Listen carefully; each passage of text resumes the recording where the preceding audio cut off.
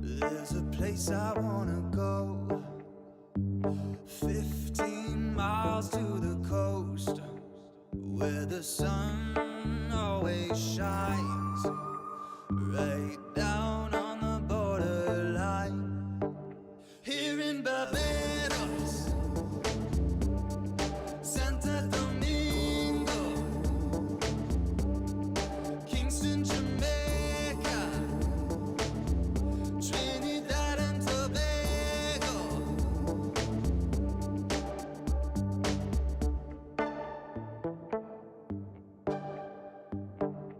Sitting here under the blue sky, people here don't ask why.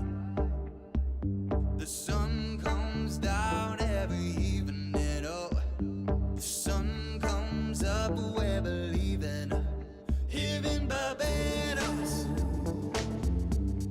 Santo Domingo, Kingston, Jamaica, Trinidad and Tobago. Lazy breeze in a sea of green, slipping on the sunscreen. Lazy breeze in an open sky, never wanna say goodbye. Here in Barbados, Santo Domingo, Kingston, Jamaica, Trinidad and Tobago. Here in Barbados, Santo Domingo, Kingston, Jamaica, Trinidad and Tobago.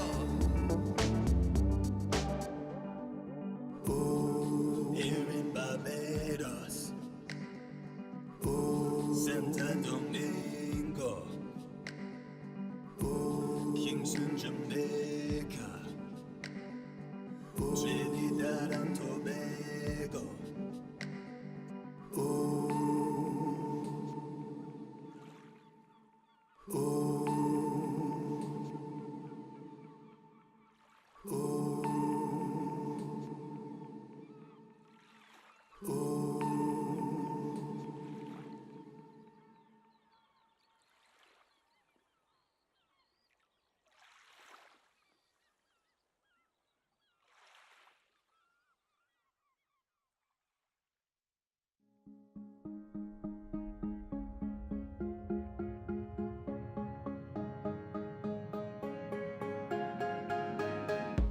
Running in circles, waiting for the moment to come.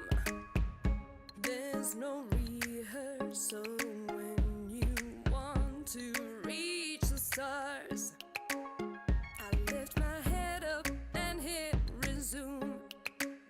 Get me away from the waiting room, 'cause we were born to achieve a dream. So just fire away, fire away. Well, do you feel it getting closer? I know each day we're growing stronger. Well, do you feel it getting closer? My eyes on the clock, the game is on. The game is on. The game is on. The game is on. The game is on. The game is on. I feel I'm on the edge, testing my own limits. It's taking me to the top.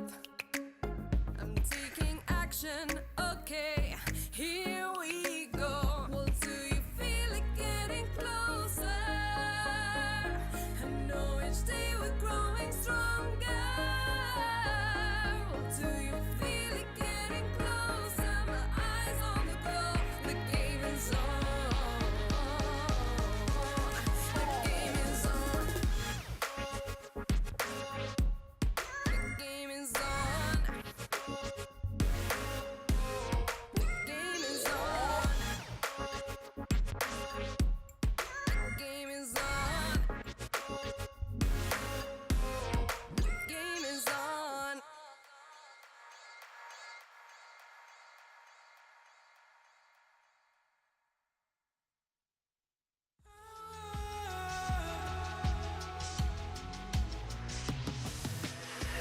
Why do you speak on my name? Why do you treat me so bad? 'Cause I never made you feel like this. Why do you leave me into? Do you love me for real? Do you love me for real? No, no, no, no, no, don't give me that, don't give me that. No, no, no, no, no, don't give me that, don't give me that. No, no, no, no, no, don't give me that, don't give me that.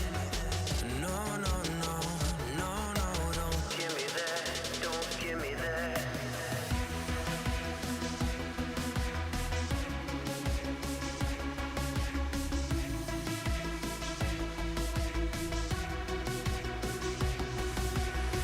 Why do you speak on my name? Do you love me for real? Why do you treat me so bad? Do you love me for real? 'Cause I never made you feel like this. Do you love me for real? Why do you leave me into? Do you love me for real? No, no, no, no, no, don't give me that, don't give me that. No, no, no, no, no, don't give me that, don't give me that. No, no, no, no, no, don't give me that, don't give me that. No, no, no, no, no, don't give me that, give me that, give me, give me, give me, give me that.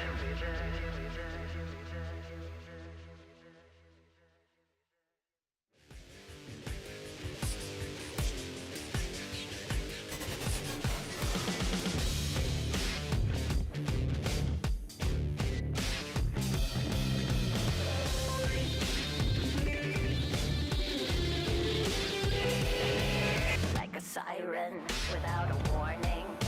You never know what hits you if you wake up in the morning like a temptress in a red dress. Seduction is destruction, so you better get a move. Danger, danger, look where you're going. The heart is open, your blood is overflowing, baby. Danger, danger, look where you're headed. Got your pedal to the metal and life is not ready, baby. Yeah. I'm gonna use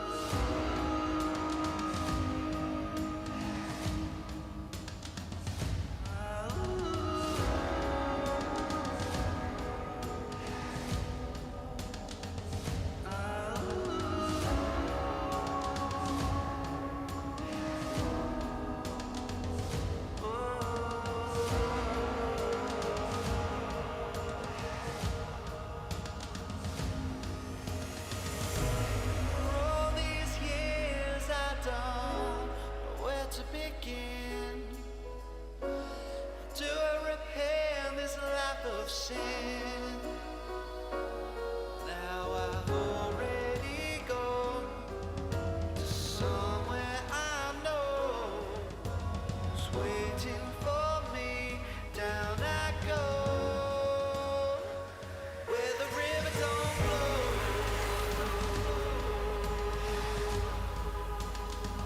Since I left these bones, done a gun.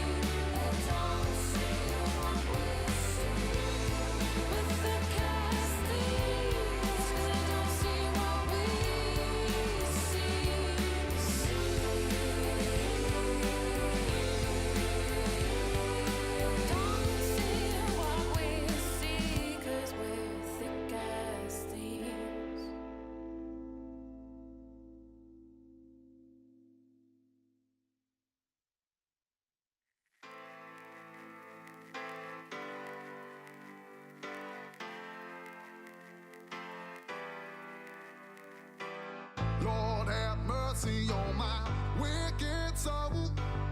Nobody told me what makes right from wrong.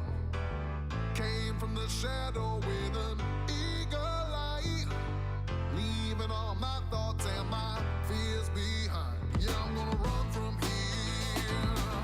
Run, run, run. Yeah, I'm gonna run from here. Run, run, run. Nobody come from here. So I leave today. Say goodbye to all of the pain. I'm moving on. I'm moving on. I'm letting go where I came from. I'm moving on. I'm moving on. I'm shaking off where I came from.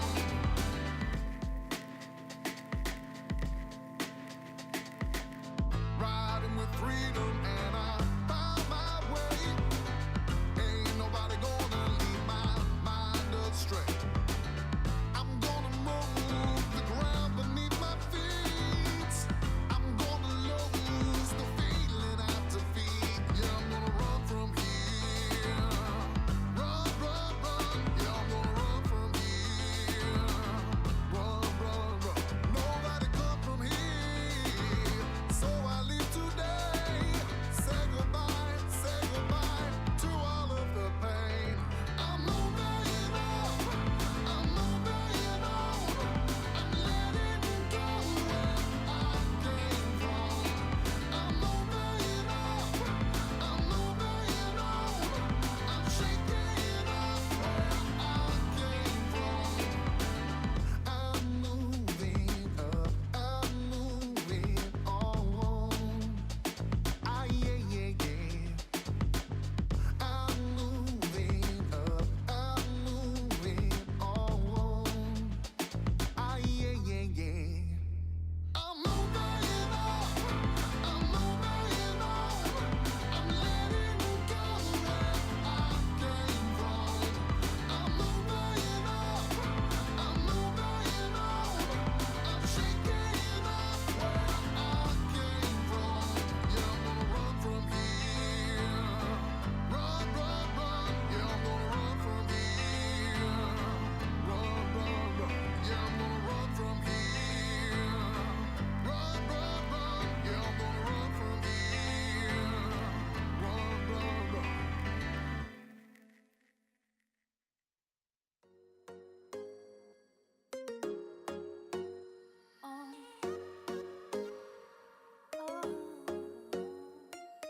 I don't care what you think of me.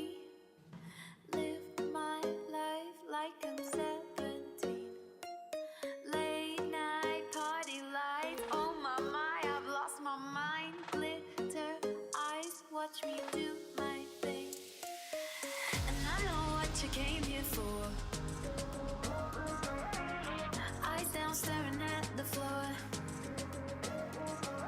You might say go, but your body resists. Your feet start moving to the sound of Prince. Don't say no, no, don't lose this. You gotta give it up, baby.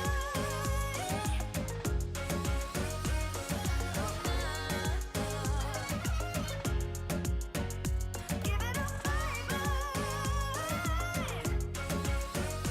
Give it up. Won't you give it up?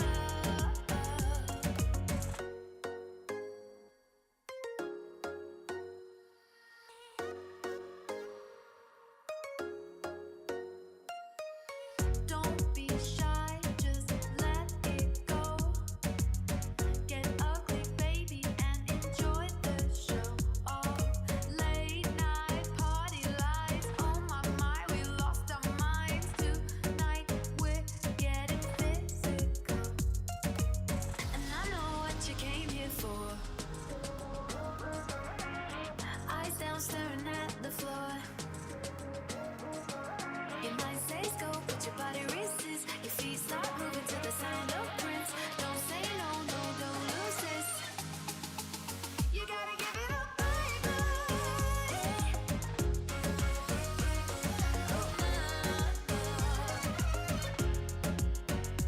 Give it up, baby. Give it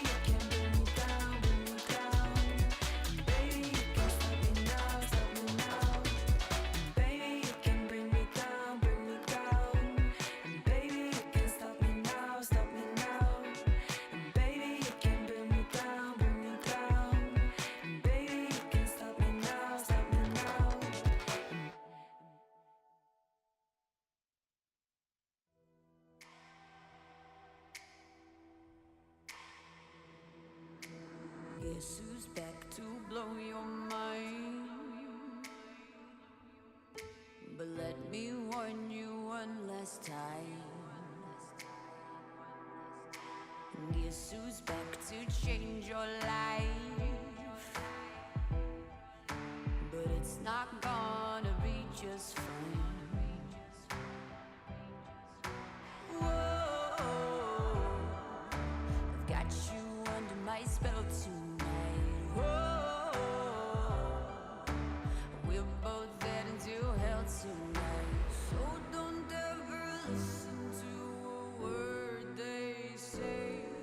It's time that you found out that I'm gonna get my way. Gonna light it up, then I'll burn it down. I'm gonna make you feel like you're invincible when no one's around. I'm gonna build you up, and then I'll strike you down. 'Cause you're about to know it's nothing personal. Sometimes good people do bad things.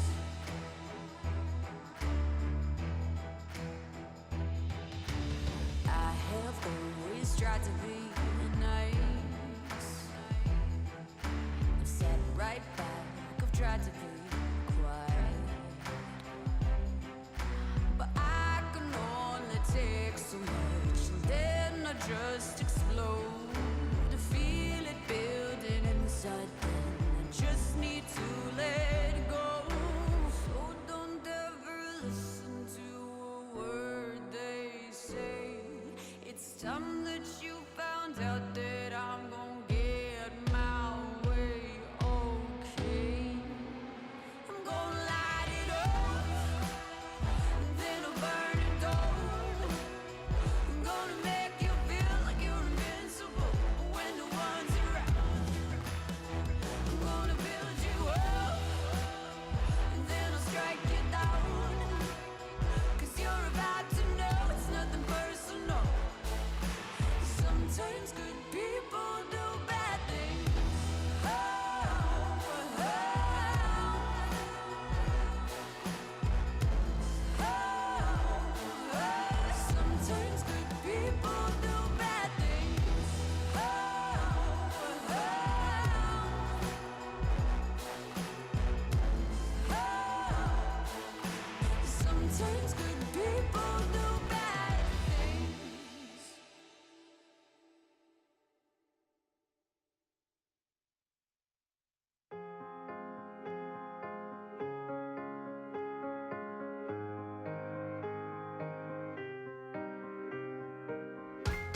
You walk down the streets and see different faces with a hope within the chase. They reach out for love and for freedom forever. Do you remember how it feels? Let's walk for a while with a face full of smile and the sadness disappears. When weakness overcomes you, face it, go through, and the things as they come, it will go further now.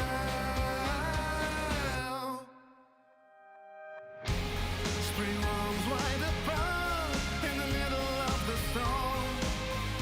Whoa, you fulfill it right now. Set a goal for yourself. This is still not the end. And pull it through now. Every pain that you feel comes to an end oh so soon. The time has come now. Now it's not the time to quit. Put yourself together, whoa. And let's do it right now. Don't care about the tears, all your problems. I'll be there for you in the middle of the night. And I don't care about all of these hard times. I keep pace with you, 'cause the rest is shining bright. Let's walk for a while with a face full of smile and the sadness disappears. Oh, when weakness overcomes you, face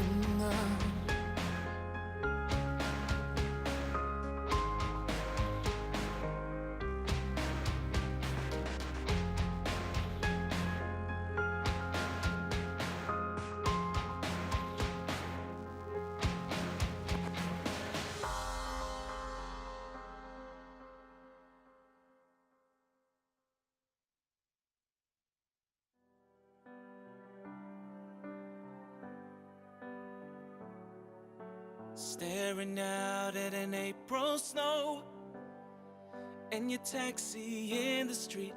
I imagine time has slowed. In sympathy, of packing up my heart to walk away. Still, it's all I want to say. 'Cause I learned to love for you.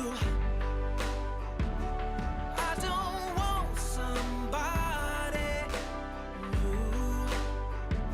Impossible for me to let it go, let it go. So if it's goodbye, if you're running free, you ought to know, ought to know. You're the reason I learned to love.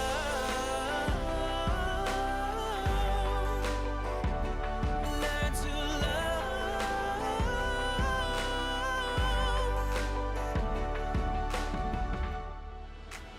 Holding on to a photograph from the day we made our vows, and I bet we would have laughed to see us now. You're packing up my heart to walk away. Still, it's all I want to say. 'Cause I learned to love for you, for you. I don't want somebody new. Impossible for me to let it go, let it go. So if it's goodbye, if you're running free, you ought to know, ought to know. You're the reason I learned to love.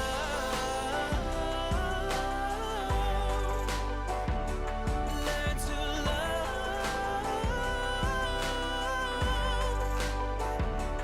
'Cause I learned to love for you. I don't want somebody new.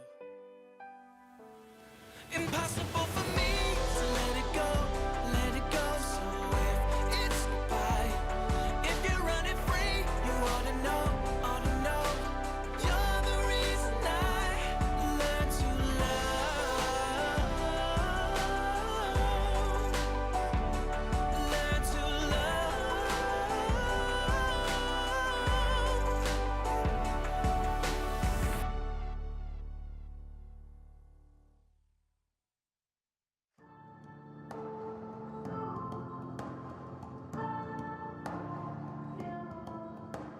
The moment I throw my backpack in the trunk of your rusty car, not knowing where we going, I'm hoping that it's gonna be far.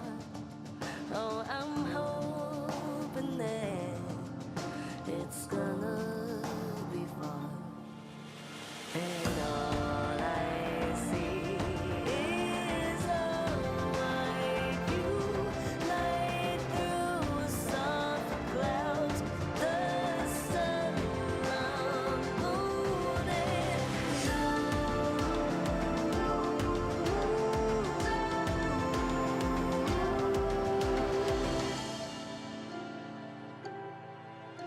we follow our hearts.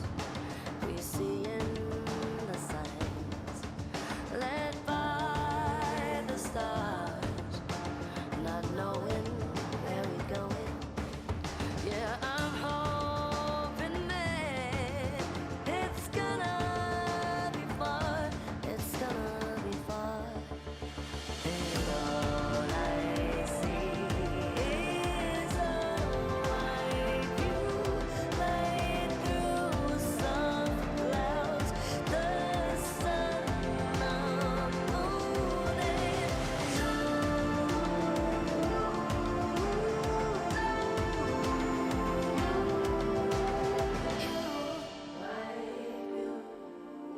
emotional landscapes right here, making memories with you. Sun, moon, you.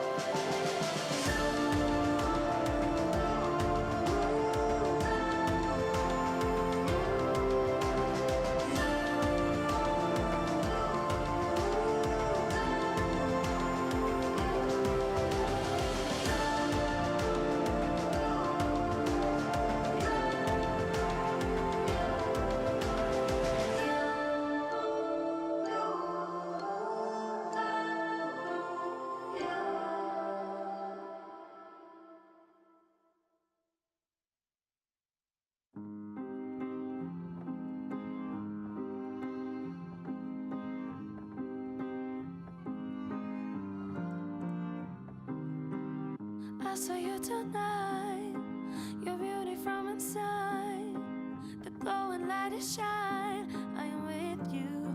Oh, close my eyes, sense your vibe, being alive just feels so right. We are flying out of space and time. Sparks spraying between us, colorful clouds of dust. Coincidence might be divine. Wanna sing your melody, sounds like poetry to me. Let your key resonate all through my body. I saw you tonight, your beauty from inside, the glowing light is shine. I am with you.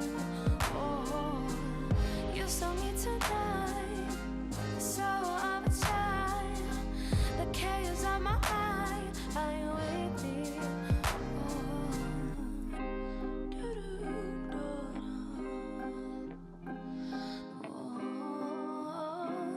With me, skin to skin, wondering landscapes we're discovering. All the words are new and welcoming. Am I dreaming? Are we here? Just imagine how it feels. Stop believing that it could be real. Wanna sing a melody, sounds like poetry to me. Let your key resonate all through my body. I saw you tonight, your beauty from inside, glowing light is shine. I am with you. Oh, you saw me tonight, the soul of a child, the chaos of my mind. I am with me. Oh,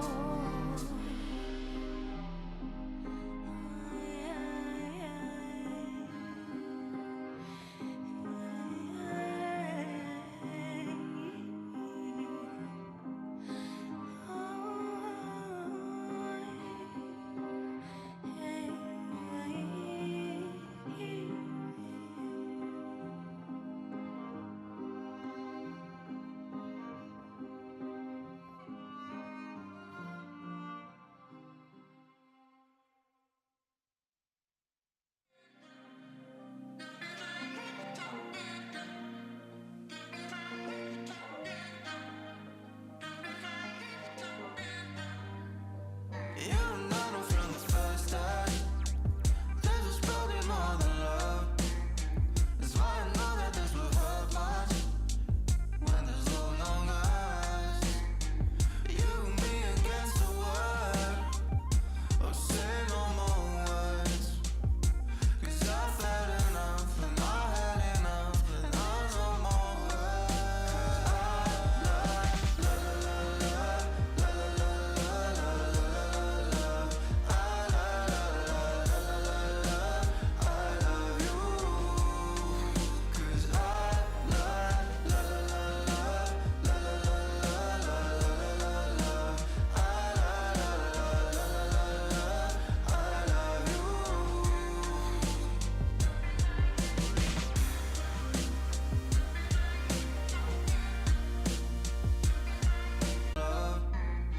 That's why I know that this will hurt much when there's no longer us. You and me against the world. Oh, say no more words. 'Cause I've had enough and I had enough and I no more words.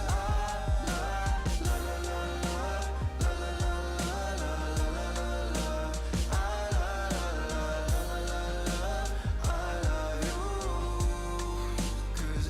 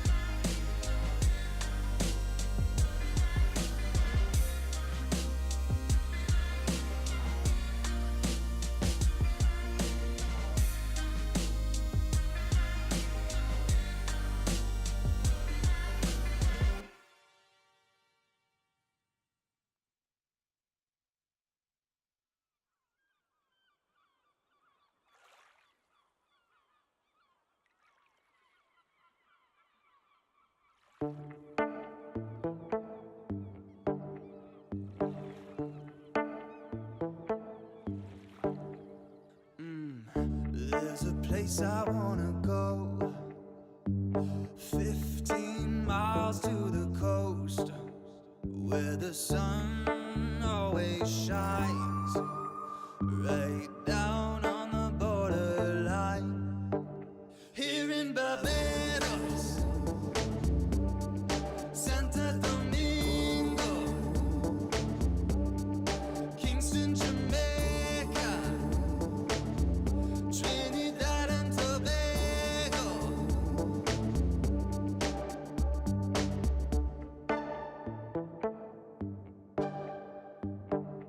Sitting here under the blue sky, people here don't ask why. The sun comes down every evening, oh, the sun comes up, we're believing. Here in Barbados, Santa Domingo, Kingston, Jamaica, Trinidad and Tobago. Lazy breeze in a sea of green, slipping on the sunscreen. Lazy breeze in an open sky, never wanna say goodbye. Here in Barbados, Santa Domingo, Kingston, Jamaica, Trinidad and Tobago. Here in Barbados, Santa Domingo, Kingston, Jamaica, Trinidad and Tobago. Oh, here in Barbados, oh, Santa Domingo, oh, Kingston, Jamaica, Trinidad and Tobago.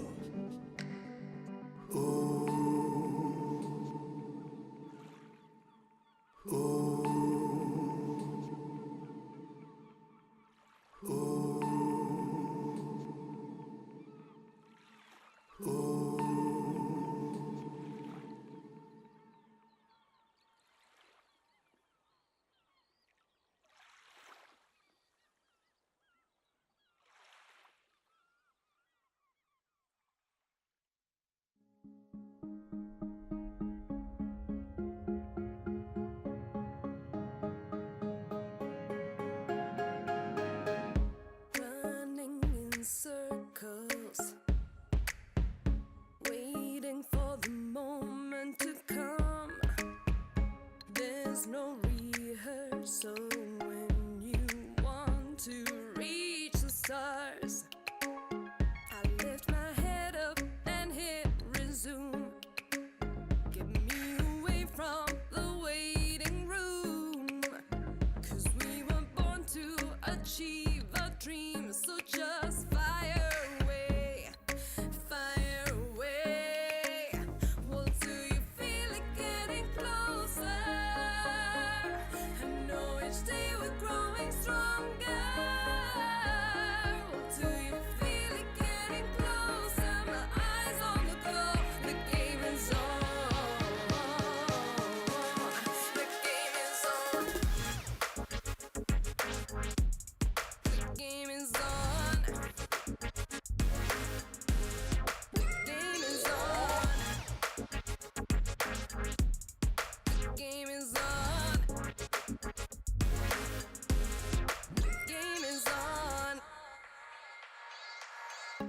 I feel I'm on the edge, testing my own limits.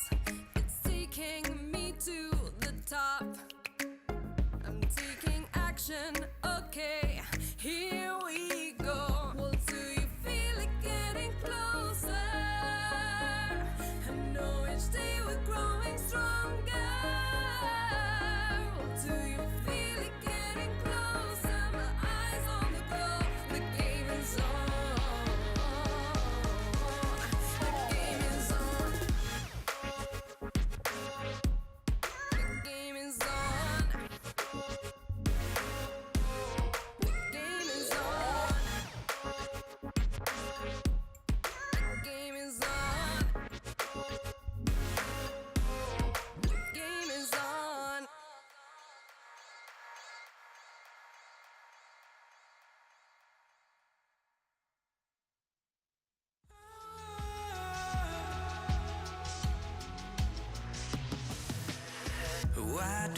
speak on my name? Why do you treat me so bad?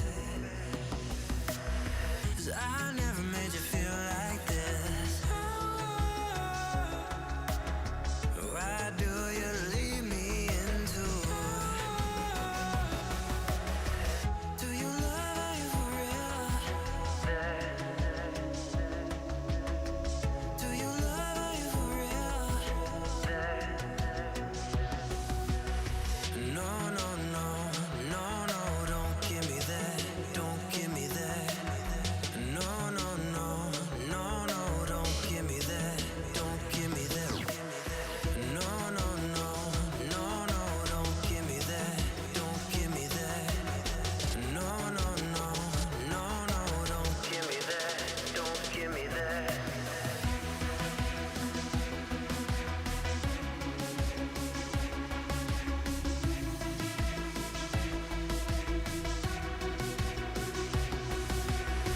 Why do you speak on my name? Do you love, are you for real? Why do you treat me so bad? Do you love, are you for real? 'Cause I never made you feel like this. Do you love, are you for real?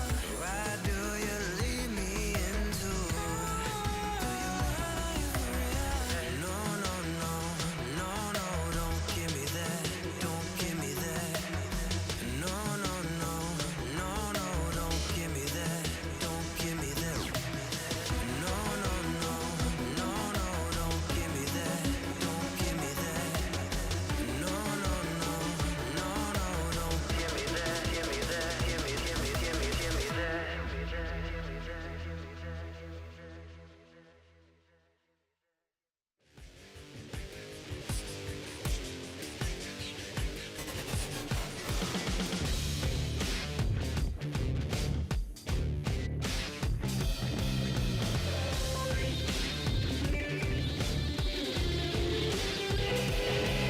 Like a siren without a warning.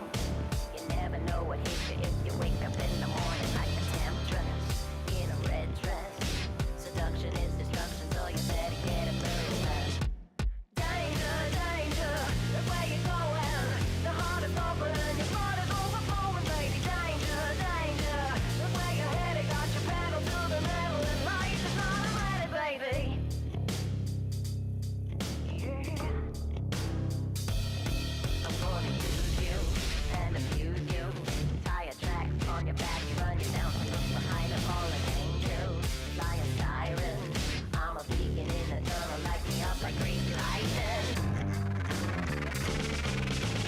Danger, danger, look where you're going. Your heart is pumping and your blood is overflowing, baby. Danger, danger, look where you're headed. Got your pedal to the metal and life is not a letter. Danger, danger, nothing could be stranger than the feeling that you get when the dark side is coming after you.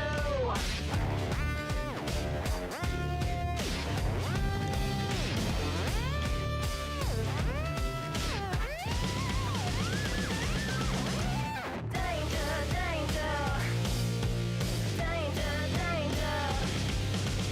Danger, danger, look where you're headed. Got your pedal to the metal and life is not a letter. Danger, danger, nothing could be stranger than the feeling that you get when the dark side is coming after you.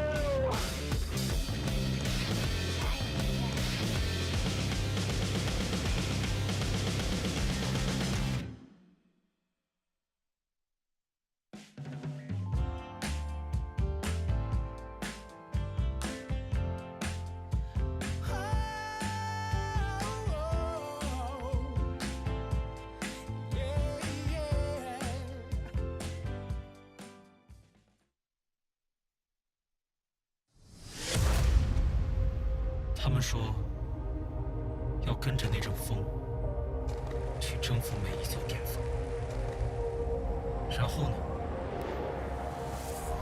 巅峰之后是什么？他们将我捧上云巅，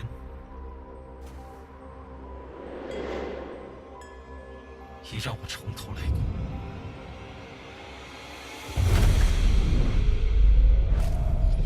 不让我回来的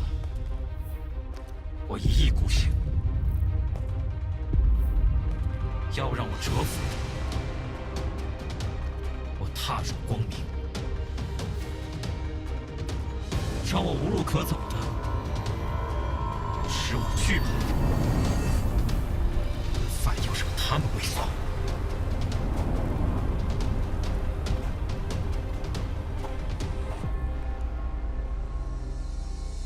他们一直说个不停，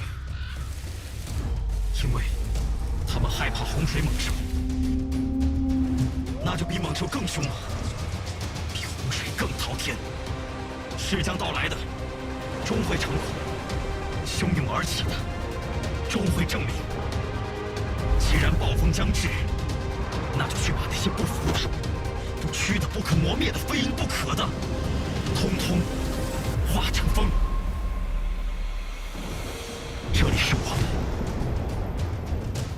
我们就是风暴。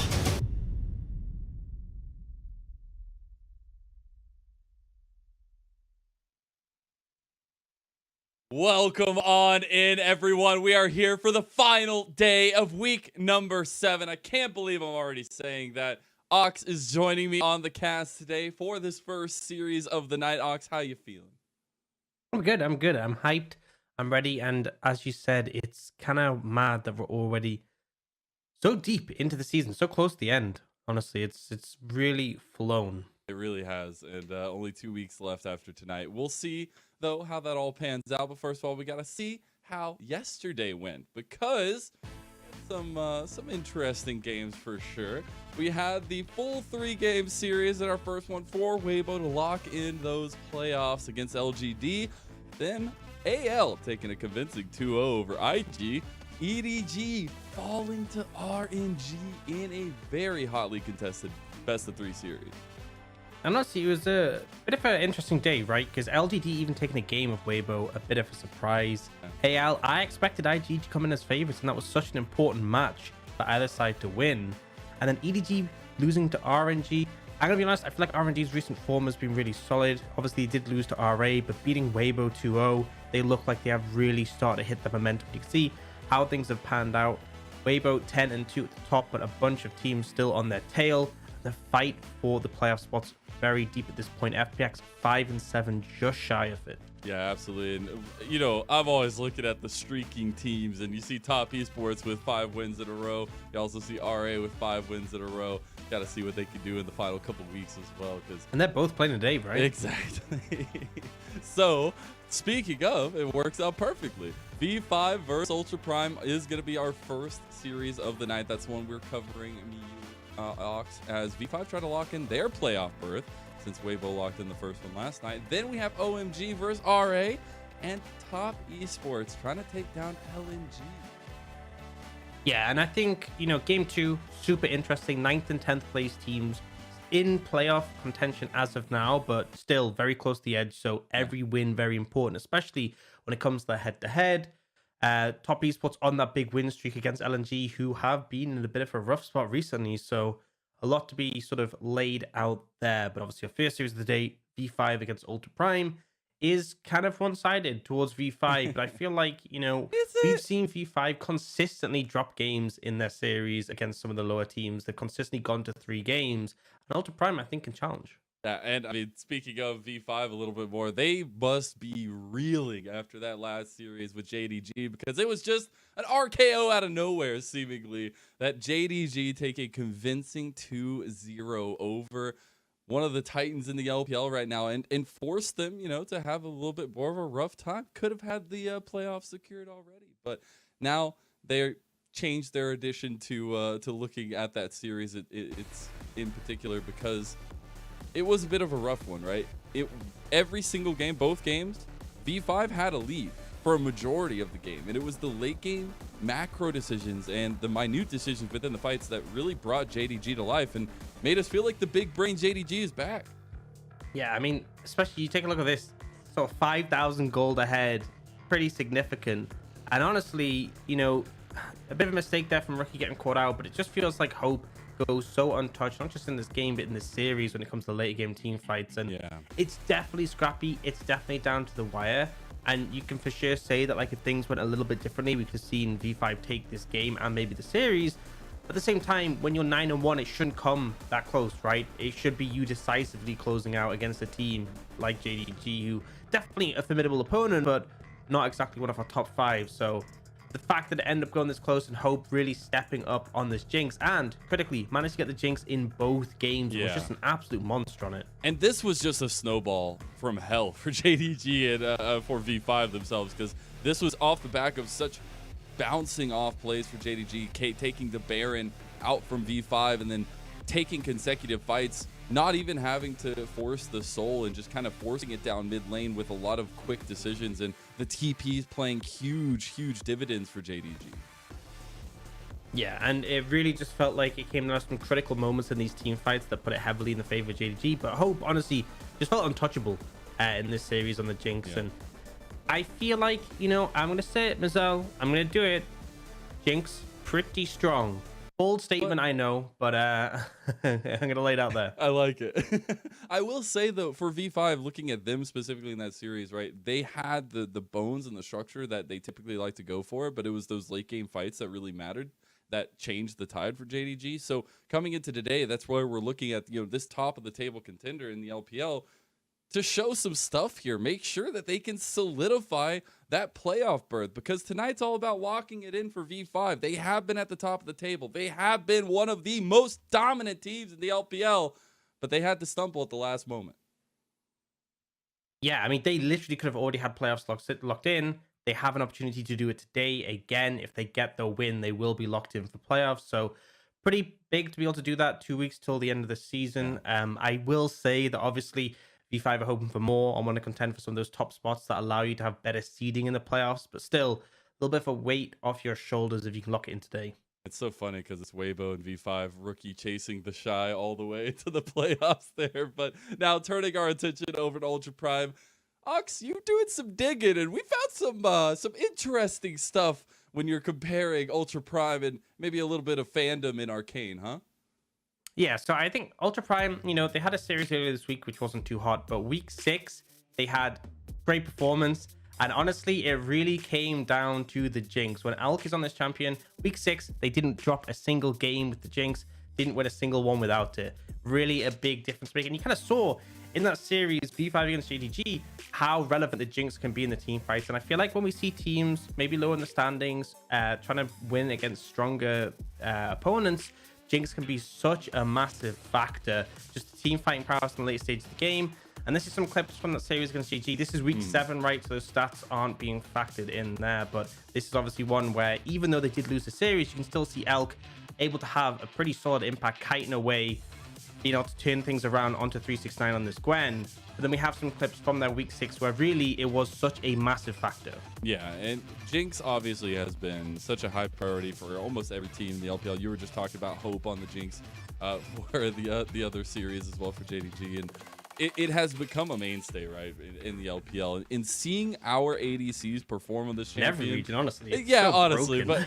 But seeing our ADCs perform particularly well on this champion obviously makes me feel good, because you're seeing those extremely tight-knit, stressful, late-game fights that go down to the wire, and it's just ADC versus ADC duking it out. Who can survive longer and who has better positioning? So it's definitely a need for Ultra Prime here tonight to be getting that Jinx. We'll see that priority, I'm sure, as we always do in the LPL. But now we have to hit the stage as we get to watch Ultra Prime take it and come out for the first time of the evening. Yeah, and obviously would be a big scalp to take if they can win this series. But really, it has been the Elk show in their wins. If he can get his hands on the right champion, can definitely make a big performance here.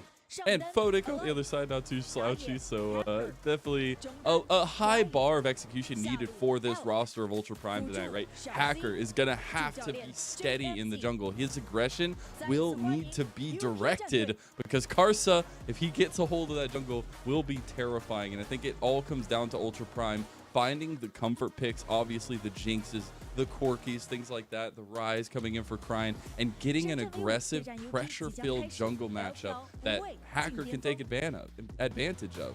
But then you look at V5 and you try to find a break in the armor somewhere. You try to find something somewhere, and the team just looks so stacked. Even though they lost to JDG, the honor, the respect still needs to be there.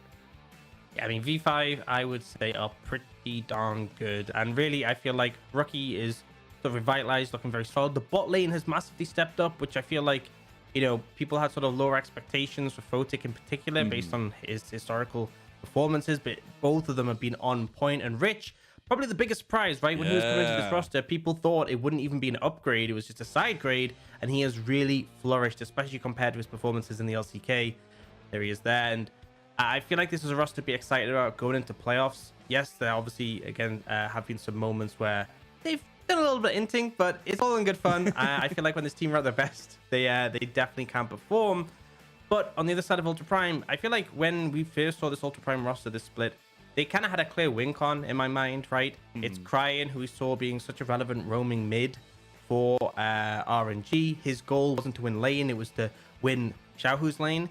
And now I feel like it's kind of flipped to you want to win bot lane, right? You want to get Elk ahead. Elk showed in playoffs in summer last year, really formidable and really good if you can give them those resources. And I think the same is true here. If you can give resources to AD carry, if you can get Cryan to roam to set up those plays on the bot side, then I think that is the strongest win con for this team. Is it going to be easy against V5? Absolutely not. But there is a sort of criteria they can look towards. And I think Xiaoxi has been a wonderful piece to the Elk superstardom that we've seen for Ultra Prime, right? And I think obviously Engage fits the nature of LPL supports, but Xiaoxi just seems to have that knack for good timings, at least in the bottom lane, when Ultra Prime are able to put resources down there and they feel confident with it. So that duo is definitely going to be the engine that makes it run tonight, I feel like. But I want to go back to the Rich conversation, because across from him will be Elias, and that is a tall task for Elias to go up against Rich, who has been making that name for himself in the LPL split this spring. To come in here and having played a lot of compositional top laners, it's going to be an interesting one for sure. Yeah, I mean, I think the thing with Rich is when he came into the LPL, we sort of saw him playing things like the Gragas. It sort of felt like he was filling a role for his team, not really the carry player at first. And that kind of synced up with expectations where, people didn't think he was too hot of a commodity coming in. But then there was that series where you picked the Akshan into the Shy's Graves and solo killed him. And it seems like since then he has just been on fire. And I feel like, as you said, Elias, pretty big task to match up to him, particularly if it ends up being a rough matchup. And the thing is, I feel like you might end up in that scenario because I expect teams to be prioritizing blue side, especially Ultra Prime. I feel like getting your hands on that first pick can be so instrumental, particularly if it is that Jinx or is something like the Zeri. I think has so much agency. I will right say now, so Elias does have, I was saying, he picks compositional top laners, the Kennen, the Gwen, the Gnar. So there is a little bit of stability in that fact, and like making sure that Elias can get into the late game while Ultra Prime focus on the other side of the map. But against Rich, I don't know if that's gonna be possible. So a lot of the priority in draft is gonna lead us off to where the big focuses for both these teams are. But obviously, I think a major portion of this first part of the draft will be focused on getting comfort pieces for Ultra Prime. And I'm particularly looking at the jungle. Obviously, Karsa and Hacker have a lot of priority in this matchup in particular. So V5 on the blue side, banning away the Thresh, Rise, and the TF. Ultra Prime banning away the Zeri, the Ahri, and the Vex. First pick, Hecarim for Karsa. is a bold prediction. I expect we're probably going to see a Jinx from Ultra Prime. No way. They're doing it. No way. Is that Arcane? Is that Powder? Oh, I love Powder. I love Arcane. Yeah, I'm locked in. I am curious to see what else we get prioritized here. You could just go jungle to have like a safe pick here and then quickly commit to that Lee Sin. It does have a small element of disengage, but being able to kick away, but has that early pressure you can use up against V5. Now, V5, they actually go for a little bit of EDG's playbook with that Karma Ezreal super heavy harass lane. And also the Karma syncs well with Hecarim, that extra movement speed. You already have that engaged. Now, Ultra Prime, looking for the support option. They are going to go for the Nautilus, so something that can threaten the likes of the Ezreal Karma if you do have a gank being moved down towards that side of the map, right? If Lee Sin shows up, you have the CC, but ultimately, you're not going to have prior in that lane. You are going to get harassed now. Looking towards the ban phase, I feel like Ultra Prime, you know, they have a position where they can prioritize the mid laner. They can also look to get counter pick and top if that's what they want. They are going to look to ban away that Jace. I think V5, seeing a Jace ban, might look towards a Gwen ban themselves, but are going to go for the LeBlanc first and foremost. And I will say, it is a tall task to even come up into a draft against V5, as they are 54 unique champions deep into the pool here in the LPL split. So it gets interesting when you start seeing these combos come out from V5 so quickly, right? We bursted through this first part of the draft. Now we're into the second part, almost done with the second banning phase. The Aurelia joins the Jace for Ultra Prime. That LeBlanc already off the table against Cryan, rather. And we'll see if that mid lane priority still takes the focus, or if they want to ban it. I was gonna say, as they lock it in, maybe focusing Elias a little bit more with that Kennen. Yeah, but I mean, when I see a Jace ban, I instantly think, oh, that's very telegraphed for the Gwen pickup. Yeah. So, they opt not to ban away. Elias is going to take it. There's still picks that can do okay into Gwen, right? We've seen Kennen is actually one, so a little bit interesting V5 ban that away. But we definitely have things that can sort of hold it off pretty comfortably. Akali is something that has a lot of pressure. Nara is something that can maintain the distance and just have a safe scale in lane. And then Orianna, I actually like quite a bit here, right? You have essentially the double enchanters. You have the Hecarim for the engage, for the ball setup. But now Ultra Prime, it's down to Cryan to sort of pick something into this. I do think they want something with priority, I think more importantly, because they're not going to have priority really on the bot side. And eventually Nara's just going to be able to, once he gets sort of level 3, control the top wave. So I want something Cryan can look to use to assist his team with. Find priority in the lane and then lean to the sides. We'll see if it will be the victor, and they do lock that in as their final pickup. Just feels like V5 were going to the grocery store, had a shopping list that just, everything was right there at the very front. As soon as they walked in, they just picked it all up and marked it off the list and came right to it, because they were locking champions in so quickly. You obviously see the inherent synergies with the composition. They got the Hecarim Orianna combo as well, but that's where they get their comp. I have to focus on Ultra Prime a little bit. They got a little bit of the comfort. Elias gets the Gwen hacker on his Lee Sin. You got Jinx for Elk. How do you come away from this draft and make sure that you can find power points for yourself? Well, I think if the game ends up going in the later stages and they can play it front to back and sort of keep their backline relatively safe, I feel like that's where Ultra Prime will be very comfortable, right? Gwen, Victor, Jinx, incredible in the later stages of the game, and I feel like V5 won't really hold up to that regard. Where they're going to spike is in the mid game, right? Mid game, tank Hecarim, very hard to punch through, especially when your Jinx doesn't have 3 items. The Ezreal spikes very hard there as well, right? I feel like V5 has strong lanes. Ori's going to be able to contest prior on the Victor early before he gets his laser upgrade. Top lane, level 1, obviously Gwen's pretty exceptional, but Gnar will be able to find priority after, like in the level 3 point.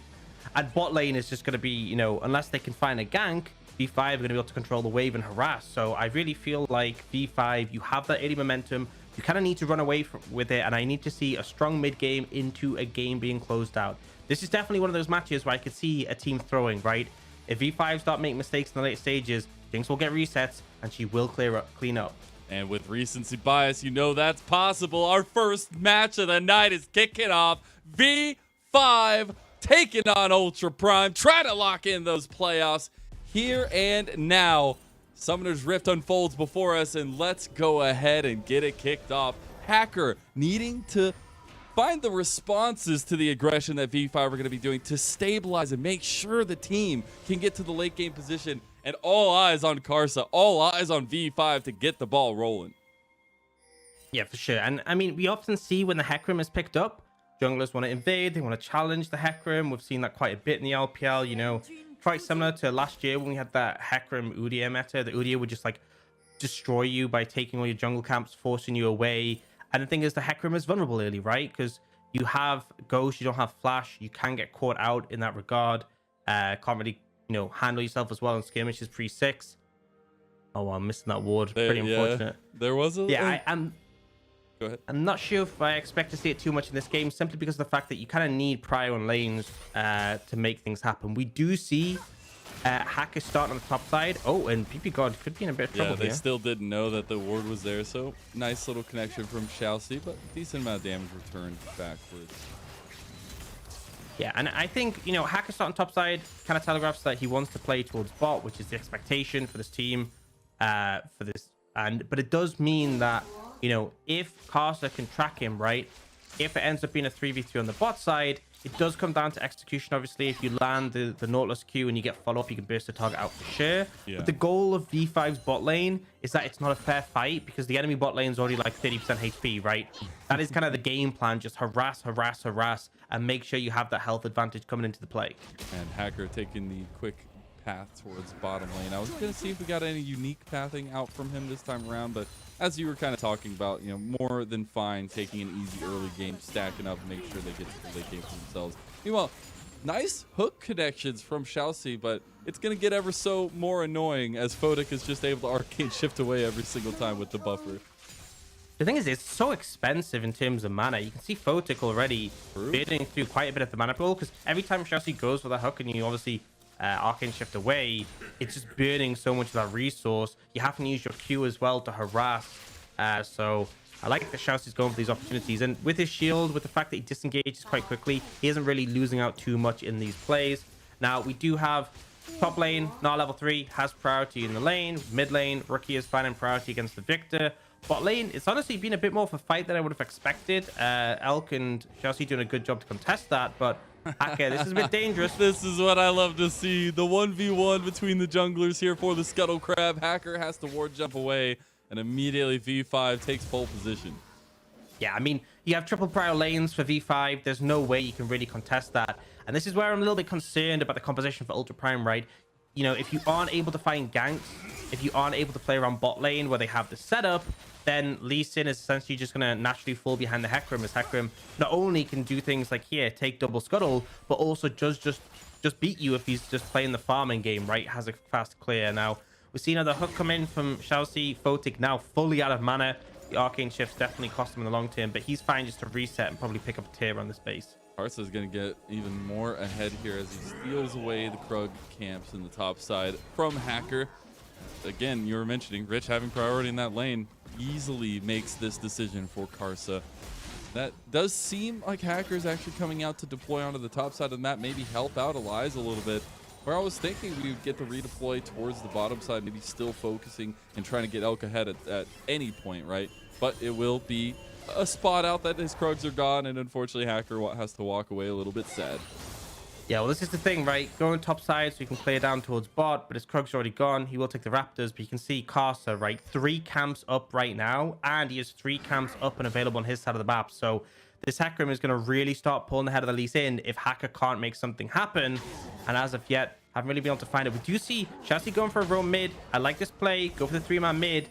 If you can connect that dredge line from the Nautilus, definitely potential for the play. But it looks like Hacker just showed up in vision instead. They're trying to go for a jungle invade, right? Hacker has no camps of his own. They want to steal some of Karsa's. Karsa doesn't want to let it go. Decides it's better that he does. As Hacker and Shalsi take away his chicken nuggets, will be a little bit scorned there by Karsa. But that is something I want to focus on, right? Hacker seems to be the only one that has that very high pressure, that has the ability to really do something in the early parts of the game, where you're obviously relying on the later game for the rest of the team, as Elias takes a heavy trade in the top side from Rich. But it seems to be a little bit mismatched in the goals, right? And Hacker seems to be a little bit alone until we get those runs from Shalsi like we just saw. Yeah, and it's needed to make sure you have the backup and to pick the timings, because as we saw when he was contesting the scuttle, if you don't have Pry on the lanes, if you don't have anyone to assist, ooh, shockwave onto Cryan, as well as the devastating charge, beautifully timed. Cryan goes down to first blood to Karsa. Yeah, really nice setup. Shockwave connects, and Cryan, it's a difficult situation because if you flash the Shockwave, you're just going to die to the Hecarim, so it was kind of doomed if you do, doomed if you don't. Critically, there wasn't too much vision control around the top side. And honestly, my one criticism, Cryan probably should have been leaning towards bot, right? You had a ward that just timed out there. You had a Hacker on the bot side. I think he was a little bit too central in the lane that left him a bit vulnerable. But either way, it's a good gank from V5 to get things rolling. And already you can see Karsa not missing a beat, heading up towards that top side scuttle on the respawn. He's just really trying to push this jungle matchup ahead. And once the Hecarim hits level 6, that's a really big spike for him, right? Lee Sin definitely gets a lot of power from his ultimate, but level 3, he is such a strong jungler, and we haven't been able to see that from Ultra Prime, from Hacker, right? If you look at the jungle matchup, nearly 700 gold difference between them. Yeah, which is crazy this early on in the game, especially the jungler. Now, Karsa, that's the thing about Karsa, is as soon as he sniffs a little blood in the water, knows that he has some sort of advantage, he pounces on it every time. And Karsa now is looking for a bit of an advantage. We'll see if he actually commits to it, as the chickens will spawn. And he starts taking very quickly as the Hecarim. Hecarim will come around the corner, though, and see that he's taking his chicken nuggets. Definitely doesn't want to let that happen, but has to watch it happen anyways. Yeah, and critically, level 6 now hit by Karsa, so Haka, no way you want to contest the Hecarim at this point.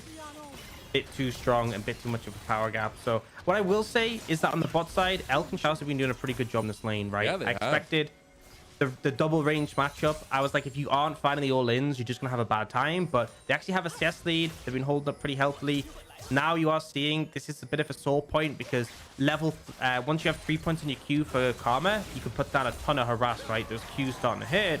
But critically, we're closing in on level 6. And what I will say is there's a huge power spike for the Nautilus at that point. All right, well, we hit level 6 for both ADCs. The engage on the Photic does get Arcane shifted away. And now Xiaoxi rooted down the flashes. It's too late. And PP God picks up the second kill for V5. Elk in some trouble, but won't go down. Karsa is hunting, though. He doesn't want to let Elk go. The blast cone over the wall. No, Elk, you fell for the bait, and you die for it. Even the flash coming out of the ADC for Ultra Prime. We find some of that momentum that V5 were looking for in their bot lane, right? The constant harass. And you can see Ultra Prime trying to contest the wave a bit too heavily. Hacker's trying to contest his Grumpy. I'm not sure that's a good idea either. He's just saying, Karsa can't continue to bully me like this. Like, I can't let this happen. Don't think he gets choice on that one. Hacker will lose his Grump. We'll be able to stop the blue buff. And in fairness, right, he has actually managed to close the gap in terms of jungle camps, but that's kind of because of the fact that Karsa's been ganking. Karsa now 2-0. He's looking for crying. It really is the onslaught of Shadow Steps. Oh my god! This duo just doesn't stop. Rookie, Karsa, they are deadly. And you can kind of see the power of the Hecarim, right? You know, yes, a little bit vulnerable pre-6, but once you get to that level 6 point, so much engaged potential, particularly up against these immobile carries, the Victor, the Jinx. A lot of pain for them now. We do see Ultra Prime finally getting some action towards the bot side. But bear in mind, Cryan is on the map. This is a little bit risky. It's a 3v3 on the bot side. Rookie is here with Shockwave as well. Could be a big momentum changer if Ultra Prime can find something, or they just get caught out and Xiaoxi has to use the dredge line out. Yeah, so Ultra Prime still get a bit of an advantage there, right? Deny a couple of minions, they get a plate. But on the other side, V5 are picking up the Herald. And critically, because Cryan was dead, there's no opportunity really for Ultra Prime to do anything more. They can't go for like a big considered effort to dive their bot lane because the numbers were even on the map. They lose out on the Herald. There's now nearly a 3,000 gold lead, 2,700. And V5, this is exactly the early game they wanted, right? This is what they got out of the composition. Triple prio lanes and a Hecarim who can just pull ahead in the jungle matchup. So a solid start. I'm now looking to see where they will make use of the Herald. I feel like mid, in my mind, makes a lot of sense, right? It's already pretty low, all things considered, right? 3.5 plates left only, despite the fact that, you know, this matchup shouldn't be that favored, but the ganks have really made a big impact. You throw this down mid, there's potential you could even take the whole tower, but bare minimum, get it pretty low. And we see the replay, and it's just, the problem is, right, no ult for Xiaoxi means he goes in for this, but he can't really follow up, right? If you have the ultimate, that could be a difference maker, but in all honesty, you don't have your jungler here. Cast is in the wings. It was just a bit over aggressive. And the fact that not only do they lose the Nautilus, but they also lose Elk, decided to try and place a ward down, and burns the flash on top of that. Bit unfortunate there in the end of it all, but can I just say a little side point here? Is it just me, or is Hecarim like the perfect LPL jungler, right? You get multiple forms of moving CC, you get a lot of mobility, can be around the map. You have literally an R that could bring you across your screen and fear an entire group of people. I feel like, especially on Karsa's side, like it's just perfect. Ox, am I crazy for that? I mean, it's pretty good, right? We've seen it so high in priority since 12.4 hit. You know, we saw the nerf to the jungler's itemization. Chem Tank is in a really good spot for tank junglers. And it's just the fact that, you know, he is clearing so fast. And it's a massive threat to these backlines. And critically, you know, one thing I've said so much is that LPL teams have struggled when their supports aren't on engaged champions. Because they feel like they need that primary engage. They often rely on the supports for it. When you have a Hecarim, that is more than enough engage, right? And it means that in a position like this, you can pick the Karma and not be left without a key tool. Oh, hey, we finally get to look at top lane. We've only got to go up there a couple times. It's been just checking in on the island, making sure it's still there. Elias and Rich going at it there. Elias already using the needlework, though. Yeah, Rich has the flash, and that's a longer cooldown than the ghost, but I think he's kind of fine with that situation. He got out. Is going to be a trade down in terms of summoners, but all things considered, as long as you're not dying to the Gwen, you're pretty comfortable in this matchup. Has the Hull Breaker now to apply a fair bit of pressure in mid lane. You know, Hack has to show up and just offer cover because it is so scary for Cry and get bullied out here. Oh, Gravity Field will not catch Rookie in the trap. Say, though, forcing Hacker's attention to the mid lane. I was saying, you know, when we're getting into the game, Hacker's going to have to find stability, find a way to, you know, put out the fires that V5 are lighting across the map. So far, not able to do so, but at least you see he's trying. He's got his firefighter suit on. He's saying, Crying, I got you. Crying has to flash away from Rookie, and now the mid lane tower is going to burn. Yeah, so we're seeing the two-play play coming out mid, but they might actually be able to get more. Rich could be in trouble, He though. doesn't Here, have remember, no flash. Megadar. He's just going for the 1v1. Now it's a 2v1. Rich trying to dodge out here. Does have the Hull Breaker for a lot of tankiness. Try to get away from Hacker, but it's going to be too late. Elias picking up the kill, and the first one for Ultra Prime. Yeah, but critically, because that attention was put up towards the top side, right, it means that they're able to get the full tower mid. I talk a lot about how if you throw the Herald down mid, you get 2 plates. The second Herald can mean you kill it. Mid tier 1, very important for map control. But the fact that there was so much pressure mid out of Rookie and also Castle with the ganks. Oh no, Chelsea not the play. Oh, again, the bait's coming out strong. Ultra Prime. Chelsea flashing with the heal from Elk. He actually saves the day. I mean, he lives, but, you know, still in a pretty bad situation, right? And I was talking about before how Chelsea landing all those dredge lines, it burns the mana of Photic, right? Having an arcane shift away. Photic has the Essence Reaver now, right? Yep. He basically has infinite mana, so it's just completely irrelevant at this point now. And the thing is, he can't find these windows to engage to be able to find favorable plays, so things are getting really difficult for this bot lane 2v2. Mid lane is obviously in a very rough spot. The fact they've taken that tier 1 already, bit of a disaster. Ultra Prime is looking rough, and I did say, right, they definitely have scaling elements, right? They got the kill for Elias on the Gwen, Jinx and Victor, very strong in the later stages, but I am so worried about them coming into this mid game. It is a little bit terrifying, especially when you're already this far down and we just now lost the plates to the towers. We will see a lot of mythic items coming across the board, especially Gale Force for Elk, having a decent power spike there. And stopping Photic's back a little bit longer here. And let's see if they can catch him too. Hacker is hunting. Photic throws up the thumbs up because he knows he is safe. Unless he steps forward. Okay, he still has the arcade shift. Thought Hacker might follow up as well, but Photic feels comfy and confident there as PP God coming to back him up. Yeah, and honestly, I feel so frustrated for Chelsea, right? If this is too. any other AD carry, Photic would be like dead 4 times. And obviously, you know, Photic is playing this way because he's on Ezreal, but still, it's a frustrating situation to be in. And it just feels like, you know, the early laning phase, I think they handled well, but it's at the point where, you know, if you hit your dredge line or miss it or whatever, if you don't find a good engage, you take so much damage in return. And I'm still looking at V5 to make sure they're checking everything off their list, as we were saying, the shopping cart meme alive. Just because last series they had, it was after 25 minutes that they were losing the game. It was in the later parts of the game and those team fights. So yes, they have a decent lead. They've had major control around the map, but still a little bit of uneasiness on my side when I'm watching this game and wanting to make sure that V5, you know, do solidify this lead and make sure they can take it to the end. Honestly, any game where you're facing against the Jinx, I feel like there's always like terrifying, man. A bit of a tentativeness. It's like, okay, if we make a mistake, if Jinx starts to get resets, there's definitely potential to throw it, which is why, you know, it's good they found that early momentum. I want to see it continued. You can see right now Castle picking up the Herald on the top side. I want to see after that you can head bot, maybe get power there, but also pick up the dragon. Just keep this momentum going. And it is a Cloud Soul. You know, I actually rate Cloud Soul pretty heavily with this composition.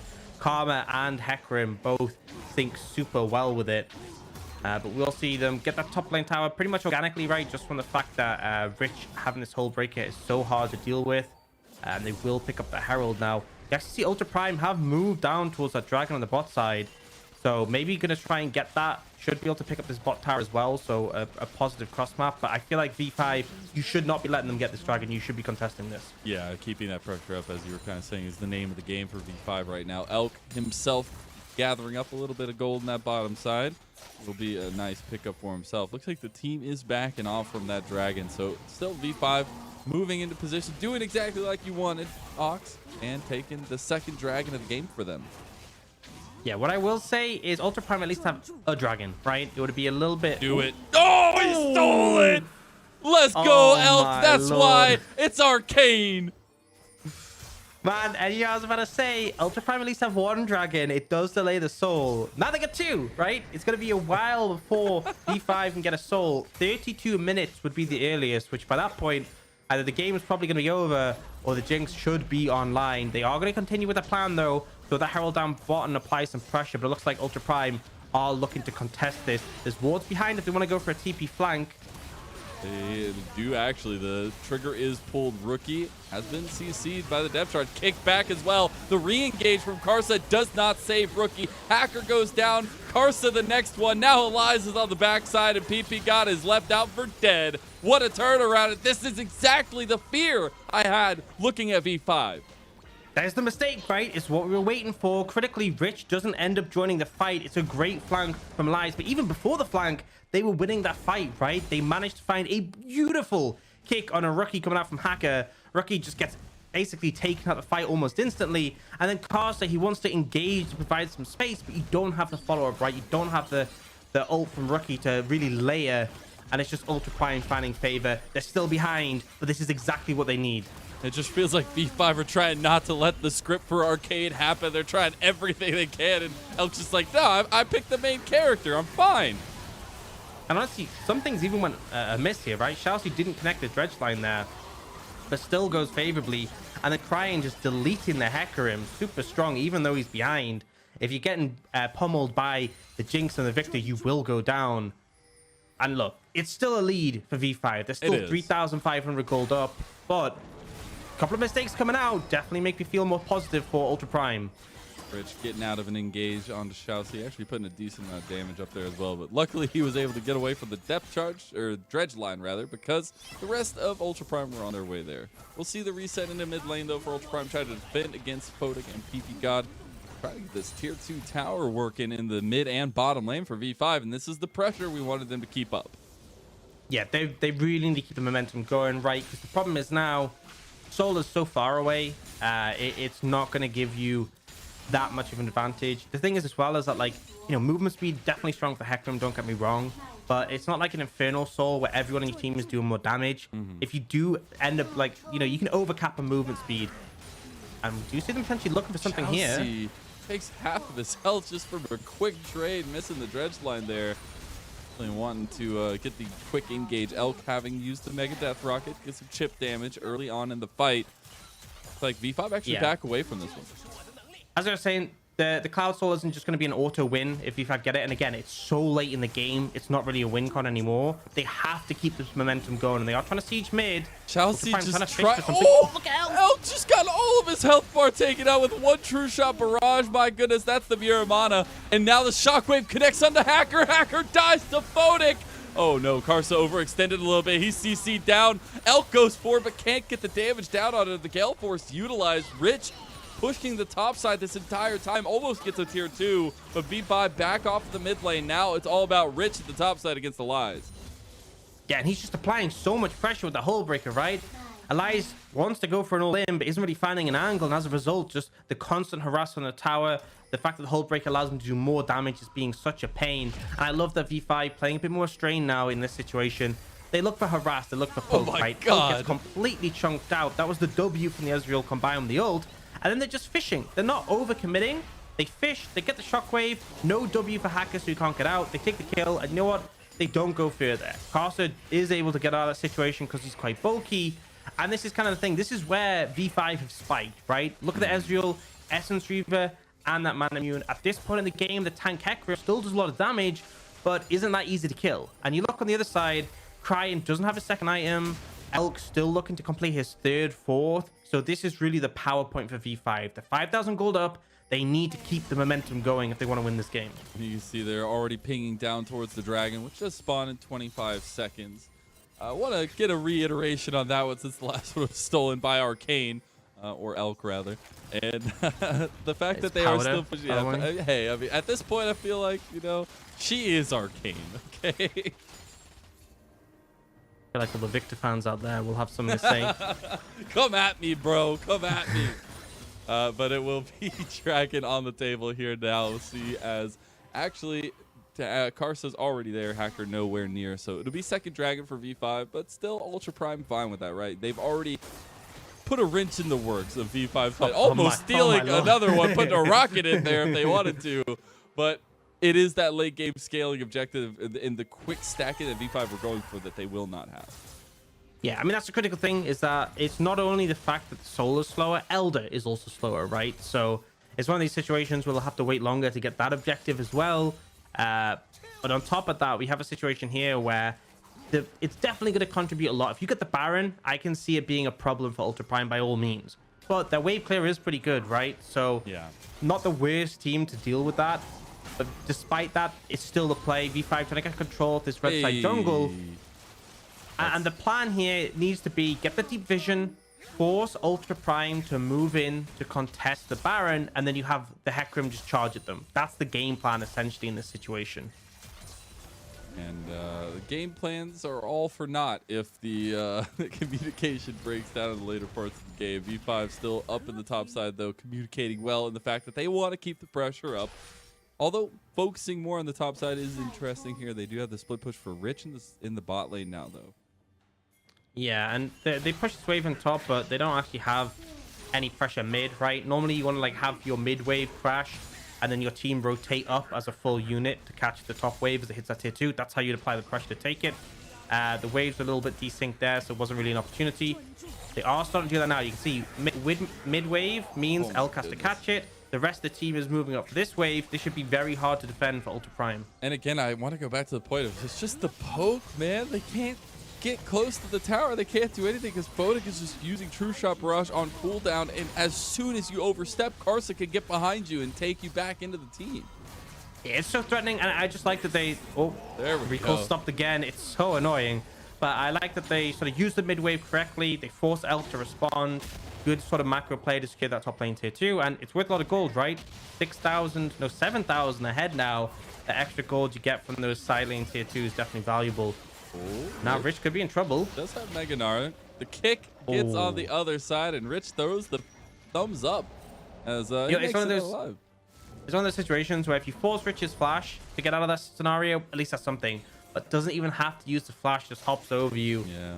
Pretty rough now. House is looking. I was going to say, they're on 3 item spikes here for Rookie and for Photic, and they want to push up the aggression. Xiaoxi is just left out to dry again, and Rich TPing in the mid lane. The pressure is on. Ultra Prime are going to lose structures here if they continue to bleed. Yeah, Rich is just so strong, holding up by himself. You actually saw Photic dash forward and chunk out Cry in there. So now the Victor has to step away. Looks like they're going to start the Baron in this scenario. You see, actually, Rookie is playing Disruption with Rich. It's so hard to face check. Remember, the support is dead, so they don't have those wards easily available to help push up. V5 feeling a little bit uneasy. Karsa trying to go for the Honey Fruit as Ultra Prime move in, but Rookie on the side waiting for a big shockwave. Elk is in some trouble now. They need to start peeling for him. Crying was on the side, and PP got almost died because of it. Yeah, had to be a bit careful there. You know, we saw L getting some free hits. They used the blue trinket, they spot out the Baron, and critically, you know, as much as I was saying Rookie playing Interrupt to try and make things a little bit dangerous, it does mean you don't have that extra shielding on the Baron, you don't have that extra damage. It was going down quite slowly, so they will opt to back away. Don't want to overstep. And again, if you have that Baron stolen, or you lose a team fight off the back of it, right? If L gets a bunch of kills and gets a cleanup, that is really where the game can go completely in Ultra Prime's favor. So V5 play it safe. Gonna farm up their waves. Dragon is spawning in a minute 10, so they can look towards that. We'll get a replay of that last fight. Karsa and Photic moving forward here. And poor Xiaoxi. Yeah, so Xiaoxi, his death here was honestly, you know, kind of unavoidable because he had to go get a ward on the Baron, right? His jungler has just shown bot side. They have to know if Baron's being done. V5 hadn't started it critically though, so they turn on him and kill him. But at the end of the day, you lose your support. You find out that they're not doing Baron and you manage to prevent it. I'd say that's worth. I wouldn't really care about that. So Xiaoxi takes one for the team. At the end of the day, V5 weren't able to translate the Hacker being bot lane to anything. now looking to pick up a dragon. And it's just kind of crazy that we are, going to be 27 minutes in the game and V5 won't have a soul. Definitely not exactly what they were looking to get out of this game. You know what, though? I'm here for the underlying narrative, the story that maybe nobody sees, maybe I only see. But Elk and Photic are out for each other, man. Photic has hit Elk with so many random true shot barrages. Like, every time he sees him on vision, he just fires one that way, hits him for half of his health. Elk is just using his ulti to be a nuisance, stopping Photic's back multiple times, now stealing the dragon from Karsa. That's the story I'm here for, Ox. Honestly, it's so annoying, right? It's kind of revenge. We see so many times where the Jinx will just fire the ult, right, for poke, and you kind of get in the turnaround here. Now, Shockwave, this time Hacker uses his safeguard to dodge away from the Shockwave, doesn't get caught out. He is chunked, and with no camps up, you can't really heal up, but it's just this constant back and forth to contest over Baron. What I will say, though, there's a ward in the Baron pit, so Ultra Prime don't actually need to be this far up. Yeah. When they know it's not going down. Oh, I want to point comes out through as well, Lord Doms has been completed for Elk. That's a huge power staple for the Jinx, and the 3-item spike is definitely alive now for the 80 carry of Ultra Prime, but it's all about positioning. He's not getting caught by the multitude of aggression that V5 is putting forward, and especially looking out for Karsa on the engages. Feel like the peeling has to be there for Ultra Prime if they want to find any success here and find anything in the team fights. I find it funny that the Scrying Orb has just been hit, and then they see, oh, there was a blue ward in the pit this whole time. I feel like it's so weird. We have this aggressive push-up from V5. It's like, they have vision in the pit, right? It's like, check the it's not even subtle. Oh, but Chelsea, Carson decides he's already dead. He doesn't need to go for him, so he goes for Elk, and Elk is already dead. Now Hacker's out. This is a picked-apart fight for V5, and they are picking at the bones of Ultra Prime as Shockwave comes through from Elias onto Elias, and he dies to the devastating charge of Karsa. This has to be the first game, right? They are going to push into the base. They don't care about the tower at this point. Photic's like, guys, the tower! Not crying. But Karsa's like, nah, we got to get one more kill on the board. And they'll slowly but surely break into the base of Ultra Prime and whole-handedly take this first game in our first best of 3 of the night. My Costa's having so much fun with a double speed up, just shooting around. I'm honestly sad they didn't get a Cloud Soul. See how fast he could have gone, but just chases down Cry and leaves nothing to chance. Not letting the Victor stay up and wave clear. But yeah, I feel like there were moments where V5 made mistakes. Ultra Prime had a composition where if they got the time to scale, they could capitalize. But for the most part, V5 managed to be pretty convincing as closing this one out. Triple prio lay-ins with a jungler who's just going to be able to farm up and be a monster really doesn't tend well for the side of Ultra Prime. And honestly, I'd say my criticism with this one is I feel like it was too much scaling, right?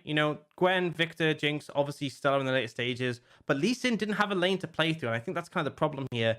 He didn't get to do anything in the early game. They kind of got shut out. The momentum was in V5's favor, and then other than the Dragon Steel and that 1-5 bot lane, nothing really came from Ultra Prime here. Gave us some fears for sure, getting a little bit of recollection to that JDG series, but that's exactly what I wanted to see from V5.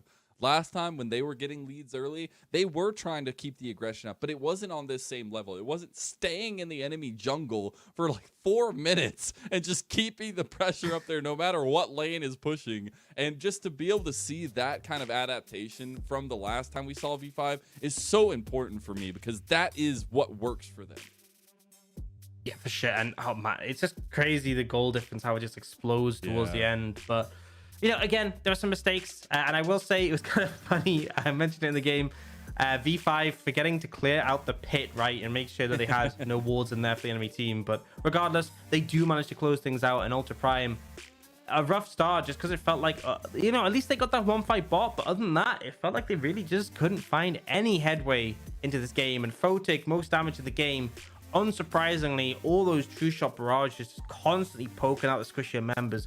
Frustrating to go up against it at minimum. Yeah, and it just felt like you were wanting to see a priority gain for Cryin in the mid lane. Never really came to fruition there with the Victor pick and Elk having some good highlight performances at some parts of the game itself, but the entire team, right? Shousey just getting so annoyed at Photic for getting out every single time with the arcade shift and never being able to kind of lock him down. So I'm definitely looking for more hard CC and more synergy for Ultra Prime that leads to, direct decisions in team fights, lock one person down, burn them down, move on to the next. Because I think that for Ultra Prime, that's one of the ways that they can find something at least in the team fights, in these kind of skirmishes that they've got going on. Well, I feel like for me, it's the mid priority was such a black hole, right? Something we talked about was Cry and Roman to the sides, and you saw like LeBlanc banned away by V5 for that reason. If you have a strong mid jungle, you win there, you move it to bot lane, you can move it to top lane, and you win on your scaling sides. The problem is that never happened. We had 3 lanes doing nothing. Easy win for V5. Hey, also, it's kind of hard to do that when you're going against probably the top mid jungle duo of the LPL. Pretty good. They're pretty good, I will say. Pretty good. I mean, who knows? So maybe they'll go to Worlds or something. Anyways, we got to take a little break while we get ready for game number 2. So make sure you don't touch that browser, as V5 and Ultra Prime will be right back.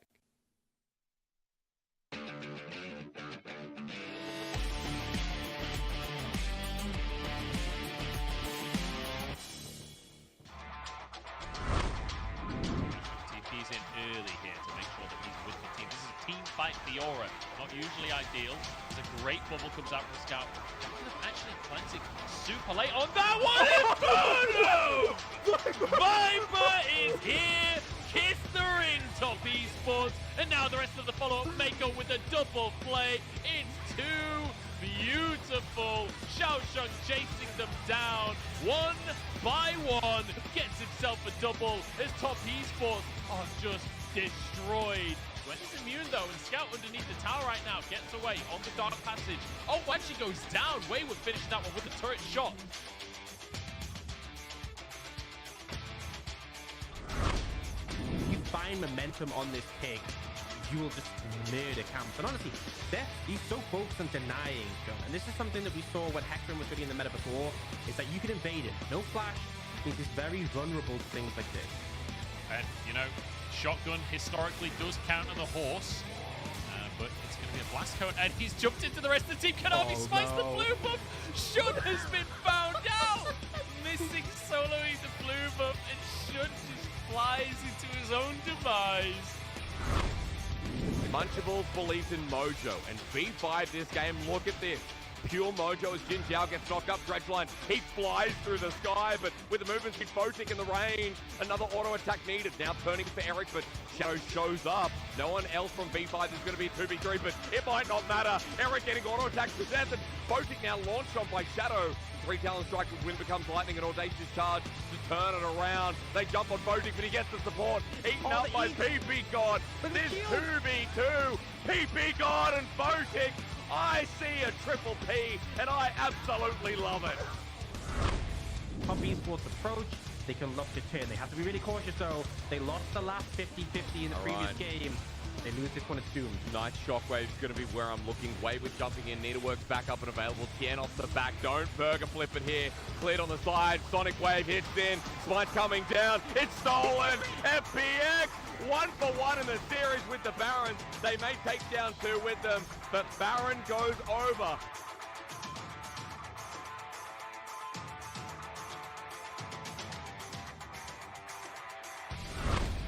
This is a really desperate situation for LNG. Can they take the Elder? It's smited away by Karsa, and now the executes are going to be coming through. Flap those wings, baby, because the Elder Dragon is coming alive. LNG still in the fight, though. They can't take down PP God. They can't take down Photic, and it's all over. Photic is flashing forward. The Elder Dragon sweeps. The roar of death takes hold, and LNG lose game number 1. A pentakill for Photic.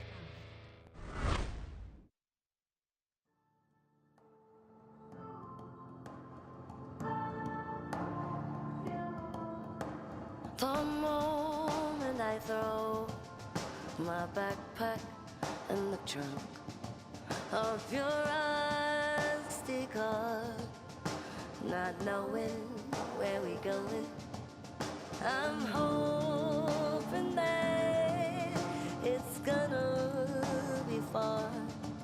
Oh, I'm hoping that it's gonna be far. And all I see is a white view light through soft clouds. The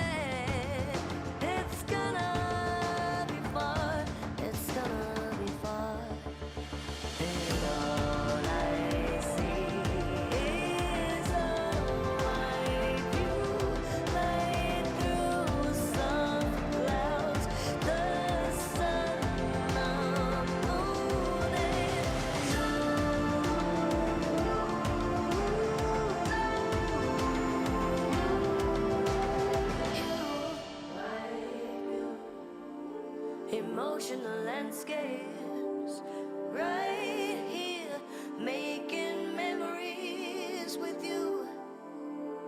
Sun, moon, you.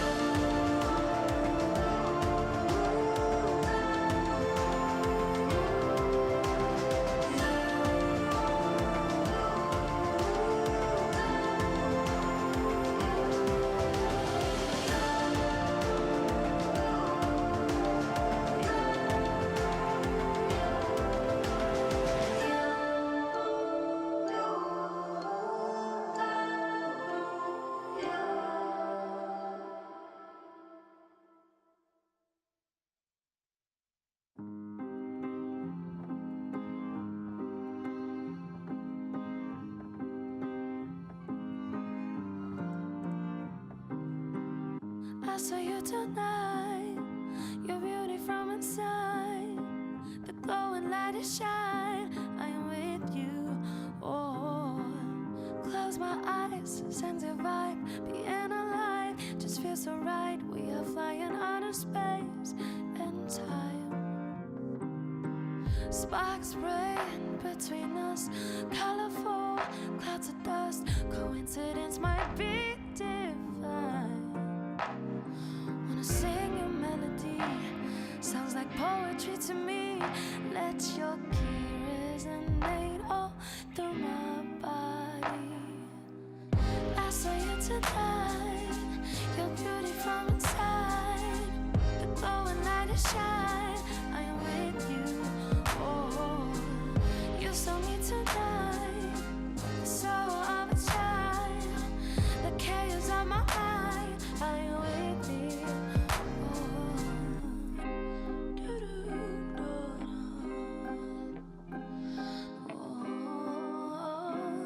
With me, skin to skin, wondering landscapes we're discovering. Wonder what's so new and welcoming. Am I dreaming? Are we here? Just imagine how it feels. Stop believing that it could be real. Wanna sing a melody, sounds like poetry to me. Let your key resonate all through my body. I saw you tonight, your beauty from inside. UP 的话，就是他们就是一个打下路的队友嘛，就是我觉得我们只要就是和卡萨联动好一点，我觉得就问题不大。就是对阵 UP 的话，就是我觉得我们5个人只要就是比赛前一天就是睡得好一点，我觉得就应该就2-0应该拿下了。Welcome on back, everyone, to the LPL Spring Split 2022. We are in the thick of things here with V5 taking on Ultra Prime. And what a game one it was for V5. They had shored up their strengths that we were wanting to see them do in this series. And they're one step closer to claiming playoff berth. Ox, it was definitely a little bit of a awkward game number one. There were some moments, but it all works out.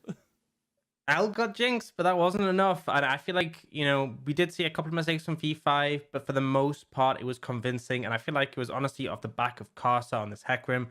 Absolute monster in the jungle. Really, things were set up in his favor, right? Triple prior lanes is a fun time as a jungler, but he definitely utilized that to the maximum. It fits him so well, man. Just that engage potential, the shot calling potential for Karsa.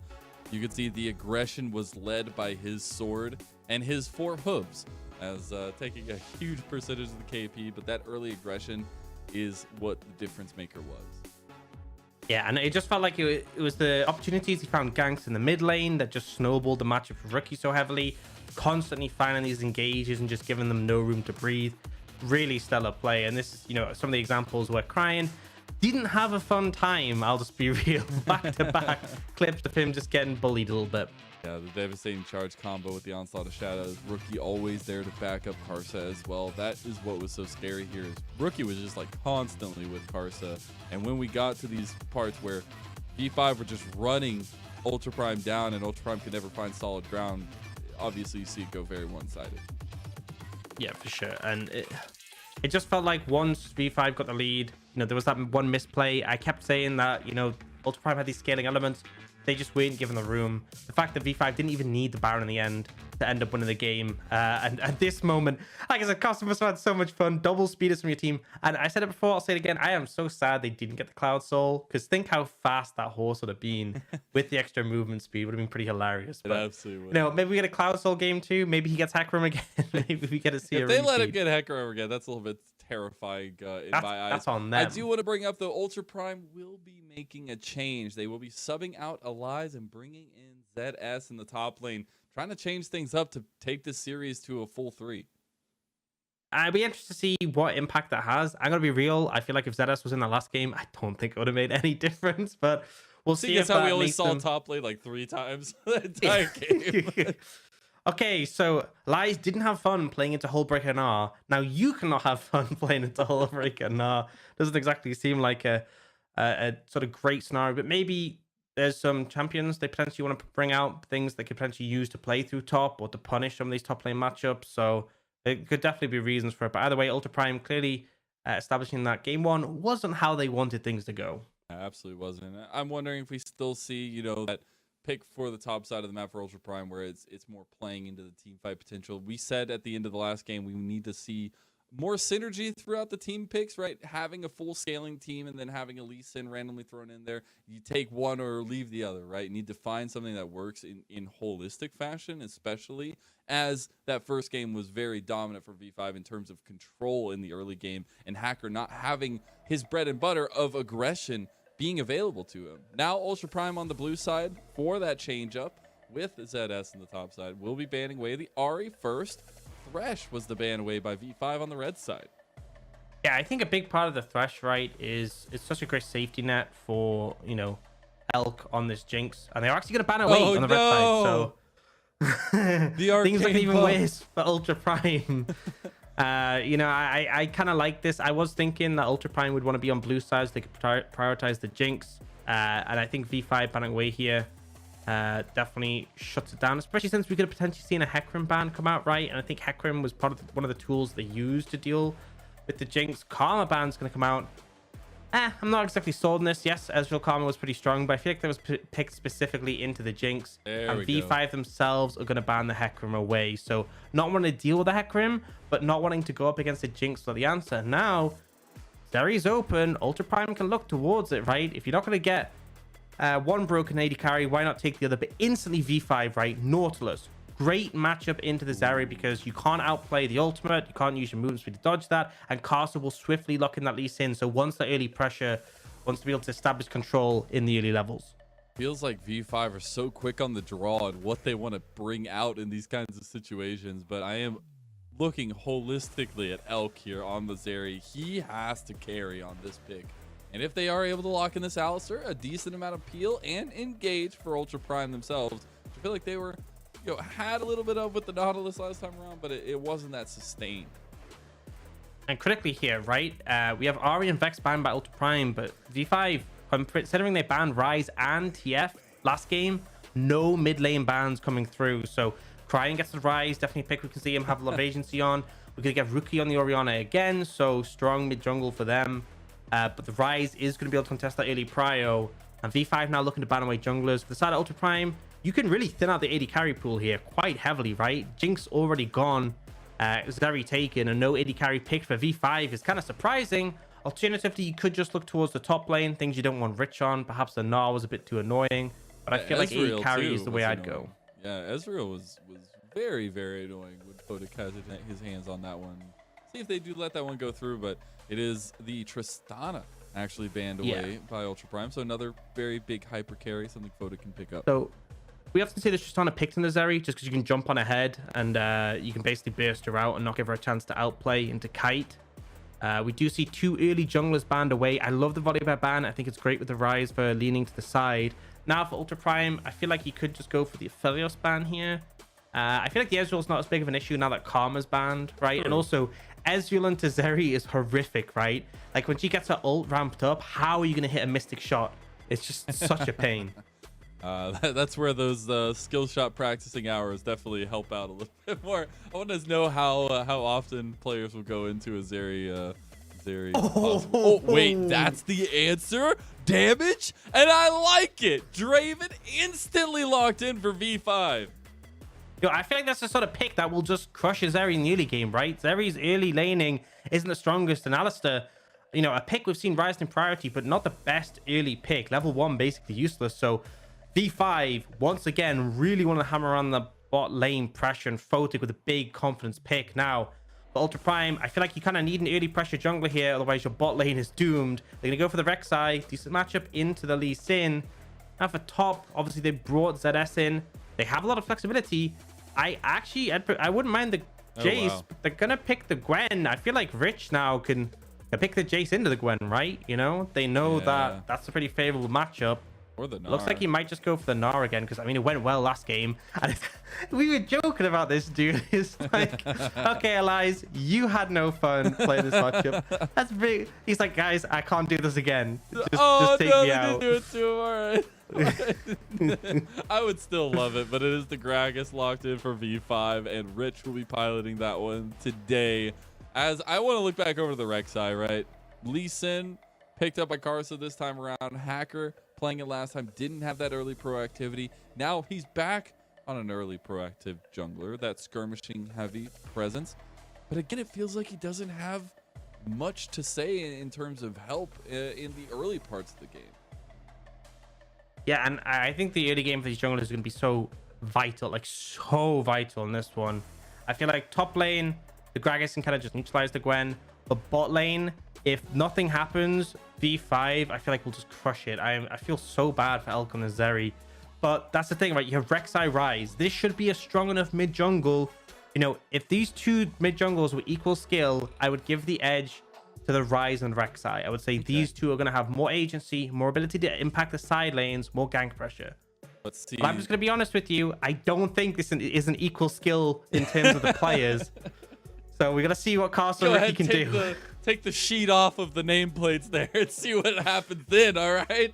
Because you got Carson Rookie on the other side of that barrel. It's definitely not going to be an easy one. Again, it was Karsa putting up the pressure early in that first game. I want to see if Hacker can respond with a little bit of pressure of his own, as that Rek'Sai is going to be key to getting Ultra Prime off the ground like the Lee Sin was last time, but they get another shot at it. They get another chance to bring V5 to the distance, to stop V5 from locking in the second playoff berth of the LPL Spring Split. This is it. This is the time that Ultra Prime can play spoilers, that they can rise to the occasion as V5 versus Ultra Prime Game 2 kicks off now. Oh man, this is so, I love the V's, man. It's amazing, so cool. man. I was having so much fun last night with it with Lyric. It's such a cool intro. The fact that the whole thing starts off with just a blank yellow screen and then you get all the bees coming in. It's great. Dude, shout out to the bees, right? The real homies, pollinating and everything, making honey and stuff. Yep, all that goodness. Respect. Big fan. Big fans here Right. if you're listening, bees. But talk about big fans. Yeah, so if you are a bee who's watching the LPL, feel free to tweet at me. I'm just interested to see how many bee fans we have. Of the How many local beehives do we have in the LPL? Is that how we're just gonna refer to our fans now? The LPL fandom. It's just the bees. I mean, they can get a pretty big buzz going, right? When Oh my when god! the LPL's doing well. No. Get away from that one. Oh no. All right. Well, after that shenaniganery, we'll be looking back towards this aggression in the early game for both these teams. The bees take place in the lane. Photic obviously playing with PP got very up and at him against Elk, because that is the name of the game down here. You kind of highlighted it. The damage potential for Photic and PP got, the lockdown potential is so strong early on. Yeah, and I think just the thing is, right, you know, the Draven can just, especially if you're playing in the minion wave, it's so hard for the Zeri to trade back, right? Because your Q, for autos will hit. Oh, Still look, just going going aggressive at here. it. Yep, Chelsea has the burn, the damage, no. the kill. First blood for Fodic, and they're off on the races. Yeah, I was kind of saying if you leave this bot lane alone, this is what's going to happen. But I wasn't expecting it to happen level 1, right? I thought there'd be a little bit of time before they'd get bullied out. And this is the thing, right? The Alistair just not great at level 1. You kind of need level 3 is really nice where you sort of have access to all your abilities. But even level 2 makes such a big difference, right? Being able to knock them away, being able to pulverize in range. This is the scary part when you give Karsa a jungler and Lee Sin. When we know Lee Sin's in the LPL to have the unique pathing, to have that get in your face style in pathing early on. Karsa using it to get a little bit of vision, now turning back to contest over this red buff potentially, or look mid lane. He's got all the options available to him. And it looks like Crying with no mana will be set on as the sights for Karsa. Misses the Sonic Wave though, all right. Yeah, I'll be honest, even if you hit the Sonic Wave, not sure you could have killed that close to tower, but critically he gets the flash right. And oh no. Wait, hold on. This is Yakety Sax, where are you at? Because PP God using the dredge line onto the scuttle as Hacker comes over the wall. Such an interesting series of events.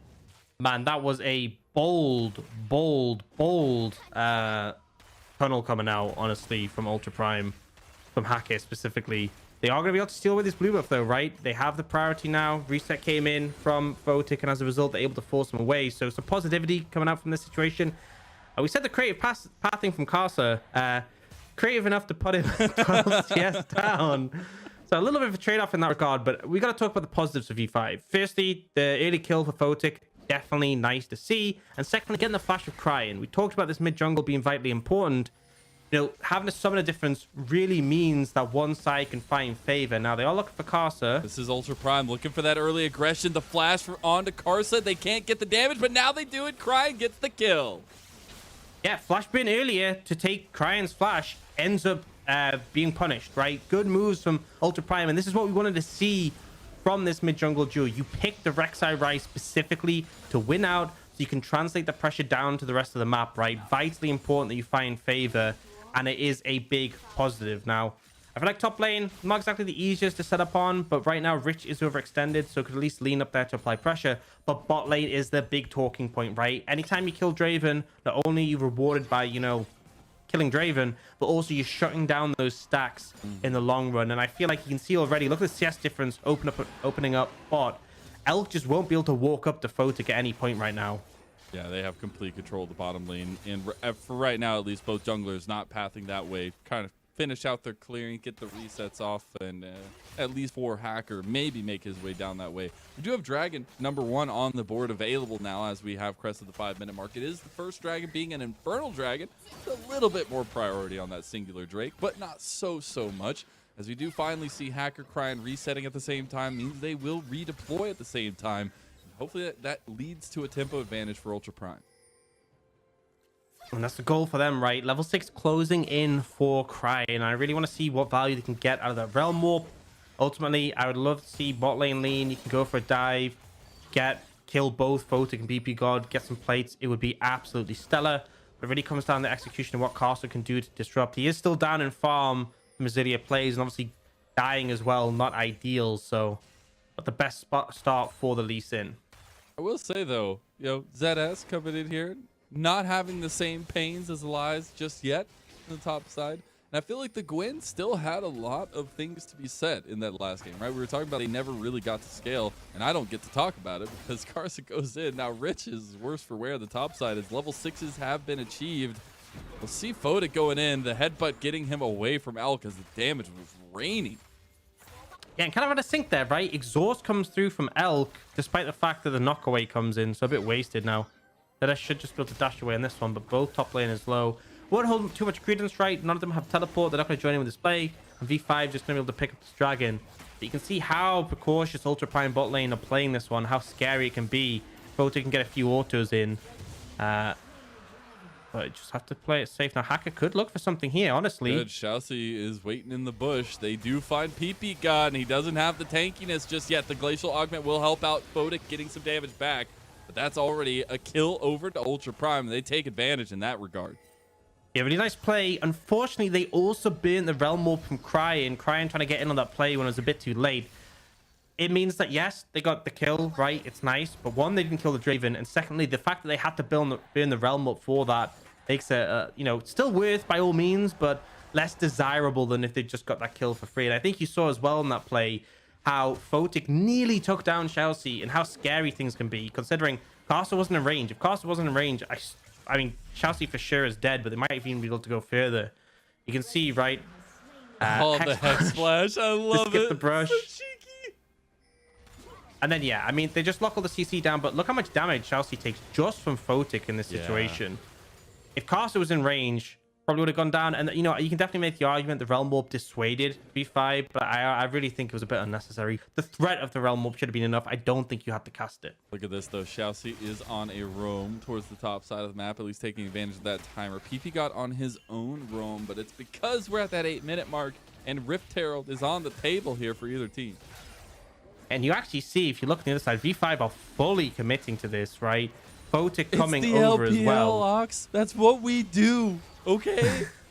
But if you look comparatively, Elk isn't here, so Ultra Prime, this is scary. This is very scary. They need to make sure they have everybody in position. They already are moving away from it just because of that precariousness. And V5 take the position that Ultra Prime were once in and are now doing the Rift Herald for their second neutral objective of the game. Okay, and my question is, why is Elk mid, right? You know, you're not fighting the Herald, or are you? You know, maybe, no, to look like it. They want to go for it. They didn't get the knockup on a rookie, and Hacker is going to have to use the Void Rush, but dies to Photic. Another kill to the Draven. The Adoration is stacking. I have no idea what that was, right? I'm not even going to try and theorize. Oh my god. I'm looking for more. No! What are they doing? God! Oh my god! That's what happens when you don't have any kind of defense after the engage. Yeah, this is PP God being used to playing Aftershock Nautilus. I mean, I just both Hacker and PP God should be ashamed of those plays. I'm gonna be real. Not sure what was. I mean, this play, right? Xiaoxi is nowhere near, and he goes over the wall with a flash. Yeah. I mean, Rookie also has flash. Just I don't know, right? And then we obviously saw PP God go in with. I'm gonna move on because it's just gonna bother me. But Ultra Prime, you can't contest the Herald, right? V5 commit 5 members to top. You know you have to back away. So leave Elk bot lane, let him crash the wave in, and then take some plates. You could at least got 1 plate, maybe even 2 with the Sheen as well. That would have been the play. That would have been something I was okay with. Now, instead, you end up feeding a kill to the Draven. Draven has now got his Eclipse. He has that first item, which is super scary. Just, you know, I think they could have managed that better. Either way, V5 now have the Herald in pocket, should be able to snowball, and I think it's quite distinctly obvious where I think they should put that gold, and that is towards the Draven. But alternatively, I do think 2 plates mid is fine. I think that's also an okay play, but either way, should be on the bot side of the map. And I will say we haven't got to check in topside. Obviously, this series has not been about any volatility up there. It's been very stock standard up there, but ZS having a decent time on the Gwyn, and this is what you want. You want no volatility for the Gwyn so that he can get to late game and be that flanking menace that we've seen every Gwyn in the LPL to seemingly be, except for last game maybe. But it is, you know, trying to buy time for Ultra Prime for that side of the map while Hacker and Cryin are just trying to get things going. Yeah, what I will say is Draven is one of the few AD carries that if he's... Oh. If something happens to it. Okay, well, I'll continue anyway. Oh, actually, ZS looking for an all-in. He's missed a decent amount of the needleworks, but he still wants to fight. The last one does connect a decent amount, but again, it's just wet noodle fighting up here. Yeah, not really able to find the window, and that's Ghost and ult burn. You can tell ZS wanted to try and find something more, but doesn't even force the ult of Rich. Now, he plays coming down towards the bot side. Xiaoxi is in the wings. Looks like they won't find anything more, but as I was saying, obviously Gwen, monster in the late stages. I feel like one of the few AD carries who can stand in a shroud and actually just 1v1 it if he's fed is Draven, right? One of the few that can just go toe-to-toe and out sustain. You see, again, Cost is trying to make this Herald play down bot, but in fact, Hacker's in the area. does dissuade them a bit, they will just go for the dragon instead. And Hacker just playing very reactive right now. Again, what we were trying to see out of him last game where he's putting out the fires and seeing a little bit more of that this game and the execution being there. PP God goes for the dredge line and the depth charge. The combo comes through. Rookie on his way. Cryan has used the Realm Warp, but look at the flank. As you said, the cask over the wall into the tri-bush, and they've already got one. Give them the kills. Rookie and Foda coming up big for V5. And once again, Ultra Prime completely unprepared. ZS TP top, walks mid, and then it's like, oh yeah, the fight's already over. Let's go back top. At least if they were making cross-map plays, I could understand it. At least if you're giving up the dragon, go for the top lane plates or something. But it just feels like Ultra Prime are very lazily contesting these objectives, and V5 are very snappy, very decisive, and as a result are winning out. And they don't really lose anything on either side of the map. So credit to V5, but Ultra Prime, this is mistake you shouldn't really be making, right? You're losing out significantly because you're not looking to cross map in these scenarios. There we go, though. They're going to mid lane, not cross mapping. The shockwave came out. Rookie still dies to Hacker, and these are the kinds of proactive plays you want to see. You've got to get Hacker going, and they do in the mid lane at least. Yeah, they've had something, right? The Rek'Sai had a decent amount of presence so far in this game, and a good kill into Rookie, but still down in gold, down 2 dragons. Not exactly an ideal circumstance to be in. I am still so scared of this Draven. This is the replay. So the problem is you can't fight this because look, we've just had ZS TP top. He's walking all the way over. Rich just TP'd in. It's a 5v4. You're not going to be able to fight this. I feel like they should have, been aware of the TP and then looked to back away as a result, right? Instead, they commit, right? It's either TP ZS in and fight 5v5 or leave ZS top and then back away. But they kind of they keep being split. It's the same thing that happened with the Herald, right? They didn't have Elk there. They still try to fight it. And then as a result, not only do they lose the fight and the objective, but they also don't get anything else on the map. So just a little bit rough. In the picture, the Rift Herald getting a charge off on bottom side for V5. So even more gold into their pockets. And it's been a lot about keeping map movements going as we saw both teams reevaluating their lane states and reassigning the bottom lanes to the mid lane, getting the split pushing going and having Cryan in the side lane now with Rookie as well. But Rookie slowly but surely will just be buying time to take down this tower. They're denying as many minions as possible. Just trying to keep things as much in favor. 1,000 gold lead now for V5. It's not super significant. And right, there's still a lot of scaling on to the Ultra Prime's composition. We have to look at where the gold is, right? 600 gold lead in the mid lane. Just over 1,000 gold lead in the AD carry role. What do you do when Hacker, a Voidling, comes and tries to kill you? Okay, well, they apparently doesn't get him. Shockwave from Rookie onto Cryan. And on the other side, V5 do get the execution and do get Cryan. Yeah, that's the answer. You kill his mid laner, right, when he does that. Tank Gragas a bit better surviving, especially when it's a 1v1 compared to this 3v1 bot. And now V5 pick up the tier 2. Wow. Ton of extra gold available to this. 50-minute tier 2 is painful, especially as they got this without the Herald. Now, on the other side, you do see Ultra Prime taking a Herald for themselves, and they will get the top lane turret. So there's still something, right? It's not a complete loss, but still pretty painful. 1,300 gold lead for V5 right now, and Hacker gonna tunnel over, and they're looking for Rich. They have an angle here. Shouts using the Hex Flash over the wall, but will not be. I think he could have just walked around and it would have been quicker. It's fine, all right? The flashiness needs to be there, okay? We're all about cool, the glitz right? and glams. Exactly. Come on, gamer moments. Gamer moments. Look, he took this rune, and by dawn, he's gonna get use out of it, right? Any opportunity possible. I think that's how you got to look at it, all right? So we'll see how that all pans out, though, for him, and see if that flashiness does net potentially longer series as Ultra Prime do continue to knock away at this game and try to find something for this house. Hacker has been impressive on the rec side, right? That is, to say the least. A couple errant plays for sure, but it's still the movements, that proactivity that was lacking in game 1 when he was on the Lee Sin that now we get on the rec side just because of that early game.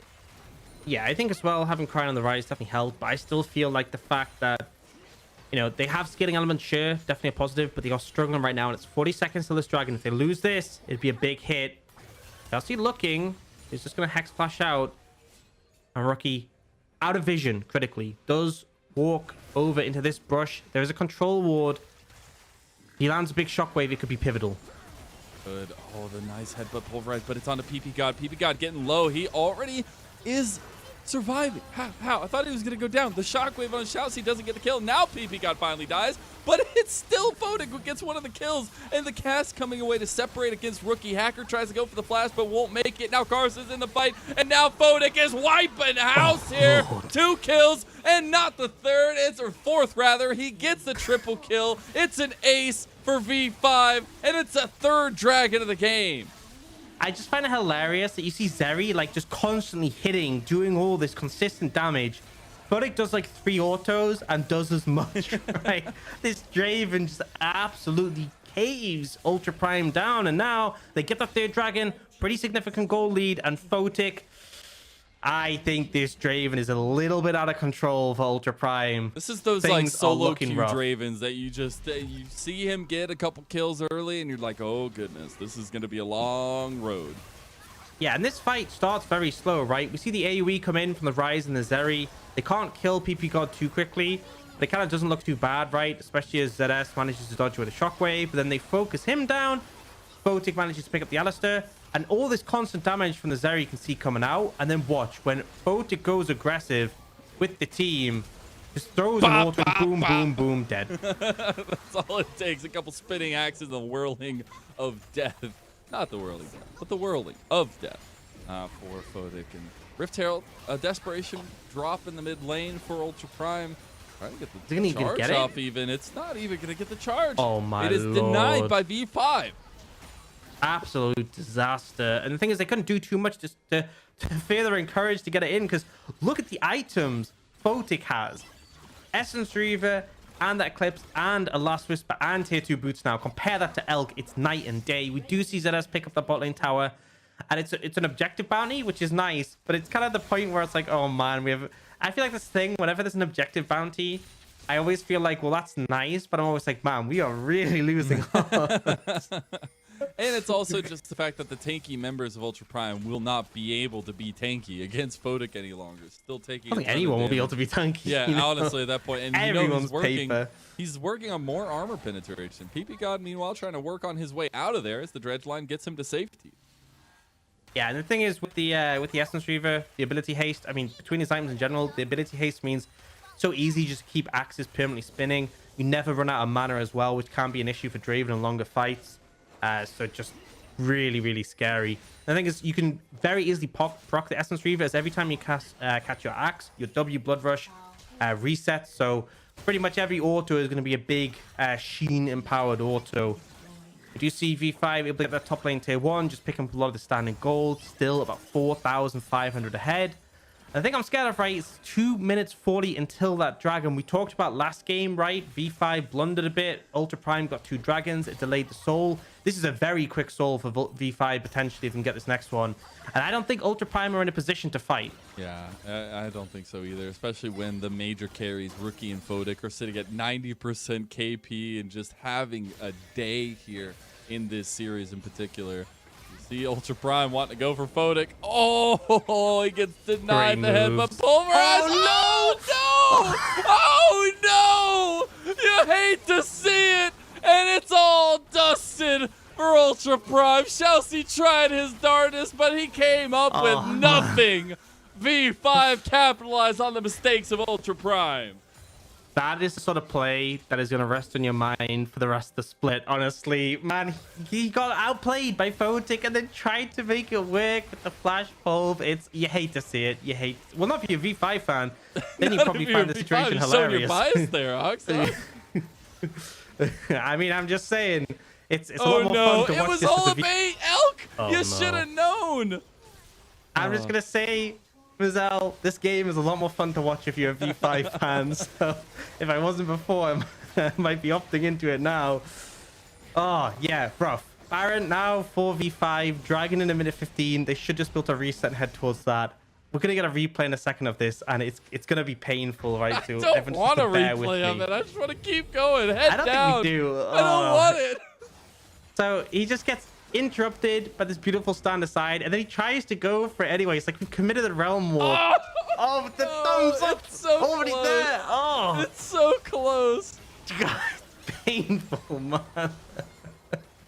And then to chase it down, I mean, you obviously know that's coming afterwards. The fact that Xiaoxi also gets caught on like the hair's edge of the shockwave is just icing on the cake, man. You know, we'll call that an Fodek outplayed. He sidestepped the Q. That's what we'll call it. Definitely not a mistake for The Chelsea. quick Definitely movements, not you know, it's definitely it's all that stuff.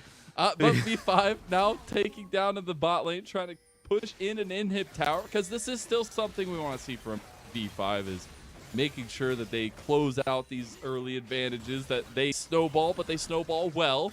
Now ZS on the end of that snowball potentially is Rich actually finding the better end of the trade here. You know what? Oh my Yeah, I mean, God. ZS is really getting bullied. Oh, mid lane though. Oh, crying flashes, but that stand aside. And Fodek just obliterates Hacker. Now the whirling death, it's enough to get Rookie the kill out of Xiaoxi. And it just seems like V5 are coming up aces. Yep. You know what I want to see from V5? I want to see Photic auto Elk. I just want to see how much damage it does for Science, because at this point, I think it's going to hit a fair deal. This is 3.5 just items the for the end. Draven. Yeah, they're just pushing up. There's very little that Ultra Prime can do in the situation. Only 3 members left alive. Got the bot wave and mid wave pushing in, so looks like they'll be able to pick up 2 inhibitors at the back of this. Still only a couple seconds left on the And members of Carcer just did Dragon. Yep, and that's Hextech Soul for them, as that will be a nice little increase in damage. They also have the outs with the Hextech gates, but it's Realm Warp by ZS, who, oh my God! All right, there you go. Gwen You is got not what you immune to wanted. that. You got what you wanted. Oh, man, that's a lot of damage, I'll say, right? Gwen W is probably the only reason that ZS didn't just get absolutely deleted, and now let's see resets coming in, so maybe more damage. Yeah, I mean, this is one of those attempts that I respect, because you kind of have to go for it. But look at Carcer, like he ults in and he's just deleted. Nothing you can do. Those stand asides from Fodek have been so nicely timed too. It's so good. Yeah, well, they go for the stopwatch now, playing it safe. Oh no. And that hack. Okay. I mean, I shouldn't be surprised anymore. He's 8-0, now 9-0-5, and it is obliteration, decimation, destroying. I just throw out the encyclopedia, because V5, they won a playoff spot, and it showed. Yeah, I mean, they brought the Draven into the Zeri as that counter, and boy, oh boy, has it worked. 11-0-5, another triple kill for Photic here. This feels pretty done. This feels pretty doomed right now. They're going to push up top. They have a small minion wave, but I just don't think there's much that Ultra Prime can do. The thing is, they're all short-ranged as well. It's not like they can just choose to outrange Photic. That's one of the things with the Zeri. She is a close-range carry, and as a result, if you're in range to hit Photic, he's in range to one-shot you at this point. As the death rattles ring out for Ultra Prime, the last bit of defense is there, but Photic is way too big, and they're trying to take down the Nexus towers. They're playing it reserved. The TP now coming in. Ultra Prime trying to make something happen. This is the last-ditch effort. The 3-man knockup is not enough. Elk is still singled out. Photic is still alive. Photic is still... He finally dies. Xiaoxi and Hacker get the kill, but it does not matter. V5 from 0-16 in the 2021 summer standings of the LPL to being the second team to lock in their LPL playoff spot. V5 are here to stay. And they absolutely crush Ultra Prime. We said a potential hope for this roster, right? We said Ultra Prime, they have a play pattern, they have a win condition. Elk has been on form. And in this game too, Photic styles on him on the Draven. Absolutely annihilates them. Level 1 2v2 kills, and then just crush them from there on out. They do finally kill them at the end. That's a consolation prize. But at the end of the day, V5 looking like what we expect them to be, on top of the LPL. And it's cleaning up those mistakes we saw against JDG. It's making sure when you're taking down the teams at the bottom of the standing that you make it convincing. And yes, there were some stumbles in these games and things you definitely need to clear up as a top team in the LPL. But in the end, getting the win in the way they did, in the tried and true fashion that we know them to play well at, that is what we wanted to see. And it is so prideful to be able to see them do that to lock in their second playoff spot. Yeah, I mean, it's deserved, and it's kind of crazy, right? You know, especially there was some speculation. Photic didn't have the most hype around him. Rookie, obviously, last year, there's still so much tenure for Rookie, but wasn't too sure how he'd deliver on this roster.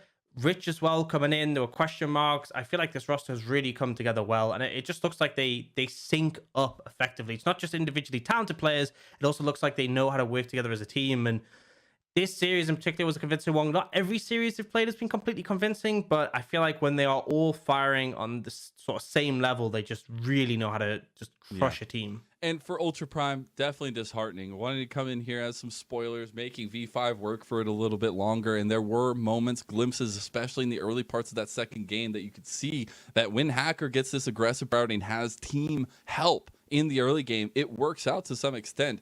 In the end, though, the team management and especially the team fight management in the later parts of the game from V5 were just better. And for Ultra Prime, right, this does make things more tricky. I'm not a math guy, so I'm not going to count them out completely, but I knew they had to win every single game for the rest of the split, and so it definitely makes things more difficult here. But it will have to be picking up the pieces of this loss and finding what works for the rest of the split for Ultra Prime. And as you see, it was very, very one-sided after you got about halfway through for V5.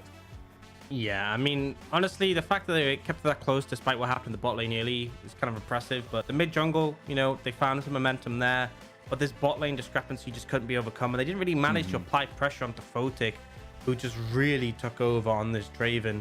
And that's the thing, right? Losing to V5 as Ultra Prime is one of the series where it's like, can you be too upset about it? So currently sort of tied first on 10th wins, V5 after this series. Losing to them shouldn't be that big of a deal. But the problem is, it's so late in the season. You need so many wins just to be in with a chance of contesting playoffs. That Ultra Prime are kind of in a rough spot, right? Next week, they play TT and RA, both, winnable. Yeah. Final week, BLG, RNG. That's a fair bit harder. And they're at the point where, right, we normally talk about 9 wins being usually where playoffs the cutoff is. If Ultra Prime win all of the series, they will have 8 wins. Yeah. So even if they win everything, there's still a chance they don't make playoffs. And those are not the easiest series to win. Even RA, who I said is winnable, they're on a 5-win streak. So I feel like ultimately Ultra Prime, they're not ruled out yet, but things are looking rough after the series. Yeah, and definitely needing to kind of recoup, and if things don't come up, try to find what worked in this season, especially looking at the early game and maybe not grabbing all the scaling picks to pack into Hacker there. But something I just want to quickly note, sorry, not to interrupt. V5 and Weibo have the same game difference now. So same series difference, same game difference. Crazy, so they are man. Fully neck to neck as of right now. Obviously, head to head makes a difference there, but still cool to see. It absolutely is. I do hear we are ready for our interview, so let's go ahead and listen in to PP God. Hello everyone, welcome to the interview, and now we have invited PP God from Victory 5 together with us. So congratulations on today's 2-0 victory, and my very first question is about the champion choice in Game 1. In Game 1, well, there are so many marksmen and were open, but you guys have chosen this bowling, Azrael and Karma. Definitely it's not a that hot pick, so what's the reason for you guys to just lock down this champion in facing Jinx in Game 1?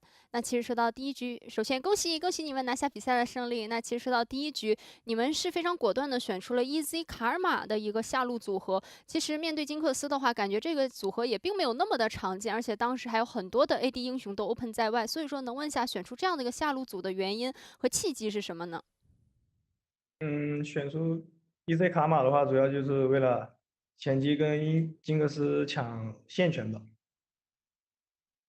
So the reason for us to pick this body is we really would like to have the lane dominance in the laning phase in facing against Jinx. And definitely you guys did this in Game 1. And moving on to Game 2. In Game 2, you have picked this body, Graven and also Nautilus. Definitely this can be a very good answer in facing Zeri. But I want to know more about the focus from you and also from Photic in the laning phase in order to restrain the performance of the opponent Zeri. 那其实来到第2局，你们也是选出了德莱文、泰坦来面对泽利。当然，这2个英雄毫无疑问是面对泽利比较好的一个选项。但是我们也比较好奇，可能你和 Photic 你们2个之间在对线的时候，可能你们关注的重点是什么呢？才能比较好的来限制住对面泽利的一个发挥。重点就是对线的时候，就我们多找他们打下，然后换血嘛。然后他们因为泽利对线最后他输出不是特别高，然后我们换血都是可以赢的。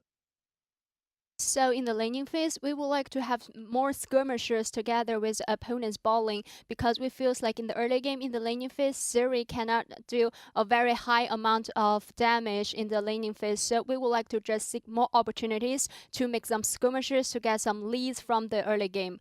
And I want to talk a bit more about the game 2 main lane team fight. Around 17 minutes, the opponent's team, they would like to make the hard engage on you, but this team fight just ended up you guys were able to get 5 kills in your pockets. So tell us more about the details and also the communication around that. 那其实来到第二局的17分钟的时候，对面是有在中路想要对你们进行一波开团，但是你们也是非常果断的，直接选择了和他们进行了硬碰硬的一波战斗之后，你们是直接团灭了对手，大获全胜。所以说也想问一下，当时你们的一些沟通是怎么样的呢？那波对面很想跟我们打嘛，然后我们也是阵容强势期，然后就跟对面接驾了，但是我开的就有点失误吧，但是队友还是帮我赢下团战。Yeah, around that opponent's team, they have a very strong willing of having a team fight with us, but it feels like around there, our draft can be super strong in the team fight at that moment. And also, I would like to make the hard engage, but I feels like I just made some mistakes around there. But luckily, with the help of my other teammates, we were able to win the team fights. And after today's 2-0 victory, you guys has accumulated 10 wins in total. This means you guys have the ticket of playoff as well. So tell us more about your expectations toward the spring split. 那现在你们也是积累了10胜，也意味着你们也是拿到了通往季后赛的门票。所以说，PP 高能不能和我们分享一下你可能对接下来的春季赛的一个展望，或者说一些期待呢？就是其实也没什么，也还没想吧，就是想赢下每一把比赛吧。Be honest, I don't have so many expectations toward the following matchup. I just would like to concentrate on every single games to try my best to win every single matchups. And definitely, we're all looking forward to that. And congratulations again. 那再次的恭喜你们，我们也希望你们能在接下来赢下每一场比赛。And back to you guys. Bye bye. 拜拜。Thank you so much, Wendy, and always lovely to hear from PP God. As sometimes fan favorite. Yeah, hey, you just gotta subscribe to the church, apparently. Oh, absolutely, and we do. I mean, this is no surprise, at all. It's gonna be Photic MVP, and I just love the confidence. We've seen picks that have been brought in to counter the Zeri, often things that don't have skill shots based around them. We've had the Tristana, which is something that can just jump on and blow up. Hadn't seen the Draven yet myself personally, but it makes sense, right? Weaker laning phase with the Zeri, and the Draven can just launch these axes into and Photic absolutely crushed it. Shout out to PP God as well for early laning success. They're able to get a kill in the 2v2, but man, this Draven was scary. It really was, and it was from that early blood that you could tell this was going to be a pop-off from Photic. Multiple triple kills, that KP percentage, him and Rookie tag teaming to have such domination from a carry standpoint in this game. And you know what, I'm gonna say it, I don't feel like Photic did that much damage this game, right? We've seen crazy damage numbers, and I feel like that's kind of just because everyone who came near him just died too fast, right? For him to really stack it up. It's like a couple of autos dead, and that's like the fight won. And particularly in this moment, I remember this fight, you see Elk ramping up with the ultimate, starting to get more of that movement speed. It looked like this could be one that was favored a bit towards Ultra Prime, but then as soon as Photic finds a way in later in the fight, it's just, goodbye. You'll see quick 2-pop right there, no big deal. And it does come off of the snowballing factor, right? They did come out to a very strong lead early on, and it helps when you're hitting these item spikes super early, right? Like getting towers before 14 minutes and making sure that you are continuously snowballing the lead was monumental in V5 winning, and they had to execute on it, which they did. And talk about execution, jeez. Yeah, for real. And what's kind of mad is that, game 1, there was a couple of mistakes from V5. They're still convincing, still closed out. Game 2 just felt like those mistakes kind of been washed away, right? Yeah. And it felt like a very convincing game. This is how we expect when we have, tied first place team playing against like a 12th place team in the league, this is the sort of performance you expect from them. We don't often get it, I'll be honest, right? There's so many times in the LPL where it's a lot messier than that. But V5 shown that they can bring out just a very convincing, dominant performance, and Photic such a massive part of that. One last congratulations to V5 for being the second team in the LPL to lock in their playoff berth. And that is it for our first series of the night. Ox, we are going to be stepping off of the caster desk, and Hysterics and Lyric will be bringing you the next couple series of the night. So you're going to want to tune in because it is OMG going against the red hot Rare Atom. And we've got Top Esports go against LNG. Be there. And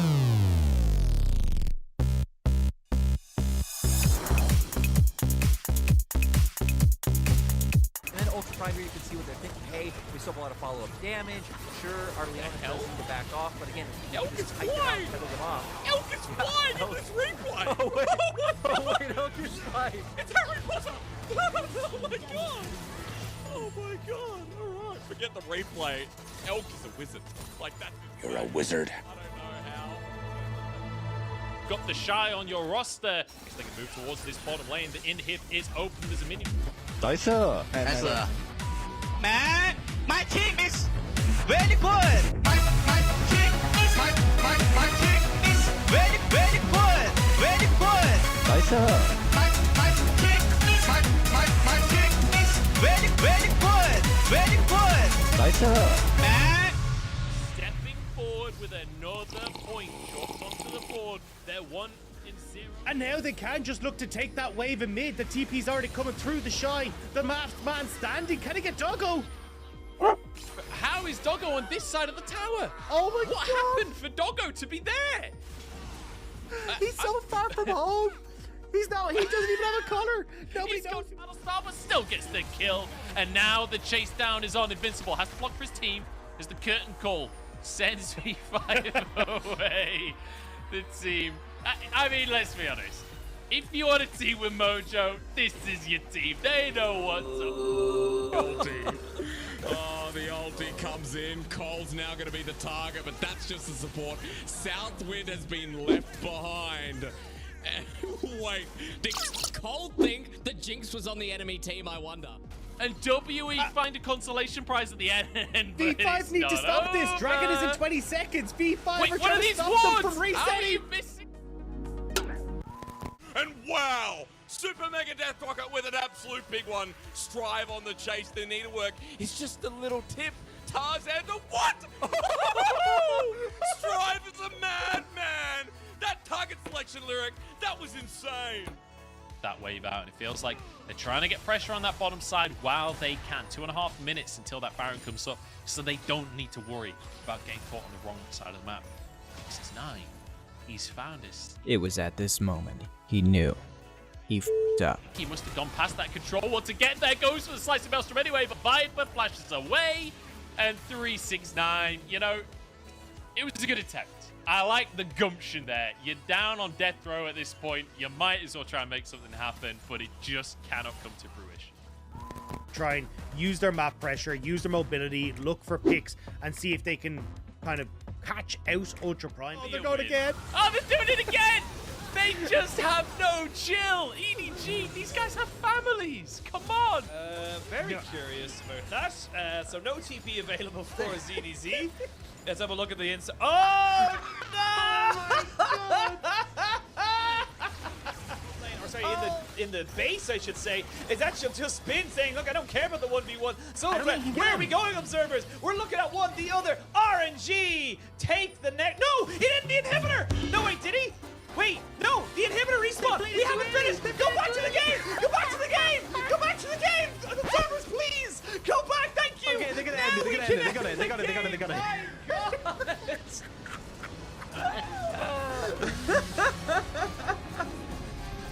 My God. Oh my God.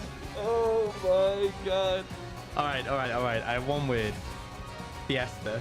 that was some. Okay. RNG do close it out. They do manage to. They manage to. I mean, the rest of the team would join them.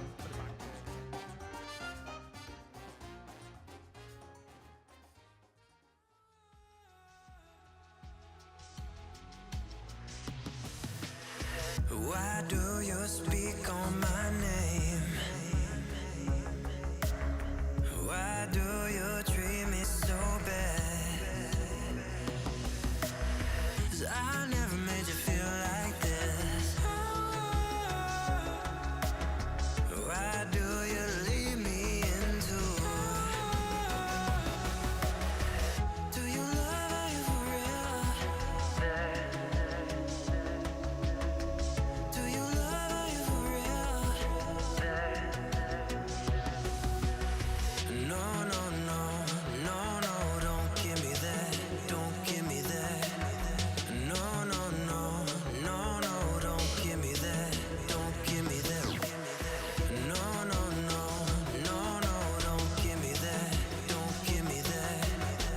No, no, no, no, no, don't give me that, don't give me that.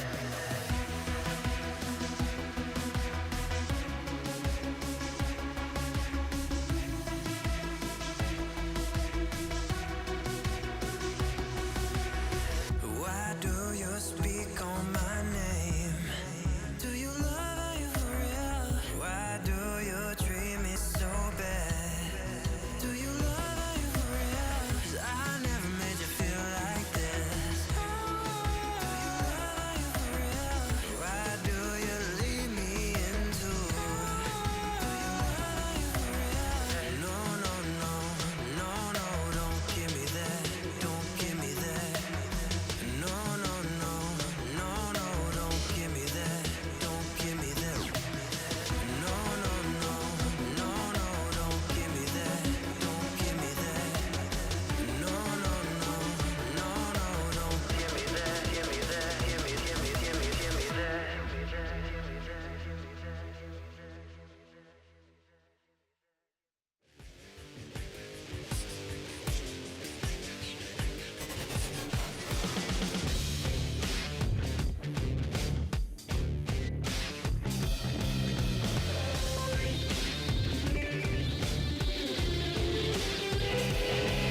Like a siren without a warning. You never know what hits you if you wake up in the morning like a temptress in a red dress. Seduction is destruction, so you better get a move. Danger, danger, that's where you're going. The heart is open and your blood is overflowing, baby. Danger, danger, that's where you're headed. Got your pedal to the metal and life is not ready, baby.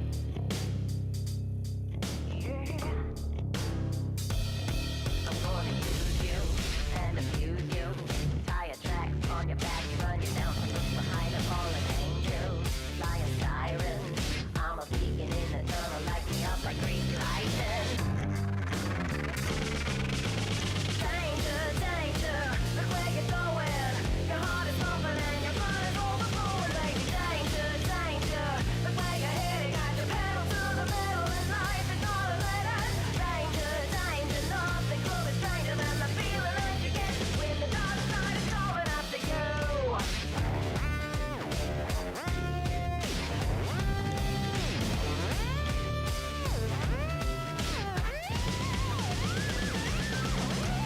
Danger, danger, danger, danger, danger, danger. Look where you're headed, got your pedal to the metal and life. 我觉得乐言这名选手是比较全面的打野嘛，最近几场看来的话，就打得比较好。我觉得 RA 状态好的话，就一把赢了嘛，然后后面连胜士气起来了。我们应对他们，他们不是要北伐吗？然后我们不在北边，他们应该伐不了我们。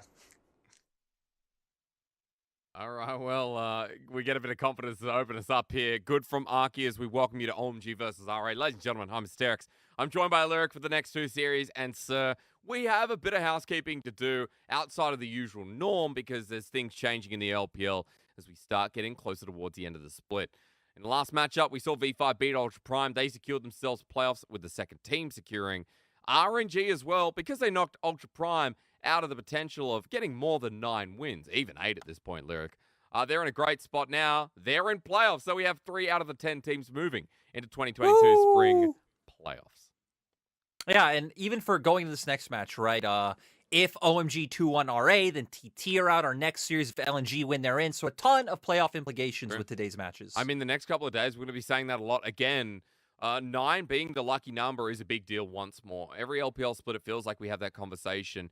10 was the big open starters like Victory 5 and Weibo Gaming, but we're getting into the thick of it. And OMG versus RA, an interesting matchup in the standings itself. You and I just talking before going live. This is 9th versus 10th. RA over OMG right now. And the reason is because RA have found themselves on a bit of a hot streak. RA, 5 wins in a row, Lyric. I'm surprised that this team is looking so strong. When I cast RA versus TT, and I thought this team was a little bit more rubbish. Yeah, and when we look at RA, I mean, one thing we're asking ourselves is like, where did this team come from? Yep. They suddenly got good out of nowhere. I mean, they 2-0 to RNG the other day. They've beaten FPX. They beat WE in their last series. Yeah. And I feel like we've seen a lot of things that RA have done well in their recent series, as we will bring that up on your guys' screens now. Just across the board, I feel like as a team, they've been playing quite well. Their individuals have been solid. Boom. And here's kind of been the formula. Strive, overall, has been completely cracked. I feel like he's had a lot of standout moments in laning phase, but especially when we see later on into the game. A lot of times where they are able to get prio or get proactive playmaking coming up from that mid lane leads to the second one. I'm Luyen, and I go top. Q wasn't getting a whole lot of attention early on in the split. We saw him getting a little bit exposed, but in recent series, Luyen has put a lot of attention up towards that top side, and Luyen overall has played spectacularly throughout the split. And so walk me through the final one, team fighting kings here, because for RA, that's not what I would classify them in previous splits or even towards the start of this opening season. Yeah, I feel like, and we even seen that little screenshot, right? I've heard a bunch of people on the broadcast talking about like EDG's the line formation for team fights. RA kind of adapting the same formation that EDG used to use. I feel like Strive has looked incredible. Seriously, so many amazing Orianna ultimates to set up for these fights. Luyen playing a frontline engage role. Cube has been stepping up. And as we get to the clips, right, that show the 3 things, I feel like we just can't compliment Strive enough coming in, fighting these solo kills. And that really enabling Luyen and Cube to find pressure on the map and bring that into team fights. I mean, RA look unlocked, and we get to those team fights you're talking about, and Strive so strong from the laning phases that we see. And you mentioned it before, the shockwave's massive, the setup beautiful, and really clean stuff from RA, which has led to this 5-win streak we talked about. Now on a positive win rate as well, Lyric, 6-5 in the league. Got a good game score and a differential. And for RA, they're well on track to making playoffs in a split where their roster completely blew up. Now, we have to look quickly at their schedule because even though they're doing well, the schedule does get a little bit harder as they round it out. Yeah, and right, we said for now, 9 is the magic number that could make its way down to 8 as more series progress. Sure. But playing today, they have that Ultra Prime series, which also looks winnable. JDG, who have obviously looked good, 2-0ing V5 the other day. I think another team that has shown vulnerabilities in certain series that RA could potentially take advantage of. So I still feel like as RA, you're feeling pretty good going forward. And again, for RA, like even EDG, who started bleeding as well, Weibo Gaming securing playoffs, who knows what happens next. There's such a great chance here, and they just have to beat OMG to really keep that momentum flowing. Because, Lyric, as we talk about OMG, we're not saying as much. OMG on the other side, their playoff chances looking really tricky, and I feel like that's why we're not alleviating on how well this team's doing. Instead, we've talked about them losing their cool, and now, towards the end of the season, that schedule looks pretty hard. Yeah, and that's why for that 10th or even 9th spot, we haven't really been talking too much about OMG. We were looking at IG before their loss yesterday. Yep. FPX is another team that comes to mind because, yeah, RNG, LNG, gonna be rough. RA and FPX, it is doable.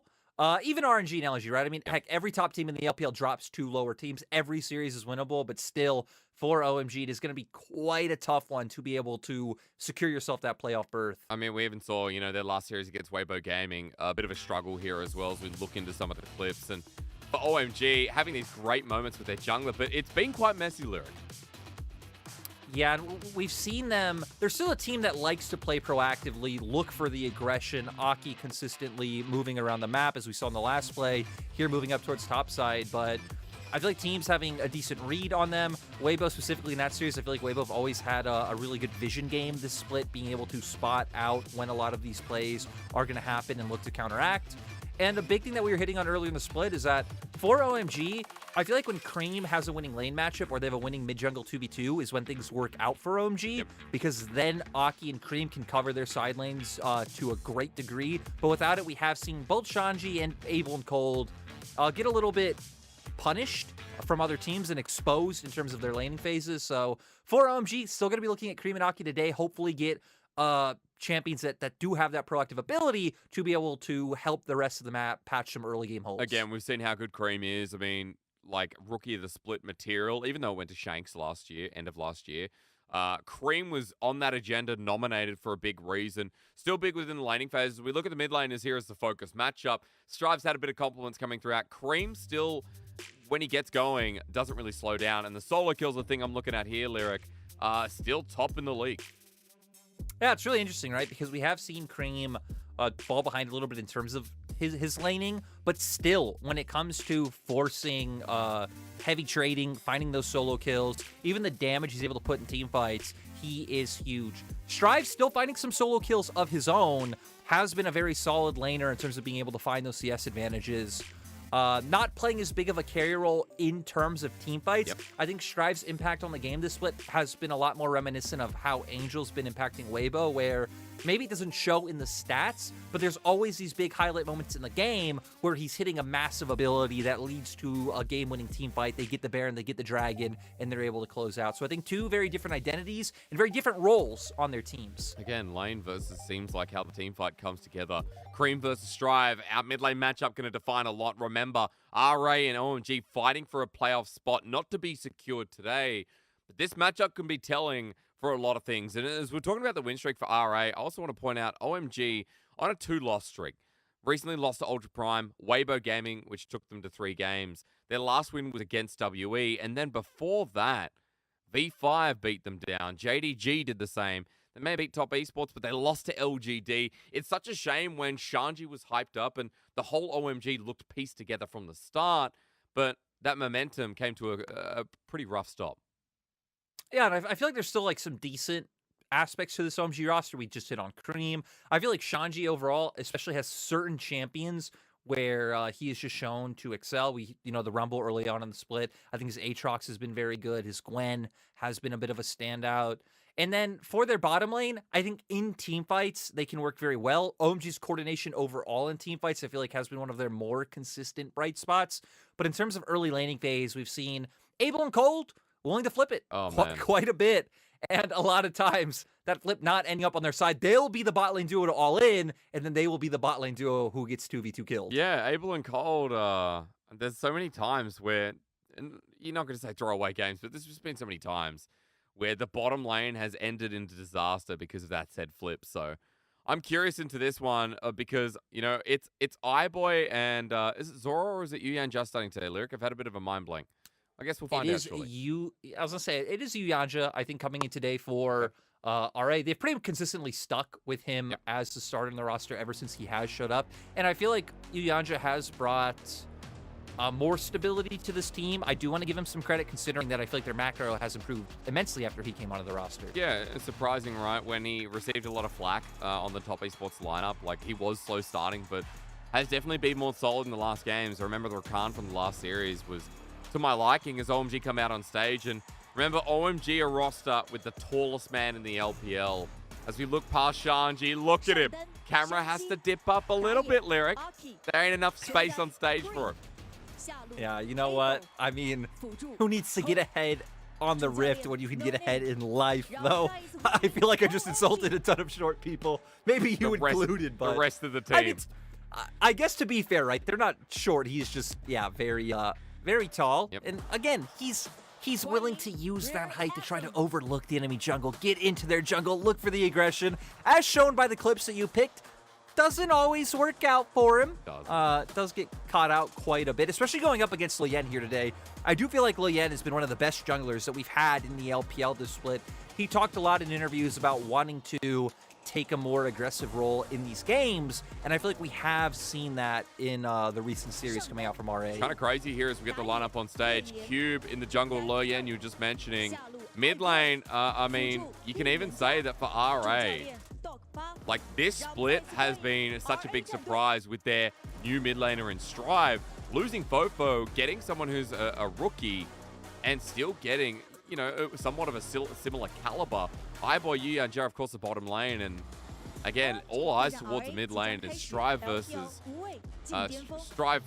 Cream here is going to be pitch perfect for how this game wants to be played by the teams holistically. Especially when we just think about even things like Cream coming in last year being the standout mid lane rookie to split, and Strive kind of filling a same role this time around. Strive obviously nowhere near as flashy as Cream is in terms of his play style. I think doesn't move from his lane all too much in the early game. Not finding these flashy solo kills, but again, just having a tremendous impact throughout the game as a whole. Look, we're getting close to pick and ban.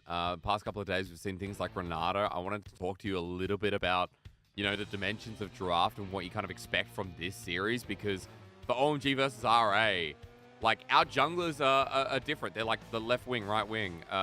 We have Rek'Sai, we have Nidalee. Luoyan has played things like Kane in the past. We know his Viego will be coming out. What do you kind of expect here, starting with the jungle matchup?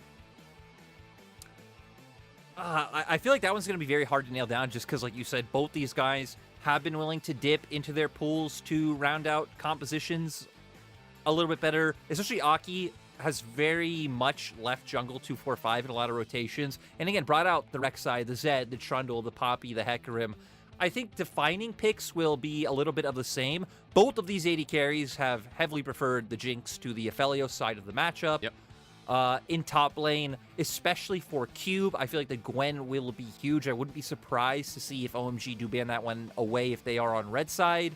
And maybe the only place where we'll see a bit more flavor to draft is mid lane, because both of these guys were the players very much opting into Corki, Victor, and Ryze every game. Even when other mid laners would go to things like Vexes or LeBlancs, I feel like we weren't seeing that much from either of these guys. No. So now where I feel like the mid lane meta has transitioned more to a lot of early game skirmishing, more of that mid-jungle 2v2. We've seen the Vexes, the Syndras, Ahri obviously being a big one.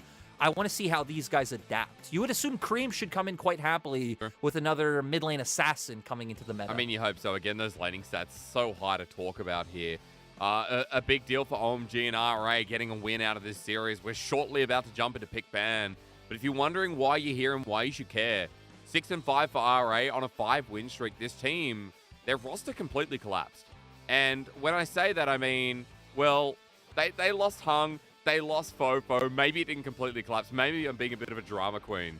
But they lost some really core members that I thought would shake this roster to like a sub-10, 10th place position. Yeah, and I mean, for RA, I mean, the fact that they've been able to bring it together is great, but even just looking at the standings, right? Both FPX and AL nipping on the heels of RA and OMG. Both those teams are, you know, landing off of a last series win, so this win going to be critical for either one of them. Go in, the Zeri, something that needs to be mentioned here for 80 carries to be picked up, and as it gets banned away. The Gwen as well, one of those tier 1 picks from OMG. So that gets taken away on the blue side, which is always surprising when you see it go on that side. So I think OMG's like thought process is they know they want to pick the Jinx, and if Gwen is left open, RA will very easily just first rotate that Gwen. It has been Cube's standout and go-to pick all split long. Now, in terms of RA, right, you expect the Aphelios to come out in that bottom lane. Maybe just lock in your support pick early on, because Yu Yanjia hasn't been someone who's gone too much away from the Nautilus or the Thresh. Lee Sin still being something that is available. We know it's not something that Luoyan loves, but the fact that it's there, I feel like even a takeaway from Aki could be quite huge. True. I mean, both these junglers are the Rek'Sai, something I always think about. Things, again, we don't care about Lee Sin, the Jarvan, Zin's out banned, Volibear locked in for Luoyan. And we have quite a bit of ice and lightning to open us up, Lyric, a fun mid 2v2 that's going to be everywhere. Yeah, I think that's the best part about it, right? Is you're coming out with a lot of aggression in terms of your mid jungle. Luoyan can find a lot of timings to look to gank mid, even hover, use that realm warp, bring both of you down towards that bottom lane, and try and set iBoy and Yu Yanjia up huge. And we get Cream's go-to pick. This is what all the highlights, all the pop-offs run last year. I think it's a champion he's a little bit unmatched on, and we're going to get to see how Strive holds up. Again, when we're hyping Strive so much, I think this is such like a fun matchup to see where he stands, especially coming against Cream, who had the same story last year. And again, the picks suit what we were talking about. Strive with team fighting, Strive with how he influences the map, Cream in the lane itself, and how that dynamic comes once he hits 6. So opening us up, it's exciting seeing his assassin through the mid lane. But we have to look at the rest here, Lyric, because supports have not been picked up. Something we don't normally talk about here in the LPL. A lot to be banned away. Yeah, and it looks like RA just trying to take away some of those more defensive peel options out from the bottom lane. I think Nautilus is still the pick your look. Oh, actually, Nautilus taken away in first rotation. I am apparently blind. That's okay, dude. Leona, Rakan, kind of these only standard support picks left open. Enchanters are available. Obviously, Yanja was a big Yuumi player. I wouldn't expect Yuumi in this draft, but in terms of, if he's comfortable in that, you should assume maybe he'd be willing to bring out things like the Lulu in that bottom side with the Aphelios. Okay.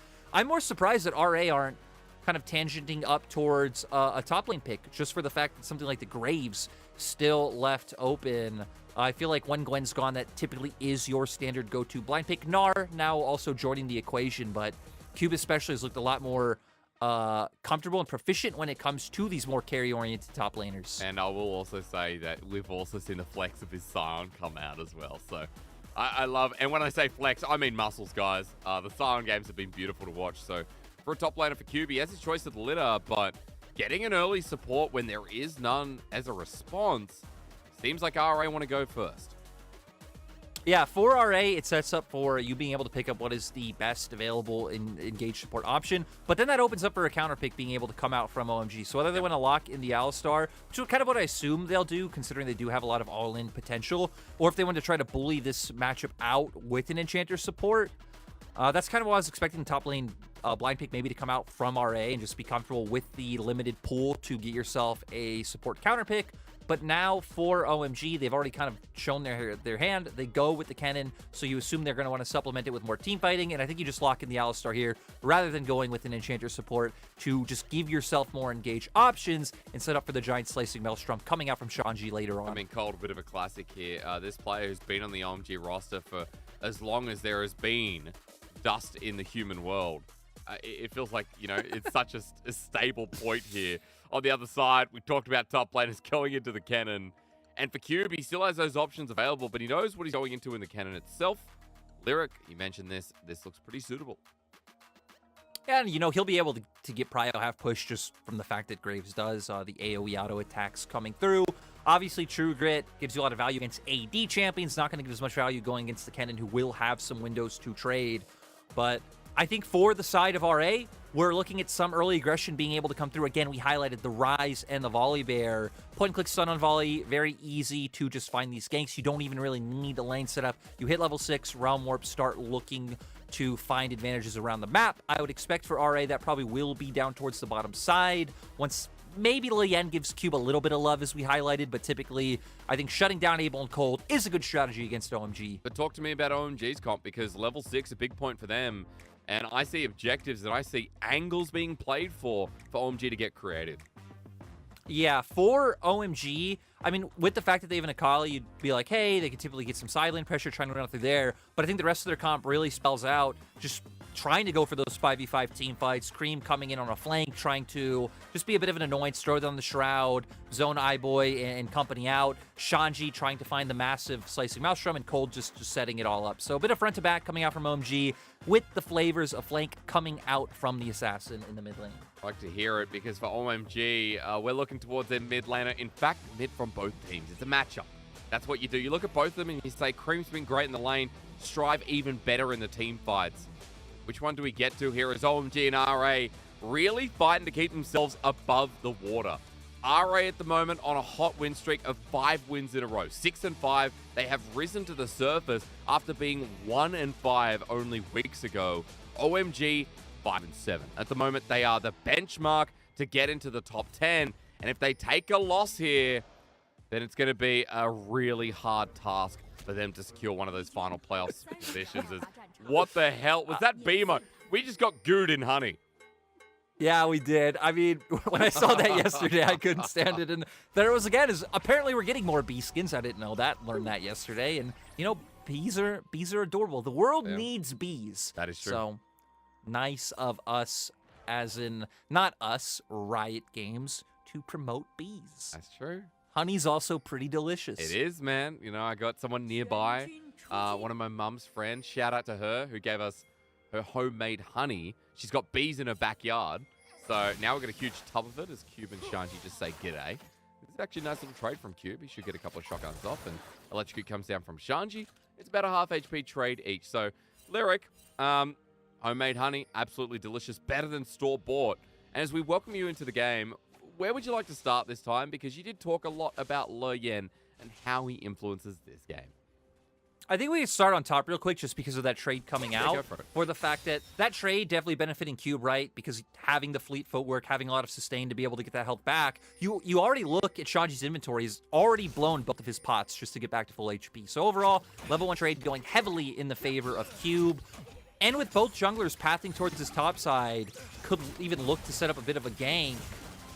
So top lane, that's what we're going to be looking for RA early on. We hit on how Le Yen has been giving more attention to Cube. Even though he doesn't spend like an exorbitant amount of time towards top, it just seems like the old JDG strat to me where Kanavi would visit Zoom once or twice, be like, hey, here's a bit of an advantage. You're going to be fine on your own. I'm going to go play the map elsewhere. Yeah, it worked out back then, and look, you know, copying and repeating here seems to be a sinister play. OMG getting level 2 in the bottom lane first. Worth mentioning because it's always when we see the aggression come out, but R8 paying that respect and pulling back into the lane themselves.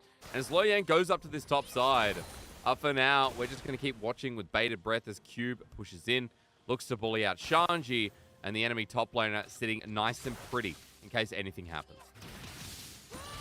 Yeah, so Cube going to just keep pushing in this wave. Should at least set up for a topside scuttle for Le Yen. Looks like Aki, though, going to look for the mid lane gank. Yeah, he is. Strive already so far pushed up. Flash is available, but Aki might have to burn his own at this point. Mid wave crashes directly where it's supposed to, and we're just camera side up to the top side again. I wonder, okay, so there's no wave, so no real availability for Le Yen to look for a dive. We'll take the Gromp, but Strive, you're in trouble! Yeah, he is. Everyone about to go in. Cold jumps first, Ignite there. He burns a flash for support. That ain't bad, but look at the top side. Le Yen about the sky split with the flash bear slap in. First blood over to Cube. And that's the early game love for Cube that we're talking about. They didn't have a wave on that last push. We see Le Yen waited out for one to come back. That's why Cube was going for all that heavy trading we saw earlier. And nice for RA to find an advantage. They did lose mid-flash, like you said, so LMG potentially can try and find a repeat gank opportunity on mid lane, especially since Strive typically wanting to be pushing out that wave, gonna have to play a bit more reserve now. So either ends up in a repeat gank or just gives Cream full ability to push in this wave and look to find ganks and sides. I mean, Cream getting level 6 as well. That's a threat we want to see. The early lane was getting beaten down with a hammer against him. Because Strive here on this rise was bullying out with some really nice trades. But he's run out of mana. And as he tries to push this wave in, Cream sitting steady here for the time being. And Lyric, we open up with a 1k gold lead. RA giving Cube resources. You and I having a bit of a chat, and I'm pretty big on Cube at the moment, considering his last couple of games have been exhilarating. Yeah, I feel like Cube's just been playing well, and Cube's always been, you know, middle of the pack or even upper middle of the pack, I think, in terms of top lane in the LPL. It is willing to play weak side or is willing to play with a ton of resources funneled into him, and now seeing more resources put into him once again, especially with this champion pool where it really has been the Graves, the Gwen, and then the Jace, the Jax, these other types of carries. Sure, he's been willing to pull out the Scion or the Gnar or these other picks, but I feel like really has leaned into this heavy carry role. And we get to see here, already picking up the Phage, probably making his way towards that Hullbreaker, so he can just keep abusing Shanji in this 1v1 matchup. Getting pressured under his turret. CS is even though, but the kill is going to make the difference. Waiting for Cube to continue bullying in once he has level 6 as well. He's 300 gold up in that lane. Make it 400 actually. And while RA's top lane is doing well, Le Yen pivoting around, looking for an early dragon. Aki on the wing, Lyric. He wants to steal it away. I'm not sure he's in at the perfect time, but no, he's caught out with his pants. I'm not sure if his pants were down, but his flash definitely is. Yeah, we'll say, you know what? They were unzipped. You know, you had to point it out. It's not the best, but it's also not the worst. does have to use Flash to get out of there. I think that was his idea all along, right? He's blast planting into Dragon. You assume there's multiple members there because support's not showing in lane. You think, hey, maybe I get over, I get the steal, Flash out, get away.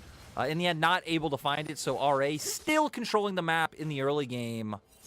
A ton of vision coming out as well, right? You look at bot River completely lit up by RA's wards. Cube having a control ward for his lane as well, giving him a bit of safety. So could be quite hard for Aki to be able to find anything in this early game. Typically, you expect Diego to wait for 6 before he's able to find an impact anyway. The burst coming out from both Cream and Shanji in the potential Rift Herald skirmish that we expect to see could set up for those resets to be able to come out, and when our OMG can find a solid foothold back into the game. But again, key summoners that we got to look out for in front of that Herald.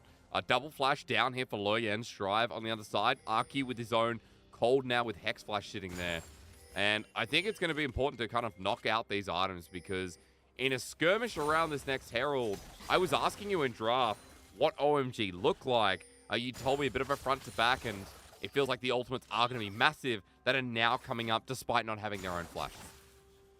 Yeah, I think in terms of just an outright skirmish, 3 members entering the same time as the other 3 members, OMG should feel pretty good. They have the AoE damage coming from the Slicing Maelstrom. Again, they have a ton of bursts to just set up for Aki to get those resets.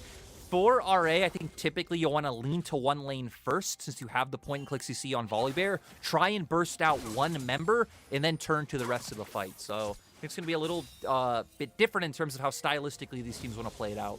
Moving over now, 7:15. We've got 45 seconds till the Herald spawns. Aki in River. Loyen the same level as him, but he has a camp advantage. Scuttle, not sure if that's going to push him over the line to 6, but we're going to find out in a second. Am I right lyrically? Oh, okay. Ooh, Okay. there we go. That was a guess, an absolute guess with no See, information. this is why it's nice when it's back on days you cast, when you're not traveling the world of League of Legends. Ooh. Cold goes in. He goes for a bit of a journey, actually. It is Cream who pops himself in as well. Perfect execution with the second slash. It's out of there. And now that Cold once again pivots, looks like OMG have to back away with empty hands.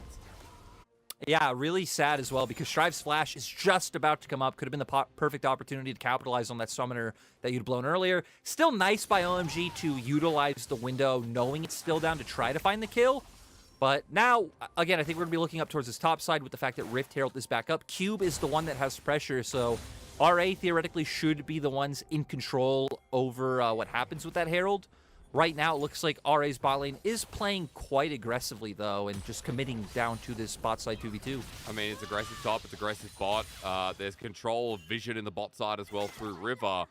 So Aki's not getting through that way, but he's already behind their own little turret. RA continue pushing up here, forcing Abel and Cole to take a step back. Just note that RA in this early game are having a great time. Still a 1k gold lead. The opening in top is there. And Loyen going to ignore bot for the time being and continue heading towards the... What animal is Herald? Purple ape. I feel like maybe a purple orangutan would be better. Obviously, it's far out. It's more of like a giant crab-like creature, but... For Aki, I'm kind of surprised he didn't just outright try to skip his Krugs and set up for an opportunity to look bot. Maybe assuming that Loyen's still hovering around, right? Because for OMG side, they don't have any deep vision into RA's jungle, and even just bot lane vision in general. It was 2 control wards down on that side for RA rather than OMG. So OMG paying a bit of respect. Now resets coming out. RA are going to make their way up towards the top side. At least their bot lane now moving through mid. So I would expect Loyen to be starting up this Herald. Now we're going to see the response from OMG. Abel still in the bottom lane. Looks like they will just opt into potentially trading for plates. I mean, you can see that Ivo was thinking about moving to the mid lane, but he's going to as well position back towards bot. Yuyanjia making the move, and even Aki backing away, giving it up completely. Herald will go to RA here. I like that Cream and Cold are still making the movement, so RA feeling threatened enough, but it is just a bit of a fake for now, it seems. Lyric with a huge question mark. Okay, stays a fake. So I think maybe iBoy thought, hey, I still need to hover up just in case other members appear, because Abel's not pushing this lane in and not trying to hit turret. Did end up losing some CS to that, but still RA overall able to pick up the Herald. We do see, because of that though, iBoy being 1 wave behind. So for OMG, I mean, they're still not too far behind, right? And we hit on for their composition, I really think it comes together in pure 5v5 settings. to where for RA, it is more about the 3v3s or the 2v2s. Now both teams angling to fight, though. And they're already in River. I mean, Strive not going to walk this one out. Yuya and Ja caught out a little bit as Cold sets up with the headbutt pulverized. Cream's ulti's back up and available. And in the 3v3s, RA have got it for now. And it's Loyan in front of Aki that takes it away. The bear on all fours running out of there. And iBoy, meanwhile, look at this. With Abel, the ulti, a bit of a swing and miss. But at the very least, the effort is there. Still able to heavily outtrade him, force him from being able to walk in River. And I mean, Loyan just with the better smite, making sure that they get the objective. So RA, overall having a pretty clean game so far. We've seen them make the moves we wanted to see them make, right? We saw the early gank towards topside come through. We've seen just overall really good objective control.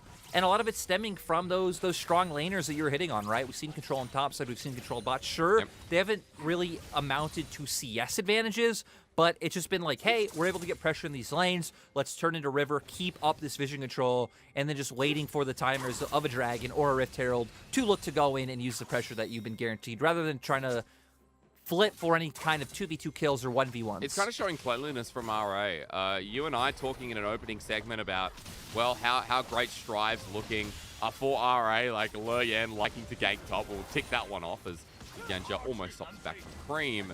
And then their team fighting, we're kind of looking for that last one to come through. And for RA, not giving anything away in this early game to OMG. They have Dragon stacking. They've still got a Rift Herald. They have a mid lane with 10 CS advantage. They have Cube, who has the kill advantage and the item advantage with the whole breaking complete.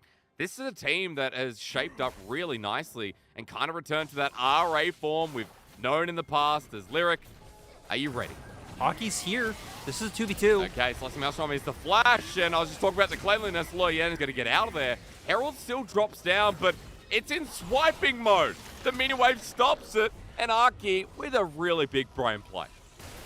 Absolutely tragic coming out for Loyan. But like you said, good read from Aki, right? He looks at his lane states, looks at the map, knows that they have Rift Herald, sees the top turret is down, and expects that there's only one place for Loyan to go, comes up, and does answer with the counter gank. You know, if Loyan would have just walked up through lane and set up the Herald as Cream. Okay, maybe overhyping this. Doesn't do enough damage, even with the Proto Belt, surprisingly enough. But we kind of remember that Strive is a Rise and has a lot of HP. Has HP, right? Has the Merc Treads as well for a bit of MR. Phase Rush helping him massively in that moment as you saw him getting that speed boost, being able to get even closer to turret, which makes Cream hesitate and think, you know, I'm not going to go for a turret dive right now.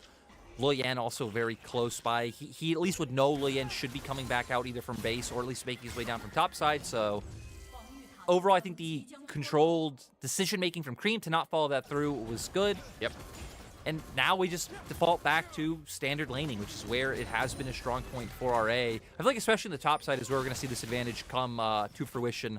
Able to guarantee another plate and working his way on the next one. Only is about 10 seconds left on it, so I'm not sure if he'll be able to get it, but has already gotten a ton of gold so far, sitting 1k gold up in this top lane matchup. Yeah, I mean, people will be looking at the CS advantage and maybe just a kill and think, oh, it's nothing, but that tells its own story as Teleport gets unleashed. Plating drops down. And Shanji is paying so much respect to Cube as well. Trade's not going too much in his favor as he backs away. And as Cube kind of backs the Lyric, you know, let's come back to it again. We haven't seen Strive's ulti come through just yet. We haven't seen any influence on this side lane. Strive has been very passive so far, moving around with Loyan and I guess Yuya. I'm kind of curious to see this one in action, especially as Cube gets towards his second item. Especially with the fact that top lane turret is so low, I wouldn't be surprised to see RA at least start leaning towards top side, allow him to break that one down, and to just put even further pressure on the side of OMG, pushing another top side jungle, getting vision down. And for Strive, I mean, you don't have to fully commit your Realm Warp, right? As long as he's leaning up towards that top side when Loyan is making his way up there as well, that might be enough pressure for them to be able to get it. If Shanji overextends, you have the Realm Warp to set up a play and just catch him off guard. So that's what we're looking at, them leaning up towards that top side, setting that one up. That play might come after Dragon, as that one will be up in 44 seconds. But look at Loyan on the minimap. He's making his way up towards that top side right now. As pings go down, a bit of a threat from Aki in the meantime. With the miss coming through, Cube thought he was in a bit of trouble, but the control ward's still there. And with Loyan hovering up that turret at a couple autos away, Shanji's going to have to outplay this really well. And Shanji just going to back out of there right now. he knows other members are hovering over, right? Cube even walking up to this wave right in front of turret to get this one pushed in. So nice read from Shanji not be able to go down. And as a response, Shanji is making his way down towards the mid lane. OMG, I think, a nice response to be like, hey, we can't answer on the top side, so let's get some semblance of bot side control going so we can try and take this straight. They're going to have to at least make their way back up now to make sure they don't give over a tier 2 to Cube and Luyen for free. I mean, off camera, we were just watching Shanji getting bullied around or threatened by Luyen. So, yeah, this top laner completely forced out. He returns to his top lane turret, but the inner at half HP, Cold even making the movement. All for Dragon here. OMG finally on the board. It cost them so much pressure up in the top side, Lyric. At the very least, a trade is a trade, and RA not falling, OMG not falling by the wayside too much in this early game. And one nice thing about that play as well for RA is the fact that they already have vision control set up on top side since they were leaning for that Herald play as compared to OMG, who just started to pivot all their wards down to bot since they were going for the cross map play. So RA having a bit of a vision advantage in terms of OMG having to walk in a little bit blind. Can just walk into an engage coming out from Yuyanja or Luyen, but RA look very hesitant, trying to set up their wave states first as you see RA's Cube pivoting back towards topside. For OMG, though, Hysterics, we talked about the 5v5s is where they really can come online. If Shanji can find a massive slice of Maelstrom that's maybe set up by Cold, OMG can get back that 2k gold deficit, but they don't get it! RA, don't give in! What a shame. Where's the action? 17 minutes in, dude. 17 minutes in. Well.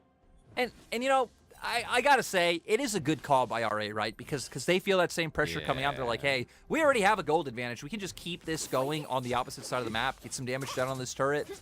So, good move by them. Maybe not the most exciting move in terms of just pure blood for the blood god, but overall, good call by RA. Hey, Lyric, just while we're slow, I'll just come in a little bit closer. I'm gonna tell you something. Okay, all right. Yeah. I had really good news the other day. And, you know, it came about, actually it was about a week and a half ago. And as Shanji's in the bush here, I might have to ramp it up a bit. Hang on. Slicing Maelstrom, hole breaker. I'll tell you the story after this. Because Aki has a way over and he finally hits Cube. It's responded with a flash and Cube's buying his time. My stream completely froze. Oh, he's going to get away. He's going to get away. And he's going to get away with a double blast cone. Shanji almost going down in the process. A little bit too close as Cube almost makes the outplay. I mean, seriously, that was pretty clean with all of his movement, right? Holds the flash for so long, waits, makes Saki commit is. Got 2 summoners for that. RA are also answering on the opposite side of the map, so they come out ahead in terms of objectives and gold. Still nice by OMG to find a kill when they haven't been able to find any avenue into this game, so something better than nothing, but RA still in position to respond. And trying to ramp up in the bottom side. Aki now spotted out with a cheeky ward. Yuyanja spotting the cross, but quickly de-visioned out as Luyen still deep enough in this. They got to respect Cream with the one item. They pull back. It is just RA now getting some of that vision that they were, I guess, seeking out. And we go back to some normalities. So, Lyric, while we have a bit of a lull, Okay, bring it back in. Come back. The reason I was bringing you in here, because there was really good news.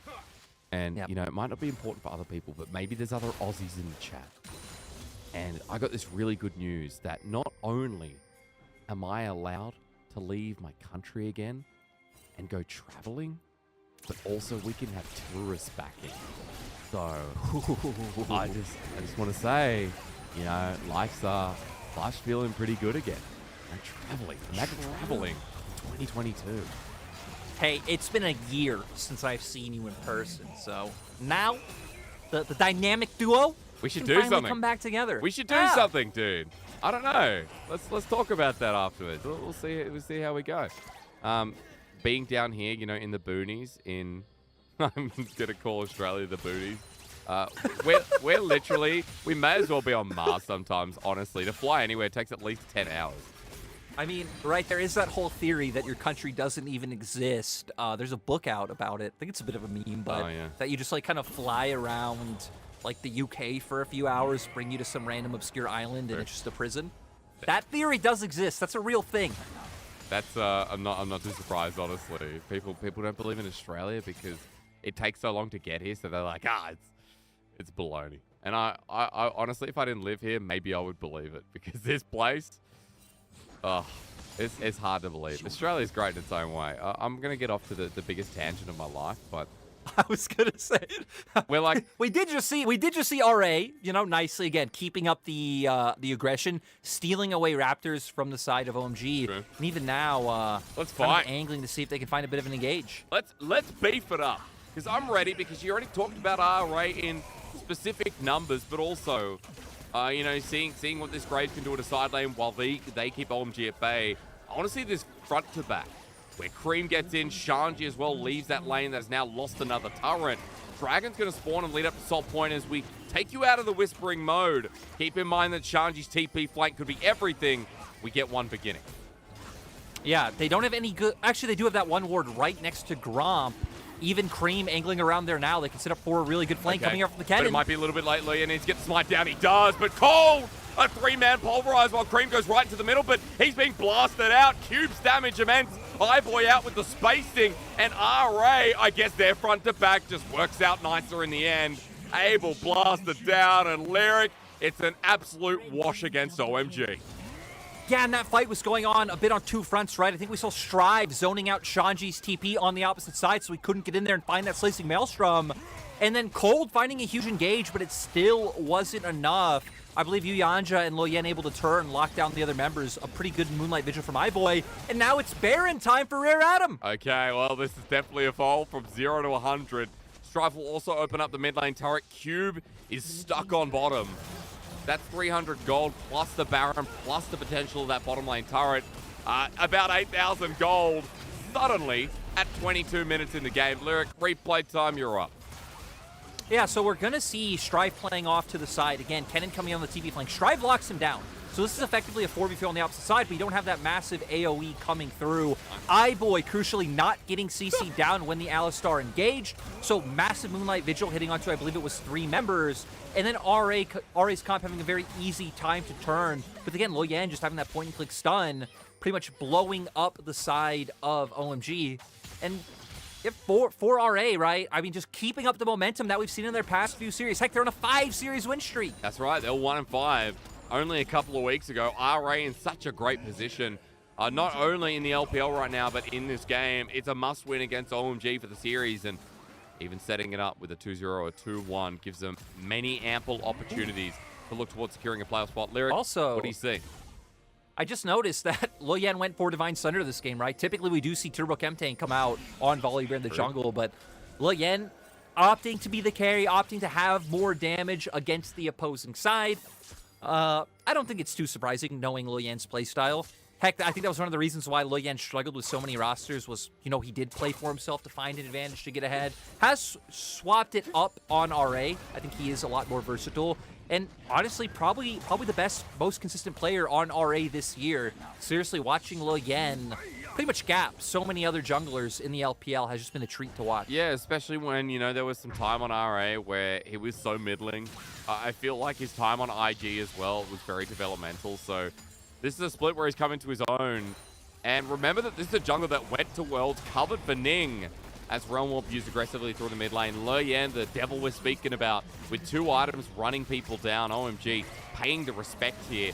As Cold goes in for the engage, not sure that's going to work. Unbreakable will it block enough? Cube's in the middle though. This could work out as Cream's the next target. Shanji with a one-man slicing Maelstrom, but iBoy's ulti's massive and Strive's on the flank. Loyan's ulti pretty rubbish, but maybe it doesn't matter with a huge question mark as Abel still free-firing until Strive runs up to him.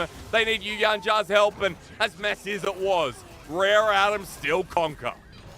Yeah, RA now, they only have 1 member to worry about on the opposing side. It is Cream, but still 4-man strong. RA should be able to push for the end. Doesn't have the ulti available. Teleport's going to be burned from Strive. He has to teleport to get back in. Excuse me, I should have said the back, but you know what I mean, chat. OMG now on their last defense. Cream with a shuriken flip. He ain't going to take it. One Nexus turret dropping down. Cream still trying to delay. At least Cole's going to be with him when it dies, but iBoy in front of the Nexus now turns his sights over to the support. OMG, as he goes golden, it is just the Nexus play fair. Rare Adam continue keeping hot. And when this is a matchup against our current 9th and 10th place teams, This match is so crucial to be able to guarantee that playoff spot. Heck, even TT kind of watching sweating bullets. Maybe not as much after this first game because if RA win, technically TT are still not eliminated. But yeah, point is, a lot of people cheering for RA right now. And RA, I think, had a very methodical, clean game. We saw in the early game, they did everything they had to. They got their top laner ahead. Cube was just bullying on that matchup. Their bot lane 2v2 was faring just fine. And they were making the map trades when they realized they couldn't win out, right? The second Rift Herald going for those plays on bot side. Overall, the team fighting still there, I think, is one of RA's biggest strengths, as we saw in that one fight around Dragon. Strive taking the Kennen out of the fight completely, and the other members able to win on that 4v4. So I think huge game across the board. RA right now as a unit just works so well together. And they really do. And, I was toggling through back to my notes, stopped to chat towards the end of that game. And, Lyric, someone mentioning that RA play like a top-tier team. Shout out to that lad over there. RA at the moment are on such a big hot streak. Yes, they're only 6-5, but remember they were sitting 1-5. If you didn't look at RA's story, it was a big opener against top esports, but then they had to verse LNG, V5, BLG, IG they lost against as well. Anyone's Legend beat them. So RA have had a really rough time until they got to LGD. Started bringing it all back, and you can see that the improvement in this squad is laid bare. Strive with another really great consistent game. Leryan on his jungle didn't really have to lift a finger to beat out Arky. No, I mean, it was just, again, overall just coordinated map movements that won RA this game. Cube got a ton of solo time up against Shanji in that top side, which is why his damage numbers are so high. I think Strive, we saw just amazing team fighting once again. iBoy hitting the Moonlight Vigils, but it was really the team play that set everything up and just the way they were able to pull OMG on the map. Their vision control, they pretty much had the map lit up throughout the whole game. So they were working with full information. Now we're going to see if they can do it again going into game 2 or if OMG can mount a bit of a comeback. Well, you got to see, because for OMG, again, such an important series, they lose this. It's a struggle for them to catch on up to that top 10. An important one for them as we go to a break and return, hopefully to see if OMG can take us to a game 3.2015年跟 VG 打季后赛，就最后一把好像，然后玩个压缩就把我认为那个时候好像没人在比赛上打出过 EQ 3仙这个连招，然后我用了这个连招把我们队友就是从劣势到优势，然后就导致我们赢下了那个比赛，然后拿到就是选拔赛的名额，就那个操作比较难忘。最难忘的操作还挺多的，但最近突然想到一个以前确实是忘不掉的画面，就是以前那个就在18年打 IG 的时候，那个就决赛嘛，那个大王升级，就最近把我突然想到那个画面，就挺难受的。太多了，我不能一个一个说，真的是太多了。 딱히 없는데 좀 생각나는 거는 와프 백도 호자. Here's around the base, it's the base. Yeah, Control Ward goes in. There's the flash from Khan. He just wants to kill the Evelyn before she can get there, but Sword has teleported forward. Empowered recalls are going to be available, but Griffin, can they actually make this win? Oh my god! 其实我感觉我操作的很多很好的操作我都会记得，其实没有一个特别固定的。记忆比较深的话是可能。 有就是抢大龙的那种经历吧，就比如我有时候玩布隆，他们抢过大龙这样子。Haro can't get into the pit. He can't steal it. But what the heck? Mako throws out. 最难忘的操作，其实都忘了。就去年那个卡反杀镜吧。应该就差不多就是很沙发也有，然后差不多很神的法的时候也有，就是这种盲僧什么莫言闪。 都很有，然后沙发差不多都是这种，就是往往是 EQ 闪控或者什么周通一闪控这种也有吧，就不太记得哪把吧。사람들이 많이 기억해주는 게 남지 않을까? 솔직히 너무 많아가지고 그나마 롤드컵 때가 기억이 나는 것 같아. G2전이랑 했을 때. 아 그거 피오라 마지막 그 우리가 진 거. KT still marching. It's a base race. The Shies on the blue blue Nexus. KT's on the red. Who's gonna win? The Shy will not. 都挺好忘，想不起来。孙建吉呗，打那个发条打新单。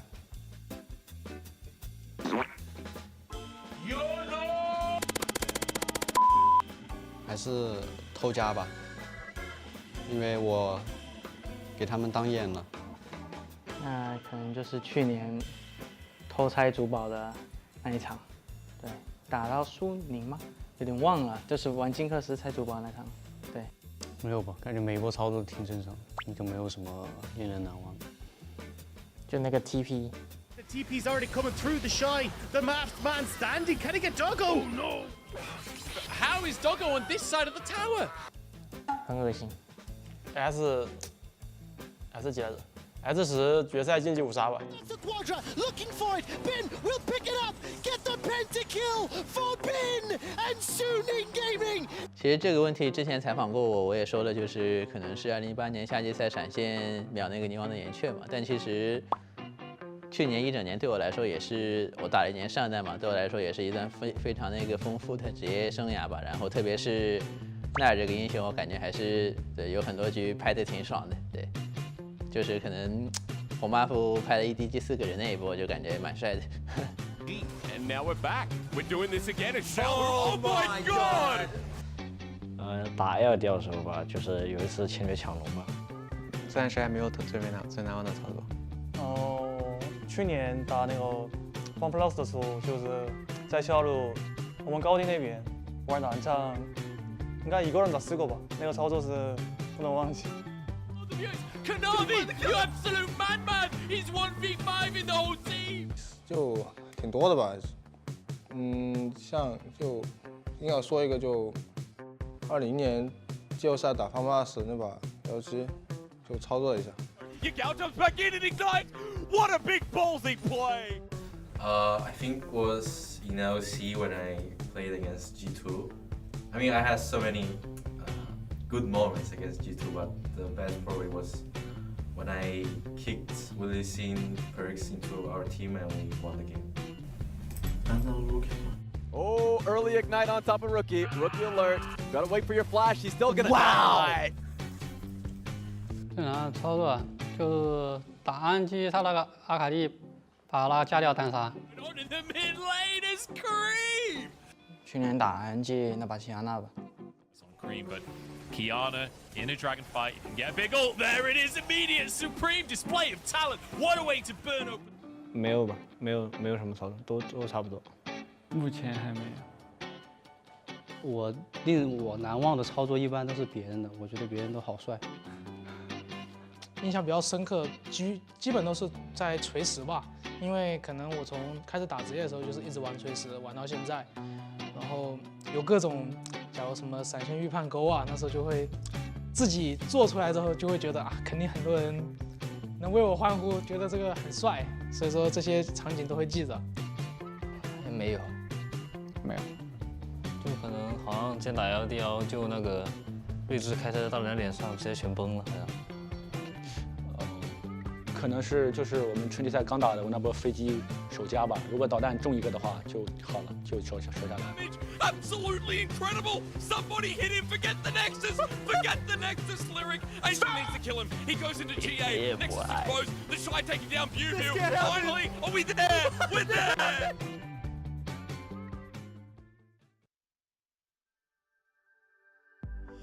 We've been walking countless miles on a mystic way of life, unsure where we going.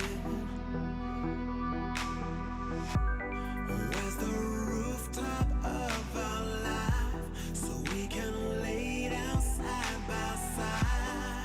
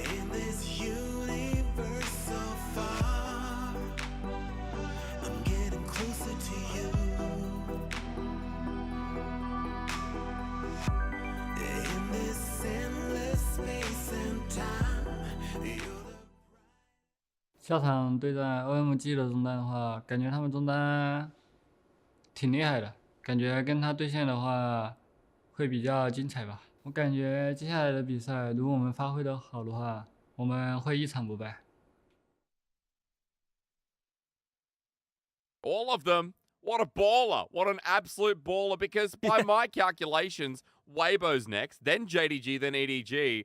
You know what? If you beat OMG, I believe RA will win all those matches, Lyric. I mean, if RA wins all those matchups, right, I feel like RA's coming in as one of the big favorites for playoffs. Yes. Yeah, dude. I mean, dude, they're gonna win. They're gonna win MSI with that as well. We just saw RA beat down OMG, so at the very least, the road starting nicely. A game one in very convincing fashion, controlled fashion, you'd say. And Cube getting MVP on his graves, set up by the mighty Luyan. Yeah, I mean, we saw it from early on, right? I mean, I love him going for that aggressive level 1 trade, knowing he has the resource advantage in terms of having the fleet forward, having the sustain available, and then translating that into the early dive with Luyan. And then he was just such a menace in that side lane the whole time. We even saw times when the camera was panned to team fights on the opposite side, him chunking out,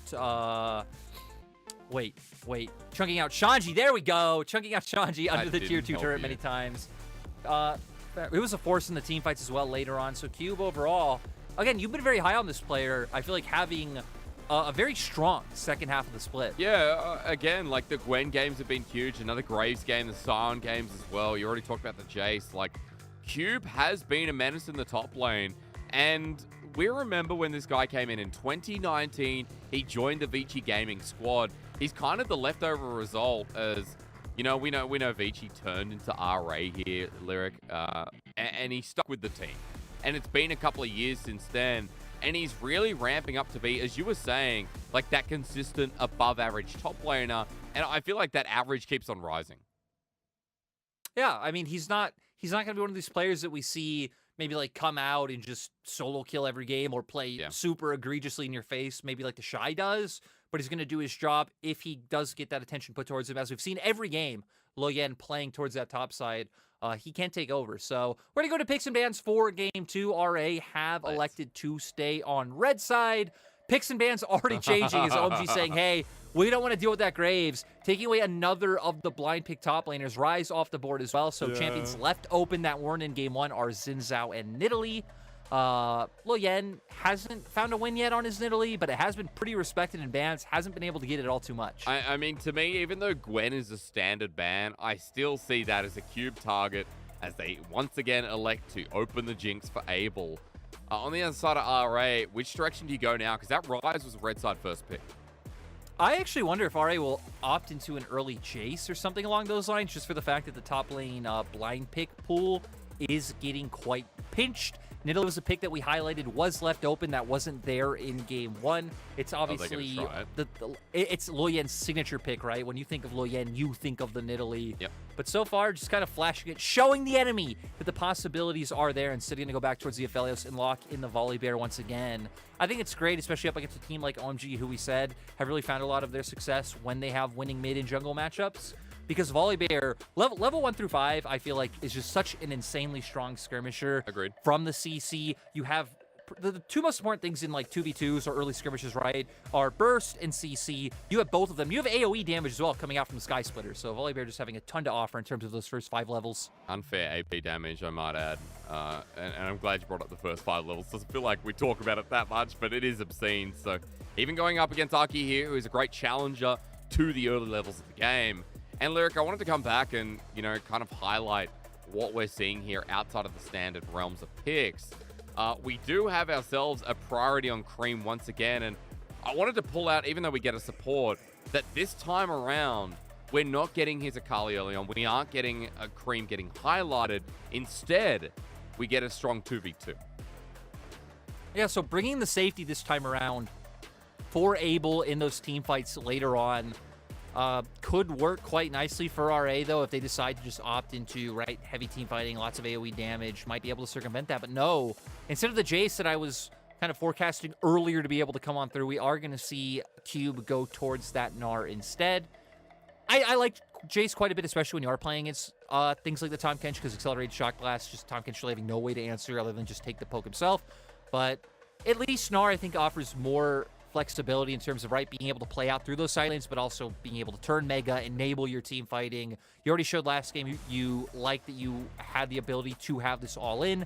Now with 2 potential engagers in the Volibear and the Gnar, RA will have a lot of options in terms of starting the fight on their own terms. I wonder if Shanji wants to, you know, match it in an explosive way, right? We've seen things like Jace taken into the matchup here, Lyric. They're targeting mid laners for now, but Shanji still has a way to open up the lane and get revenge for game 1. Yeah, we've even seen some, you know, old school champions come out against it, like the Sylas matchup. I believe that was played yesterday. Oh, this is Xiaoshang. Yeah, you can get punished in an early laning phase, but once you hit that level 6 mark, being able to take his ultimate and also having easier access to it, right? Gnar having to wait to get that Gnar bar up to where Sylas just being able to go in, use that one. Very easy time finding that your way in a team fight on multiple members. So who knows? Maybe we see that Shanji has been more willing to pull out, you know, fringe picks in that top side, especially when it comes to AP champions. Yep. Now we're going to be looking towards the next phase for the side of RA. A ton of mid lane bans coming out so far, so I wonder if RA will opt into that one, despite the fact that OMG have shown support. So you could have a very easy time counter-picking support here. Sure. I wonder where RA would want to go. Thresh obviously being the standout one for you, Yanja, but we have been seeing more Enchanter and poke supports make their way into the bot lane with their ability to poke out and punish the Tahm Kenshin laning phase. I've seen a couple of Renatas globally go up against Tahm, but we are still going to get the Thresh coming through anyway, so the Flay with the Unburrow. No, what's it called? Abyssal Dive. Similar mechanics, folks. Close enough. But at the very least, you know, Yi and Jar are going to have the same interaction here. So nice to see it in the 2v2. While for Cream, after the Akali, the Vex banned out against him, you were highlighting this coming through for Strive. But even for Cream, this has been, I guess, an overall solid champion. And it's been one of his go-tos this split, right? I think it's been his most comfortable control mage by far. Has only picked it up a few times, you know, his 1 win and 2 losses on it, but in terms of playstyle, it's worked out. And there it is, Hysterics. We do get to see the Sylas that we were just talking about. Again, Shanji just loves picking these more fringe champions. We already kind of hit on how you are able to deal with the Gnar. He will out-trade you early just because of the range advantage you're able to come through. You're going to wait till you have access to your full rotation and look for those all-ins. And now the RE being hovered for Strive. I'd love to see it. Strive hasn't picked it up just yet. Feels like RA just incredibly strong right now. Yeah. You have a ton of single target CC, single target damage coming through for the side of RA. So I think RA's comp definitely functioning more as a bit of a pick composition. You do have side laning options later on, considering you have an Ahri against an Orianna. But it's going to be a lot about getting into the enemy jungle, trying to create numbers advantages, catch them out with your single target CC and damage. And I think on the other side, pretty self-explanatory, right? Especially since you can steal a Gnar ulti in Shanji's arms and Shockwave, Jinx, range, like everything suits again. The front to back is as simple as that. Yeah, for OMG, right? I mean, you have the 4-man squad fighting front to back. You have Shanji angling off to come with these flanks. You have a lot of good ultimates to stay on their side, right? The Gnar, the Volibear one can work quite well. Even Ahri's just being able to get more mobility, get more access to the back line, and just take over the game that way. So we're going to get to see how Shanji performs on this pick. I'm really happy getting to see the Sylas come back out in the top lane and see what it does. Again, just more carry threats on the map is what makes League of Legends fun. Yeah. Can OMG use that to come back, though? Will be the big question. I'm going to get you to elaborate a little bit more on the matchup specific going into the game, Lyric, because we saw this yesterday running again. Shanji trying to get revenge for game number 1 in such an important game and series for OMG. The team that's sitting 5 and 7 right now, they are the borderline to get into the top 10 of the LPL. And if OMG lose this series, they go to 5 and 8. They drop down to the level of Ultra Prime Anyone's Legend. Their max score count can only be 8. And that's where, from there, every series has to be an easy win. Otherwise, you won't make playoffs at all. Everything here for OMG as they run into game number 2. And for RA, they looked really clean in game 1. If you are just tuning in, Luryen, Strive, a really good opening game. Cube, especially on the Graves, destroyed the lane. And Shanji was behind 1,000 gold at the 14-minute mark with ease. Yeah, Shanji didn't really get access to playing in that game 1. We're going to see if he can fare better this time around. And like I said, right, in terms of this top lane matchup, For Cube, it's pretty self-explanatory. If you can dodge out on the Abscond Abduct, you should just be able to outtrade Silas the whole way through. Get pressure from level 1, playing inside of your minion wave. And once you hit that level 3 mark is Shanji, and potentially the wave bounce back is when you can start looking to play with minions, look for those all-ins. It'll be a lot more about playing with jungle for Shanji in my mind, so I'd like to see Aki put some attention towards that top side when Gnar is so vulnerable in this mini form. You have setup coming from both jungle and top laner as well with the Abscond Abduct, and then Aki being able to W and then follow up with the E, so playing with jungle, playing for those all-in opportunities, and then especially coming online in team fights is going to be what Shanji's looking for this game. Talking about another solo lane, though, I just want to point out, it might not be too interesting to everyone, but recently, we've seen a bit of a flex between Airy and Phase Rush for the Orianna. I think more Airy's this split, though, Lyric. And running against the Ahri, it seems smart when you want to get that 3-burst trade and dodge charm. Yeah, as we get colds coming out, we'll see if anything comes from this trade, but I expect both bot lane to just be able to walk away. But going back to that mid lane matchup, right, in terms of runes, typically when you can guarantee yourself an isolated laning phase, if you have, let's say, a winning jungle matchup or something along those lines, it is really nice to go with the area and just bully out in that 1v1. When you have losing mid-jungle 2v2, when you have to deal with something with all-in like an Ahri, is when you want to take that phase rush. And looks like Cream maybe getting ganked right now from Loyen on the minimap. Yeah, this is going to be a very early one. Cream, Flash might have to be burnt, but it depends.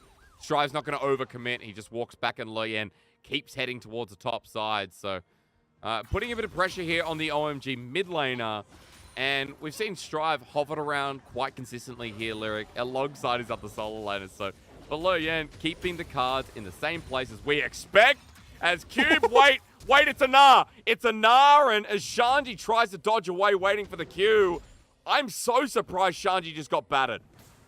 Yeah, I mean, level 3 first, as we were talking about, right? Gnar able to get the prio in the wave from level 1, and typically you'll control those first 3 waves, get the bounce back, and that's when the Silas can start looking to play the matchup more aggressively, so underestimating Cube's ability to all in there.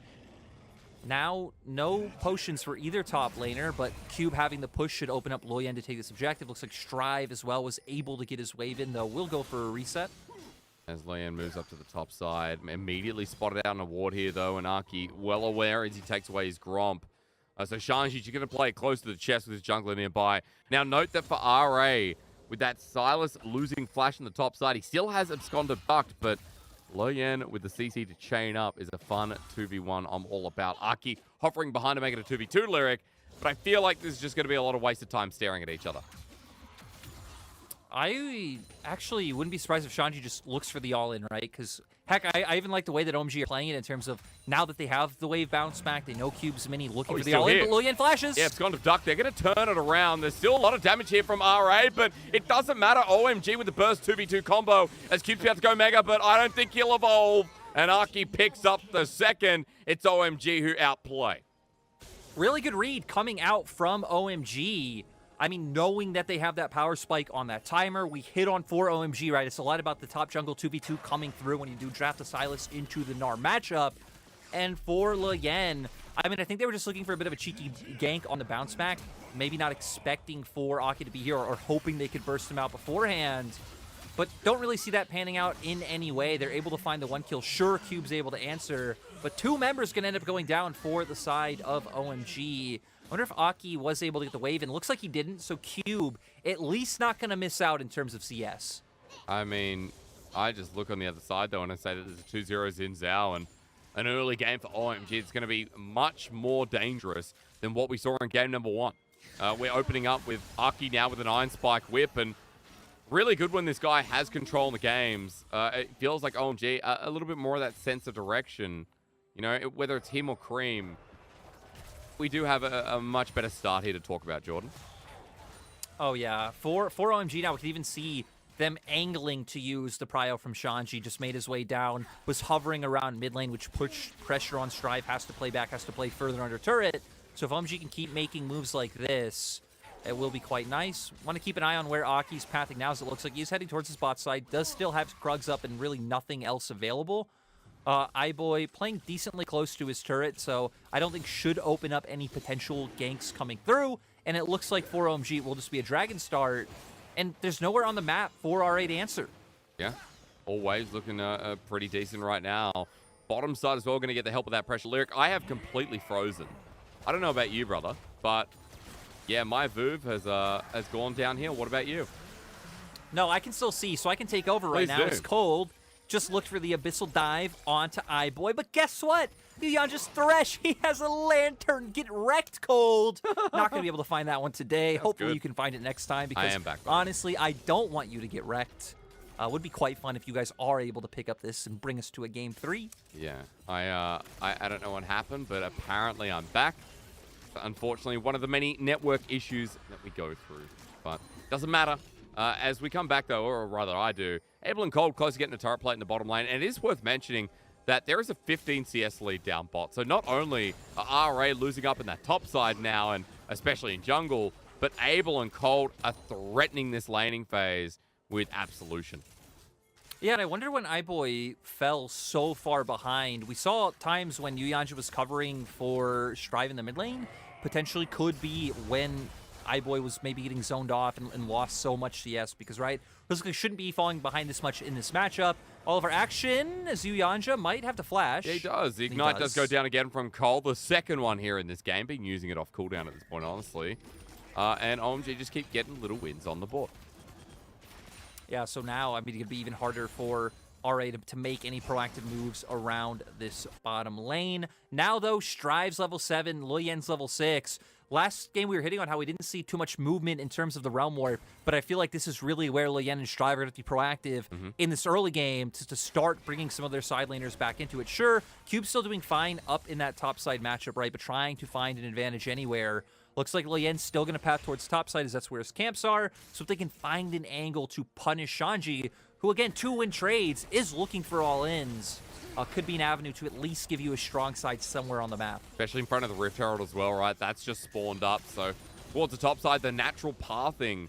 A ward placed nice and early here from Cube as Strive is getting his priority back in the mid wave. They move up, and it looks like it is just going to be, I guess, positioning for positioning at this point. Yuyanja already making the move around, but Cold with the more direct path. So it feels like OMG have priority for now. And we even see Abel going for a recall, so he can even just start pathing towards mid if he wants, and then be able to respond if RA look to make a play. Looks like RA, though, aren't going to contest. We already see Yuyanja kind of backing off and just holding a lantern to bring Luyen to the bottom side even faster.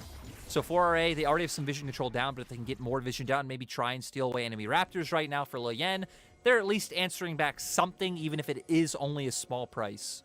Luyen with the CS lead as well, so it's still going to be quite a mighty force as level 7 Volibear moving with the rest of the team. Strive has Spirit Rush available, and Abel now going to feel it as Des enters at max range, cleansed away. Strive a little bit slow on the ulti there, Lyric. Had the flash too, and they just didn't full commit.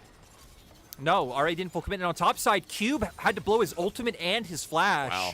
It looks like right now, OMG are positioning for a dive onto Cube top side.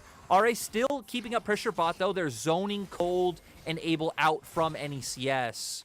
Does look like they're trading in terms of CS in the mid lane, because Strive did lose a bit of a wave. Now it's going to be worth it. The cleanse not available. I take it back.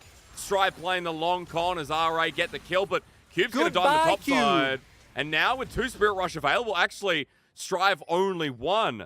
Still having the flash. He's not going to chase the kills, instead catch the wave.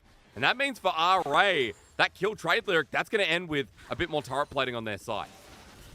And I feel like the biggest difference, right? Because in the end, we got a kill coming off on each side. I think Strive lost a bit of a wave in mid, but the amount that you were able to deny in the spot lane was huge, right? Because we saw the Aphelios falling behind like 15 CS. Now that is evened up. As the dive comes through here, Cube trying to get away with the E. Shanji was quite low, but still able to make that dive work. And yeah, we come back to, I'd say, a state of normalcy, right? We top lane still even in terms of CS, mid lane going fine. The big difference after all those plays is iBoy being caught back up to Abel, and heck, now coming off of his reset, having the Gale Force available. I mean, that was so many free turret platings taken by iBoy. 300 gold in the lead. What are we looking at here? I think this is money to flash. Yeah, maybe earlier on. So definitely before the turret dive came through. We talked about the interaction with Shanji. Yes, Shanji pushing this turret plate, not having his mythic. They do have a Rift Herald, though. I was talking about the Nara ulti, but you know, pushing turrets is cool too, dude. Interaction could be anything, and that's the elusivity of conversation. We know he could use the Nara ulti. Yeah, but people sometimes forget that he has, you know, people think, what does Silas do? I don't know. That's true. You're looking out for the little guy. And I we all am. appreciate that as Moonlight Vigil. Abel is the little guy. He really is. Graviton comes down, but problem is now RA are deep.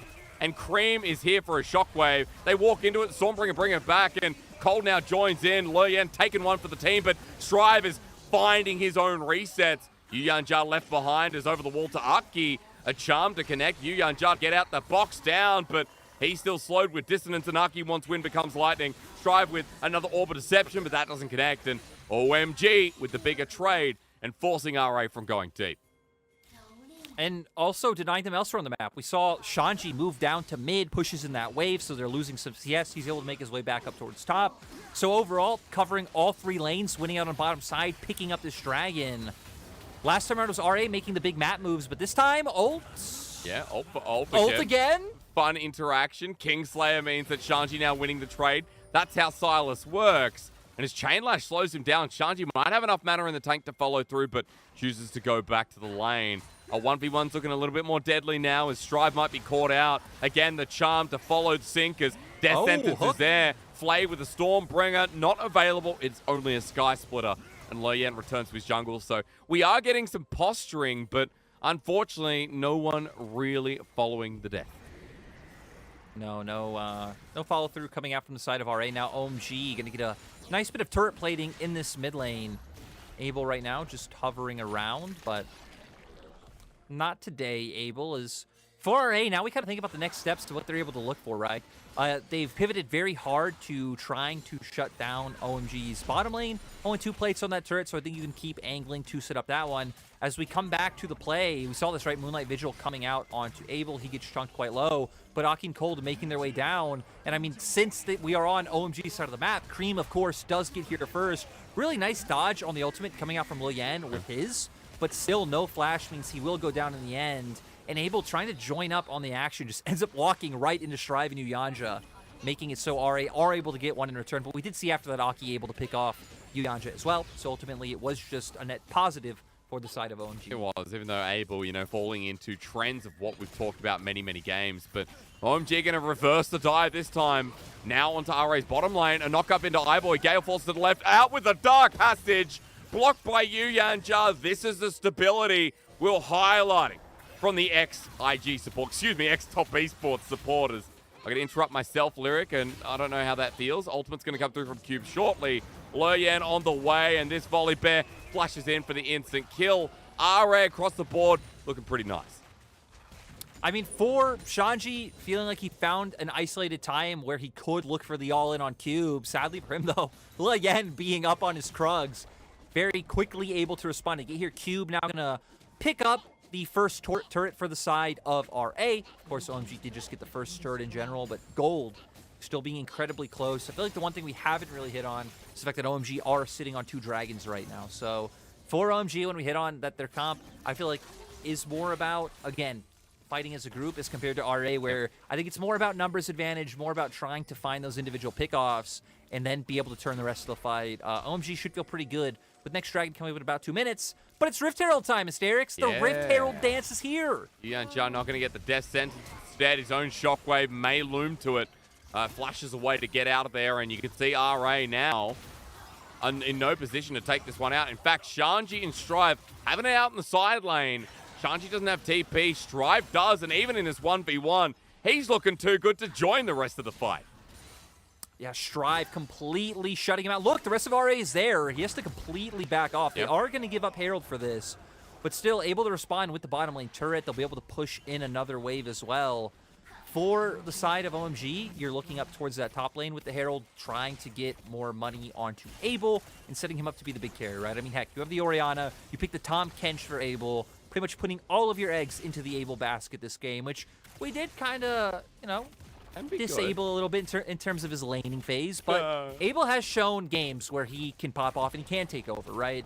I think he's functioned pretty decent as a secondary carry for the side of OMG, where typically you're relying on Cream to be the carry, but every now and then then Abel steps up and completely takes over a game. OMG are praying that this will be one of them. I think as Aki so far has done amazing. Oh, he has. And I said I was going to say, like, for OMG, I think the tools are definitely there this game with the third dragon coming through. Like, we are a minute away from getting towards that Hextech dragon. And a Hextech Soul actually there, too, for a team that you talked about wants to play that front to back.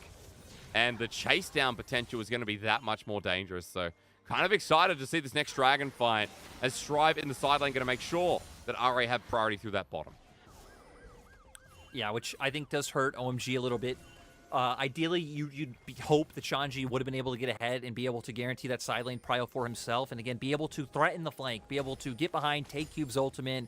And even if you don't find the engage, which would be ideal, at least force him off the objective to guarantee. Oh, what? Almost does it himself. That was in front of 3 people, and Abel almost dies. iBoy defending the turret to a pixel of HP.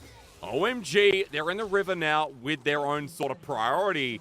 As the turret goes down, they open up mid lane. Herald's going to go down, but RA now moving in to make sure that they get this dragon.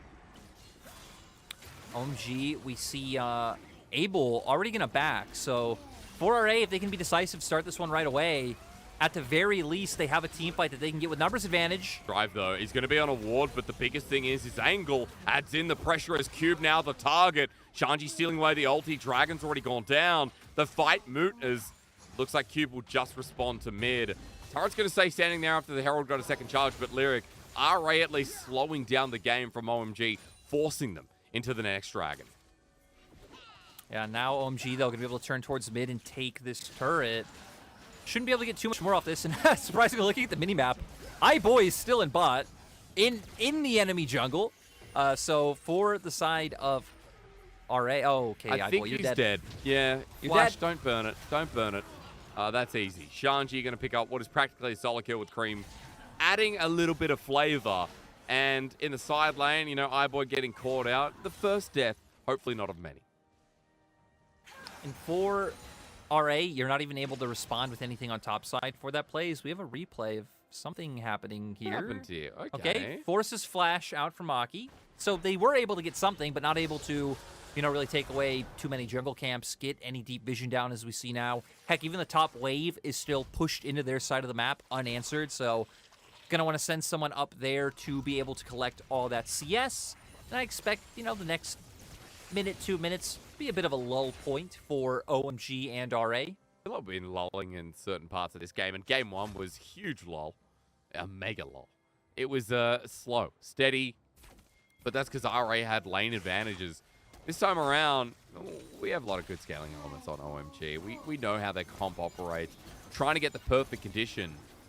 And, you know, the chance of this going to game 3, Lyric, what? At 55% at the moment. Wait, is it 40%? Cream just got caught out.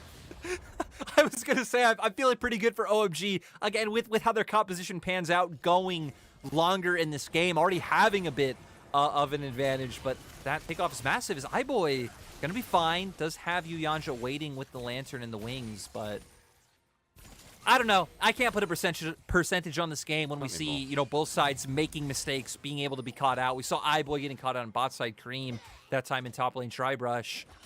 We're going to get to a point where Baron's going to start coming onto the table. We haven't seen either of these teams be one of the teams who really love to threaten a Baron turn or a Baron play, not willing to risk any sort of flip situation coming out. Sure. Probably just going to keep angling and playing with these dragons for RA. I think you want to keep playing with Strive. Strive is the big member on the team, right? You're going to put him in side lane, bring Luyen around, try and find those picks. Fine. For OMG, I think it's going to be a lot about answering. Even Shanji at this point, not strong enough to aggressively push out against Cube. And, of course, Cream on the Orianna not wanting to really push out past River. So it's pretty much answer your wave states, respond, try and group, have the numbers, win out in those grouped fights for the side of OMG. And Shanji's going to back here in the nick of time. This wave going to push through, and Cube probably will check the brush or at least force up. There you go. Strive over the wall, and as Hullbreaker hits into force, well, actually it won't. That's probably a giveaway. A very obvious giveaway. Yeah, pings are going down from OMG because Cube doesn't have the Hullbreaker passive. and they know that someone's nearby. I feel like, Lyric, if I can spot that, they can too. The passive comes back up, then it disappears. Of course the ping's going to come through again. Everfrost catching Shanji. It might not matter as he reverse ulti abscond up duck, but Strive taking too many turret shots. Cube with the next, and of course he survives. Able to get out of there. Nice response. Is still going to have to use the TP with other members of OMG dead. cycling down. Yeah, And Shanji finds it. He just flashes for it, runs into melee range. Strive. That is a big error. RA, no response for the time being. With a big pick for OMG in front of 2 neutrals. Now, for RA, though, not really going to be able to pivot into any play on that side. Dragon coming up in 1 minute.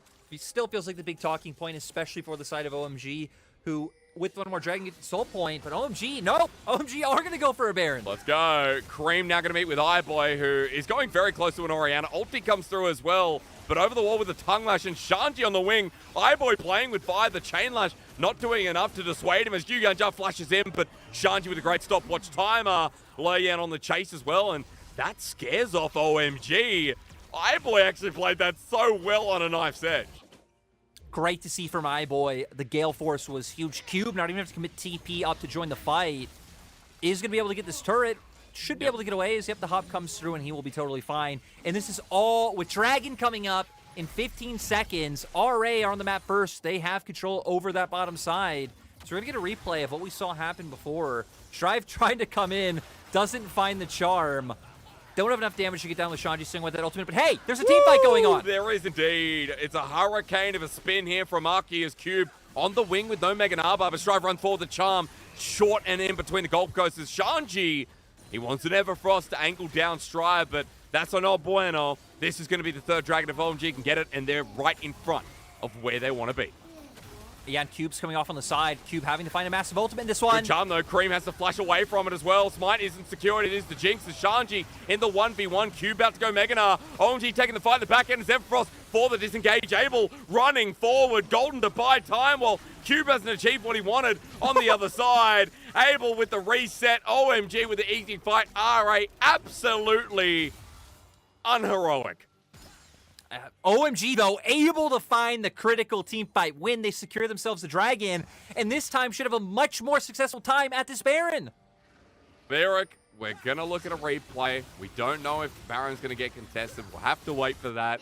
You're going to have to tell me how much RA seemed to kind of swing and miss in that one.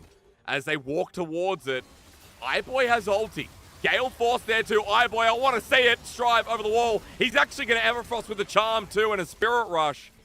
But all it takes is OMG to take some health bar trades to get 5 Barons on this team. Game 3 looking a little bit more likely this time at 24 minutes. And RA without despair to spare. And we need to remember that this not only matters for these teams, TT watching this carefully. If OMG win this 2-1, TT are out. TT are gone. Yeah, WE, honestly don't know the story for WE. Production hasn't given us an update on them, but TT, you will be gone. Game differential's probably what it comes down to. WE still have 5 series left. TT only have 4. But we're going to go straight into the replay here for OMG. I mean, they're able to get on Dragon first. Loyan going to try and find his way in. Strive hitting a charm. But still, Cole just able to turn onto Loyan, who is getting his way back into the fight. They're able to bring him down. Cole doing so much by saving Cream. And on the opposite side, there's no another fight! Lyric, my stream is frozen. Now I'm back. Death sentence is there. Yuyanjar just trying to disengage. My God. We're fighting Why'd you have to come back? I was ready to bust out my vocal chops on that team fight. Hey, next one. Next one's on you. Next team fight is all yours. I'll even set you up. You're going to expose me. Yeah, dude. Yeah, you're solo caster before. It doesn't matter. It doesn't matter. I got to say, I was talking to Ox yesterday that I'm quite offended that I haven't been able to cast with Ox yet. Do you I don't know the powers that be who decide that. It's you. But it's literally you. It is me. You decide the schedule. It's literally you. It's not just me, though. It's not just me. Okay, you and Munchies. So, I honestly, it wouldn't be too hard. Maybe you can take the one tomorrow, but you have to ask Mazel for that one. Oh, you're right. Oh, as we get a solo kill coming out on the bot side. This isn't a team fight. I'm going to call it. Q comes out. I don't know the ability names. Hysterics. This is doesn't yours. happen. Team fight up on the top side. We see Folly Bear going in. He gets caught out stunned. Has to use a Stormbringer to get away. And no team fight in the end is... Oh my god, Cold, what are you doing? You Abyssal Diver to the team. Get caught out. And iBoy completely turning this fight around. Is the fight going to continue? Hysterics? I don't know. Break it down! Holy crap, that was big from big old iBoy. Becomes I-Man in the trade-off of a quick couple of kills. Gale Force out from Cole changes everything. And suddenly with 2 kills of his own, RA are back on top, punishing OMG in a massive choke point. RA able to find the kills that they needed. Yeah. We saw, I mean, it looked like Lilian was going to go down to start the fight off with. Got locked down for so long, but then Cold aggressively going with the Abyssal Dive, kind of throwing it away. As we see the 1v1 that was happening on the opposite side of the map, didn't really result in too much. But I got to say, your job, very fun. RA, nice ability to be able to bring it back with the over-aggression coming out from OMG in that topside jungle. Yeah, I mean, look, Gold Lead's still in their favor, but we're at a point in the game where iBoy's starting to do damage. Look, this is your turn once again. Because it started with RA initiating. For the same team You fight. do. Yeah, RA, they try to find the pick onto Aki. You see Cold able to get him out of there. They're turning around with nice damage onto Lien. And then Cold going a little bit too far. Cream only able to find the shockwave onto one. A huge Moonlight Vigil coming out from iBoy with the Gale Force as well. So overall, nice mechanics coming out from the side of RA. Cold throwing it away a little bit, and the other members of OMG getting baited in and brought down. I mean, we've gone from iBoy to I-Man. If he continues again, I've got another one, Lyric. The Moonlight Vigil Massive you talked about. The Gale Force I mentioned too. OMG moving in front of Dragon though, and it is going to be up to iBoy. It feels like Strive with his angles. Cube with the Mega Nava. He hasn't pulled off a Mega Nara ulti quite so massive yet, Lyric. And as Strive goes into the backline to flank, Dragon spawns. This will be solid if OMG get it. Yeah, and you were hitting on Cube. We've seen a nice job by Shanji to zone him off in the last team fight. I want to see whose ultimate Shanji steals. He's kind of waiting in the wings to prevent Strive from getting here. Well, he takes the Spirit Rush, wants to chase up, and on top of Strive, double Spirit Rush used from the mid laner of RA. OMG still bursting this down. Loyen needs a steal in front of the objective arc. He's there, he gets it. RA stays the game, and Cube with a massive 2-man forces Cole to pull out the ulti. The Shockwave is once again away from iBoy. The I-Man running for his life while the rest of RA are so low in HP. They've done their job, and iBoy's getting in a safe back position. Strive has no ulti, no flash, and Yuyan Ja can't stop the momentum. OMG still take them down. Ice cold. Speaking of which, with a nice beer, go in the brush. Cold checked everyone except that one. And iBoy now flashing away. Cream forward. Oh no, it wasn't worth it, Lyric. Yeah, but now OMG can be able to push aggressively. They should be able to just end the game off this. Still got quite long death timers on the key members of RA. Well, with only Lurian there, the Stormbreaker stolen away from Shanji. Turrets aren't doing their job, and Lurian won't be tanky enough to deal with Abel. The range available, and OMG keeping themselves alive here in this series, here in the LPL. They'll take us to a Game 3. Nice to see. Again, coming in 9th place versus 10th place as we currently stand. We expected this to be a close matchup, and I'm glad it's delivering. RA kind of dismantled OMG in Game 1, but OMG with a really good return. We saw some interesting picks coming out, especially that Silas up in topside. But it feels like Aki was the story for a large part of the game, just having so much say in how this early game went out, where you're hitting on their win conditions and playing up to your strong top jungle 2v2. They did that. They were, finding kills, finding advantages, able to transfer that around the map. And a lot of times we saw RA in a position where they couldn't respond with what OMG were doing. Like OMG would opt into a dragon. Well, RA aren't in position to set up a dive or steal away enemy jungle camps. Same thing when things like OMG committing so many members down to bot side to kill iBoy when he's overextended. Still not in position, nothing really up on the map for RA to be able to respond with. So I feel like a lot of times in mid-game we saw OMG just going up in terms of the trades that we saw happen. And then when it came to the team fight, since OMG already had advantage, RA typically having to put themselves in less than optimal positions to try and find these steals. Even when Strive has such a lead, it didn't feel like Strive was able to exact that on top of Abel, on top of Cream. Shanji playing a really good, negating role of the flank. On top of Cube, on top of Strive each and every time. And I love that OMG, you know, fighting back here in the series came down to some of the things that we saw fail in game number 1. Shanji in his lane got a bit more attention from Arky. Arky negating what was a very... Was it the dive in top lane that went badly? No, it was the bait. It was the Lure Yan bait as he walked over a ward. And Arky was there at the right place at the right time, which we didn't really say in game 1. Yeah, it was just a nice comeback to see from the side from OMG. Even able this time around again, not having too bad of a game, not getting caught out, getting the damage numbers off with the Jinx. Cold, his ultimates were massive. I think they were huge. He saved so many members at the last second. The Abyssal dives, a little bit hit or miss, Some were there, some were not. But for OMG, right, you capitalized enough on RA's mistakes to win out, and their early game was much better this time around. Yeah, it was. And for OMG, a really good sign of life when everything hangs in the balance with this series. We're going to a game 3 between RA and OMG. If you go anywhere, I'll understand if it's only for 6 minutes, because that's how long our breaks are. And if you go longer than that, you're going to be punished. Sorry, you're going to be punished. Go to the break. Let's go to the break.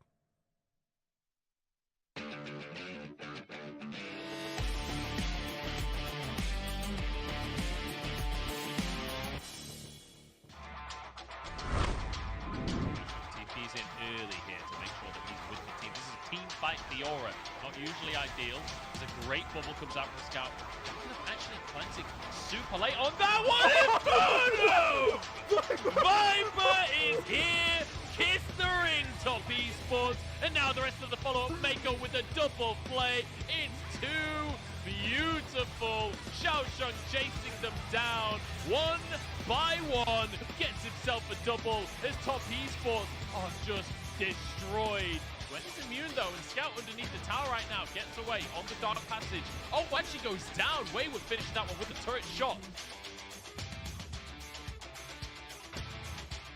If you find momentum on this pick, you will just murder camps. And honestly, he's so focused on denying them. And this is something that we saw when Hecarim was really in the meta before, is that you can invade it. No flash means he's very vulnerable to things like this. And, you know, shotgun historically does counter the horse, but it's going to be a blast cone, and he's jumped into the rest of the team. Can Army spice the blue buff? Shun has been found out! Missing soloing the blue buff, and Shun just flies into his own demise. Munchables believes in Mojo, and V5 this game, look at this. Pure Mojo as Jin Jiao gets knocked up, Dredgeline, he flies through the sky, but with the movement speed, Photic in the range, another auto attack needed, now turning for Eric, but Shadow shows up. No one else from V5 is going to be a 2v3, but it might not matter. Eric getting auto attack possessed, and Photic now launched on by Shadow. 3 Talon Strike with Wind becomes Lightning, and Audacious Charge to turn it around. They jump on Photic, but he gets the support. Eaten up by PP God. This 2v2, PP God and Photic. I see a triple P, and I absolutely love it. Top esports approach, they can look to turn. They have to be really cautious though. They lost the last 50-50 in the previous game. They lose this one, it's doomed. Nice shockwave's going to be where I'm looking. Wayward jumping in. Needleworks back up and available. Tien off the back. Don't burger flip it here. Cleared on the side. Sonic Wave hits in. Smite coming down. It's stolen. FPX 1-for-1 in the series with the Barons. They may take down 2 with them, but Baron goes over.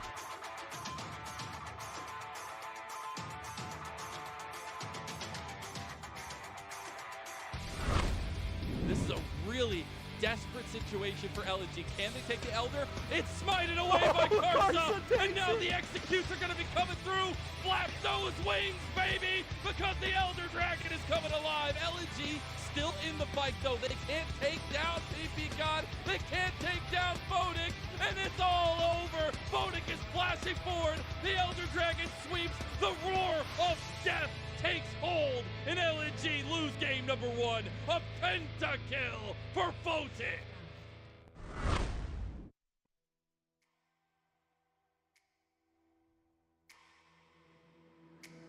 Guess who's back to blow your mind? But let me warn you one last time. Guess who's back to change your life? But it's not gonna be just fine.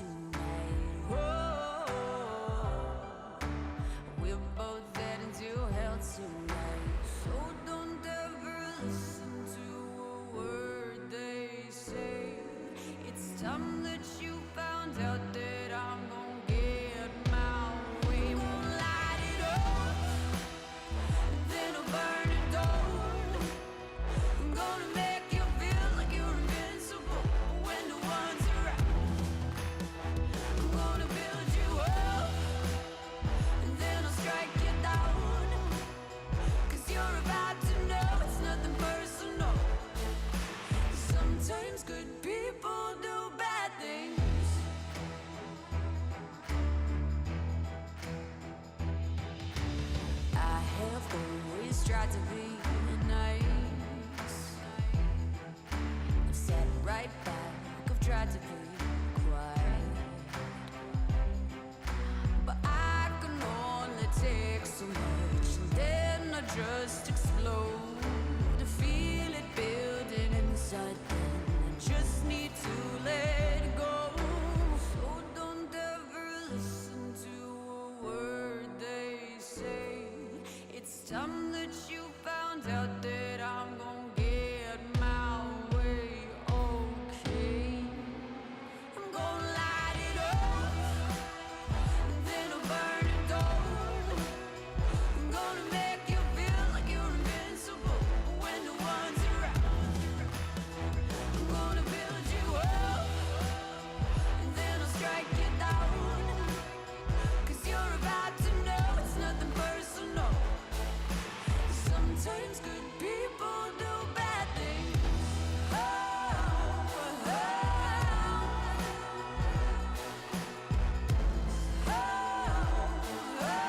Sometimes good people do bad things.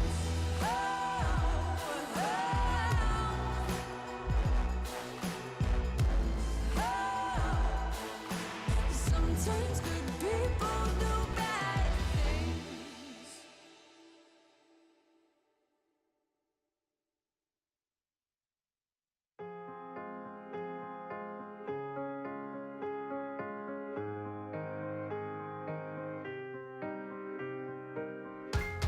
You walk down the streets and see different faces with a hope with the riches. They reach out for love and for freedom forever.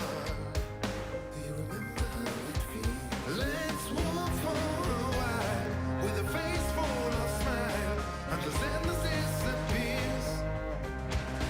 When weakness overcomes you, face it, go through, and the things as they come, it will go further now.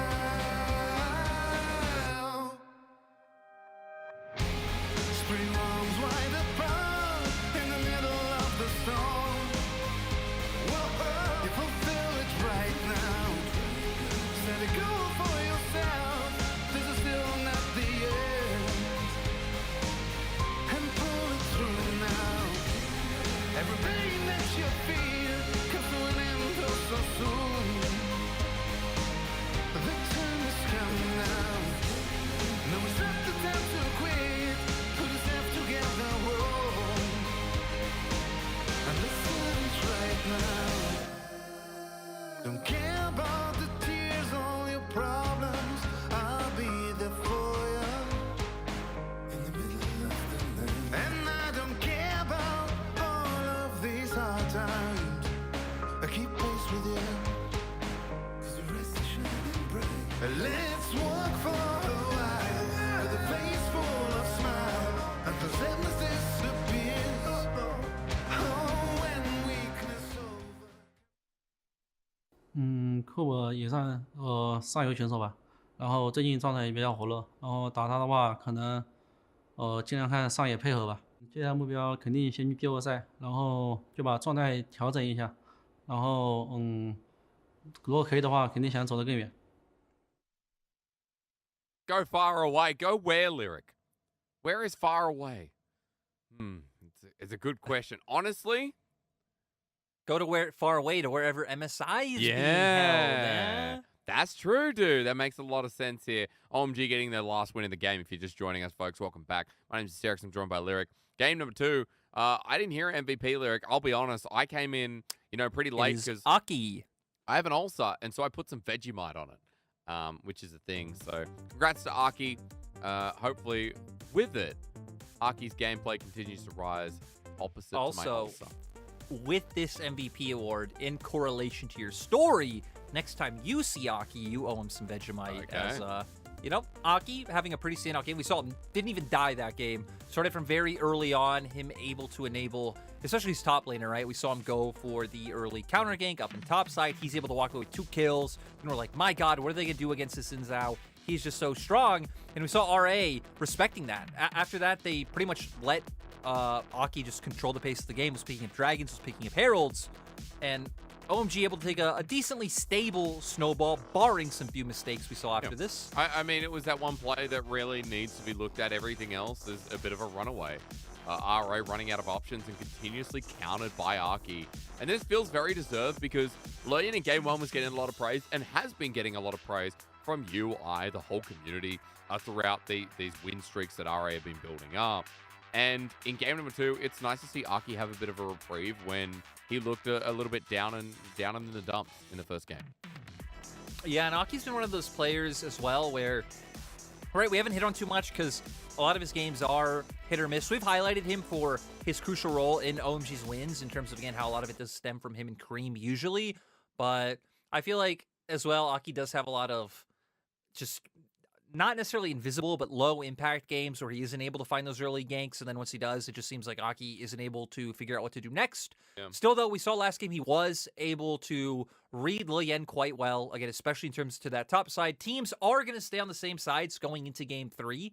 So once again, opens up kind of an interesting draft dynamic where we're going to see what adaptation comes through. We've seen RA have really loved going for this first rotation Volibear on red side. I wonder if maybe they'll try and take away something like the Jinx this time around, or at least be more conscious of Gnar counter picks going into second phase. Could also be an adaptation, right? They banned away mids last time around. This time could take away things like the Sylas, as we're already in, and draft staying about the same so far. Last time OMG did ban away the Grave second, but also did still ban the Rise. All right, Lyric, here's what I'm going to say.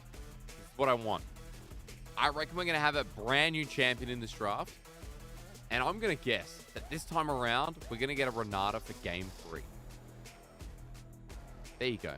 That's what I'm at. Oh, God, you can do the rest. Okay, I didn't know if there was going to be any follow-up to like why we'd see a Renata. No. We'll just see. I was gonna say you're a man of mystery. That's how the audience prefers you to stay. So okay, Hysteric's predicting the Renata. We are gonna get the Aphelios here as we've had in both previous games, right? The Aphelios coming out against the Jinx. RA clearly don't care about that pick all too much, preferring to take away things like the Nautilus from Cold. Now to see if RA stick with the Volibear prio, or if they want to take away the Xin Zhao. I mean, right, Aki's standout game was on this. It's his most played champion by far. It is pretty much the premier S-tier jungler on this patch. I guess Hecarim as well with his resurgence, but him being banned away. Now OMG going to go for the opposite side of the matchup this time around, taking the Volibear. The Tahm Kench being hovered sets up for what you want to see, Hysterics. Yeah. I do like the jungle swap around, that we are just reversing the matchup this time around. So with the Tahm Kench on the team as well, dive ability leveled up. Dive ability here for RA also leveled up. So a lot of similarities I'm seeing so far, Lyric. Yeah, sadly, the Renata not coming through, but maybe your prediction was just for next game. We will kind of push that one off. But yeah, more engaged coming out for the side of RA. OMG still keeping that peel. The Tahm Kench ultimate seriously was so crucial in so many of those last team fights where I liked Colt's discipline on it, holding it until like the last second when the member needed to be able to get out. Now going towards the second phase, RA still just going to put a heavy focus on banning out Cream, seeing like they don't view Shanji as a massive threat. Jace being taken off the table by OMG. I wonder if Gnar will be your secondary one, or if for OMG you still feel fine taking the counter picks, because I think it's decently unlikely that RA ban out the Sylas here. However, with the Vex ban, I want to point out that the Akali's left open and available once again. So what a time to be alive where Cream might get something that adds quite a lot of important context to an already Tahm Kench Volibear. Yeah, and I really just want to see what OMG go with their ban here. And then for RA, right, I feel like stylistically, their next pick is going to be very telling, because you still have the RA open, could just go for that as your blind, save, counter pick for top side. The only real blind pickable top being left open is the Gnar, but the Sylas still being left open, right? So I think for RA, maybe the safest bet here is just pick that RA, or if they want to go towards the Orianna, right, we were hitting on how that's been one of Strive's standouts so far this split, and save that counter pick for Cube, I think sounds like the safest option. Hope we get something exciting. I don't just want to play Gnar going up into the top lane. Our drafts so far haven't been super creative, Lyric, I must admit, apart from seeing a little bit more of the Volibear, Cream flexing around on this pick that, again, was left open up and available. Strive last time when he versed Cream in game number 1 on the Akali, he was playing the Rise. Similarities here with a control mage that has a bit of range. Especially with the fact that we didn't see Strive utilize the Realm Warp all too much in that game anyway, and really did just play the role of a control mage. Is you're right. The Tryndamere coming out for the side of OMG, so setting up the 1-3-1. Now for Rare Adam's answer. I mean, I feel like a lot of these, right, there's two different philosophies you can go here into the Tryndamere, which is either picking something more aggressive in the early game, like the Gnar, be able to win out just with the range advantage, open yourself up to all-ins later on, or they could have gone for a scaling option like we saw Yuyanja hovering a second ago, but it will just be the Gnar. So, again, we know how this will go. We'll be able to bully him out early. Level 6 mark is when Sean just starts doing pressure when Cube is in that mini Gnar form. You have a lot of ways to deliver the Orianna ball for the side of RA. Yuyanja, Loyan, and Cube all do offer that potential, but OMG, like we said, should be able to win out in terms of the side lanes, play that 1-3-1, aggressively push into the enemy jungle, find those flanks in team fights. And I think OMG looking decent this time around, but RA just going with a stock and standard solid composition. Yeah, super easy to see stock and standard out of RA. Like, again, we expected out of this team. Team fighting, setup, the beautiful measure of RA throughout this split. So playing towards their strengths. While on the other side, all I can say is we don't see much Tryndamere in the LPL, do we? I've been casting a bit of PCS. I was on the PCS last night. And they have, like, such a high ban rate of Tryndamere. They see it as a huge threat. Here in the LPL, we let it through now. We don't really ban it away. And it's rare that we get to see the matchup here as Shanji's going to show us what he can do. And if he can get to that point where he's unbeatable in the 1v1. I mean, especially talking about Shanji specifically, this is going to be his first game on Tryndamere the Split. Shanji's champion pool has been pretty huge. The Jace, the Malphite, the Shen, the Scion, the Gangplank, the Aatrox, the Rumble, but still, first time on this champion. Gonna see if OMG can pull it out, can get their soul lanes ahead. I feel like that one is very crucial in this game to be able to keep up that pressure inside lanes later on. And Lyric, you know, what's first of all favorite food? Give me a quick answer. You know, this is very stereotypical, but it's ramen. Okay, so like in ramen, you've explored many, many restaurants, and you get to one that you just can't pass up. That's not this game. You know, we'll talk about that in Top Esports vs LNG. But this is the one that's been consistent enough where you're like, the good place is closed. We'll take the one that has a pretty good ramen. It's not the great one, it's a good one. Am I on point? You are, as RA, probably just going to angle to get award level 1. A bit slow to move. A little bit slow to move. Takes half HP. Loyan on the other side. Then just back straight in the brush. So, yeah, ramen analogy, I think I'll give myself a 7. I got to say, though, last time we saw each other, in a place that, you know, we won't talk about because we want it to be mysterious. We don't want to know. We don't want people to know where we've been as Cube's going to get traded on. It was Mars. Our favorite ramen place that we found had gotten closed down. Oh, we were eating at that ramen place like every day, and it was really depressing. And then the other one we went to was like this hole in the wall, and we thought, oh, that'll be good. And it was absolutely poop. So it was horrible. It was tragic. It sucks so much because it looked authentic, but then you put it in your mouth and you say, you know what, I'm probably better not eating today. So that's why I gotta say, I mean, I already talked to Kobe about this at Worlds, but I was completely agree with the this or that the other day, saying Fuzz overrated. Fuzz good. Fuzz super good. Oh, but hang on. Again, fun, not S tier on the noodle tier list. Oh, good. I thought you were going a bit deep into this one. We immediately know that Fa is not as good as everyone rates it to be, and I say we because I hope Twitch chat agrees. RA just getting a bit of a butt trade here as Colton Abel still playing hyper-aggressive. Yuyanja walking next to the brush. Tongue Lash not going to connect. Waiting to see if Yuyanja follows up, but it is just a Guardian proc. This early game, Lyric, let's come back to what you talked about. OMG want to build themselves up momentum in the solo lanes. That is what you told me at the end of drive. Yeah, and I feel like that's still the story going forward. For OMG, it's not like their late game's bad by any degree, right? I mean, you have Jinx, both Tryndamere and Akali scale phenomenally. But, I mean, if we can see one of them fall behind, like we saw the Sylas fall a little bit behind last game, then you see him not being able to get that push in side lanes, having to respect, not opening the same amount of angles that you would be able to otherwise as Cream. Level 3 versus playing level 3. extremely aggressive. I mean, really nice trade from him. Yeah. Lyric, bottom lane, we got more action kicking off as well, though. Cold going a little bit low, but Abel is going to be able to respond with a couple of rockets. Seeing early levels, as Shanji doing the same up on the top side, play out. It's nice to see Strive in the laning phase keeping up, when at the start of today, our whole segment was about Strive versus Cream. Cream in the lane, Strive in the team fights. I think Strive in the lane today has been pretty consistent. But 6 pings coming in on the top side. Aki trying to make his way over, but Lil Yan's right here. Always time for Story coming up later. Level 3 on both junglers. Stormbringer, excuse me, Sky Splitter. Spots out Lo Yan in the process. Shanji just backing off the way. Yeah, going back to your point about mid laners, right? I also like how we're seeing the flavor of each mid laner coming out, to where I think Strive so far has been much more of a control mage player. Has had, you know, some good assassin performances. This is a Blanc game, which we highlighted in the clips, able to find some solo kills. I believe that was against WE. But so far, been sitting on control mages, again, controlling the wave, being able to find these CS advantages. And Cream, of course, we already hit on it. If you've watched LPL for the past year, you know Akali is his go-to pick.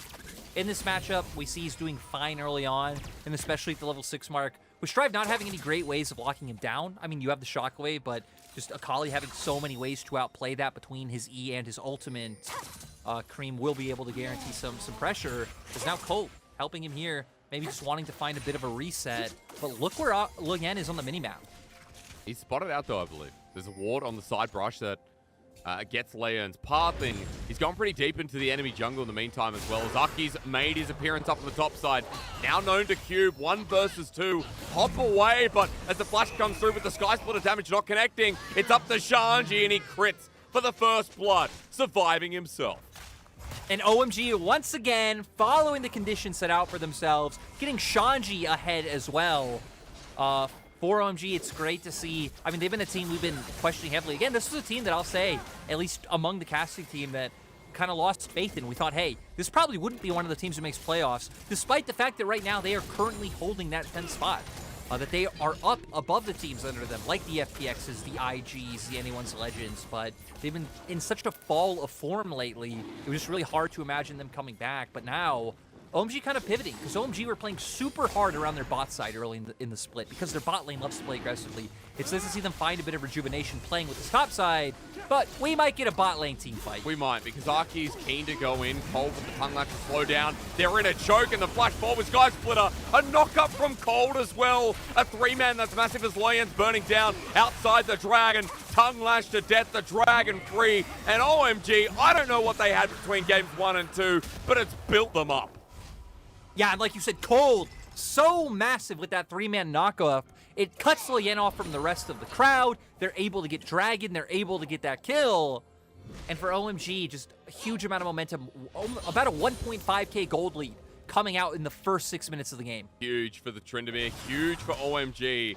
Look in the top side. I mean, slowed down. Cube is going to face him. Nice little turnaround here from the reverse top laner. Cube gets close to 6 as well. Things only spicing up. And, you know, speaking of spice, this felt nice on the tongue. Yeah, we see Ari are the ones who started off. Really nice engage coming out from both Aki and Cold. Aki with the stun onto Lo Yan, and then Cold being able to follow it up. Lo Yan gets cut off from the rest of his team, so he's, of course, going to go down. It guarantees the Dragon. And everything just kind of picture perfect there for the side of OMG. I mean, this is quite interesting because RA are the team that, you know, that loss streak, not existent. What am I trying to say? Let me bring some brain cells back in, guys. I do apologize. They're on a 5-win streak, is what I'm trying to get at. This team beat RNG, beat FPX, beat WE, beat LGD, beat TT, even though we know TT is going to Worlds this year. And against OMG, it's looking pretty hard here in this early game. It's already a 1k gold lead at 7 minutes. They do have a composition lyric that we talked about with the team fighting capabilities, but OMG's condition was about snowballing this early game, and they've at least built the building blocks to start that off. Yeah, our whole thing for OMG was at least make sure your soul lanes are in a good spot going into the mid game, right? If you can get them ahead, make sure they don't fall behind, then you should have a pretty stable mid and late game. They have the scaling, they have the damage. The opposite side has immobile carries, which Akali is just does so much against, so we're going to see a lot of benefit from that. For the side of RA, I mean, they have really good DPS, so as long as they don't fall too far behind, you can still rely on Yu Yanja or Lo Yan maybe setting up Stripe for a massive shockwave. That buys space for iBoy to hit a big Moonlight Vigil and everything's there. But I'm definitely feeling much better about OMG so far in the game, especially with Rift Herald about to come up and OMG consistently keeping up that topside pressure. I mean, they've already got a Dragon as well. Strive moves to the bottom side though, but look at the mana buff. Blue buff needs to catch up quite a lot as Yuyanja gets it, and now the Shockwave begins only onto Cold, and it's just a response here. Aki down on the bottom side, and Lyric, nothing happens. No, not able to find anything, wasting a lot of time. They at least aren't going to lose, like, EXP or gold, because you see Loyan picking that one up. It's actually Cube who's losing out on the top side. I guess was forced to back. Coming up from Shanji. It's Shanji! Yeah, that ulti isn't going to do anything against him. He's already challenged, and Loyan's getting hit to death with a giant sword. Cream picks it up, and the solo lane is walking over Rare Adam's jungle at this point. Loyan not respecting the fact that Shanji could be there, didn't spot him in top lane, maybe assuming he's off on a reset, just tries to go through. And yeah, Shanji's taking what he wants. This is Shanji's jungle. Shanji's going to go back up the top side, get his minions. Right now we see Aki taking the Rift Herald and everything going according to plan. Heck, this is one of those games where I wouldn't mind it use top and breaking open a side lane early on to give them access to that long lane, getting into the enemy jungle. The other option I think would be the typical one of like going mid, and the enemy team does have an Orianna and a lot of wave clear, but we can talk about that later as Cube doesn't have flash. Gonna go Mega, slowed down. Aki choosing not to go in, instead the ward, it takes priority. Shanji gonna be picking up a lot more gold here as well, and note that he's only on the Berserker Greaves with the daggers, so there's quite a lot for him to buy, as this Tryndamere is 1,000 gold up on Cube at this point in the game. Really good to talk about as Lyric, you're alluding before. This is the top laner that hasn't been played towards, that hasn't been prioritized. OMG have been focusing on bot, and this is a really nice change of pace.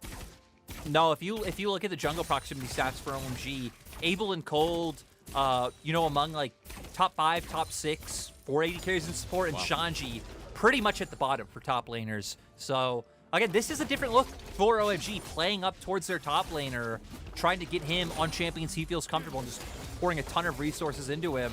So far, it is working out. Already up to a 2K gold lead for them. Again, they have that Rift Herald. We already hit on the potential of opening up a side lane, but teams just like to put it mid lane anyway, and you know, like the whole thing of like opening up the map through mid, giving you access to 2 quadrants of the jungle. But I think the more important thing here is the fact that you, as OMG, have a lot of like melee skirmishy champions, and for RA having the Aphelios and the Orianna, they have pretty safe wave clear coming out through that mid lane. So without Herald, could be hard to break down later on. Shanji and Cube go at it for the time being. So yeah, we'll keep an eye on that Herald. Aki down towards the bottom side for the time being. Dragon is spawning in 5 seconds, so makes sense that this jungler wants to be there first. And being there first is what OMG have been doing this game so far. Herald goes down because RA out there is Shanji flashing for this one. Has the Undying Rage, and Cube now just a moments away. Heal up, Shanji lives, thumbs in the air, and he don't care. I love the perfect swagger as well, that like the second he's right outside of turret range, he knows and just turns immediately back around, not even questioning himself. You see Strive making his way towards top to find it, and OMG trying to answer on bot side. Perfect knock up, iBoy in the blink of an eye, gets Stormbringer down, Aki with the execution, and OMG winning all over the map. Yeah, you just look at it, right? Shanji picking up a solo kill on top side. Strive not able to react in time to find a kill of his own. OMG at the same time picking up Dragon and also finding a kill bot. They'll also be able to just outright take this bot lane turret, get more gold on the Abel. They're opening up one of the side lanes to hit on is their win condition. So overall, OMG are checking literally all of the boxes. They're checking more boxes than there are boxes on whatever sheet of paper we're talking about. Denting the table. They're riding into the table. They're ruining the nice furniture. And OMG are now going to start breaking it down. They've whittled so much of this turret's HP. All it's going to take is Abel and Cold to keep on going. That's so much gold for the Jig's Tarm that haven't been too active as Shanji. Now without an ulti on the top side, the Shockwave absolutely avoided.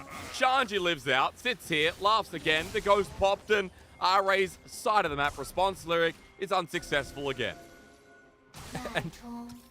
Okay, wait, we see Kareem trying to make his way over. I don't think they'll commit to this. They are a bit too far. Maybe I'm wrong, though. They see him resetting. He's gone. He's gone. Strive backing there. That flash over the wall. You can see it coming as the Death Rocket aimed in place, but auto attacks are all it's going to take. The ulti from Shanji not available, but no mana's there. Strive finally flashes over. He wants to waste time, but there's a Tahm Kench on the way. Cold wants a knock up, and Cold is going to be given the kill credit. That's a team that I can get behind. Yeah, Strive, a little bit unfortunate, backing right in front of a ward. You can see it looked like Shanji and Cream are going to give up on the chase, with Shanji starting to back off, but the second they see the recall start being channeled, they go in for the punish. And now this is going to lead to more turret plates going over to Shanji. We're still not at the 14-minute mark, so Shanji should be able to get a ton of gold off of that one pick. Gold's already the name of their game, right? 6,000 in the lead. We blink and we miss it as we look at the replay here. This is the bot side. That was a great knockup from Cold. Yeah, and Abel shows, but Yu Yang and iBoy still choosing to walk forward, kind of falling for the bait as Cold finds a knockup and Aki able to follow through with the damage. And this is just such a reverse to expectations than I had coming into the series. I actually even thought that RA possibly could 2-0. I wouldn't have been surprised if it went to 3 games, because again, it's not like OMG have been completely down and out lately, just they have been struggling. But to see OMG come in game 2 looking good, and then this game 3 has just been so decisive, kind of reminds us back why in the first week of the split we had so much hope for OMG, and we were kind of talking about them as potentially being one of the top teams. Against Top Esports, that 2-0 win turned a lot of heads. And it was the strength of Shanji and Cream in the first week, in the first series, that helped do it. And I feel like we've lost a lot of that. You know, OMG playing towards the bottom side, Abel and Cold flipping quite a lot, but more importantly, that X factor with Shanji's champion pool. We saw the Rumble, remember? Things like the Trinity kind of bring back that X factor back for me. And again, playing towards the top laner that has a lot of talent is a really nice look in of itself. I think you hit a key thing there, which is, again, so when you see Abel and Cold kind of flipping it back. Because it's not like when Abel and Cold were losing lane very hard in a lot of their series, it was the enemy aggressing on them and then being killed, or them maybe getting pushed in and just losing in terms of CS. No. Yep. It was typically Abel and Cold being the aggressors, looking for the 2v2 kills, and then, again, a miscalculation in terms of damage or being outplayed that would lead them to going down. So some stability from them is nice, allowing for this play through the top side. So, you know, it takes both. Obviously, if Abel and Cold were still struggling, just dying in laning phase, this could be a much different game for the side of OMG. So shout out to them for being willing to take, you know, a bit of a backseat. They have gotten resources this game, right? Like, Aki has played towards bot a little bit, but we've seen through the series as a whole, definitely been a much more top lane focused series. Yeah, developing throughout, you know, again, most attention given this game over to Shanji. And as we kind of move into a mid-game now, as the Herald goes down, Cream in the sideline against Strive. This is the potential for a solo kill. Even with the blue buff, he's going in, ignites down, shockwave used. Cream, though, still with the ulti available, misses, but still, everything else connects. Cleanly done for his OTP. Yeah, Cream being cheeky, but another engage coming out from... And Colt started it. Colt started with another great knockup. That's going to open up mid. The Herald there as well. OMG playing off the tempo, just when he thought that slowed down Lyric. Yeah, OMG making plays all over the map. Even looking topside, Shanji aggressively pushing, solo kill on bot lane, using this Herald in mid. They're going to be able to keep going. Should be able to get another charge off. I don't know if they'll be able to guarantee this turret, but even Cream can start making his way over, stealing away some of these bot side jungle camps. Dragon is up. Could be a very easy turn for OMG. No, the Dragon it will be as well. So RA kind of being threatened in. Cold again. He's damaged quite a lot. He flashes out, but Cream he got on him. Jumps in. iBoy at half HP, but there's no ulti here for Cream. Doesn't matter if you have the rest of the boys alongside you. Luoyan in a chasm of hatred, and Shanji now inflicting the pain. iBoy flashes over the wall, and you need no spin to win against Luoyan. Amazing shuriken coming out from Cream to ensure that, I mean, they hit iBoy, right? He got right on top of iBoy, forces iBoy splash out, and leads Luoyan to kind of being stuck in there by himself, preventing the other members from following up, which gives OMG that kill. And now, 17 minutes in the game, OMG sole point. And Rare Atom have nothing. Literally nothing in this third and final game. After we opened up with a decimating hit from RA. There's no turrets, there's no kills. We look at the pro view again from Cream. This was the solo kill. Yeah, as Patient goes in with the ultimate to start things off. Still gets locked down, but has the second charge of the ultimate, has the rocket belt, even able to land the E just a little bit to show off his stuff at the end. But here, this one I liked quite a bit. Being patient, holds it, hits iBoy, gets right on top of him. Nice amount of damage coming from that, plus the Q. Other members of OMG being able to follow up here. He's low, so he just has to run away, leaving Luoyan in danger from the other members of OMG. Now here, iBoy gonna have to flash to get away from Shanji. The other members just able to chase up Luoyan to guarantee that kill. OMG, 8 kills in the back of the bank. 8k gold lead, 17 minutes into the game. And that third Dragon means the next one's going to be Sol. We've got a Baron in 2 minutes. We have everyone with a bounty. The funny thing is, Aki is the only one without that bounty gold. Even Cold's rocketed at this point. A rare thing to see. Yeah, also I want to highlight, again, we're getting towards our second items coming out for both teams.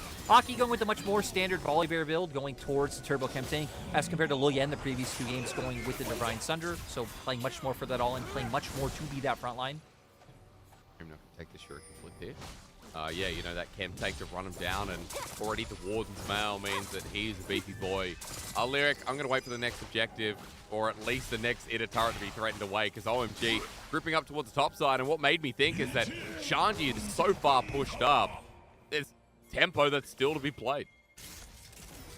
Yeah, now you can see the other 2 members of OMG could even just rotate towards top, put pressure on Strive, get free hits onto this turret, and RA, I mean, they're so far behind, right? There's really no way to answer this. You're kind of hoping that OMG over-aggress, make a mistake, and you can, you know, maybe pick them off with, like, Yuyan, just the quickness. Like but that, okay. Ult for yeah, ult. sadly, you don't get anything from that. You do take Tahm Kench Ultimate, but I think RA are just in a really rough spot, right? Oh, they get over there. Cream actually going back in again. Luyen, he's up next, and out Cream goes. Clean as he flashes away from the quickness from Yuyan Jia. And again, he does it. 3-0-3. This mid laner is right back. Look, all I'm saying is if OMG do make it to playoffs, and there's like a funny promo video where they do things to the players, or an intense promo video, whatever it is, and you don't have Cream dress up as Akali, I am severely disappointed. The hot icon Akali. That's what you're aiming for there. Ooh, People yeah. remember, I think it was it 2020 or 2021, where Icon gave us that weird, tantalizing video. My guess is 2020, but who knows? The 2 years kind of blur together, They especially do. with what me and you had to go through for those 2 years. But you know, that's not a story for now, as we see Cream go in for the solo kill. I mean, he's just so huge at this point, right? I like having Z able to get back in there and then being able to finish off that kill as 10k gold lead for the side of OMG. And you expect OMG probably not going to just look to go and turn for a Baron, maybe start off an engagement, look for a turn. They can just wait out the 1 minute 50 seconds, be respectful, get to Soul, and then look to make the finishing aggressive moves, finish putting the nails in the coffin of RA, which is sad because the five series win streak RA story was one of the coolest stories we had going in LPL. It was one of the most, not one of, it was the most unexpected story we had in LPL, especially after the first few weeks. RA out of all the teams, right? Like they changed their roster through mid, through support. Really big changes. Hung on FPX is a big news story in of itself. Fofo now on BLG. A lot of people saying they're better off because RA just not feeling the same. But with that win streak comes a lot of pride. With that win streak has raised those expectations back up. Even if they lose here, they have another 6 series more to play. As Strive flashing away. Cream was looking for the execution again. He has the second window as that knock-up from Cold is going to bring the mid laner a little bit closer as well. Slow down RA from escaping. And the Shuriken flip not angled in the right direction. RA bursted out again in front of the Baron here. And Lyric, I have to correct myself. I believe it is 4 series left after this, but still, RA, it slows down that momentum. Oh, it definitely does. I mean, right, we've already talked about how RA's win condition at this point. He's pretty much hoping that OMG messes up. Nothing really being in their own hands. As we saw Strive. Wait, iBoy! Okay, well, iBoy in a blink of HP, and suddenly it's gone. Cream does it again. He's going to take another one off the left wing, even donate the supporters. Strive is on top of another Madman. He'll survive this time around. Shanji going down. RA getting their first kill of the game, Lyric. Hoop-dee-doo. Well, they got their first kill. OMG, they only got 2 kills in a Baron, right? Not RA getting a fine side of that trade is OMG. Oh, wait, I forgot. OMG also gonna pick up Soul. Well, at least it's Cloud Storm. But for RA, at this point, I'm not going to give them anything. This game went into the finished basket quite a while ago. If we look at the replay again, another clean play, and this time it was Shanji going for big bad iBoy. I mean, finds the spin right, has the Gale Force, so he's able to follow up as well. All of RA pretty much trying to peel for him, but Cream showing up to finish off that kill. Shanji keeps going. He is already in so deep. Strive able to finish that one off. And I gotta say, I'm actually kind of disappointed. I'm kind of disappointed in that play because I think it would have been way cooler. As let's be honest, Cube's probably dead here. Yeah, sure, flip Cube's land. dead here. Good night, Cream. How many solo kills? Didn't he have the most solo kills or top 2 solo kills out of any mid laner? He's just picked up 4 within 1 game. Yeah, he was either. Wait, I think we have it right here. He's got 9 solo kills. Yeah, he was tied for second coming into this. I think he's at least picked up 3, maybe 4 I think in the 4. series, so probably making his way towards that top spot. And, you know, I can't remember my point before, so it probably wasn't that important. Maybe not. Cream gonna try it again, though. He's landed another. Loyans is there, but does Cream cares? 2-item Akali. And as he keeps them at bay, now OMG just with the Baron buff, gonna push in while RA is so busy at the top side. Yeah, alright. I mean, OMG Oh, gonna be able to get the spot lane turret. Should be able to guarantee mid as well. Yeah, it's just gone. Oh, boy, was getting ready to turn that into a counter play, but he got no chance. Able with another, and OMG now pushing into space at 23 minutes, Lyric. This is looking clean as Cube's the next target, and 2 inhibitors down, Nexus turrets to go. Yeah, I mean, they can just keep going forward as well, right? I mean, they have ultimates of Turn it off. everyone. Easy as that. Cube not getting a good ulti either. Loyan's ulti there. Cream just jumps in once again, though. It's unfair. Solo lands of OMG, bringing it back, and just when their backs were against the wall, OMG turn off the switch for RA. A 5-win streak means nothing. However, is the game really over? OMG playing with low health bars. Cream with a proto belt. Now to Yuyanjar. Good shuriken flip. No HP. Flashes forward. Next is Strive. The Nexus still open, and 6-win streak be damned. They go back down. Even the score, and OMG now have something worth fighting for. You know, Hysterics, I thought of something in my head that was a little bit clever in this moment. RA cries, TT dies, OMG thrives, brother. There you go. The big rhyme. TT, now apparently officially out of the playoff run. OMG cementing themselves in an even better position going forward. Again, a team that maybe we can keep our hopes in. Making their way up to 6 wins, getting off the 2-series loss streak that they were on before. The rest of their schedule is quite hard, but still, this will be a nice bit of momentum going forward, especially with how clean some of these games were. Yep. I will say, I'm a little bit molding, kind of seething at that last game, because they were so close to a perfect game. It was right there. It was right in their grasp, but looked like they were getting tired of this game going on. They're like, screw it. Let's just end it. Let's force some kills. Give time for a Baron to come through. And yeah, I don't know. There's really no one to criticize on OMG for this game. Yeah. It was pretty much just... It was the clapping across the board. Everyone got clapped on the side of RA. Cream especially, though, I feel like is going to be the highlight player, right? From the amount of solo kills, the amount of plays that he was able to make on the Akali. He's reminding the rest of the LPL why this champion was consistently banned against him. Yeah, like there's so many times in drafts that we see the first game, second game, Cream's Akali, banned straight away. Game number 1, no exception here in the series, but it gets let through in the final game, and OMG run away with it. Cream's Akali, great, but the laning phase about Shanji, about Arki hovering that lane, the solo lanes of OMG, those have been the highlight points since the start of the split, and I'm glad that OMG in this final game made a return to what I think is their biggest strength. That's the wrong graphic. Shanji was not on Silas, but let's just pretend. You know, it's fine. We could still talk about the fact that, again, for OMG...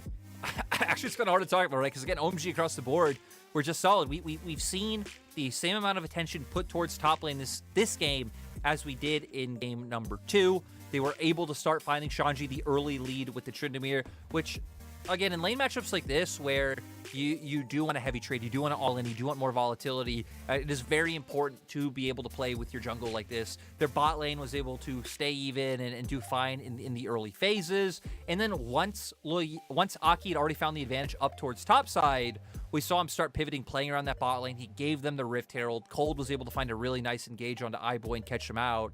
And they pretty much just ran away with the game from there, right? Yep. We saw Aki get both of his side lanes ahead. Cream didn't even really need any help. Cream was finding his own advantages through lane himself and then able to find a big impact in these side lanes later on. The strength of this man.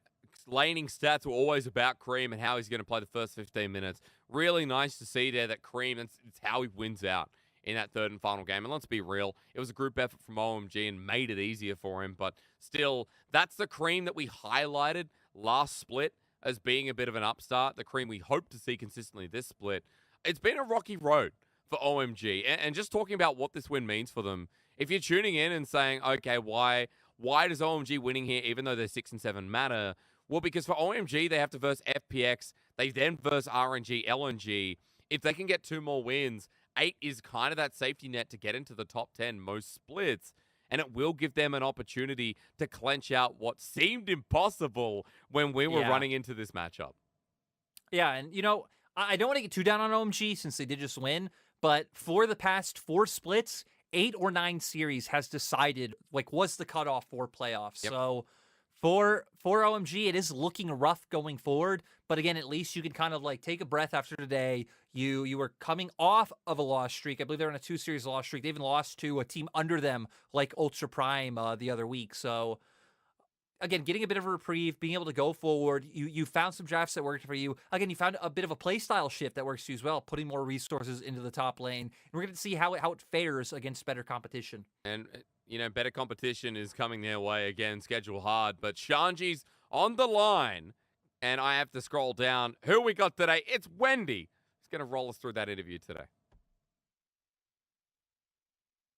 Hello everyone, welcome to the interview, and now we have invited Shanji from OMG with us. So congratulations on today's win. And my very first question is, after game 1, could you share more about the changes or feedbacks made by the team after that game? 那首先恭喜山鸡，恭喜 OMG 获得了本场比赛的胜利。第一个问题想问到的是，也想比较好奇，第一局可能比赛结束之后，你们整个队内有进行怎么样的一个反馈和改变，来更好的迎接2、3局的比赛呢？第一局的阵容可能不太适合我们，然后我们就 BB 或者打法上、构筑上稍微就改进了一下。I think the draft in game 1 may not be that suitable for us, so for the ban pick strategies, the playstyle, and also the in-game communication for these parts, we made some adjustments after game 1. And yeah, in game 2, you have picked this champion, the top lane Sylas. We have seen the top Sylas a couple of times recently, but could you share more about the strengths of this champion in this meta, and maybe under what kind of situations this champion can be a very decent pick in this meta? 那其实第2局就如你所说，你们可能 BP 有一些调整，你也是拿到了一个上单的塞拉斯。在近期我们其实有看到上单塞拉斯的登场，我们也比较好奇，山鸡可能对上单塞拉斯在这个版本的一个表现有怎么样的一个评价？在什么样的情况下拿出这个英雄会是比较好的选择呢？这个英雄算我就是玩的比较多的吧，然后加上就是如果阵容大招比较好的时候，就可以直接选。I feels like if you can really be mastery with this champion, definitely top lane Sylas can be a very decent pick in this meta. And also if the opponent's team really have so many very good ultimate, you can just steal from them. Top lane Sylas can be a very good pick. And yeah, definitely your top lane Sylas played super good in game 2. And moving on to game 3, it feels like you guys have picked the very aggressive picks, including Trandamir and also that mid Akali. And you guys successfully built the snowball from the very early game. So share us more about the early game strategy, early game communication inside the team in order to get more leads based on your own draft. 那其实来到第3局的时候，我们感觉你们也选出了一个非常非常有进攻性的一个上中野，特别是你也选出了上单的蛮王和中路的阿卡丽，也确实你们在游戏当中也从前期就滚大了雪球，所以比较好奇你们可能前期的一些沟通啊，或者说一些战术的思路是什么呢？能够很好的从前期建立优势。就我们队的打法还是比较就是偏莽夫一点嘛，然后我们选的阵容也比较符合我们的就是气质，然后这把就前面跟他们打，然后打过了，就很简单的拿下胜利。I would like to say maybe the playstyle of our team OMG is we really played super aggressively, so we just chose a pick that really fit into our playstyle for game 3, and so we would like to seek more opportunities to have so many skirmishes from the very early game in game 3, and after that it feels like it's a very easy win for us.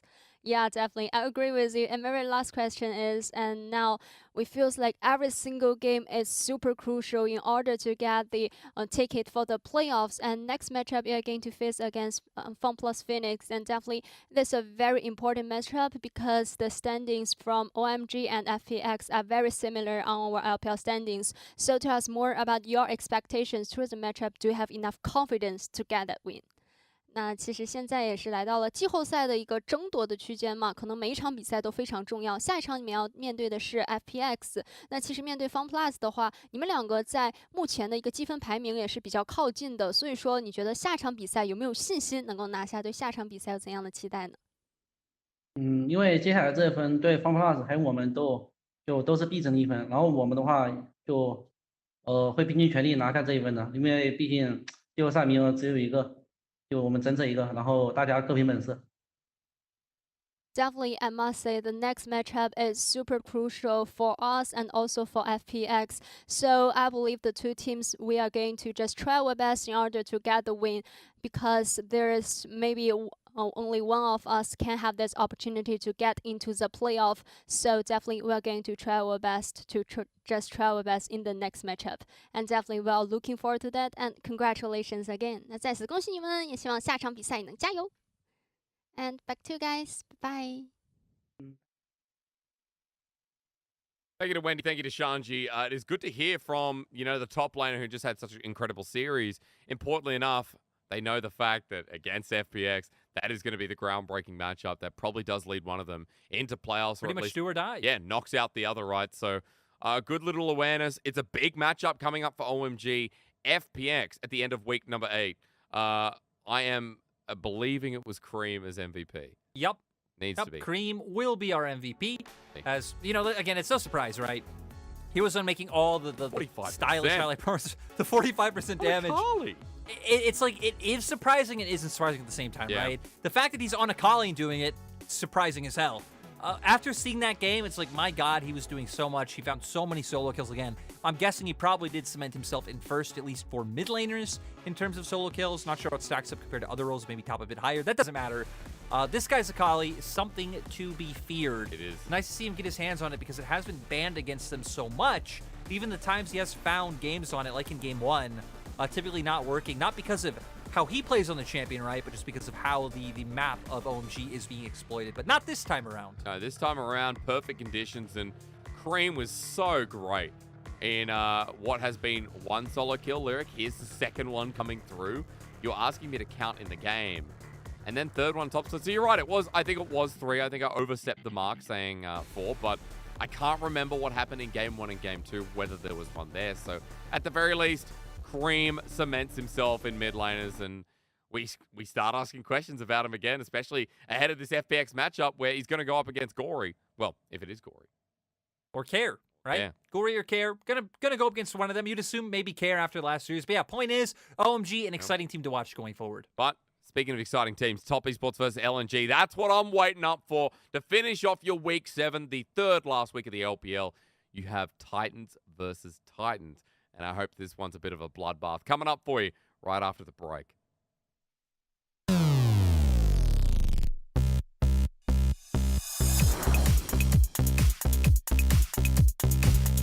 then Ultra Prime here, you can see what they're thinking. Hey, we still have a lot of follow-up damage. Sure, Arleon does need to back off, but again, Elk is tighten out, flying! pedal them off. Elk is flying in this replay! Oh, wait, Elk is flying. It's Harry Potter! Oh my God! Oh my God! All right, forget the replay. Elk is a wizard. Like that. You're a wizard. I don't know how. Got the Shy on your roster. Guess they can move towards this bottom lane. The inhib is open. There's a minion. Nice. Man, my team is very good. My team is my team is very good. Very good. Nice. My team is my team is very good. Very good. Nice. Man. Stepping forward with another point. Dropped onto the board. They're 1-0. And now they can just look to take that wave in mid. The TP's already coming through the Shy. The masked man standing. Can he get Doggo? How is Doggo on this side of the tower? Oh my What God. happened for Doggo to be there? He's so far from home. He doesn't even have a collar. Nobody He's knows. going Battlestar, but still gets the kill. And now the chase down is on. Invincible has to block for his team as the curtain call sends V5 away. The team. I mean, let's be honest. If you want a team with Mojo, this is your team. They know what's up. Oh, the ulti comes in. Cole's now going to be the target, but that's just the support. Southwind has been left behind. Wait, did Cole think that Jinx was on the enemy team, I wonder? And WE find a consolation prize at the end. V5 need to stop this. Dragon is in 20 seconds. V5 Wait, are what trying are to these stop them wards? from How are you resetting. missing? And wow, Super Mega Death Rocket with an absolute big one. Strive on the chase, the needlework. It's just a little tip. Tarzan, the what? Strive is a madman. That target selection lyric, that was insane. That wave out, and it feels like they're trying to get pressure on that bottom side while they can. 2.5 minutes until that Baron comes up, so they don't need to worry about getting caught on the wrong side of the map. This is 9. He's found us. It was at this moment he knew. He f***ed up. He must have gone past that control wall to get there. Goes for the slice of Maelstrom anyway, but Viper flashes away. And 369, you know, it was a good attempt. I like the gumption there. You're down on death row at this point. You might as well try and make something happen, but it just cannot come to fruition. Try and use their map pressure, use their mobility, look for picks, and see if they can kind of catch out Ultra Prime. Oh, they're going again. Oh, they're doing it again! They just have no chill. EDG, these guys have families. Come on. Very curious about that. So no TP available for ZDZ. Let's have a look at the inside. Oh, no! Or sorry, in the base, I should say, is actually just been saying, look, I don't care about the 1v1. So where are we going, observers? We're looking at one, the other. RNG, take the next. No, he didn't the inhibitor. No, wait, did he? Wait, no, the inhibitor respawn. We haven't finished. Go back to the game. Go back to the game. Go back to the game. Observers, please. Go back. Thank you. Okay, they're gonna end it. They're gonna end it. They got it. They got it. They got it. They got it.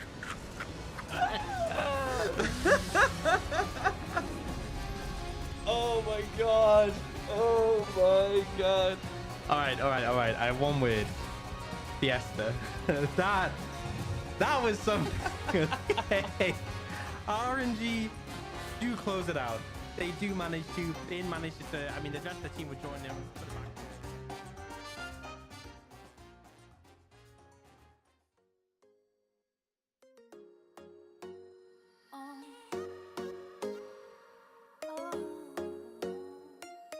I don't care what you think of me. Live my life like I'm 17. Late night party lights. Oh my, I've lost my mind. Glitter eyes, watch me do my thing. And I know what you came here for. Eyes down, staring at the floor. Your mind says go, but your body resists. Your feet start moving to the sound of Prince. Don't say no, no, don't lose this. You gotta give it up,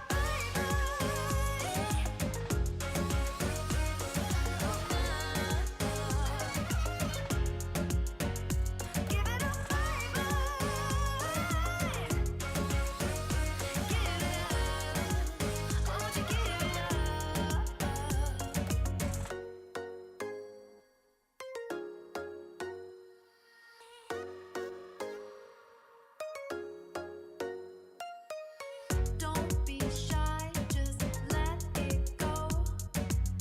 Get ugly, baby, and enjoy the show. Oh, late night party lights. Oh my, we lost our minds tonight. We're getting physical, and I know what you came here for. Eyes down, staring at the floor. Your mind says go, but your body resists. Your feet start moving to the sound of Prince. Don't say no, no, don't lose this. You gotta give it up, baby.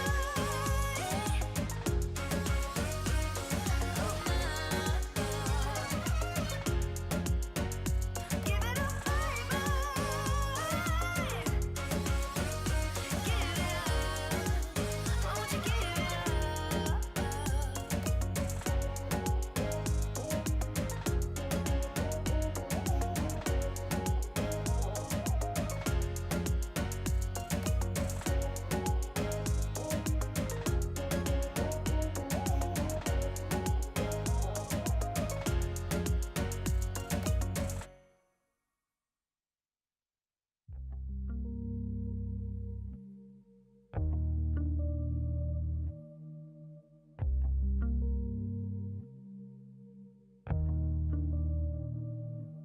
just wanna love somebody, someone who gon' love my body the way that I want my body to be loved.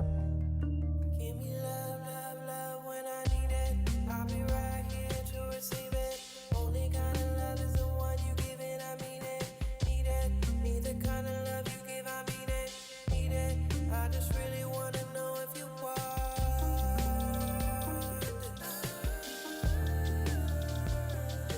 Are you that somebody? Are you that somebody?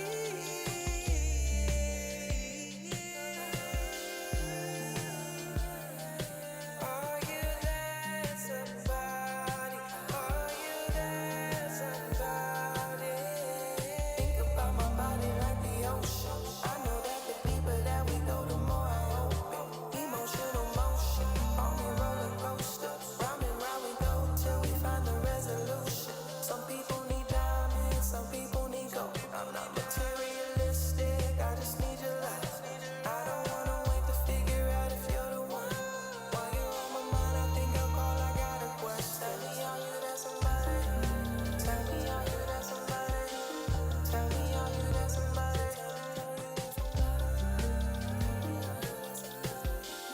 Someone who gon' love my body. Tell me, are you that somebody? Tell me, are you that somebody? Tell me, are you that somebody? Tell me, are you that somebody? Tell me, are you that somebody?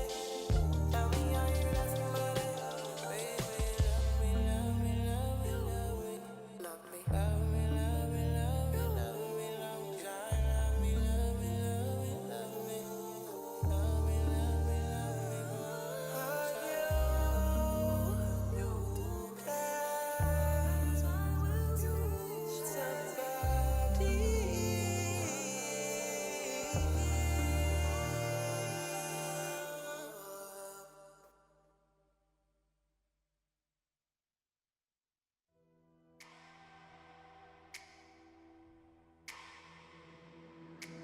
Guess who's back to blow your mind? But let me warn you one last time. Guess who's back to change your life? But it's not gonna be just fine. Whoa, I've got you under my spell tonight. Whoa, we're both heading to hell tonight. So don't ever listen to a word they say.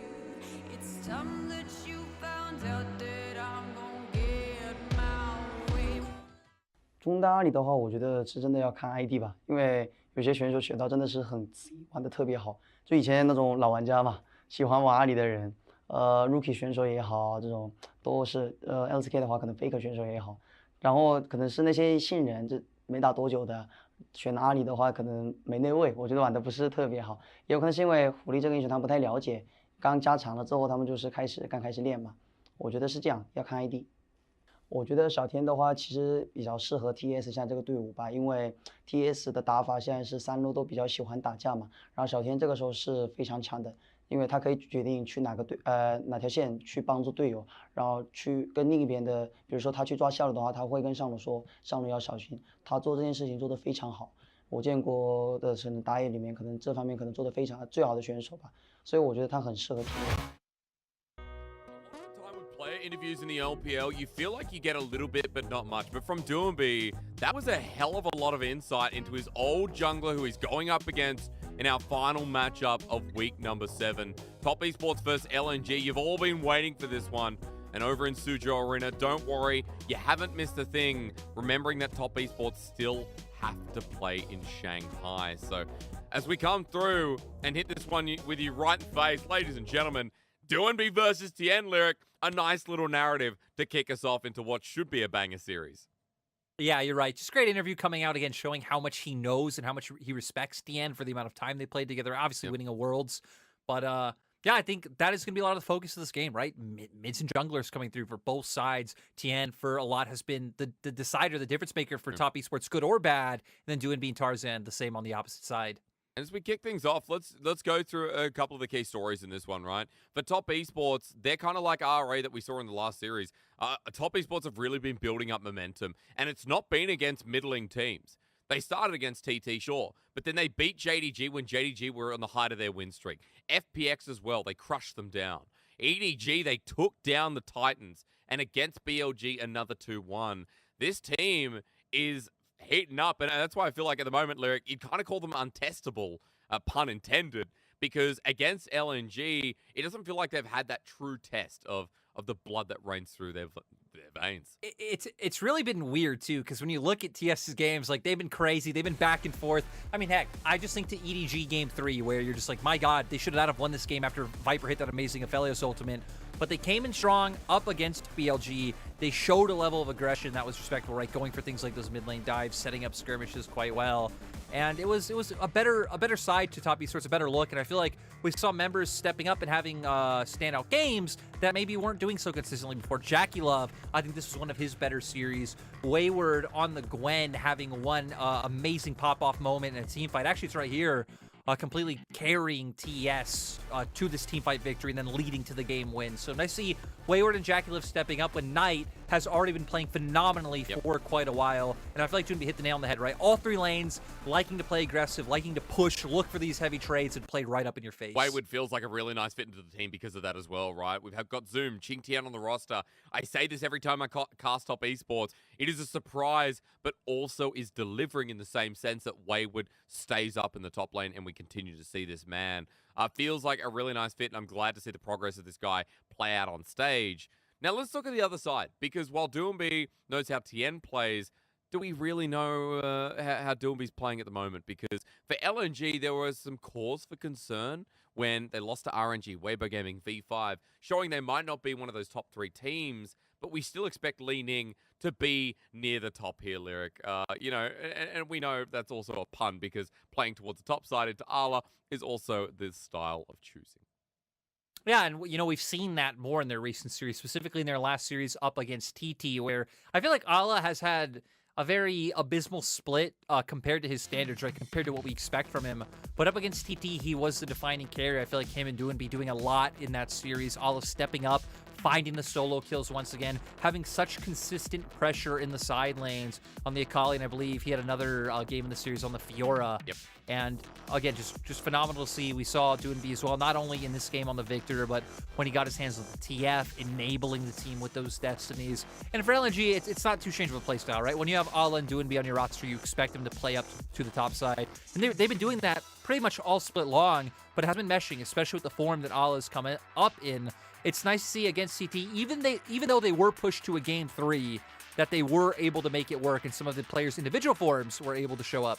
There was a lot of concern for Ala. Just talking about the top laner, do you remember at the start of the split, it was like, I don't know how Ala's playing, but it's not off the back of World's form. It's not with the reinvigoration of the roster with a stronger, albeit different style, but a stronger mid laner. I feel like Ala was very quiet. So I like that you bring him up in the recent games, and I do like that for LNG. It does feel like they're heading towards playoff form now. Against TT, you mentioned the 3-game series. They still need to show a lot here to prove that they are, in that maybe top 4, even top 6 bubble at this point. A lot of contests where top esports are trailing on the back of them, and if top esports win this game, they will actually, Lyric, not have a game differential, but they'll be tied in series. So kind of exciting to see what's on the line. Yeah, so top esports, funny enough, will still stay exactly where they are at in 6th, but still make their way up to 8 and 4, right? And then you're banking on other teams like EDG and LNG to drop more series, and that's when you could push even further into that top 4. Who knows? Again, depending on Weibo and V5, maybe even into that top 2. Lyric, it's all about the standings, but how did they get there? How do they find the win here today? We've talked a lot about the mid laners, especially on LNG's side. The contrast against Knight piques my curiosity, because I don't think we're getting that Doinb 2021 spring and summer. Am I correct? Or was it 2020 when he was just insane in the lane? And it was last year, wasn't it? Yeah, it was last year. Heck, I even go as far back as 2019. I remember watching your guys' LPL podcast at the time. It was you hosting, Raz and Clement as the analysts. Yep. And, you know, you guys were having a debate even in 2019, who was the MVP of the LPL. And the debate came down to Doinby and Knight, even, you know, back in that split. So it's nice to see that these guys stay at the top of their game. Again, sure, maybe Doinby isn't having the same performances he did last year, again, in terms of, like, by far just being the highlight of the LPL during the year right up until Worlds. But I think he's still showing up. I think he's still one of the strong points for LNG. And then Knight, of course, I think has been a standout for TS. Just so much consistent playmaking coming out from him, especially in recent series on the Vex. My God, it has been beautiful. Yeah, it has. He and Xiaohu, I think, some of the best Vexes in the lead. We will get that graphic up for you eventually, guys. There are some stats we want to show you. Doinby versus Knight, as we bring this up onto your screen. There we go. We got there. And I think it's kind of telling a tale right now of how these guys like to play. You can take the TN out of the Doinby, but you cannot take the Doinby out of the TN. Did that make sense? I hope so. You know, and again, their stats kind of look as how you'd expect, right? Knight being a dominant force in the laning phase, still being decently proactive early, not as much as Doinby, but also getting way less jungle attention for Doinby, playing a lot with Tarzan, maybe not finding his own CS leads, but being involved in a lot of the action that's taking place. Third in kill participation for mid laners, fourth in kills plus assists at 15. So even looking at champions, right? Ryze, the TF, these have been his go-tos. He was not one of the players really going towards the Corki when that was the most OP pick on the patch and everyone was playing it. For Knight as well, in recent series, we've seen the Vex coming out, we've seen the Syndra, we've seen picks where it's about early game aggression, being able to play, you know, have your jungler play around you, set you up for ganks. We saw in our clips from Top Esports the dive they had around mid lane. So I think it's a pretty cool stylistic difference that feels like it's always been there for these two mid laners. Yeah, I know. Coming to expect it at this point as well as we get the players on stage. Again, if you guys are wondering about delay, just because it's the Suzhou, doesn't matter. Top Esports are over in Shanghai. We're going to get the players back out on stage. Wayward again, the big talking point. The top laner, no one expected, is still there. Tien, Knight through the mid lane. It's Jackie-Love and Mark, a late addition to the Top Esports split. And Mark's a player who we haven't hit on all too much, right? But I feel like Mark has really been a difference maker for this roster. Again, another player who fits super well in with the aggression that Top Esports want to have. He's always been that player, you know, when looking at, you know, Sino Dragon, DMO, making his way over to LNG, like so many different iterations where Mark has been able to bring that. And I feel like TS as a team have shown better game decisions since Mark has been on the roster. Like, sure, maybe we can attribute that to Tien coming back as well. Maybe, you know, it's a little bit of both. But Mark, I feel like definitely a player that deserves respect with, you know, him coming in and what Top Esports have been able to do. Yeah, again, world experience lies there. Is big world experience for this roster too. Over in Suzhou, it's Ala, Tarzan, Doinby in the mid lane, Light End. I naturally almost say Iwandi, but we still know that it's Lumao. Everyone wants Iwandi, but they're not going to get it. Well, not everyone wants Iwandi because, you know, LNG don't want Iwandi. I'm sure there's plenty of fans, hysterics, who, you know, still respect the guy who picked up that MVP in 2020 for that sick Bard play. And for LNG, like you were highlighting, right? Sure, they have looked vulnerable, but their losses have still only been to other top teams. They've lost to V5 was the only team out of the top teams they lost. Actually, their only loss, it was a 2-0. V5 2-0'd them. Yep. Both Weibo and RNG, they brought to 3 games. It was close. It was doable. There were some tragic moments, but I think LNG still clearly showing they deserve to be where they're at.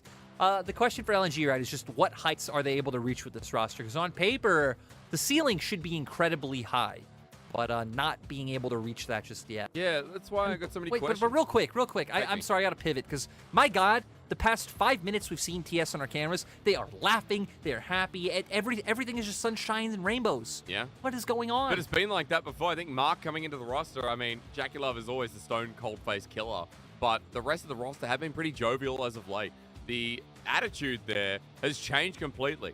Top Esports, since picking up the 5-win streak, beating teams like EDG, JDG, BLG.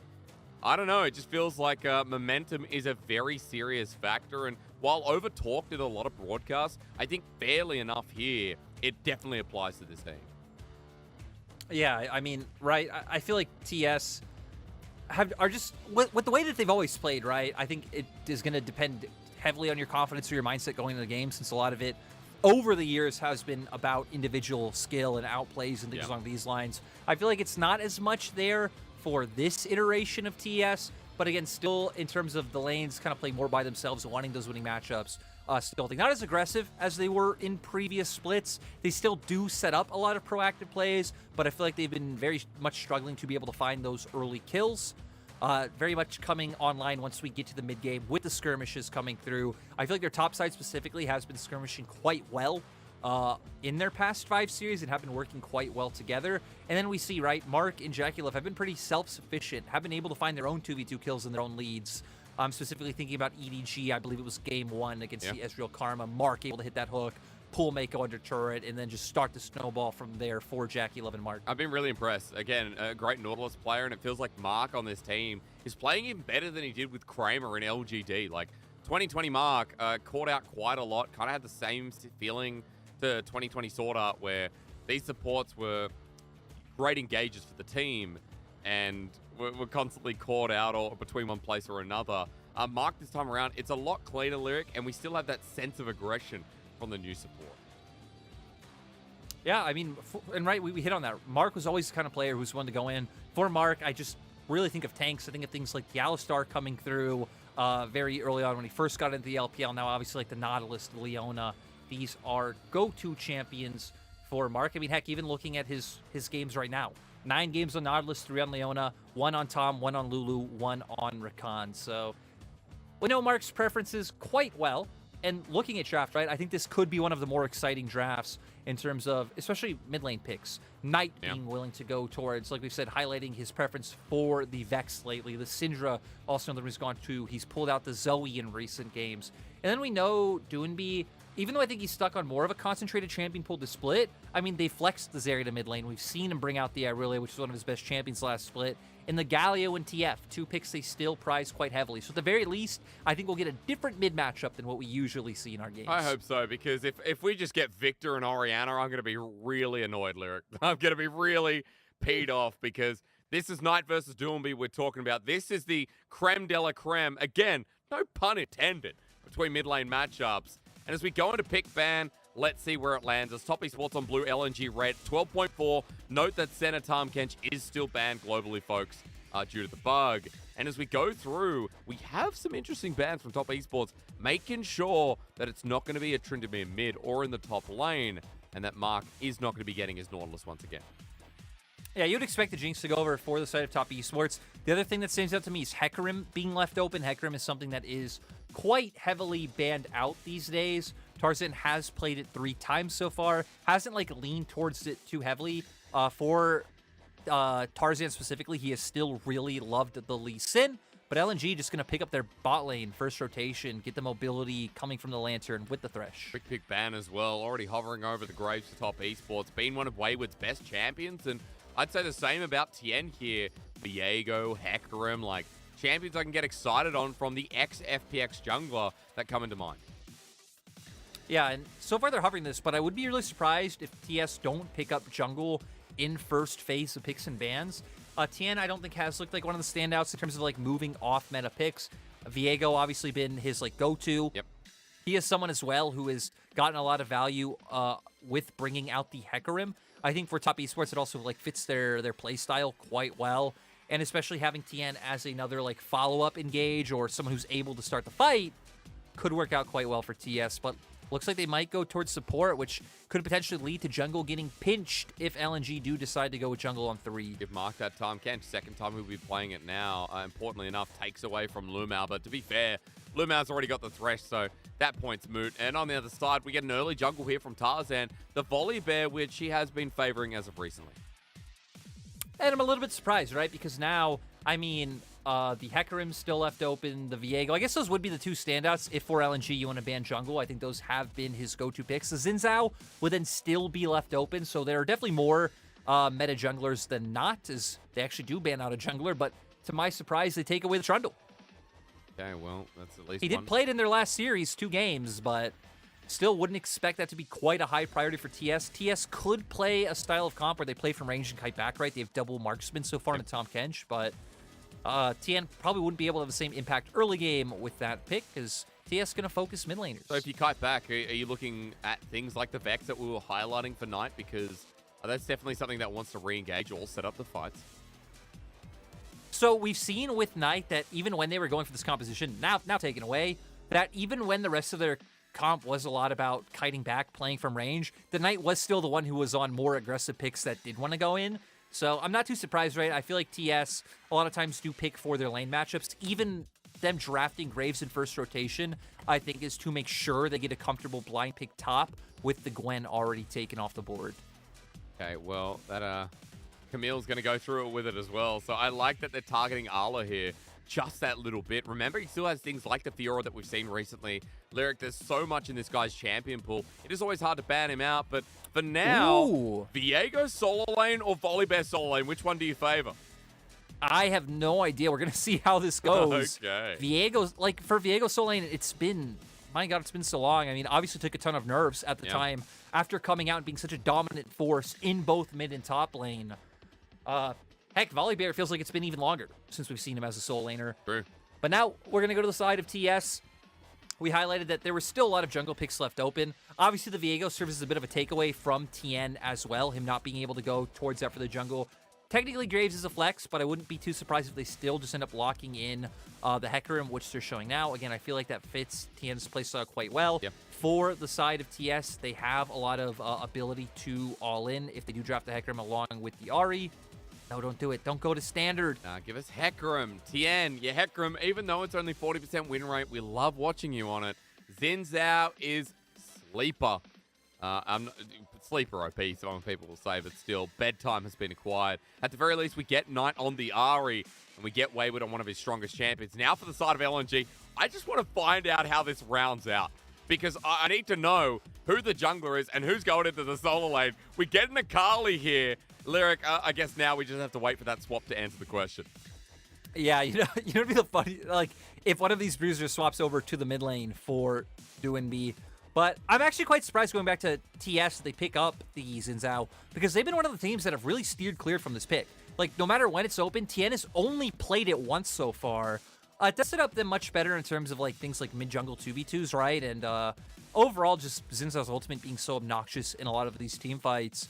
LNG do have a pretty, like, melee-oriented composition, so they will be able to get in there and trying to fight out the Xin Zhao, but still will not be welcomed. For TS, again, I think they have some side lanes. We do see, though, Viego's top is Derrick's. It is.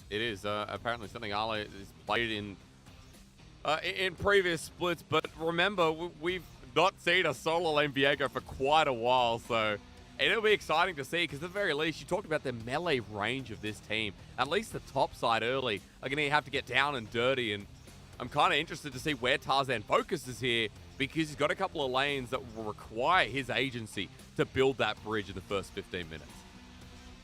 Yeah, I'm really curious to see how this goes top. I mean, right, you assume Viego will just get pushed in against the Graves. Graves pretty much gets prio against almost any top laner in that matchup. Some things to know about Viego, right? Blade the Rune King getting a buff on the previous 2 patches, coming through after our kind of time skip 4 patch. Yep. But this is going to be a fun one. We knew we'd get spicy drafts, and LNG versus Top Esports delivers. Now, for what's on the line, you guys like the standard drill. LNG, if they win this series, they make playoffs. They'll be the 4th team locked in at the end of week 7 here. It's already V5, Weibo Gaming, RNG. If LNG can do it, they cement themselves, at least for the time being, into such a strong position. Even EDG aren't locked into playoffs yet, so that'd be a statement for Top Esports. They'd move up to 8. And Top Esports, the rest of their schedule, it's very doable for them to get close to 11, maybe even 12 wins if they can beat Weibo Gaming. They're on a hot streak. They're 5 wins deep on it as well. And as they pull out this draft, it looks a little bit more standard, but we know TES are playing towards their strengths in Game 1. Yeah, and just to give people a bit of a refresher on the Viego one more time, right? Again, this pick used to be super standard in the soul lanes, but then he pretty much took nerfs everywhere across the board. Yep. I remember one of the more impactful ones was his healing against minions. You know, after he Qs, does get the heal off of things. Went from 50%, I believe it was all the way down to 10. That was when we started seeing him kind of pushed out of soul lanes. The damage got nerfed on it. His ultimate was nerfed. Nerfed across the board. Pretty much pushed into only being a jungler. And now we're going to get to see how Ala does do on the pick going up against Wayward on a much more favorable champion that we see pretty much every day. Yep. I wanted to throw back though. Last time that Ala played it, of course, in 2021 summer, and you're right, it's a much more different time. So, returning to it here, he's 4-2 right now with his win rate. Worth mentioning, 66%. So we'll keep an eye on that Viego top. In the meantime, we'll get other things to talk about here, Lyric. We do have Electrocute versus Electrocute in the mid lane, so kind of excited to see how Ari versus Akali goes, but we do know the range in these early levels is going to mean that Doomby is going to sit on about 1 CS for the time being.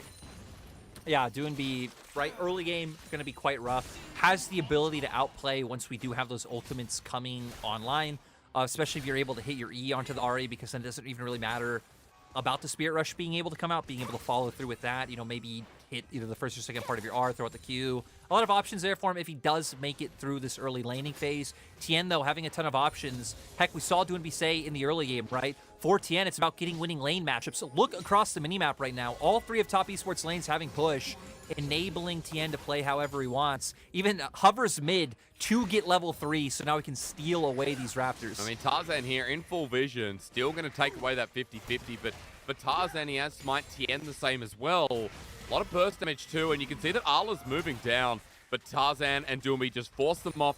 Raptor's going to go back, and Tien not successful with the steal. Still not successful, but it looks like Wayward was able to get at least the first part of this wave into turret, right? So denying Ala, so you might not get your steal in the first place, but you do deny them elsewhere. The other kind of side effect for Tien is that he does obviously fall behind in terms of how many camps he has up. You're seeing that Tarzan now finishing his full clear, where Tien still has now Gromp and Krugs left open. So Tarzan can have a bit of a window where Tien will be locked into finishing his camps. But he will be spotted onto a ward. Tien on the last Gromp, as you mentioned. Scuttle going to be a bit of a contest, and I think it's still just weird for me seeing Tien on the other side of the map as Doomby. As Tarzan spotted out, but is it too late? Onto Wayward. They want to commit, but he flashes immediately. And Tarzan kind of doubled down after clearing the ward. Yeah, Tarzan able to force out the flash, absolutely huge, especially when we know that Wayward is going to be looking to play this aggressively, try and deny the Viego minions by pushing him into turret, making it harder to CS. Is going to open up Tien to be able to get both of these Scuttle Crabs. Yep. So at least there's a silver lining somewhere, and also just naturally brings him down to the bottom side where his Krugs are, and it looks like his Raptor's about to respawn as well. So for Tien, not too much lost. And kind of looking at these comps holistically, right?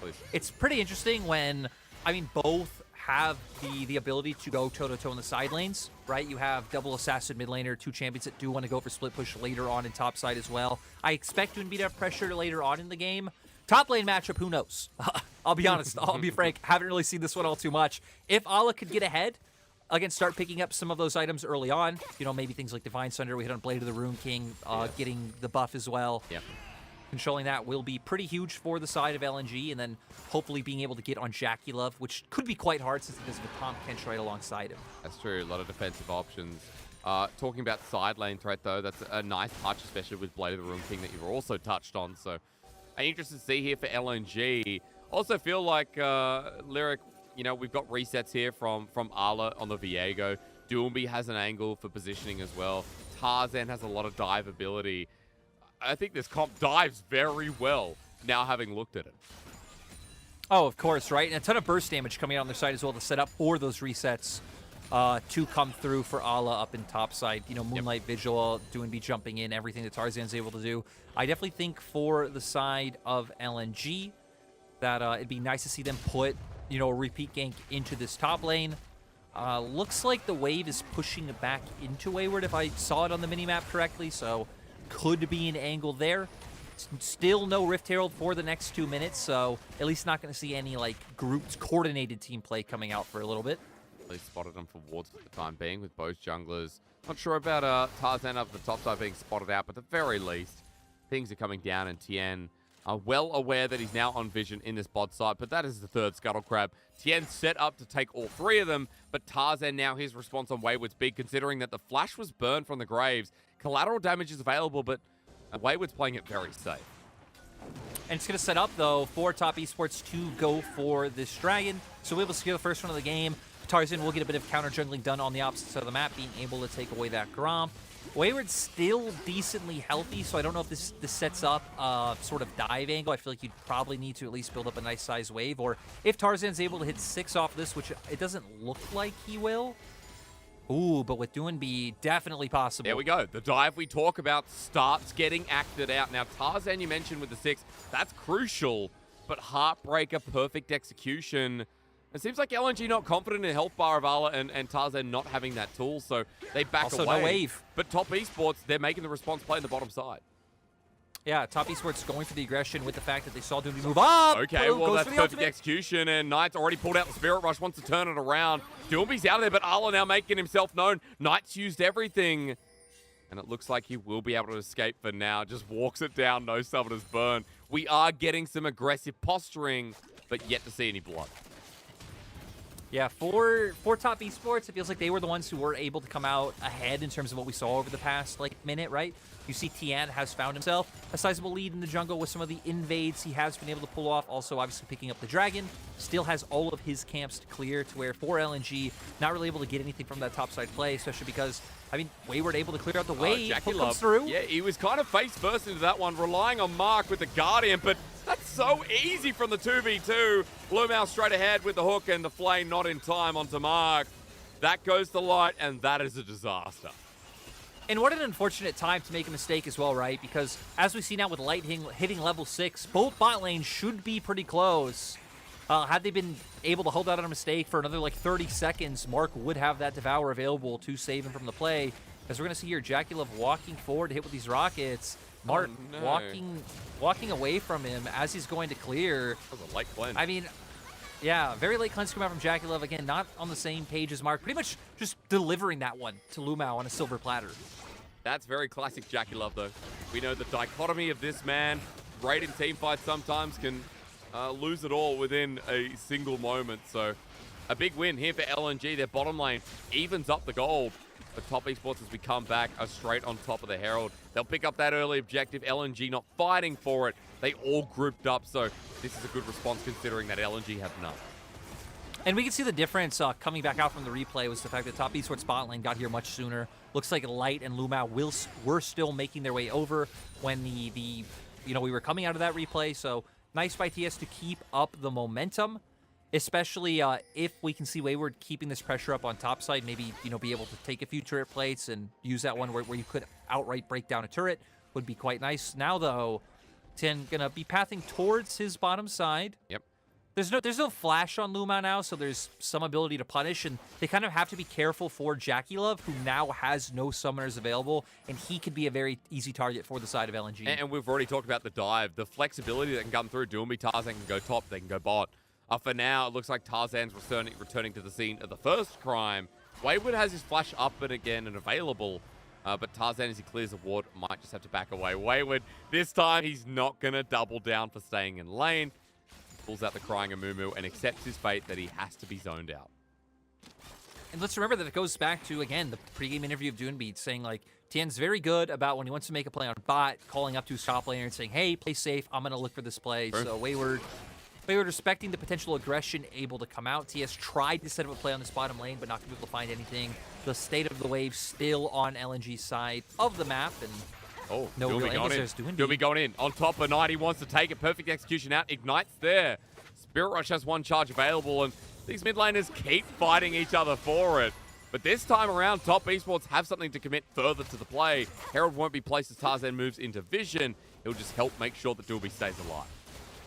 Yeah, seems like Doinby trying to bait Knight in as another engage. Box and ulti. Light is unable to get the kill onto Jackie Love as he's saved by Devour. Mark helping out his AD and stopping from another disaster happening again. Hey, it happens post-6. That's all that matters. You have Mark right by your side to save you from that one. And, no summoners having to come out from the side of TES, just able to walk out of that one. One ultimate blown for 2 as well. So ultimately, right, it comes out in favor of TS. LNG should be able to get the spot wave pushed in, potentially maybe deny Jackie Love some CS, but not the end of the world for either side. I will say, I opened up with this, but it is still very weird for me to see Tien versus Doinby. It's been 3 years. And, you know, before that, Tien, of course, was with Knight. We remember, like, these guys were a bit of a duo themselves. But Tien has been known as a jungler that sits by Doombee's side. So, again, I don't know, chat, if you feel the same way. It's kind of just strange seeing them on opposite ends. I have to pause, though, Lyric, because story time doesn't come now. We get the dive now that wants to go on top of Ala. And Top Esports going to get reacted to. Ala stuns down Tien. This could be good. Alt territory is a Heartbreaker. No, it's a flash instead. Wind becomes lightning, not connecting. Doombe onto Wayward. Mr. Shura can flip one now. It's onto Tien. Tarzan smashes down. And Knight now caught in the thick of it as well. Doombe charging forward. This time, he kills the enemy mid laner. Top Esports think they found an opportunity where they have numbers advantage, where they moved first.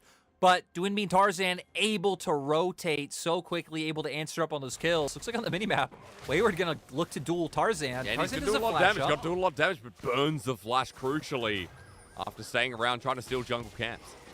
Lumao, is he dead? Oh, Lumao. Wait, he's got Dark Passage. Oh, Lumao. He's okay. Okay, Oh, yeah. fine. You changed your mind quickly, Lyric.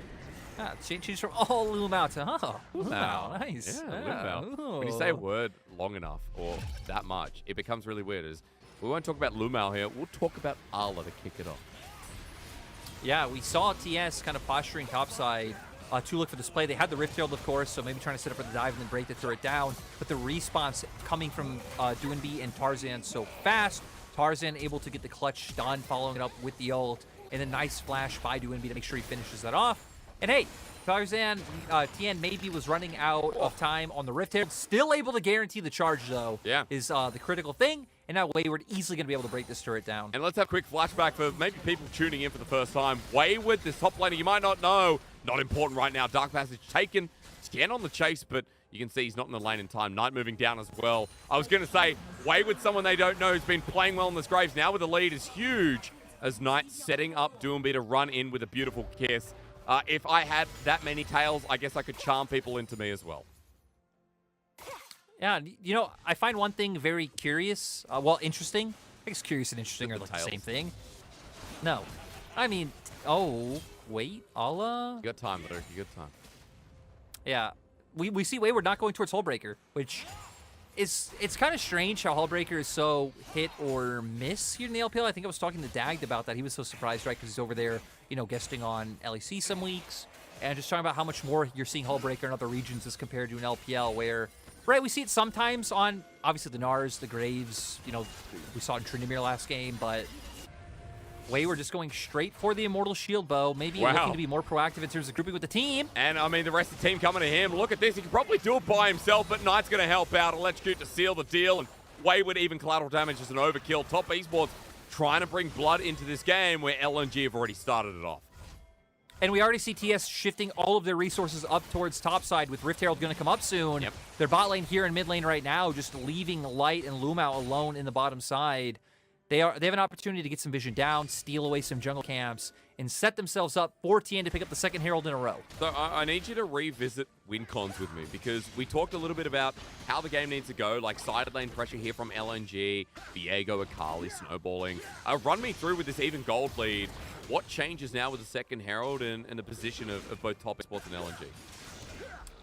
I'm feeling really good for TS going forward, especially with the advantage that Wayward's been able to find over Ala, right? Because he's going to be able to guarantee just keep up that pressure in that side lane. When it comes to team fights as well, I feel like TS should be feeling pretty decent with the Tahm Kench. Having Jinx with the Tahm Kench up against, like you said, a very heavy dive-oriented composition, Akali, Volibear, Viego, all jumping on the back line. If Jackie Love can get that reposition with the ultimate, teamfight should be feeling pretty good for TS. For LNG, I feel like you're kind of solely relying on Doombe to be able to force his advantage in the 1v1 at this point and kind of link up with Tarzan and Lumao and start finding some of those picks. I like the pick potential, though, if it relies around Doombe. Protobelt has been picked up, or Rocket Belt, whatever you new age kids, Zoomers want to call it. It's always going to be Protobelt to me. Is we're going to rocket ourselves forward to the mid lane. Meanwhile, Top Esports with the second Herald to charge open and break down this outer turret. Jackie Love helps out, even gets a bit of a reset into Light. Look at the aggression, running forward, doesn't care about Tarzan. Death Rocket blocked it. This is the dichotomy of Jackie Love in the nutshell of 15 minutes. Yeah, I want to say I love the confidence he has in Mark, But I feel like Jackie Love would be doing that regardless. Still, though, sees a window to even get a small bit of a damage advantage out onto the opposing side, and he does it. We do see Doonby, though, answering back in the top side. Was able to pick up one turret. We'll be able to get a bit more damage here, but shouldn't mean anything. Again, LNG kind of angling for these picks to see if someone would have traversed through jungle, and Tarzan could have started it off with Doonby following up. But in the end, it doesn't happen. I kind of just realized we're talking about, you know, who's a Giga Chad, who's George. Remember that George was the complete opposite we discussed? I think it was, wait, I think you named the opposite Daniel. No, it was 100% George. No, it was Brian. It was Brian. It was Brian. You're both wrong. You came up with this. Those three names now, mildly offended. But Brian, right? It's you either get Giga Chad or Brian. And the funny thing is, while we've compared a lot of people throughout LPL to one or the other, it's so funny to me that Jackie Love can be both Brian and Giga Chad in one game. Like, he is just the most flexible player in so many horrible and great ways. I was going to say, that's a pretty nice word. Very flexible player coming out for Jackie Love. Yeah. Which is even funnier when you consider that he typically only plays one way, right? That's only true. walking forward, looking for the aggressive play. We do see them. Ooh, Knight goes in with Spirit Rush. Everfrost onto Lumau. Box down, though. He's gone deep. Knight, very dangerous. Mark saves the day, though. And he was feeling the Jackie Love momentum as well. I was going to say the fact that he double Spirit Rushes just right in front of Lumau. Lumau's like, oh, okay, you're going to give me an easy flay into a box, into a death sentence? Sweet. Almost sets up for the pick. They waste not only 2 ults, but 2 flashes from their side as well. LNG used Moonlight Vigil in the box. Yep. Not too bad. Dragon's going to come up soon as well, and you still have those Tarzan summoners. coming, though. Tarzan could actually make this dive, Lyric, because I'm scared. He's actually going to turn onto Tien as Doomby's running in as well. Against his old brother, strikes him down. No love lost as Doomby charges in once again. LNG building up the pace once more as Jackie Love sending him back. The Super Mega Death Rocket on cooldown. Doomby survives with a great little pick-off on the enemy jungler. Right, that's the name of the game we set for LNG at this point, right, is finding those picks. It looked like they were setting up, posturing for that dive because Mark didn't have the Devour, nicely able to catch out TN in rotation. And now for the side of LNG, can start making their way down to this dragon, have Ala push out in bot lane. Doinby can answer up in top side because he does have TP just in case any action breaks out. And you pretty much have all of your bases covered for the side of LNG. Dragon coming through as well. Mountain Soul, by the way, folks, if you didn't already guess it out, I'll do the math. Doomby lands a Shuriken flip. I'm going to take it here onto Wayward, who's 1.5 items strong. Coming into this game, Lyric, we talked a lot about mid lane matchup being key. It does feel like in this early game, Doomby has survived the laning phase and had so much more of an impact than Knight has. Hang on, we finally get the jump in. Launch out from Doomby, Wayward out. Didn't really use anything to get through. As Light's going to spot him out as well. Running for his life. Wayward just dead. With the Gale Force, no. Collateral damage builds the space as Ala wants a piece of Tien. Lucky to survive, but a close call nevertheless. Yeah, I really like the aggressive Gale Force coming out from Light to try and guarantee that kill. That was so close. Luckily, Wayward did have both Lash and collateral damage up to be able to get away. So now, for the side of TS, right, they're still playing very much in the face of LNG. That's why that pick almost came to fruition for LNG, trying to set that one up in the top lane as Wayward looks like kind of angling, trying to see where Doonby's at. Doonby wanting to try and look for the solo kill, follows through with the E instantly into the Q. Backs off once the Immortal Shield Bow shield does come through. And then Light, again, Light with such chat energy here with the Gale Force forward, is able to finish it off. You see, ultimate follows, then the E. Wayward still living a happy, non-dead life on this Graves. Are you ready? Are you ready to do what all casters do in any esport and talk about the story again, Lyric? I got a lot. Let's do it. I got a lot, and I didn't even rehearse this, dude. It's just stuck in there. Remember, you know, I was talking about mid a little bit before, Knight versus Doomby. We've been mentioning Knight through his Vex, his laning stats, and Doomby this split hasn't been as convincing as the Doomby of like 2020, even 2019 with his own style. But this game is really putting me in my place. And I love watching Doomby in a lead because you know that he'll take over games, and you know that LNG are built to support the strongest member on their roster, or at least one of them.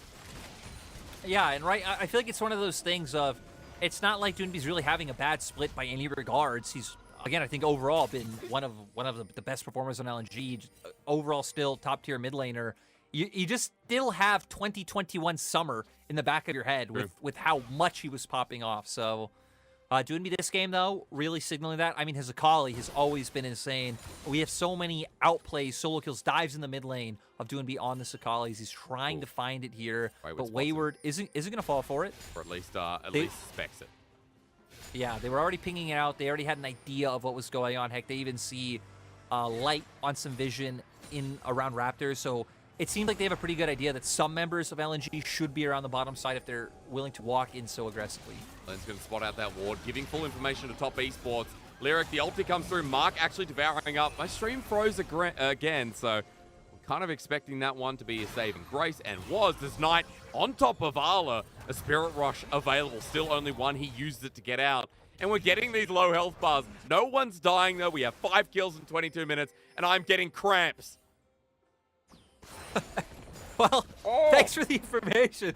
As top esports may be getting some cramps as well. And I got to say, I really like what LNG are doing is, you know, Ala's dead in terms of LNG keeping Doonby in a side lane, knowing he can win out through the 1v1. He can also just buy so much time, be able to escape on the Akali, and committing the rest of their resources to the top side of the map.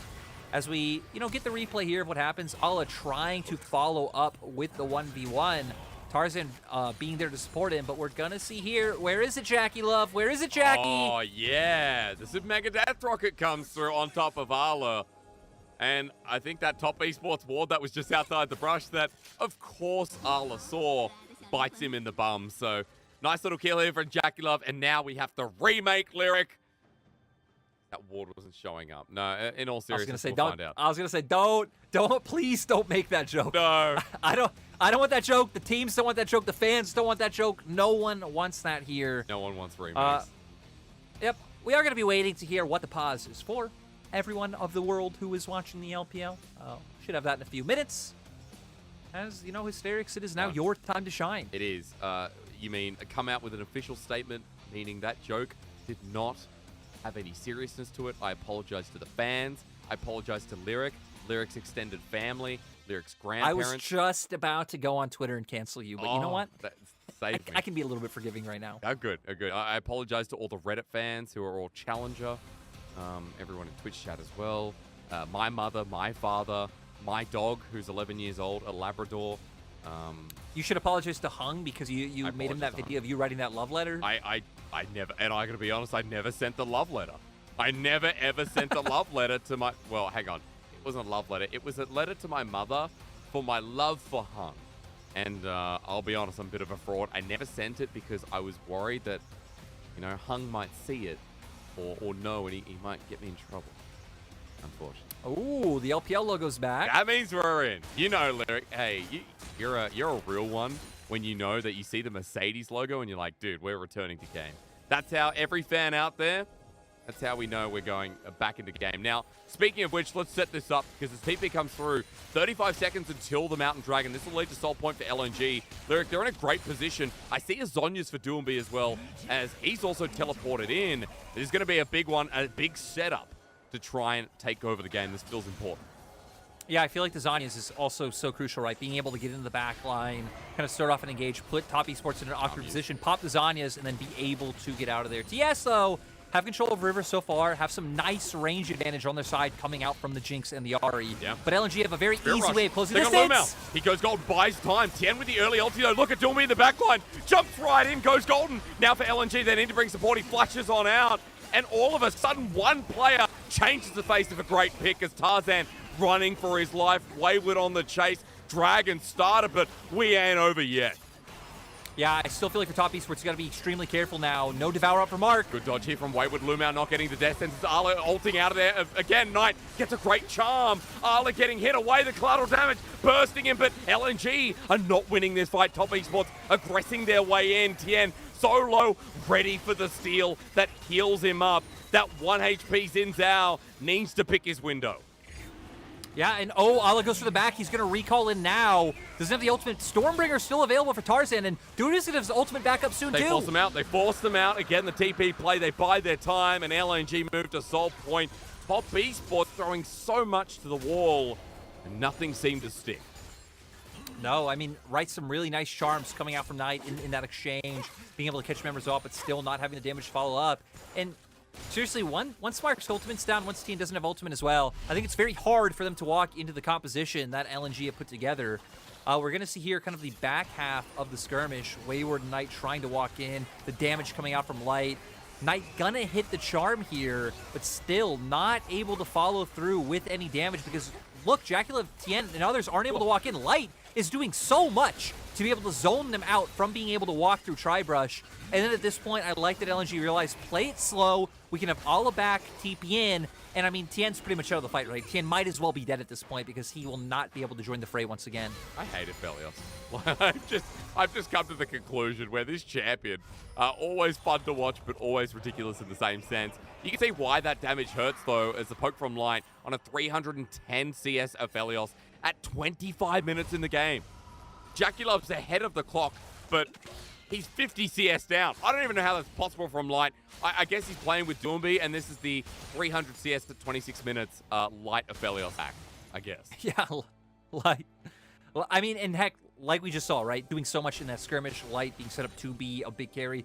Especially when you don't have to worry too much about backline threat. Like, there is Knight, right? Knight going to be trying to jump in, but I feel like Knight will also have to be conscious and, like, try to peel for the rest of his team as well, since you have so many divers coming in on the side of LNG. Like, seriously, 3 members just jumping in your face. Moonlight Vigil. Oh my god, the Inferno as well. Doomby now has his angle. Perfect execution can rip through. Protobelt first into Mark, eats up Jacula, who's the hair's breadth from dying. LNG on the chase as well. Shuriken Flip is a bit short this time around. Top Esports don't have the health bars to even think about contesting. As the jump out from the Abyssal Dive and Mark. Is this a Baron? Gets him to safety. I think LNG, yes, they want to think about turning it into. Yeah, I think this could be a potential Baron angle, right? You have 2 members extremely low on the side of Top Esports, so they're going to have to back. Even if you can't finish the Baron, at least forcing the other 3 into you, having a 5v3, finding some picks can be huge for the side of LNG, but man, they have a ton of damage coming out right now. Lumau with the box in the flame. Tien is just dead. Enemy jungle down. Doesn't matter about the right guns. They dodge away from the Super Mega Death Rocket in Jacula. Top Esports, they're going to lose their jungler, but at the very least, they get LNG low enough to make them double think about getting the Baron. Still, for the side of LNG, right? I mean, it was a win-win. You're either getting the Baron or you're forcing only 3 members of TES to walk into you. You're pretty much guaranteed you're going to be able to find a pick in that scenario. So they do it. Luckily, no one getting hit by the Super Mega Death Rocket in a potential 1-for-1 scenario, which could have been a little bit sad for the side of LNG. But we're going to see here, Doonby and Lumau playing forward. They have a control ward. Death Sentence does land right into the box. I mean, you have the E coming out from Doonby. Light apparently able to finish off with an auto and picking up that 1 kill on Tien. And we said for Tien, right? He is typically the difference maker for the side of Top Esports. Whether a TF's game goes, you know, amazingly awesome or horrendously tragic, is usually solely in the hands of this jungler. Yeah, it is. Again, like for Tien, 0-3 hasn't been the greatest game here. Going up against his former brother in Doonby, but on the other side, at least one of them is doing well. Lyric, Doonby's 2-0-2. 3 items now picked up. The Shadow Flame as Top Esports. This is not a good position. They might have to run out here. Doomby's jumping in. There's another Shuriken Flip. Doomby jumping in to the back line with a quick execution on top of Mark. Buying time with a quick little Zhonya's. LNG's mid laner survives, and Knight almost does not. Jacula in a similar position as Wayward, now dealing out the damage. Lumau getting low, flashing away in the end. That's so close. Knight running up, though, and Wayward, head in hands, is right. They just can't get a break. Yeah, Wayward was so close to it. Almost being able to make it a 1-for-1. But we see the way that LNG are taking these fights, right? It's pretty much Light, throw out Moonlight Vigil right away, try and chunk them low, and that's when you have your 2 assassins and your Volibear follow through with the burst. They get low enough to where then 1 full combo can just take a member out outright. As right there, Moonlight Vigil coming out on Knight and Mark. We see Heal having to be popped. Doonby already jumping in, comboed with the Stormbringer. Mark just instantly deleted. They buy time to be able to get away, but then this is where Lumau was kind of trying to zone out Wayward on the opposite side. Almost ended up getting himself solo killed. Thankfully, almost means it didn't happen. We're still mid, though. Lyric, we are still mid, waiting for this Dragon Soul. Tarzan caught out, though. Top Esports still don't have enough damage. He moves to half HP, though, and that means TS can move in as Ala starts this one off. Heartbreaker's out, not on the same page, but Light's hitting away with this turret. Jaculov's ulti almost killing Lumau. Soul's going to be denied as Top Esports started up, but look, LNG are going to walk towards Baron. Yeah, but Wayward can just do Dragon solo, right? And Wayward has TP, so if any action breaks out, Wayward could very easily follow. I don't think LNG are actually going to play this card and try and call TS's bluff or vice versa. So Dragon goes over to the side of top esports. They also get the wave pushed out in mid and can now start walking aggressively into this top side, trying to get some vision control back for themselves. At least taking away some of the jungle camps as well along the way. But top esports still is this 5 stack, not in vision for the time being. Way we're going to have to clear that control ward. Pings are going down, and Lyric, in my ears, in the back of my head, I can hear very slightly Fly Phoenix Fly playing. The music timing perfect. But I don't know who the Phoenix is anymore out of Duobi or Tien. I mean, at least in this game, it's Duinby, right? Okay. 100% guaranteed.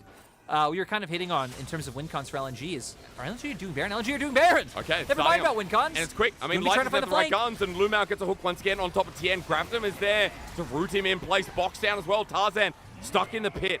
Top esports have the health bar. Baron hasn't reset, but look at where Duinby is. That angle is going to be supreme as Jackie Love gets tagged up. Duinby now spotted out. Top esports threatened, but Baron resets. Charm misses as well. Top esports now have the health bars to play with LNG and bought their time, but this is the Moonlight Vigil once again. Light can't do any damage on top of Tien, but Duinby will make up for that. Arla with a reset as Light runs forward. The LNG 80 carry. Light Yagami is Kira. Light and Duinby completely popping off in that team fight. They ace the side of top esports. They can just look for the push.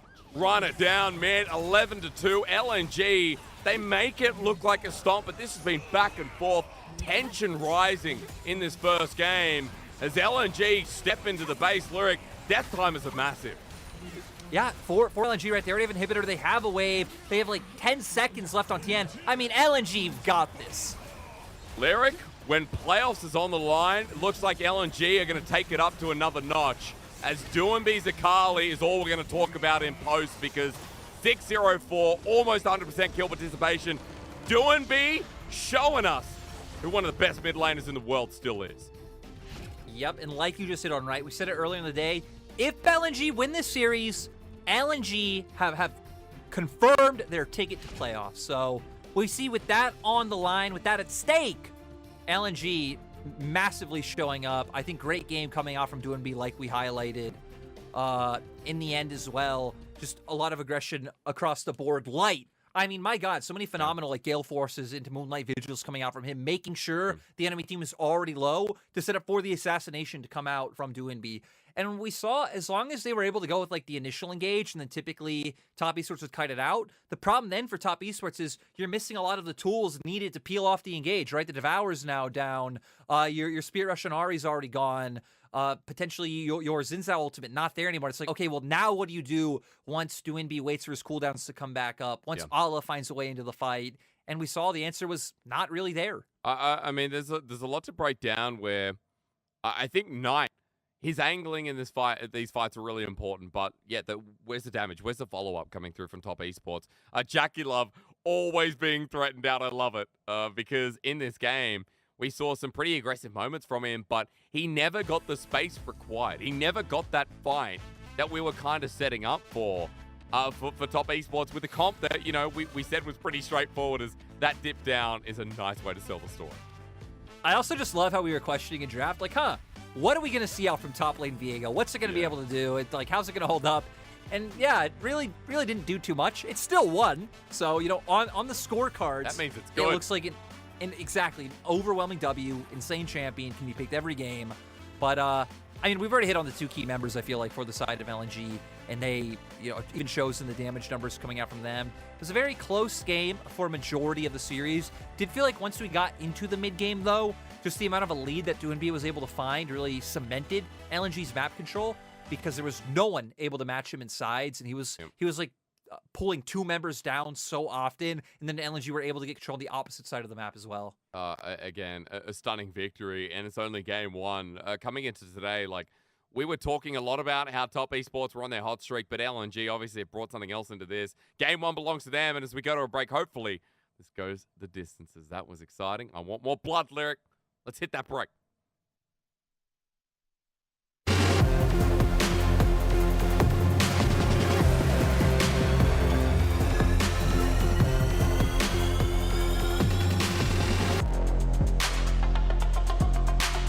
随着我们 LPL 的发展，我们 LPL 的用户越来越多，影响力越来越大那我们其实也去有一个品牌上面的策略的转变，就是我们希望能够更加体育化和专业化。因为在目前可能从整个英雄电影竞技去发展的状态上来看，我们不再是去向 S 赛学习，不再是可能持续的大面积的去向传统的体育的转播进行学习的这样一个状态，而更多的是我们需要不断的去突破自己。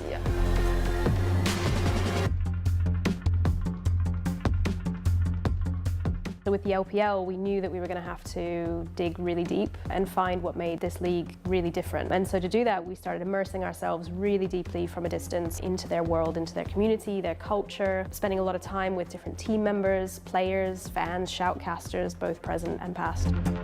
Something that we found out is that the LPL's approach to the game is crazy. It's almost next level madness. But to the LPL, it's almost genius. And this unpredictable, intense, fierce, wild, and being always one step ahead was something that we wanted to tap into. Together, we defined crazy as our game. It's a proud statement that really speaks to this bold mentality of the LPL players and the LPL community. 那么在整个品牌刷新的过程当中，我们也和 TES 团队保持紧密的沟通协作。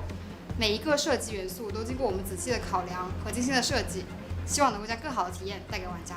在设计风格方面，把 LPL 打造成为建立在专业和竞技的基础之上，融入新颖的视觉创意，给我们的玩家带来新鲜的体验。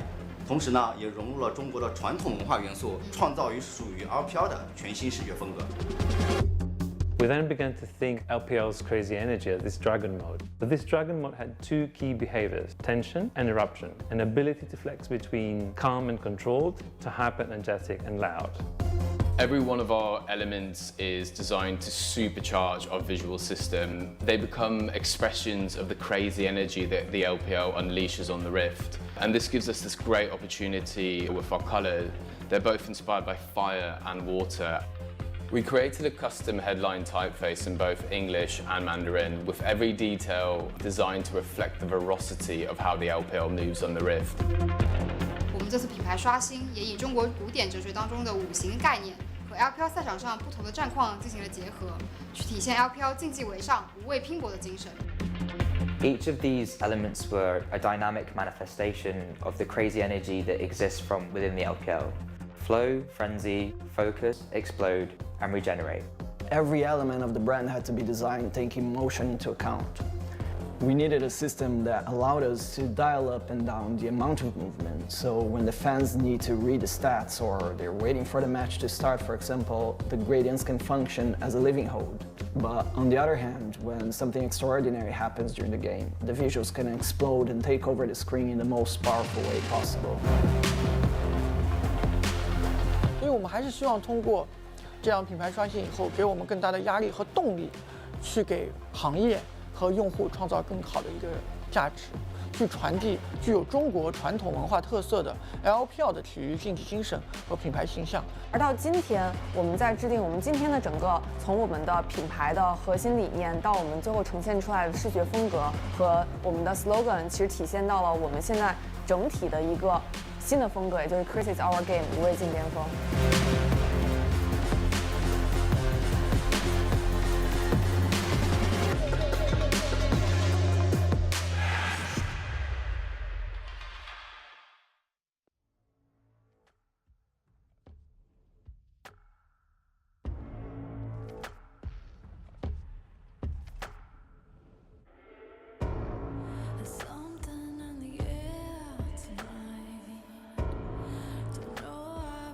Feel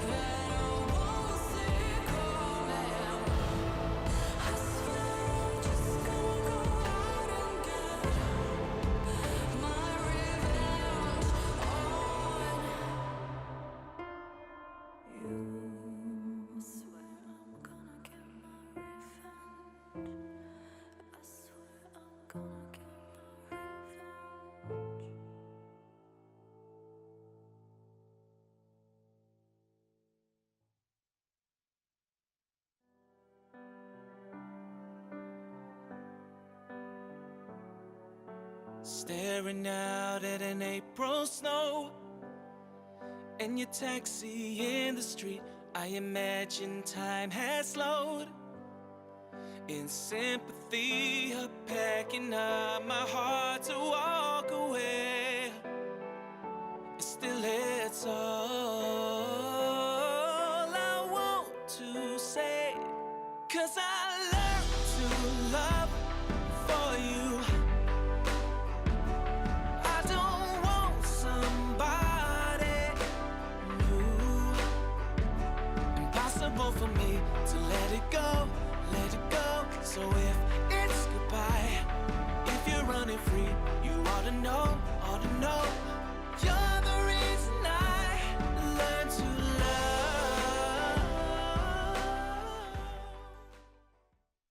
我们最近状态和战绩比较好，大概是因为我们现在的氛围比较积极向上嘛，然后就会打得越来越好，然后大家都想要赢，然后我们应该就是前面要碰撞比较多，因为他们很喜欢前期做事情，然后他们也有很多比较独特的组合英雄嘛，然后就注意一下这方面就行。接下来的比赛我肯定希望我们可以都赢下来，但是只要过程够精彩，我觉得我们都是还是可以接受的。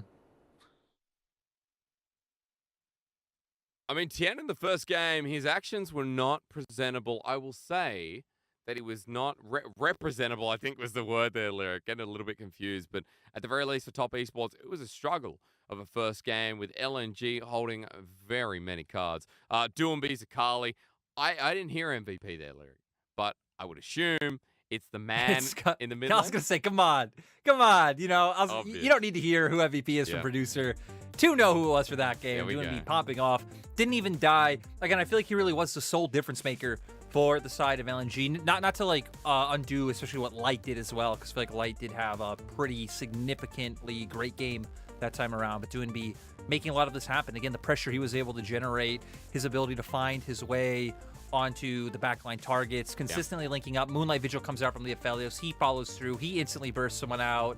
And even just Akali's ability to buy time with things like the Shroud, the Zanyas we saw, you go in once, you bait out a lot of the key abilities on the opposing side, then it sets you up beautifully for the re-engage. I think for LNG, the power of this early game really set them up for, you know, all the engages that came through, right? Tarzan was in such great positioning between his solo laners. The focus between Duumbi and Ala was obvious, and you know, LNG in these final fights, just again, playing it that much better. And Lyric, there's a lot to it. There's a lot to these fights that my puny brain doesn't really understand, but I feel like Duumbi was a core part of the positioning that took over. Oh, of course, right? Again, I feel like he was the key difference maker for the side of LNG. Yep. And like we highlighted, if you missed it, if LNG win this series, LNG are locked into playoffs. Even if they lose, right, their score pretty much cements that they should be in playoffs. Yep. But getting that guaranteed as quick as you can, I think, is huge, especially making your way towards all the buys for playoffs. So we're going to be looking at LNG for game 2, and if they're able to replicate this, getting Duumbi on one of his standout champions, being able to pop off. And again, even some other points on the map not even really mattering. Again, Ala not finding a huge impact in that game didn't seem to matter when you do have 2 lanes able to pop off. And I feel like that's the other strong thing about this LNG roster, is that when we've been highlighting Tarzan and Duumbi being like the main squad, the main carries for this roster, it's nice that both of their side lanes do have the ability to step up as that carry or that secondary carry, kind of pending on the circumstance. Yeah, and you'd really hope that, you know, we continue to see that. Like, Ala's been someone we talked about in recent series that has been growing back to his powerful 2020 ways. Ala is that top laner that we know has a high ceiling. We just want to see how close he can get towards it in the split. We're going to be running into game 2 very shortly. And for Top Esports, we saw a very standard draft. Like, it was everything but the Ahri that looked straightforward. And it just looks like, you know, with the standard draft that they've worked before, they didn't get a leg into the game. Like, Wayward on Graves was big. Knight on Ahri was exciting. But we got the Zins out, and that's what made my heart fall.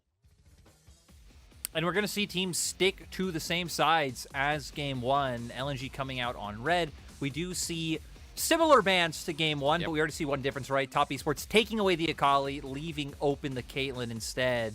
And LNG's bans being the complete same this time around. So for TS, going to go back towards the Jinx. We have seen even with Caitlyn still being banned against certain teams, the prio for the champion overall has fallen quite a bit. Obviously, it's been nerfed, but also even before we jumped from 12.2 to 12.3 and 4, it felt like more teams kind of seeing it as a bit of a bait pick, if that, and typically going Enchanters in the bot lane falls behind. It doesn't work out. Let's see if LNG goes for it, and they anyway. do. All So right. LNG not going to fall into the same scope as other teams. Again, I think back to the EDG game where they lost, being like a highlighting example of what can happen if this falls behind. But for Light and LNG specifically, they have played the champion 4 times. They have a 100% win rate. Light has a 47 KDA in those games. I mean, that's a big deal. I want to see what Lumab partners with. Lux, Morgana still open available. Lux has been the go-to here, Lyric, and ways to poke out the lane. And while we get that build-up from LNG, on the other side of Top Esports, once again, looking pretty standard. This time, Knight instead of the Ahri, it will be the Rise. And very interesting for them to just go for both of their soul lane picks in first rotation, right? Yep. Still going to put emphasis that the Graves could be a flex. We have seen it in jungle a little bit, but you would expect it to go up to that top side. Them taking the Rise now sets up for them maybe to have windows to potentially roam and try and shut down this Lux. And if they lock in the Lux and the Caitlyn, like you were highlighting and we were hitting on, right, that if this lane falls behind, if you die, if you lose Flash, it could be quite hard to play the way you want of sitting under enemy turret, just chunking down on those turret plates and getting your Caitlyn massively ahead.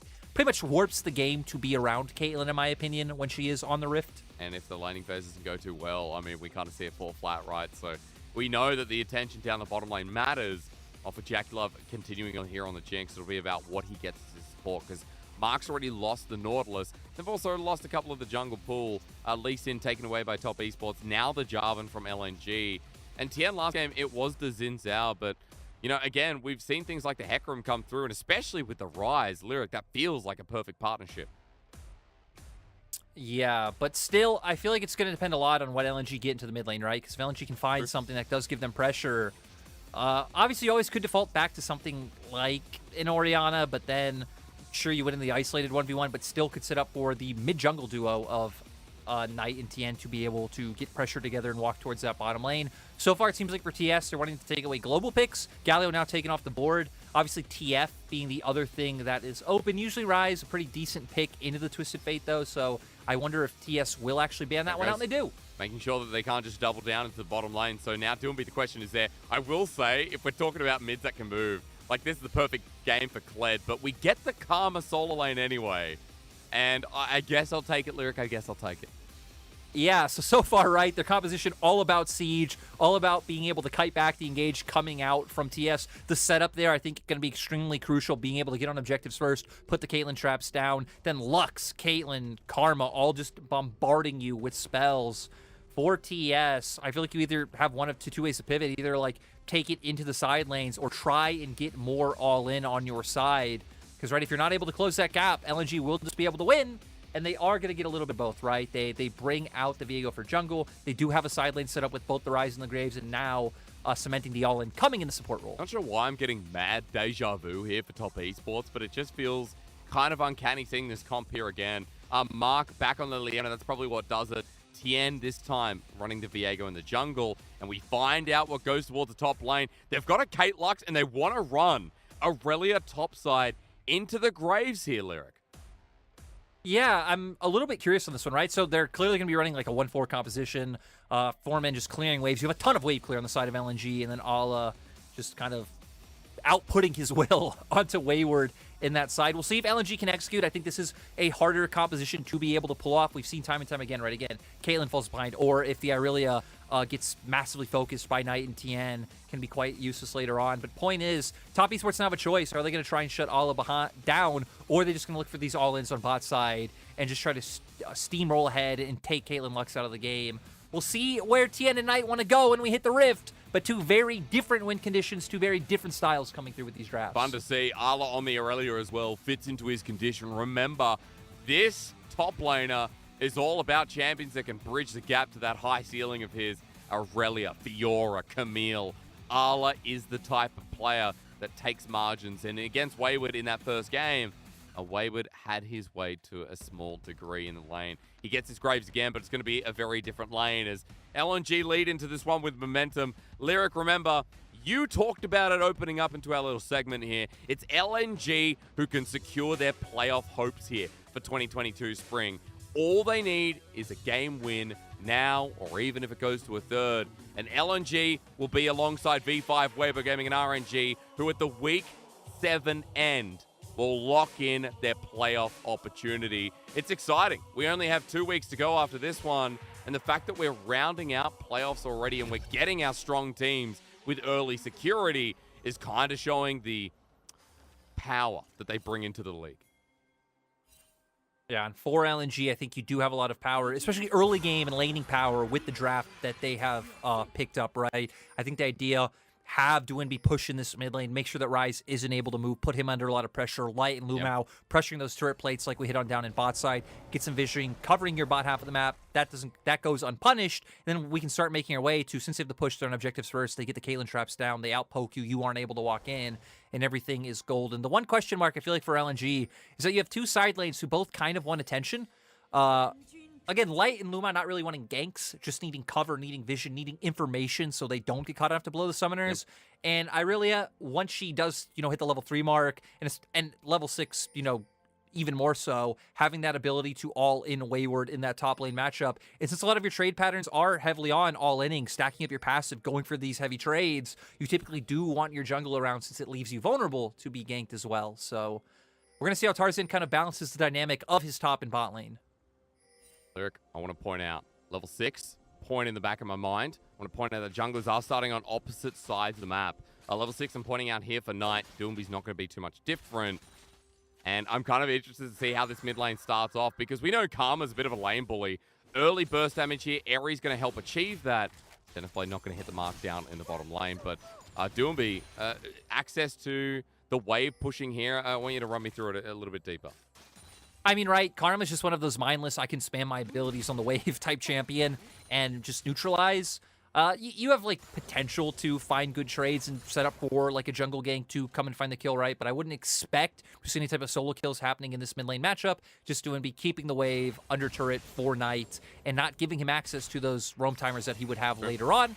I feel like more critically is, like you said, right, junglers pathing to opposite sides of the map. Tarzan may be able to find an opportunity in Wayward. Wayward also did take Ignite rather than TP. So if he gets killed or if he gets forced to recall, he's going to walk straight up back to lane, can set him pretty far behind in terms of CS and start to open up a lead for Ala. So, and we're seeing it now. Here's Tarzan. And the rarity with the Graves Ignite in the top lane. Now going to have to 1v2. Tarzan running in. Ala the priority. Again, this Aurelia now going to be happy as she gets the Force Duet perfectly down. Wayward against the turret. Gives it over. And Ala with first blood on such a champion.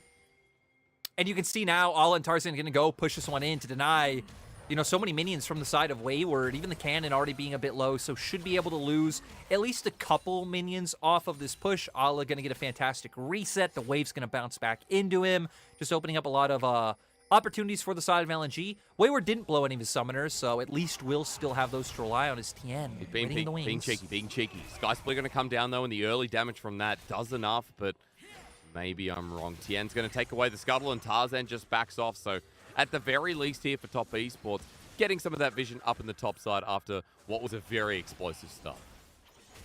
And something we didn't hit on, right, was we talked about the Ignite, and that's showing he wants to play aggressive, but also taking the PTA rather than Fleet Forward, showing he wants to double down on those trades and really just dominate in that 1v1. So getting the hint of that is TN, though, still trying to play so aggressively on this top side. Tarzan, level 4. Yeah, he's got a level lead, actually, running into TN. This is going to be trouble. Sky Splitter does so much, and TN will get the smite down, but Knight's not there in time. Running away, Doomby pressures him as well. Now Knight's in a 1v3, but Ala can't close the gap. Tarzan and Doomby chasing him down as Lumao with this. Roam does so much work. Man, we're saying free Iwandi, but Lumao's free on the mid lane himself. I'm also just really surprised that TN went for that play, because Ala's coming from base. The wave still was not being forced in by Wayward, so Ala actually ends up losing nothing in top lane, and you just end up getting 2 flashes away from the side of Top Esports. Doomby did commit his to force TN to flash over that wall, but still, massive trade up for the side of LNG, and Tarzan not losing his red buff either. Both supports just coming to the mid lane to help push it out, now returning to their lane state. 80 carries kind of fighting it out down there and not too much happening for now. So we'll leave with nothing more than a couple of flashes burnt. Doomby's down, Knight's down, Tien's is now down as well. And Lyric, with that kind of little blunder, what we've seen in this series so far is Tien versus Tarzan has been pretty Tarzan favored as he runs Volley Bear in game 2 too. Yeah, Tarzan having a nice start, is behind in terms of camps and is clear right now, but we saw it was because he committed early on the top side. He's going for it right now, but Tien's also here. It's up Might to the be able to floor, follow Stuart. up. Wayward not going to run into it. Arlo doesn't get the stun up. Tien still being patient. Now drawing himself in. Ignites down. Wayward wants to take him in the 2v2. The Sky Splitter helping out. The flash away. Wayward being so aggressive, and Tien now showing off his damage with the Sheen. Top Esports got what they came for, making Arlo a little bit more scared up in top. Yeah, and I like that LNG quickly realizing they need to back off from that play because they started to posture like they wanted to go in, but I assumed Doonby calling the whole time, hey, Knight's not here, Knight's moving, he's going to be there, it'll be a 3v2. He's able to get away as Knight, finding a bit of a nice trade onto Doonby on his way back in with Tien able to follow up. Well, Lyric, as Top Esports in this early game isn't looking as great as we want to see, we got a fun stat down at the bottom. Yagao was the last person to play this Karma in the mid lane only since 2021, so it's not too far away. But it has been a little bit since we've seen Karma in the mid lane. Focused mainly in the bottom side as, she's had some quality of life changes. Well, it was something we'd see a little bit before, right? You think whenever champions like Olaf or even Xin Zhao, which Xin Zhao has been very prevalent in the meta, but Karma always being a staple that typically would come out alongside those jungle picks and enable them to get into the fray and keep them healthy and be able to benefit from all the sustain that they're able to get. This time around, seeing it with Volley Bear is a bit of a different flavor, is now panning back over to mid, Knight and Tien waiting in the wings for this kill. Doonby has no flash, so this could set up the kind of play they're looking for. You punish mid, find the kill, Knight has Realm Warp, you instantly pivot down towards bot or top to find, a follow-up kill off that. Trigger pulled and away Tien goes. Doonby just playing the space quite nicely. Tarzan, he's waiting for him, shields him, and then they group together to clear some of this vision. So again, really highlight a play on this duo who we've been talking about a lot. As Zala's going forward onto Wayward. He knows he ignites down Lyric, and he wants to try and take him. Yeah, and Wayward even going for the more aggressive build, making his way probably towards the Eclipse. Last time around, right, did go towards the Immortal Shield Bow, wanting to get more aggressive early game stats with the build path, getting the Serrated Dirk with the setup he's already running with both Ignite and PTA. But still, like you said, Ala's still up in this matchup, and even look at the minimap right now. I don't care about the minimap. Yeah, because Tien's coming to the bottom lane. Lumao flashes away. Tien isn't able to bridge the gap again. Still level 5 here on the Viego, and he's been like this for a while, so just a bit unfortunate. Not sure if the wave's going to help him get there, but Lyric, it seems like play after play that Tien is getting so close to achieving. Yeah, not able to find it, and this was going to hint at the minimap, is that we started to see Doonby and Tarzan start to move up towards the top side. Doonby right now just hovering to cover for Tarzan. Looks like no dive going to be set up.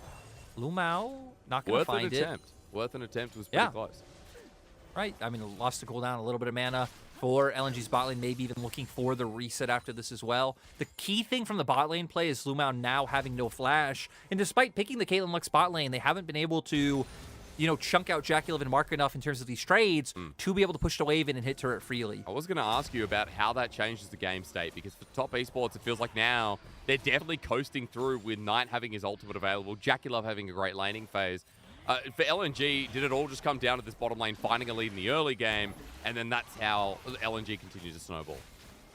I feel like as long as they're not set behind, giving over kills, losing CS, then you'll always still have the win condition to play around. Obviously not as you would expect, but we have Tarzan posturing for a fight, and all of LNG are here. JackeyLove's in bot. And the patience is low as well. The eye facing towards Top Esports. As LNG run in, they had the numbers advantage for now. Smokescreen, great. Ulti worth an attempt, but Tarzan gets the smite down. Herald stolen right from under the nose of Top Esports, and JackeyLove is the only one to benefit here, it seems. And JackeyLove going to be able to pick up some wave spots. So because of that, they're going to commit Light and Lumao to topside. So they are also picking up CS and EXP. Tarzan also has the Rift Herald. I wonder if they're just going to drop that one outright, considering they haven't really been able to get any damage done on this turret. But it looks like they're going to commit. Wayward with not enough wave clear here. JackeyLove versus the members of LNG with a Herald. We get our split cam. Wayward sticking around, playing in front of the damage source to try and get the wave, cleared out. I've been drinking too much tea, Lyrics, so get a bit of a burp, and they defend it well up in the top side. JackeyLove still pushing in, has to deal with Ala. It's a double flash. Knight a little bit slow. Doonby popping his first. Yeah, and moving back up to top side, I'm surprised LNG kind of faint like they're backing off and they're going to go for recalls, but fully commit. I feel like the defense from TS was really nice because you not only saw Mark hovering up topside to cover Wayward, you saw Knight actually covering JackeyLove in the bottom lane so Ala wouldn't be able to walk forward.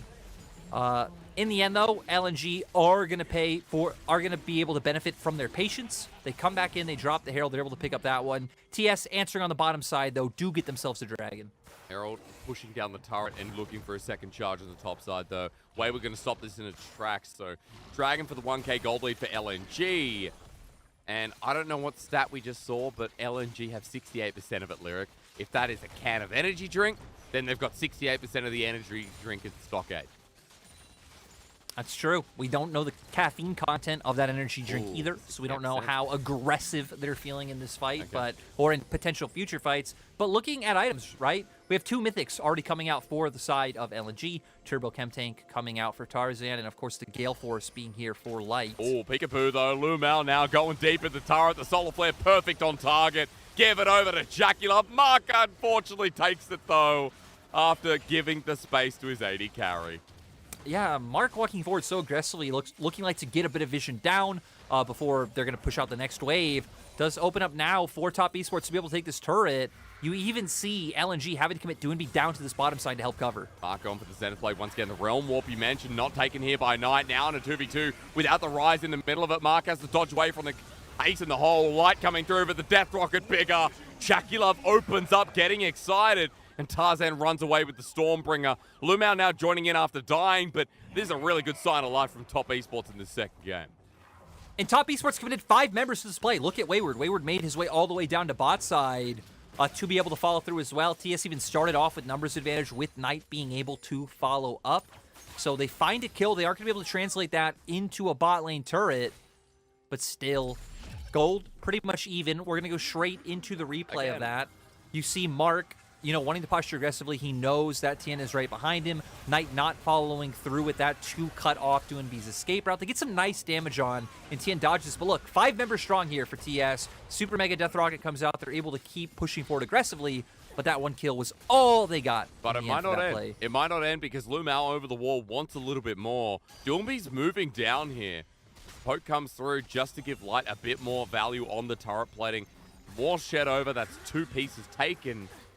With 1 minute and 30 to spare before turret plating drops on down. Doinby going to stick around, and looks like LNG committing 3 members while JackeyLove moves mid-solo.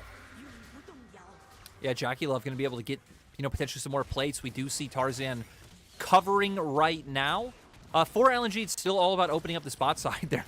They're just keeping Doinby here, sharing a lot of XP, sharing a lot of gold, but in the end, not being able to do too much with both Knight and Mark being here to cover. There's no neutral objectives up on the map yet. And it's kind of curious to see the team just commit to these lane assignments of keeping Rise in the bottom lane. But it does open up potentially for JackeyLove and Tien to roam down instead of a play onto Light. I mean, I definitely want to see Tien finding a couple of resets here, or at least the pickoffs. That'll be good enough. Solar Flare, Gale Force out. Excuse me, that was the 90 caliber net. Not even needed on the activated item. But we're 1 minute 50 away from Dragon. Team still pressuring down on the bottom side. And Top Esports doubling down to break this turret, Lyric. 30 seconds before plating drops down. Feels like for now, it should just be able to be taken solo by JackeyLove, who they're injecting so much gold into. Yeah, and it looks like LNG's response is going to be just leaving Ala to win out solo in that top side while trying to commit the resources to bot lane to counteract the push that wants to come out from TS. But still, not going to be able to do it this time around. LNG's team coming off of resets. TS finally able to match 1 turret to 1 turret. Dragon going to be coming up in 1 minute. We already have some solid vision set up bot side for the side of Top Esports. No real vision in top other than a few shallow wards in River, but Rift Herald will also be up soon. You can play off of all this pressure with that from the side of LNG and try and secure yourself that one to get a bit more of a gold lead. So for Top Esports, I wonder if they're going to commit to this top side or just end up trading for a bot where, again, they already have some vision set up. They've already had their strength. And Lyric, I've had a little sneaky peek over at the LCK stream, and I've noticed the stream has ended. Or at least the games have ended. And as they come over to this stream, they must be thinking, man, I thought LPL was pretty bloody. We've only got 3 kills in 14 minutes, and as our new acquired fans jump on into this one, we're just going to set you up with the quick story that LNG, if they win this game, they win this series. LNG are going to be the 4th team in the LPL to lock themselves into playoffs. Tarzan, yet again, the hero of this team as he jumps onto Tien, or at least wants to. Sped up by Doomby with an Inspire. LNG stay grouped as a 5-man. Dragon in 15. Jackilov heading forward. But look at the AoE burst. Sky Splitter to do the same as Knight. Now fended off from the rest of his team. But Tarzan way too far forward. Exploded with the help of Jackilov. Knight doing the same. It's a 5 versus 4 in front of the next objective. Yeah, I mean, it's kind of funny seeing Top Esports, the composition to kite out what LNG are doing, considering you have like mid-range champions all throughout your top side, melee champion in support. But for LNG, right, I mean, you don't have a lot of guaranteed engage. Your guaranteed engage is either Stormbringer into Q or Flash Q coming out from Tarzan. They weren't able to hit the binding. There was nothing else there. In Top Esports kind of playing off that one beautifully. Now going to be able to transfer into River. Haven't started Dragon, so Tarzan might have time to get here if LNG are still going to be looking for a contest. Some low mana bars across the board, though. Solar Flare not up and available. Half the cooldown left available, and even on a ward, it won't matter. Top Esports with 2 early Dragons, a Mountain Soul to spawn. And that's going to give him a lot of windows here, Lyric. Again, you know, for a team composition that looks a little bit more standard than what LNG have provided us, just feel like this team playing towards the objectives is going to be fun to watch. Yeah, and LNG going to try and get a bit of siege onto this mid lane turret. They should be able to get this right. They should have to back off after this wave as Knight just, you know, throws out an EQ and is able to just clear that one straight away. Now we're going to go into the replay, so that was a nice time to pause for breath by me, go Lyric. Nice. And here again, we see LNG trying to find an engage, throughout the binding, that's not able to hit the E from the Irelia there as well, and then Knight just able to turn around, root up Tarzan, and pretty much kite out the play. So a lot of skill shots dodged by TES. I mean, that's something we didn't really hit on about LNG's composition, right? It is very skill shot dependent coming out across the board. Really only Tarzan, again, there with point-and-click abilities to try and start off fights, lock members down. That's why typically this comp, I think you don't just want to sit and skirmish in mid lane for no reason. It is a lot about trying to be in a place where Top Esports want to enter, give you an ease of access to just throw out those skill shots in a straight line, prevent them from walking in and guaranteeing your objective. Nice, so that kind of biting LNG in the butt right there. And Lyric, you know, I had to look at what Doomby was picking up in this game because while you talk about the nuke possibility, we do know there are supportive elements here. Doomby picking up a support item, and that means we're going to have Lumao with one as well. Lyric, my brain completely fried, trying to think about the Janna changes. Going to pause for now, though, because Lumao caught on out here. An instant flash shield of Daybreak. Death Rocket from Jackilov gets Lumao and Tarzan close to half HP. It'll open up a bit of pressure to push down the mid lane. As Herald comes through as well, they're looking for more than just outer. Oh yeah, and Top Esports should be able to guarantee this, even setting up a dive on top. Okay, well, wait, with that's ballsy. Doomby forcing the flash out. It gets in slow as well. Arla on the chase, but he needs to be sped up a hell of a lot more. The Vanguard's edge flash. Arla going a mile a minute here as Knight runs away. His flash still up and available. They want to turn this. They want to turn this. Top Esports want to turn the play, but spotted out on control ward, and LNG know they have to back. LNG not going to fall for this. Top Esports going to be able to make away like bandits now. 3K gold lead for their side, sitting 2 dragons pretty. And, I mean, we've already kind of seen how team fights go, and especially if they are able to maintain this momentum going forward and be the one to aggressively push in like they have been doing. Again, look at the mini-map, look at vision in the enemy jungle. For LNG, how do you enter?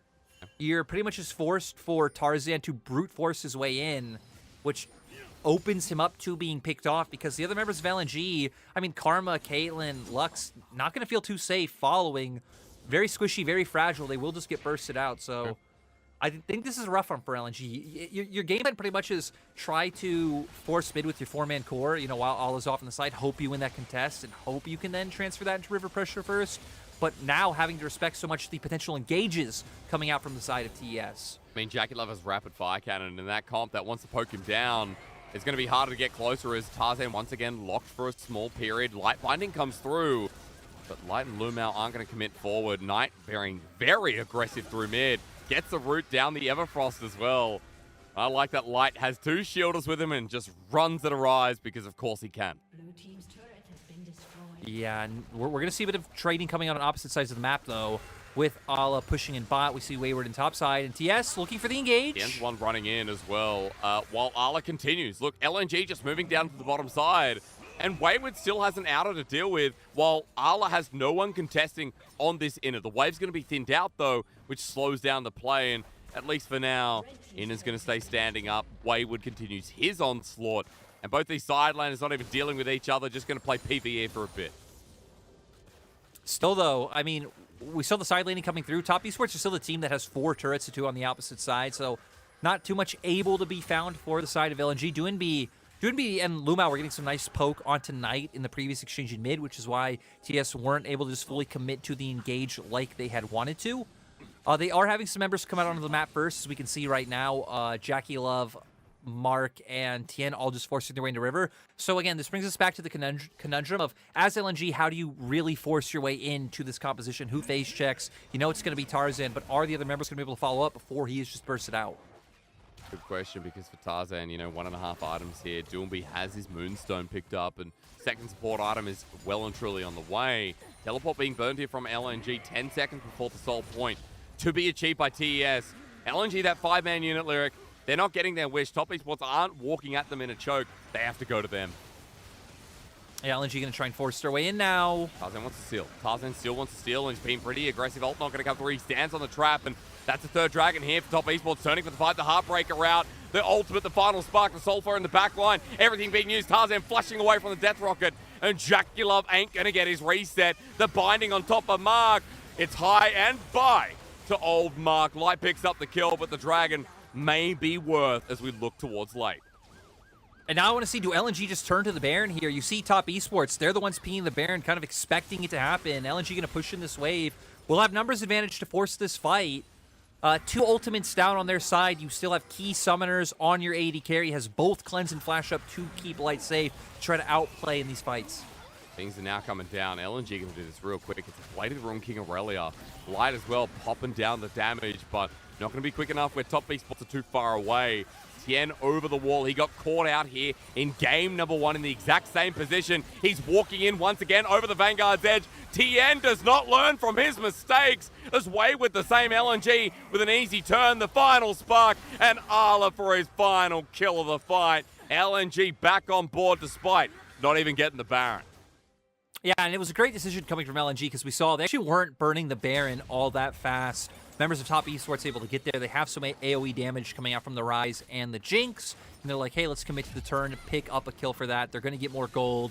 They're going to be able to come on the map with tempo, considering they have numbers advantage. And we're going to see here, for TS, they're trying to find the fight, but they get locked down. The engage was successfully kited by the side of LNG, with Tarzan able to get away with a slick flash in the end of this one, and then Light following forward aggressively in such a clutch binding coming out from Lumao to guarantee they pick up that 1 kill. Well, at least for LNG on the back end, we didn't see, but you'll saw in lifetime that we got the trade off. Second item picked up for Arla after getting the kill as well. Worth mentioning the Gore Drinker coming through, so another front line that has a lot of shielding to work with, and will still have the damage to puncture through people like Knight and Jaculov this early in the game. Lyric, we're at a point where Gold is 2K in the lead here for Top Esports. They have a Mountain Soul on the way. Walk me through once again how simple it is and what they have to do to make sure that LNG can't clutch this game. I mean, for Top Esports, right? I think with the fact that you're the team on Soul Point, you kind of expect them just to be trying to answer waves, neutralize for the next 2.5 minutes, make your way into Dragon. And, I mean, this time around, just, well, apparently LNG don't want to wait for that. No, They're starting up a Baron. Forget that. Let's go again here for Doomby. Remember that his shielding's going to have to come in clutch on people like Arla and Light. But maybe not an important point, as again, it's this same choke. This same choke LNG know the whole series long. Top Esports have been walking through. Pixel Brush is so easy to abuse. Jaculov's dead! Oh, Jaculov's dead! Ace in the hole! And Jaculov's been buried in one. The Knight running away, the Light binding again. But Top Esports have LNG's health bars at an absolute low point. Tien looking for his resets as Mark, thinking about the engage. There's the Realm Warp for Knight, jumps in, gets out. And LNG trading off 1 for 2 as Top Esports walk into the same trap again, Lyric. Yeah, LNG keep trading up in these situations. You almost saw how it could turn dire in an extended skirmish when Lumao did go forward in the end, with just how squishy they are. And obviously Top Esports' 3 members left open are so durable. I mean, Fimbulwinter already on Knight, Tien also having some nice health under his belt. We're going to go straight into the replay of what happened. Like you said, setting up for that choke, setting up for the engage to come out. Ala instantly flashing with the ultimate, the binding hit from Lux as well. Ace in the hole to finish it off. You get that numbers advantage. They are able to trade off onto Ala right away. Wayward did also go down at the same time. So I got a little bit scared. Lumao going in. Look at the amount of damage he takes from Knight, how tanky and durable Knight is. LNG, though, once they do get some cooldowns up, they are able to bring Tarzan back from his stopwatch. They are able to aggressively chase forward, but with the Realm Warp, Knight will be able to get away. Yeah, only just, though. It's worth mentioning that gold lead I mentioned before was 2K. Now we're at 1.5, and for top esports, nothing that's holding grip on this game apart from those dragons. One which will be up in about 40 seconds. LNG have none of Solar Flare. Forces Doomby to flash. Another summoner down in Lyric. We have 4 of those flashes on LNG that are timing out. Yeah, 4 flashes. Top esports, though, instantly going to pivot to this Baron. They're going to the commit. They're just trying to bait it. They have full vision control. The same trap. Lumel walks into it. An instant flash away. That's a pick. That's a reset. A light binding to be taken. But Tien now approaches his other angles. The Death Rocket flies into LNG. Doomby gets the speed up. LNG are walking back, but numbers advantage very real as LNG decide what to do. Yeah, and you know, we saw there, right, what we were hitting on earlier in terms of what do you do when top esports control an area that you want to enter? Tarzan pretty much having to be the one to face check. Luma walking in too far forward, gets caught out immediately. What is with this spot? They just love setting up trap. Both teams have trapped around Pixel, around side brush to mid, around the Baron Lyric. They're just going to rinse and repeat. Yeah, almost like when the enemy team starts Baron, you have to walk in and check. Great job coming out from both TS and LNG to make these picks possible. Dragon, though, is up now. Top esports going to pivot to mid, push in this wave, and should be able to get the same semblance of control. Heck, even going faster with the Realm Warp. Yeah, immediately there. Starts it up, and yeah, Lyric is just down. Jackie Love and Knight going to make it so. Tarzan runs at them, but the Mountain Soul acquired. Nice little shield to run them through the rest of this game at LNG. You know what? Guess where they're going back to. We're going to see it again, Hysterics. We're going to see the trap set once again. This time, though, he is having a massive shield to be able to deal with some of the bursts and some of the poke coming out. Knight having to TP in immediately. Mark's not here, though, and Mark is the consistent point of engage for TES. Yeah, he really is.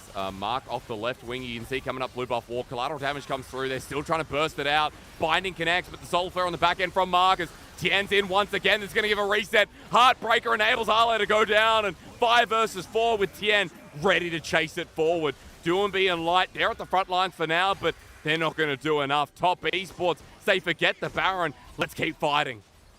I like how TS don't let it go down to a 50-50 smite because Tarzan did have both flash and smite up if that did happen. Could completely give LNG a free objective for no reason. TS pivoting to taking away jungle camps, getting the push into mid lane. And seems like they're actually going to pivot right back to Baron. Okay, this Baron, this game has been crazy. Here comes the TP in the brush. It's Tarzan, Lumao, Doomby, and Light. 4 members. Baron stops, and this is just bloody ridiculous. Yeah, and you feel like top esports that scenario could have been like, hey, let's back off. Let's get our side waves in order. You look at top especially getting down and pushed out. They're in trouble. Tarzan trying to kite it away, but he's rooted down, stuck down. Mark misses his Zenith Blade. Knight with the Everfrost, that falls a bit short. And both teams decide it's time to 5v5 consistently. And the last 8 minutes around this purple worm have just been so much fun. See, but thank God TS finally fully back off. Like, hey, again, let's answer this wave in top. Let's get this pushed out so they don't have an angle to enter from where we don't have vision and we don't see them. Arla and Doomby are going to be the only ones here. Lyric, Tarzan's nowhere nearby. Wayward jumping over. They're going to take the 5 versus 2 as running into a route Doomby just without the rest of his team. Now again, 5 versus 4.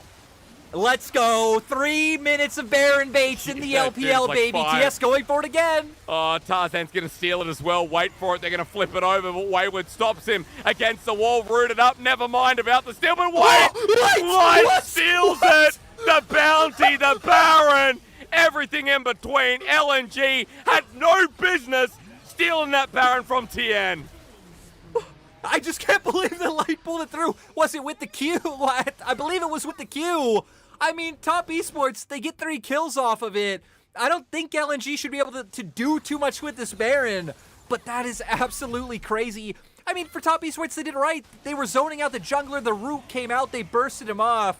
But let's follow Light here and see exactly how he does it. Yeah, it's got to be. It's got to be. Oh, the smite. There it is. 62 a little bit too early. Yeah. A little bit too early coming out from Tien, and he just tees it up for Light on the opposite side. Let's remember, him and Doomby spent many years together. I still expect top esports to win this game, but maybe wanting to give it his old bro a fighting chance. Okay. somewhat of the sense. Light though, that Q, 62-63, like whatever it was low enough for that Q to seal it away, and LNG at least keep the game going on. And Lyric, you know, we have a Mountain Soul, but Elder is always flipping opportunity. So while you still expect Top Esports to win the game, Elder is built for the games to end quickly, and with the way we've been 5v5ing, I'm guessing we're going to do that same dance around the next Dragon. And at least for the side of LNG, you have Baron for a minute 30, Dragon's up in about 210, so can try and, you know, make sure that no like pushes come out from Top Esports. You can just kind of sit in your lanes, clear wards, and then use that to try and gain some semblance of pressure back about, like, you know, 40 seconds before the Dragon comes up, and try and have some vision down in that river, right? Because I feel like that's where we've really seen this LNG composition punish when Top Esports do control that space first. Again, not really having anyone who could just easily walk in. We've seen both Tarzan and Lumao on 2 separate occasions blown up when they are just trying to brute force their way into the river. I mean, Lumao, you know, each and every time it's a crown Lux coming through. It's still been bursted immediately and caught out by things like the Solar Flare, the Zenith Blade. It's the return here from Light Binding versus what Mark can throw out. And while we're talking about items, just quickly note, Knight on his 3-item rise, Frozen Heart's been picked up. We do have ourselves a Serpent's Fang in the top lane here for Wayward. Again, no Hold Breaker this game. And it makes sense why we're seeing that extra little bit of 5v5. All of the same 3-item Aurelia here and diving. Oh, Jackie Love's Love dead! Caught out a GA, the teleport coming through, but they're going to be split. Knight's by himself, Jackie Love's dead, and now getting bursted down. Top Esports against the Baroned up LNG are going in one by one, and Arla takes no damage. Tarzan in it as well. Tiana, Mark biting the dust. Lyric, that was just horrible. And let's remember that whole fight was under Top Esports Tower. It was pretty much a 6v5 for the side of TES. LNG now, I mean, 30-second death timers. What? Doesn't look like they're pushing powers too fast, so I don't think they should be able to end, but at least going to get a huge gold injection of this. Heck, right, they were just getting objective bounties. They are now ahead in gold. They're ahead in gold, and they've still got objective bounties for the next 10 seconds. I'm assuming that's going to fall off. We are 12.4, so yeah, that should fall off shortly. But nevertheless, as we look at the replay here, Jackulov so deep against an Aurelia with a full minion wave. I mean, that was just so great by Ala to recognize the opportunity, put the E down, goes for all the Qs, throws down the second version to be able to get the stun. Cleanse comes out, and he's just in too deep. You see Lumao going down right away, and I thought this was going to be doomed for LNG with Light also following not far behind. All these members of Top Esports here, but like you said, Ala just not taking any damage, and more importantly, we have an Elder fight to get ready for. Yeah, we do, and we have a GA on Ala as well. Good 2 Everfrost here from Knight. Still putting out a lot of damage as Tank Rise, but Ala going in once again, frontlining with the Zap Flash. Ala turns around the Vanguard's edge, hovers over Jackulov. He doesn't have his GA from the last fight. He has to survive, but he gets a reset. And now grouped up, Top Esports, still with the better team fighters. Light trades off with the enemy jungler. Ala can't get near Jackulov. Wayward doesn't die. Knight flushing around in circles over Doomby and Lumao. There ain't enough damage for them to survive. And as Wayward blocks this one, or at least it's Mark, Top Esports send it right back. I gotta say, though, that felt so desperate coming out from LNG. They were trying so hard to get on a Jackulov. And I'd say desperate from the top laner as well, but at least this time, Jackulov's going to get a reset. Knight joins on in, and Elder begins. Now Mark walking forward. Light destroys him, though.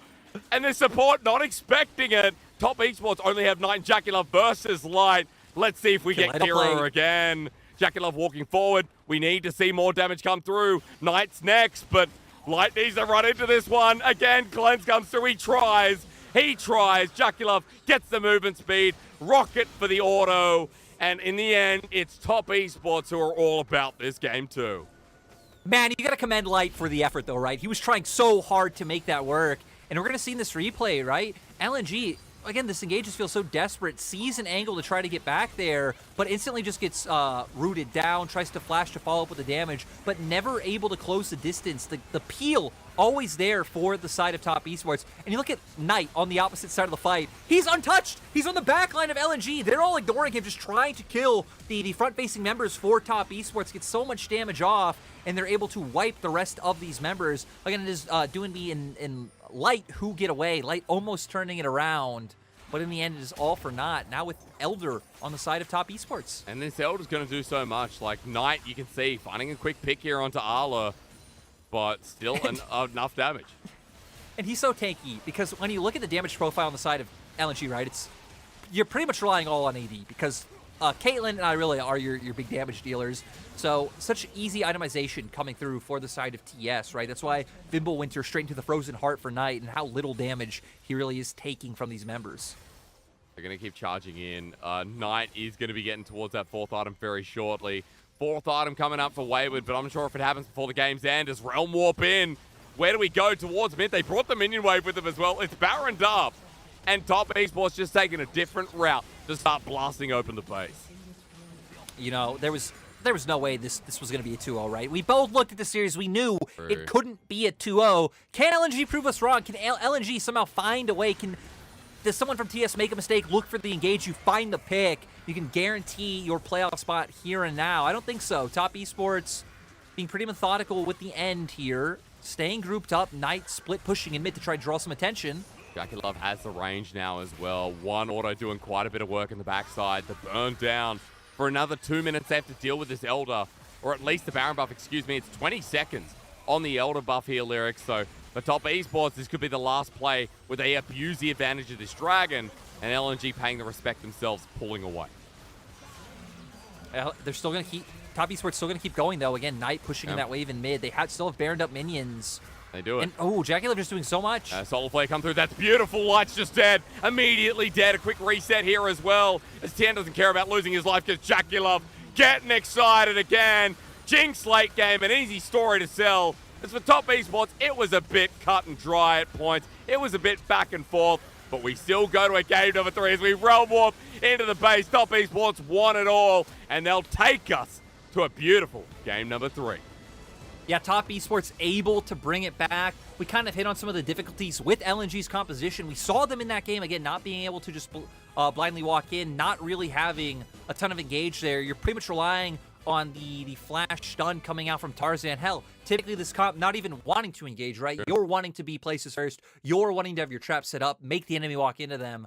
But once top esports found the momentum, LNG were never able to do that. And from TS, again, just solid performance. I mean, JackieLove with the aggression. We saw halfway through the game, Mark was able to consistently find those engages. And top esports overall, like, realizing their plan of, they started doing the Baron baits. They started forcing LNG to come into the trap of doom.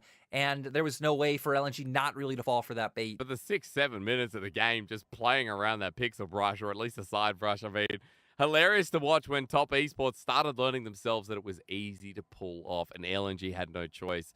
It wasn't about the vision game that time around, was it? It wasn't about the vision game in that game. It was all about the 5v5s and kind of skill checking in the end. We had a very slow start to that game, Lyric, and by the 20-minute mark, when some of the more serious neutrals were up, we started flipping it all around. The goal difference, the swing, coming through from a big team fight, catching out JackieLove, and I thought we were doomed to have a 2-0 unexpectedly.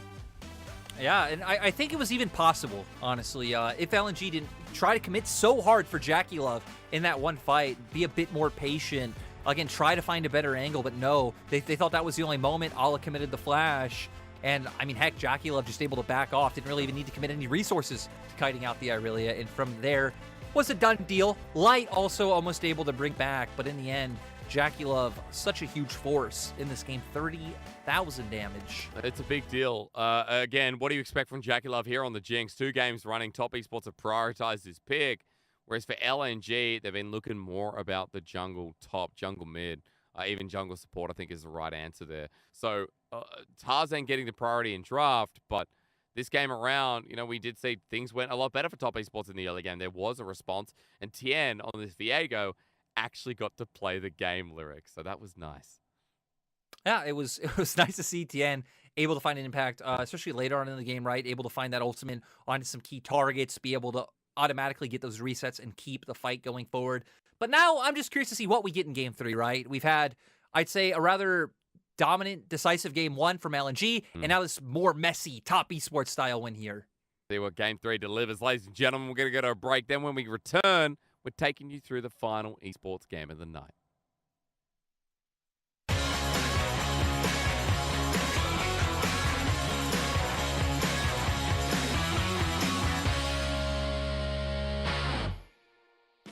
Everybody fighting！已经有人嗨了吗？米娜桑干嘛？明海有点赶，感觉明海有点赶。我干什么？我是最不敢的，兄弟们。真的吗？平常心平常。我那个分析做的还不细，兄弟们。大家准备好了吗？太细了，太细了。大家准备好了吗？太细了。真的，说你是 OMG 教练，我都觉得是真的。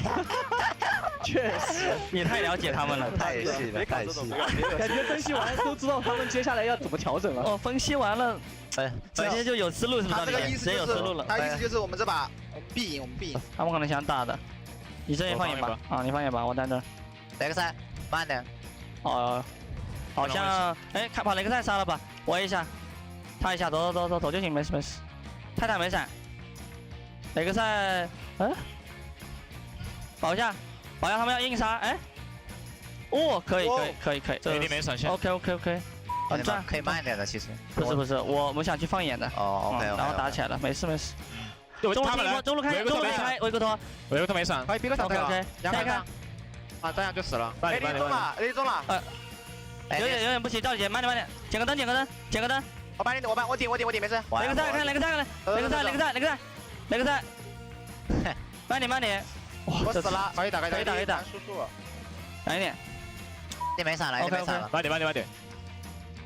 好，行，我灯，捡灯，可以打，我到了，慢点吧，先走吧。这操作我看的有点没听会了，稳点，赵丽姐太着急，看你操作，回了，我开吧。对，盲僧别冲，别乱冲，没事，有点失望，赵丽姐。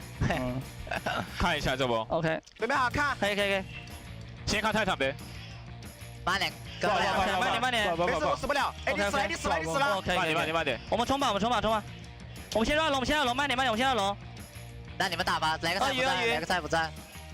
我们先杀鳄鱼。维克多。给这么多钱？我这羊。你为什么能秒 AD 啊？我直接单切 AD，哇，上去了拿下了吧？对，你这羊不对劲啊，黄霞。我好久没玩去一波，没事，这羊可以的，我只能说，直接预判别人闪，只是这盲僧太可惜了，这把真的。我老预判闪了。没有，那波踢回来了，被打断了。就是踢太慢了呀，怎么能踢那么慢啊，赵丽姐？我大概把他撞飞了，他没踢。你的盲僧没那么慢吧？我刚看了一下，老了，被夹住了，太离谱了呀！你们加油，还有最后一把，加油，兄弟们，赢下这把过好年。看后面有鱼，鳄鱼，看鳄鱼，鲨鱼没闪，跳走了，鲨鱼。nice，黑追吗？我追过去了，可以追，自己看。冲，兄弟们！死了，我死了。可以打，没闪，你没闪。追，能闪吗？别急，慢慢操作。打断了。这个。我来了。他没闪。好了，把这个杀了吧。不行就打先锋吧。把他杀了，可以。或者我们推上。他能杀，别急，他能杀，别操作他。nice，兄弟们，这波操作拉满了。虽然真不是纯油，但我这波操作真的拉满了。兄弟们，稳住就赢了，真稳就赢了，绷住。这位置看我靠！你们拉掉，推打！就赢！推打！杀人！来手！过个好年！听我讲，我觉得这波我们可以压到他们下高地，然后让金哥你站中，怎么样？来，可以。来呗！我中间也快进了，金哥是可以，没事。哎，给我打，很急。哎，我来看。哎，挖掘机！我打击！打击！挖掘机！来！哎，你没闪！别急！我在打击没有 ！A 塔一下，等会 A 塔，来杀！过年了！大哥大嫂，过年好！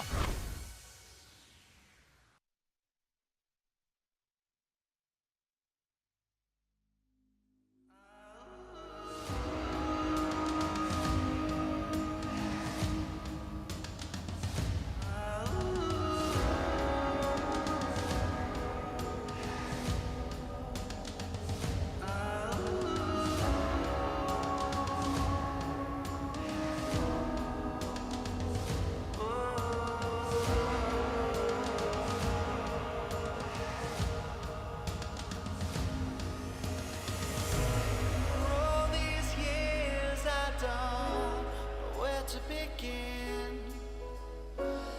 Do I repair this life of sin? Now I've already gone to somewhere I know is waiting for me. Down I go, where the river don't flow.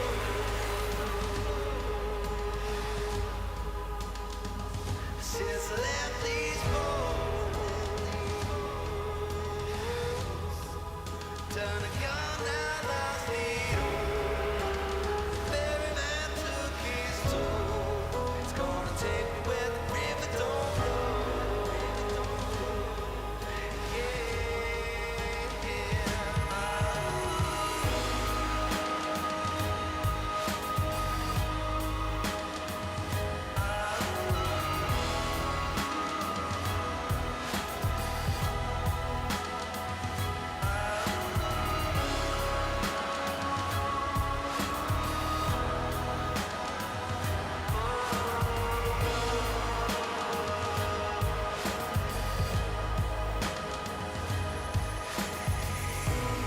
All those lies I told so many times, couldn't figure out what was wrong or right.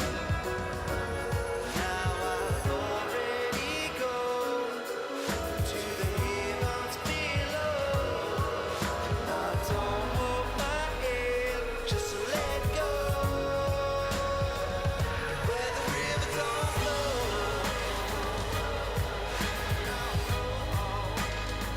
Since I left these bones, down a gun now lost me all.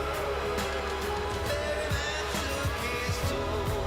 It's gonna take me where the river don't flow.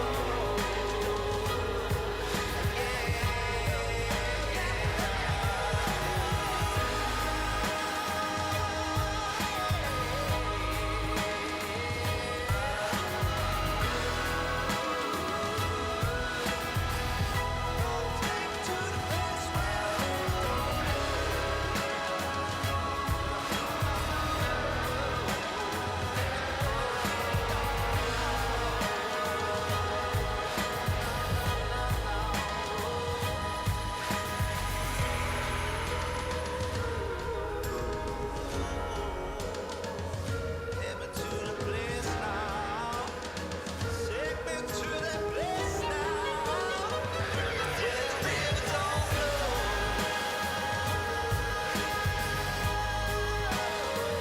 Since I left these bones,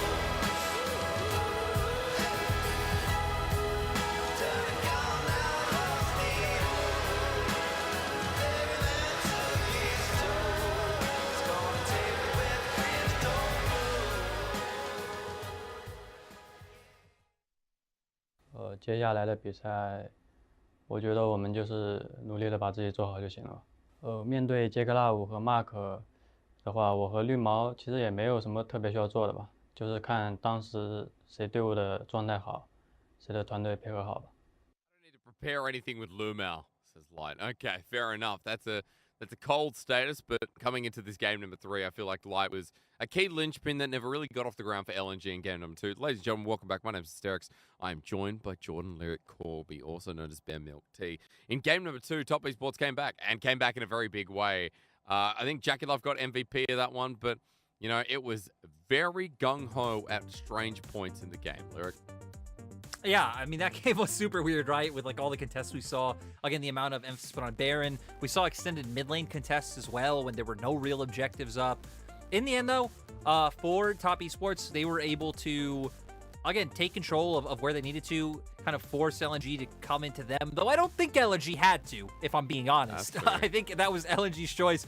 Point is, TES were able to kite it out, find the re-engages. Jackie Love doing a huge amount of just being able to peel for himself in a lot of these moments and set up these fights to come out ahead for the side of Top Esports. And I mean, we didn't get much blood in the early game. We didn't get many deciding factors in the early game. A couple of picks here and there, but TES actually getting off the ground better than they did in the second game. And, you know, a couple of uses of this Realm Warp, whether used or not, the aggression from Top Esports. We've really got that searching for blood that we know and love about this team. Yeah, you know, once we hit the mid game, Top Esports were being proactive. I think we saw a lot of, again, just posturing coming out from both teams, and this was the engage. I think that really solidified Doom for the side of LNG. Of course, Top Esports did already have Mountain Soul, so it was already a bit of an uphill battle for the side of LNG. But in the end, again, I think Jackula played well. We saw Knight, especially in this fight, come in on flanks, put a lot of pressure up on the side, and make it very hard for LNG to execute. This goes back to draft, and we talked about, we've seen a lot of teams kind of lean away from this Caitlyn, how hard it could be to execute you really aren't allowed to make mistakes when you're running this type of draft, even in terms of itemization, right? We just saw full armor stacking come out on the opposite side, knowing that neither Duinbi or Lumao are going to put up any significant damage. It really is just all coming down to Light and Ala. Ala had some hero moments, was almost able to bring out Light as well, right? Around Elder, he was doing his best to try to chunk out the members. If he could have found that kill in the Night, maybe he could have made something happen, but in the end, it's all for naught. Now, once again, just bringing it back to standings, LNG need the win, lock in playoffs. For Top Esports, who haven't really hit on, they'd make their way up to 8 wins. They'd be tied with EDG. They'd be tied with LNG, a series under RNG and a series under the top 2, which, coming from where Top Esports started the split, would be huge. Top Esports were 2-4, you know, before they've made their way up to 7 wins on this 5-series win streak. And so far, they're kind of bringing the same magic we've seen in their last series. It's not been clean. It's not been dominant. They've kind of won, you know, in a game of inches, and we're going to see if they can do it once again. I mean, taking it by sheer force, it's still a fun way to play. Top Esports on the blue side once again. It is red side LNG. Standard bans coming through, but Duinbi getting respected with the Akali ban that we saw in game number 1. And here, last time around, Top Esports did take away the Lee Sin. They are going to follow through with that one.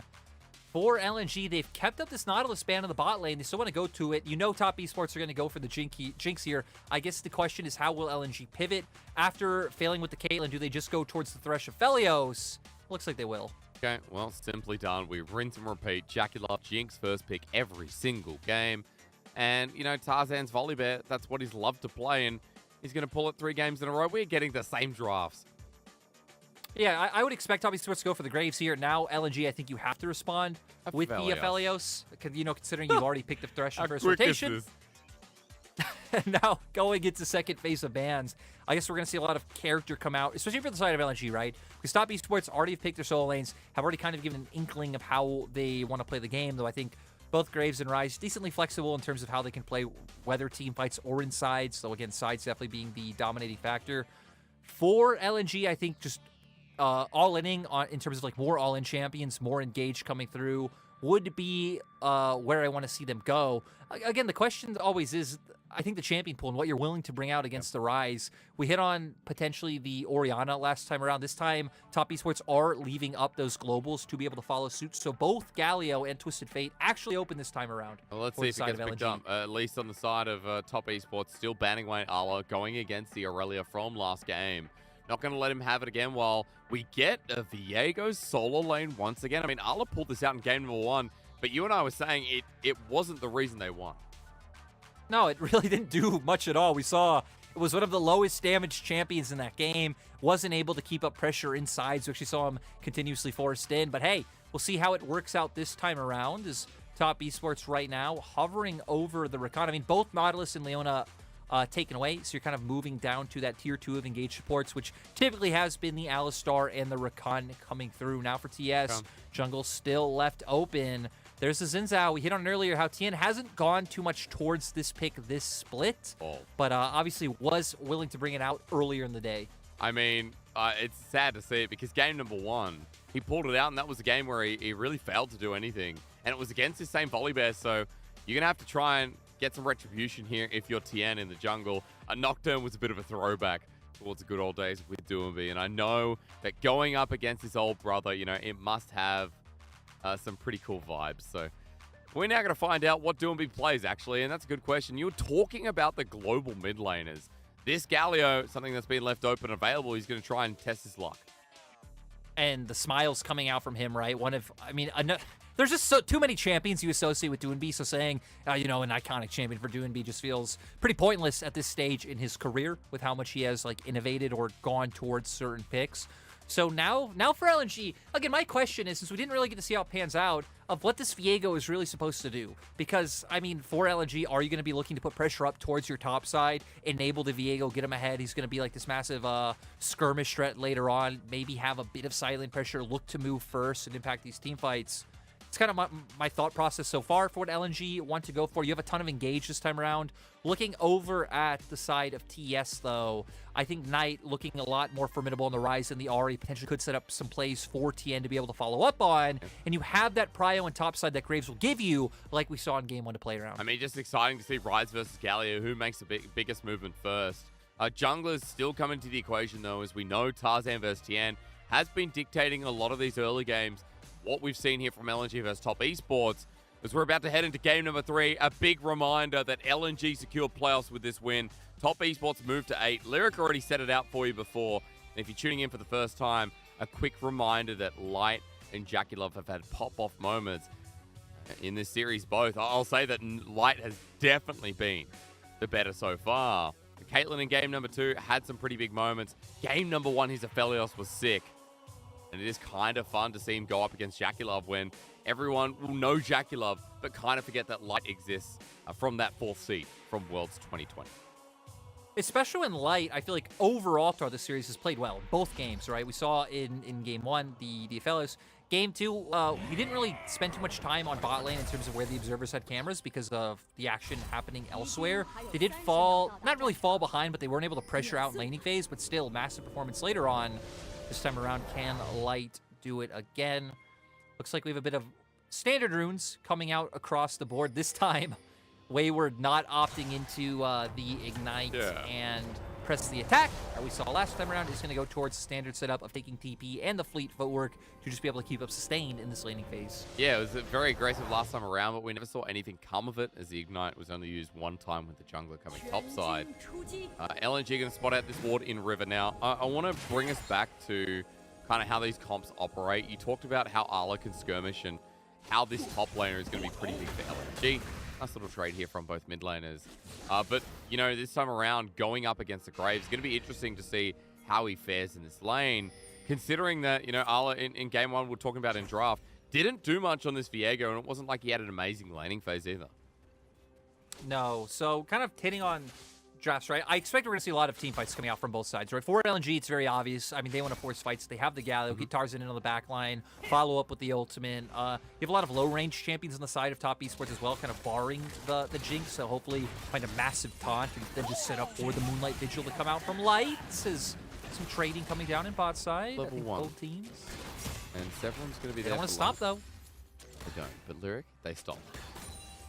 Yeah.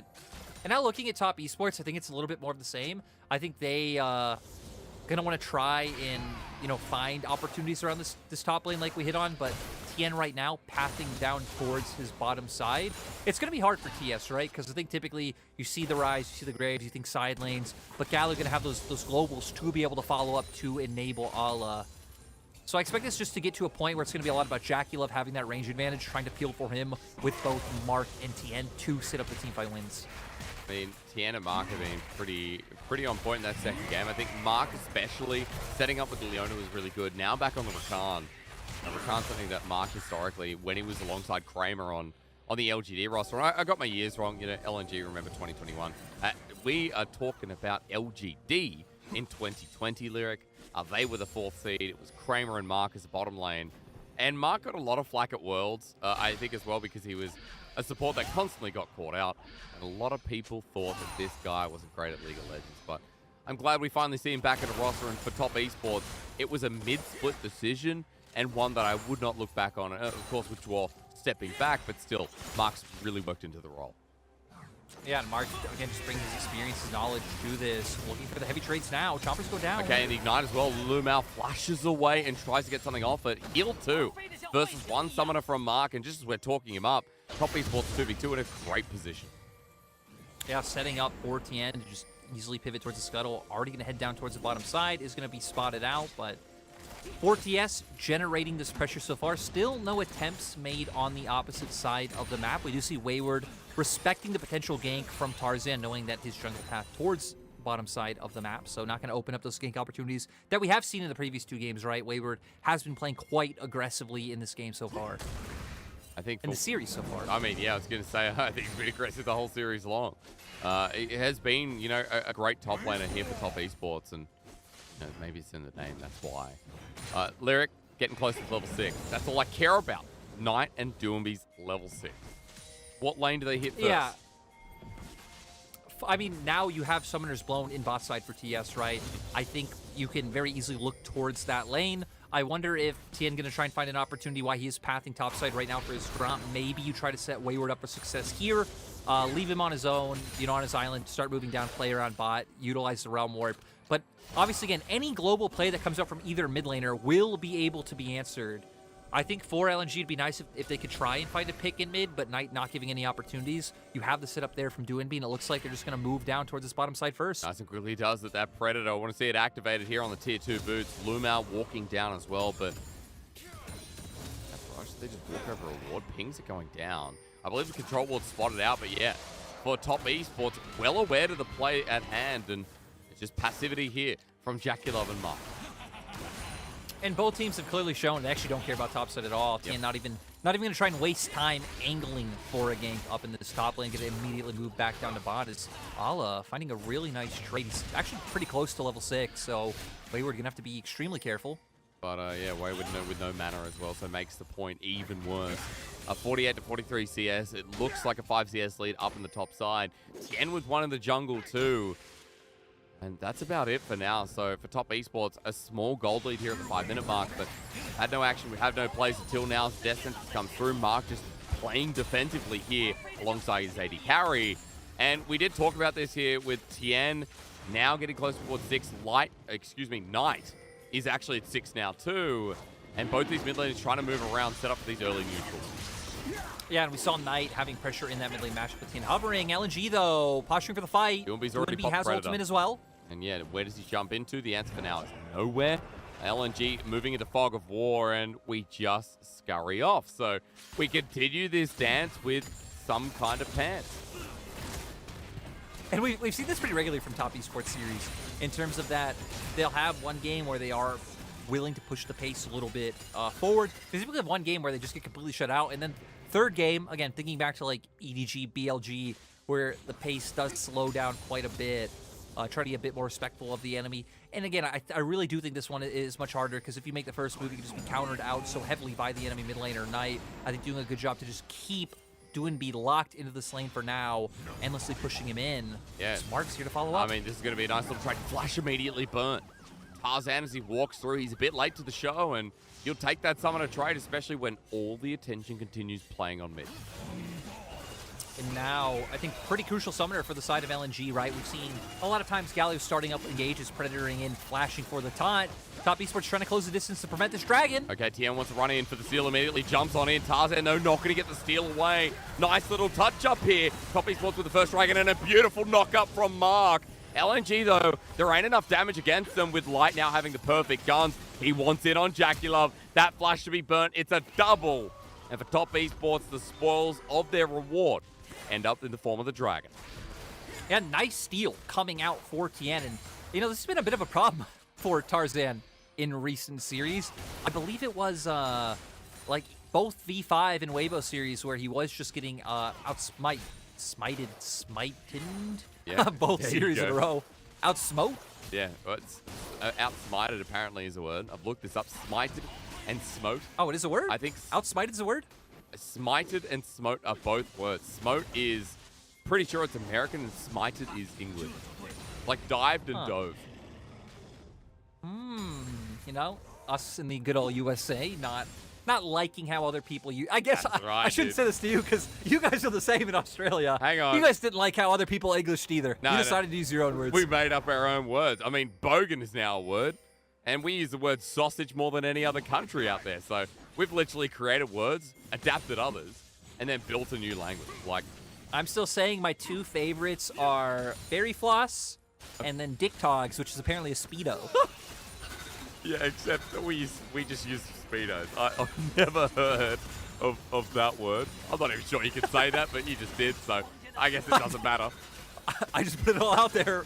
Hey, you know, Australian English, I don't make the rules. Yeah, fair shake. Your country came and did it as, you know, we'll go back. LNG now, posturing around topside. Not even posturing. They're taking Rift Herald. We see Top Esports on the opposite side of the map, not even in a position to potentially answer for any kind of plates in bot. They should just be late on this. I don't expect them to answer, but no camps in topside either for Tien. So just a bit of wasted time coming out for the side of TES. Yeah.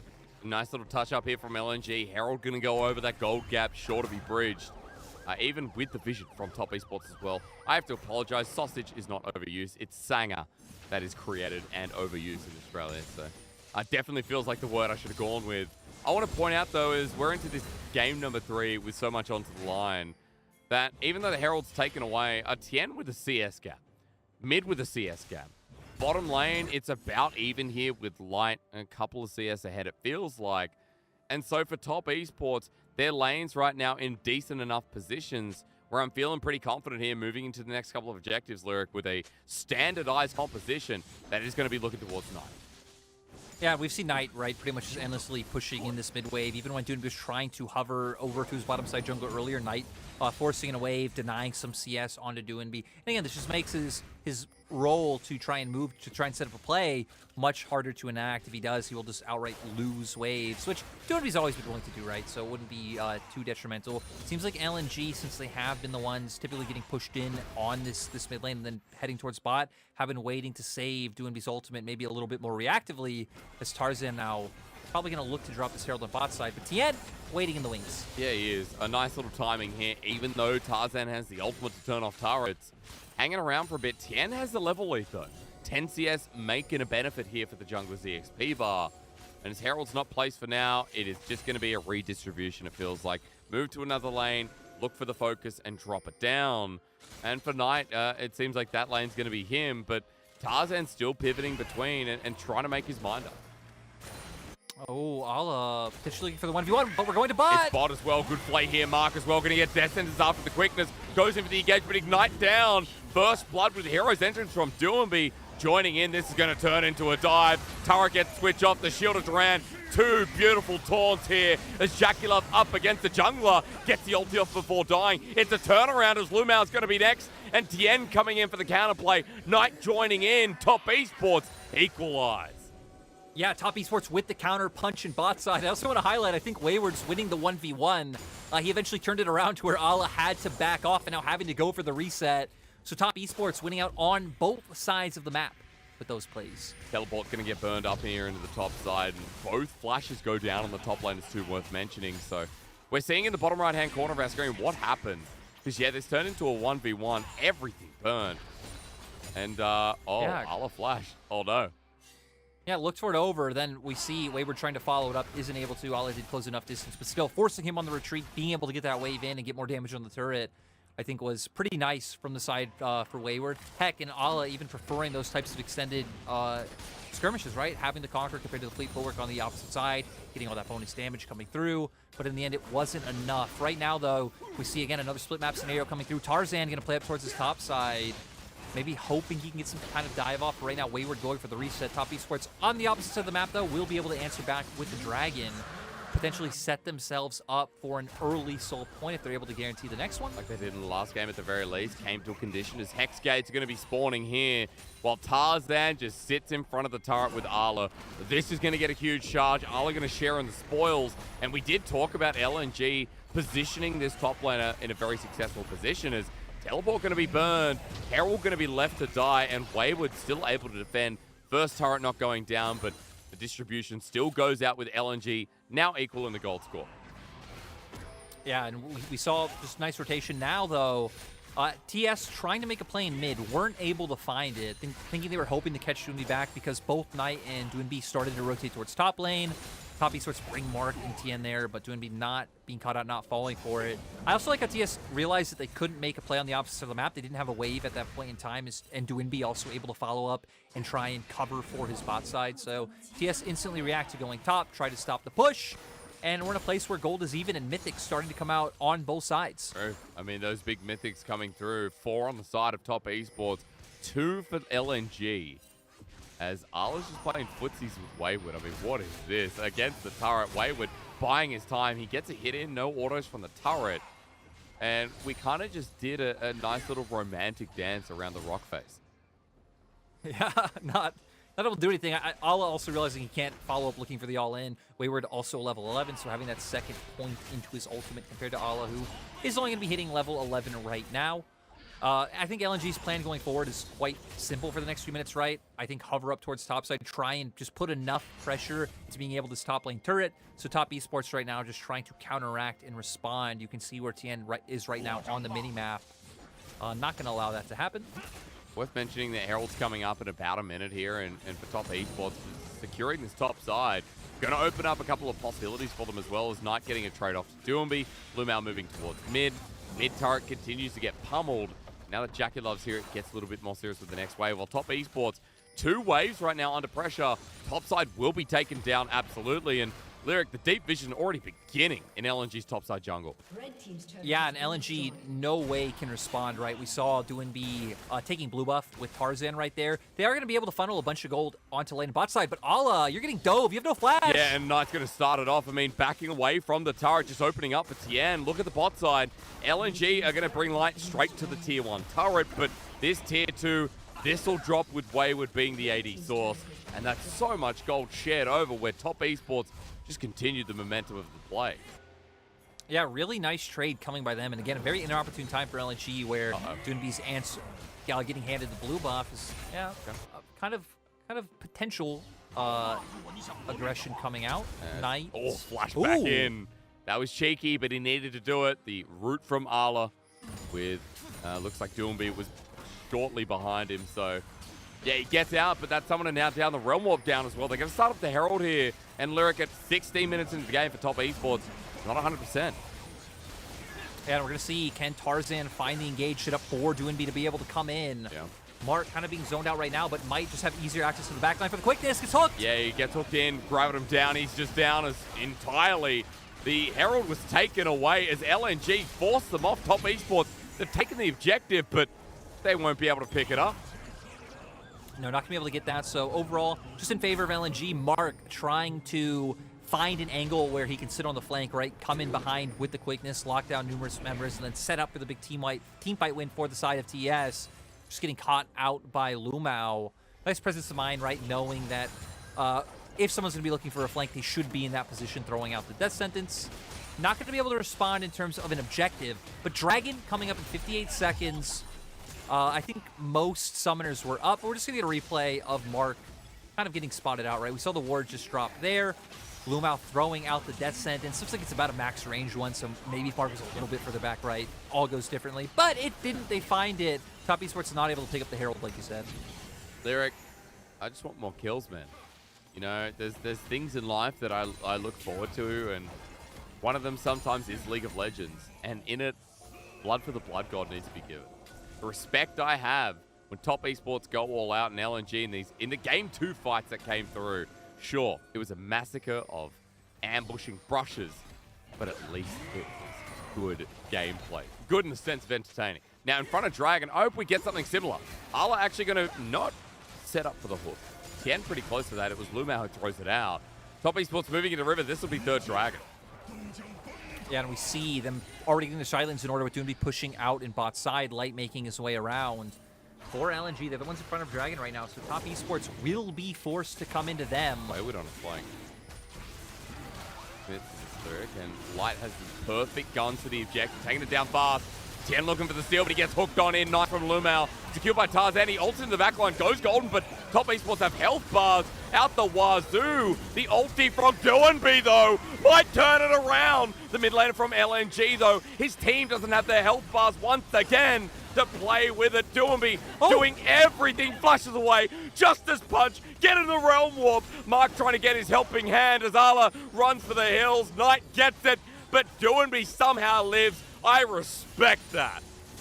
I wonder if top esports were confident that Jackie Love would be able to get out alive, because we saw Wayward just sitting and waiting on top of, I believe it was Lumao on the opposite side of the fight.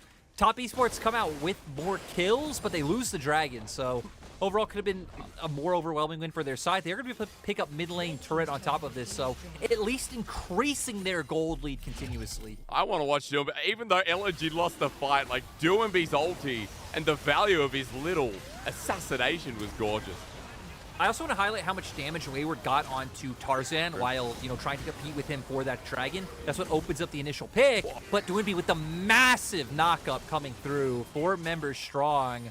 And then you see, LNG kind of get pushed apart by the other remaining members of TS. Look at him. Be able to get on top of the Jinx. Will bring him down. We do see with the Realm Warp, Top Esports able to follow up onto Ala, and he does go down as well. It was, like a mishmash of a fight, but at the very least, seeing Doomby's clean mechanics with, on the other side, getting the best out of Top Esports. You mentioned Wayward in that fight. A big Graves that once again isn't going Hullbreaker. All the Graves we've seen, I haven't been watching enough LEC or LCS. I'm sorry, guys. You're going to have to sue me. I haven't been watching LCK enough either. But the one thing I've been watching is LPL. And maybe PCS and LCO. But LPL. Graves here go Hullbreaker 9 times out of 10, Lyric. Wayward kind of changing the trend here in this series. Ignite first in the Graves last game. And now we just, again, don't even touch the Hullbreaker for his 3rd game.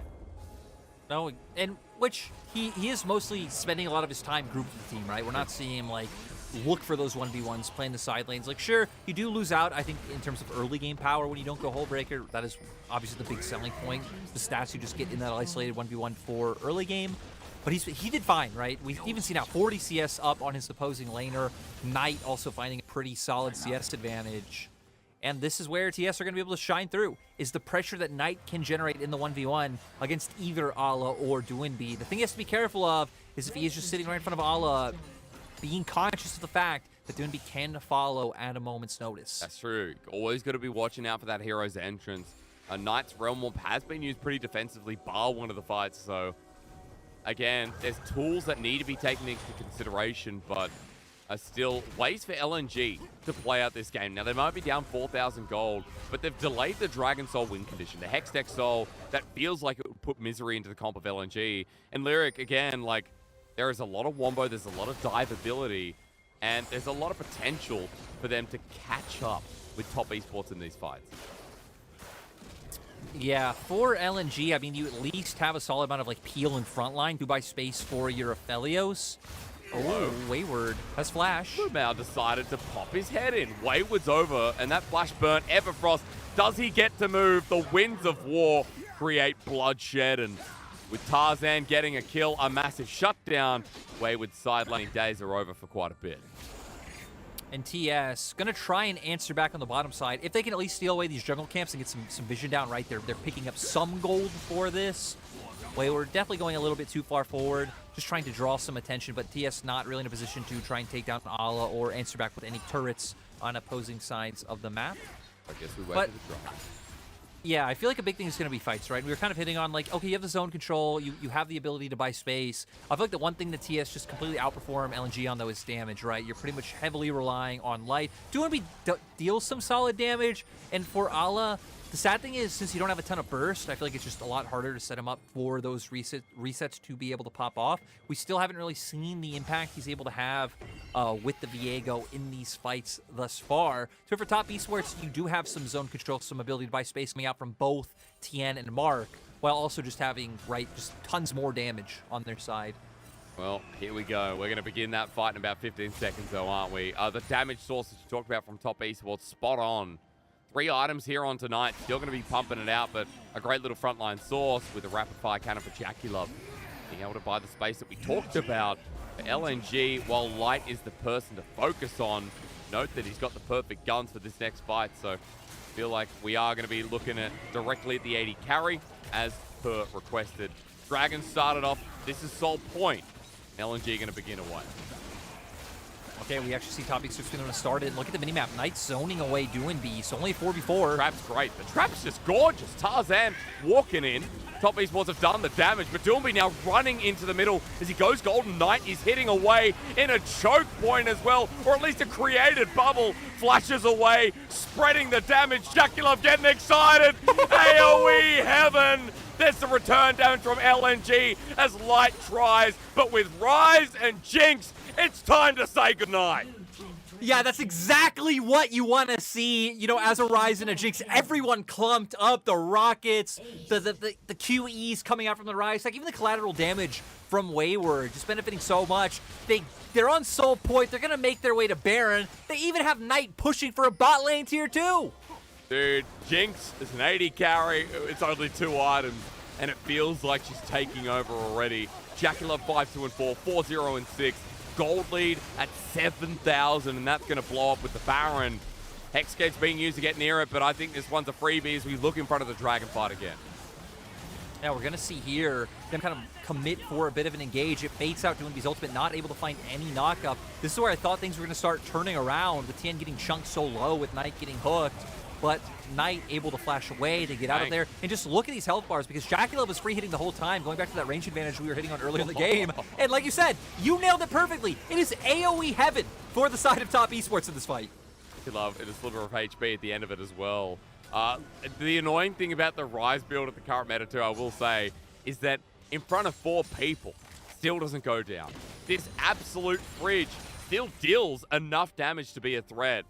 And getting the Rise Jinx combination for Top Esports, it works out perfectly. LNG today, they wanted to go home with playoffs locked in, with the stress off their back.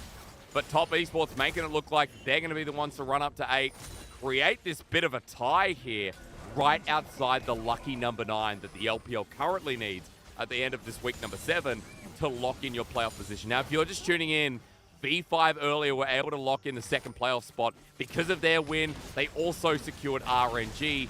Only 3 teams out of 10 have done it. And if Top Esports have their way with this final game, we will still be on a huge question mark to end this out. But for LNG, another chance comes through. Doomby's ulti is layered on top, but it was interrupted. Doomby was interrupted in the back line. Knight and Wayward making sure he can't move as the Realm Warp brings him back in. A hook in from Lumao, but Wayward is dealing with him while Ala gets a reset. Jackie-Love's down, Jackie-Love's down, and Jackie-Love being down is bad news. Heartbreaker on top of Wayward. Zap doesn't get him. They gap close. Light has a grab to him available as well. LNG, this shouldn't have been their fight, but it's looking like it is as Knight brings himself back in. Ala still pokes down.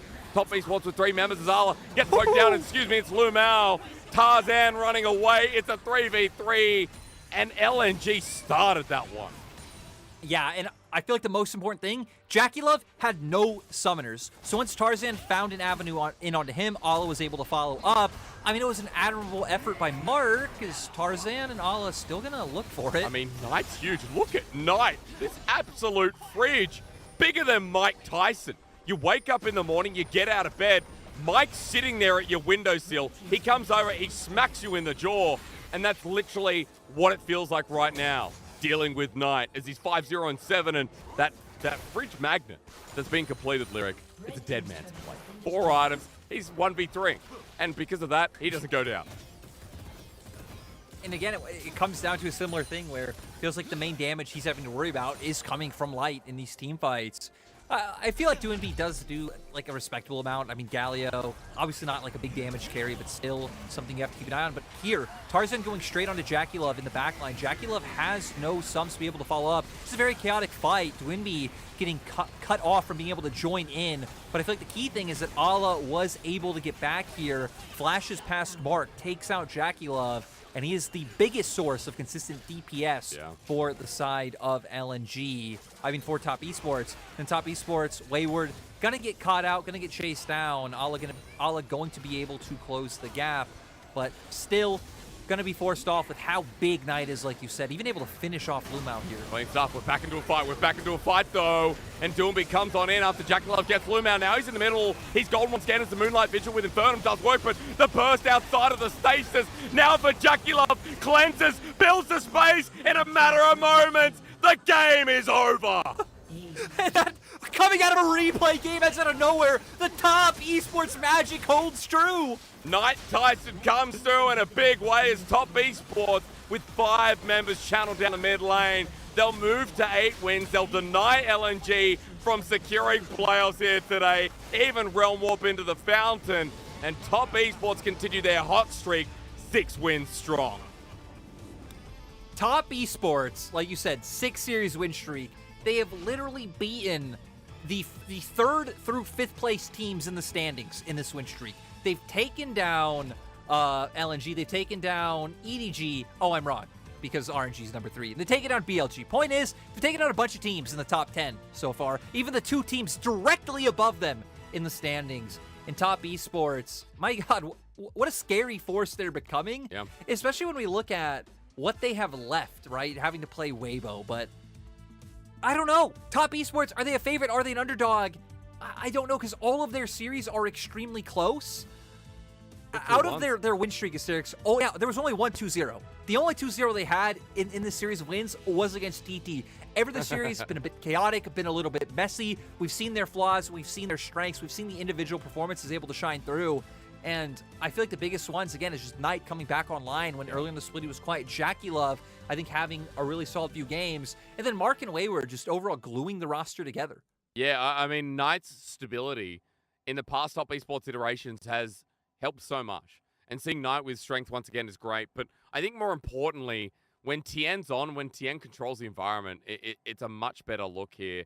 And this time around, you know, Tien in the early game, once more, in a great position. I think for top esports, though, like, this game was, I don't know, inches once again. It wasn't a clear, flat-out win, as you were saying. Within the individual games, it's those little bunch forwards. What do you call it?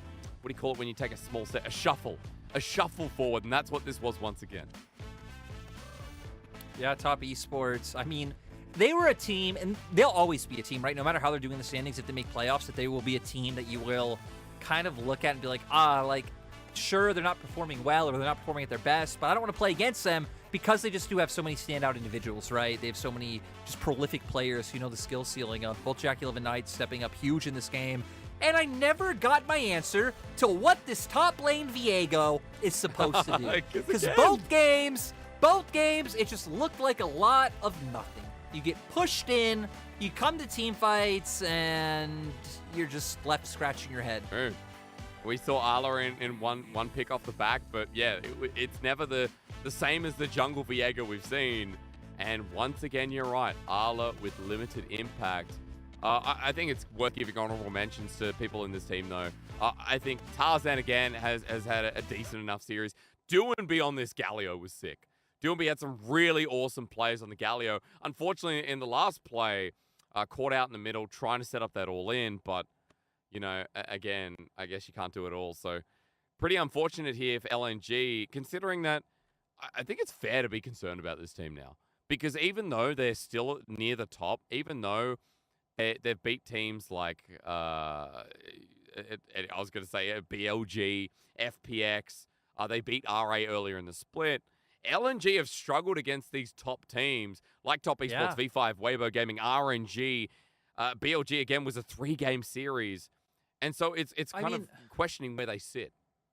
It's kind of crazy that once we do have all 10 teams solidified, we might be able to go through and see that despite LNG being wherever they end up, right? Let's say they end 5th or something, that maybe their win rate against top teams actually would put them, you know, in the 8th or 9th spot compared to, you know, some other top teams who are dropping to the teams that aren't in playoffs, which, again, is that a worrying sign for those teams? Sure, but it's definitely not as big of a deal if you're losing to almost all of your direct competitors that you will have to possibly play against a best of 5 against. And they shouldn't be losing to them. They shouldn't be like. Let's be it's always realistic close. with this roster. It's always close for LNG. Yeah. Like same with Top Esports in their 2-1 wins. For LNG, it's always 1-2 losses. Yeah. I think with this roster, when you have Doinby and Tarzan on the same roster, thinking about how good that synergy could be.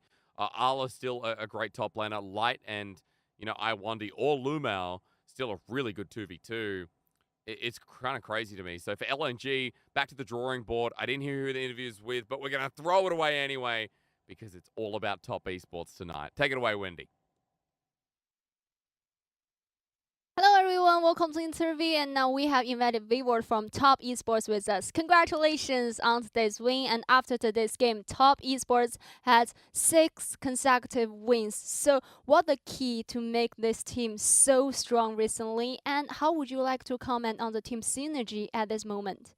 那首先恭喜威旺，对，恭喜滔博获得了本场比赛的胜利。第一个问题想问到的是，现在队伍也来到了6连胜，可以说是状态火热。那你觉得能让你们现在表现的这么好的，你觉得主要的关键点是什么？又怎么评价现在队内一个整体的配合默契程度呢？我觉得我们连胜的原因就我们每个人的个人能力都很强嘛，然后我们团队只要再做的好一点，就团队方面做的好一点就可以一直赢。然后评价的话就我们应该是一支很强的队伍。I think the main reason in order for us to have to be on a winning streak is every single player inside our team. We have a very high mechanical ceiling. We are all very good at mechanics. If we can have a very good synergy as a whole, it feels like it's super easy for us to get so many wins. And generally, I would like to say we're just a very strong team, and definitely we can see this through these games.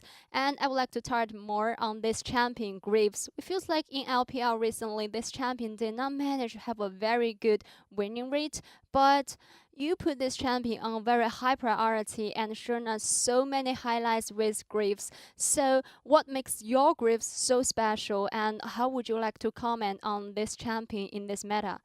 那还想问一下关于 Vivo 的选手男枪这个点，因为其实感觉好像男枪最近在 LPL 的一个表现并不是特别好，胜率也没有很高，但是你好像很偏爱这个英雄，而且你每次拿到男枪发挥都非常非常亮眼，所以想问一下，可能你觉得你的男枪特别的点是在哪里？你又怎么评价这个英雄可能在当前版本的一个发挥呢？我觉得我的男枪的话，可能熟练度比较高，然后团战发挥也挺好的，然后我觉得这个英雄在这个版本的话。还是挺 OP 的，就很厉害。I would like to say Graves is a very strong and a kind of an OP champion in this meta. And also, I think the reason to make my Graves so special is I really mastery with this champion. I really practice this champion a lot. And also in the team fights, I think I performed quite good in every single team fights with this Graves. And also for today's games, the opponent's team, they have picked top vehicle is not a very common pick. So have you guys expected in the ban pick phase and how to react to this? What's your thoughts to this top lane vehicle? 那其实，在今天的比赛中比较有趣的是，对面也是接连选下了上单的一个佛耶哥，在这个版本并不是非常的在上单并不是非常常见到这个英雄，所以说你可能觉得，你们在 BP 的时候有没有料想到这会是一个上单的佛耶哥？你又怎么去评价可能上单佛耶哥在这个版本的一个发挥呢？我们当时是没有想到佛耶哥会去上单的，然后我觉得上单佛耶哥的话一般般吧，就没有那么厉害。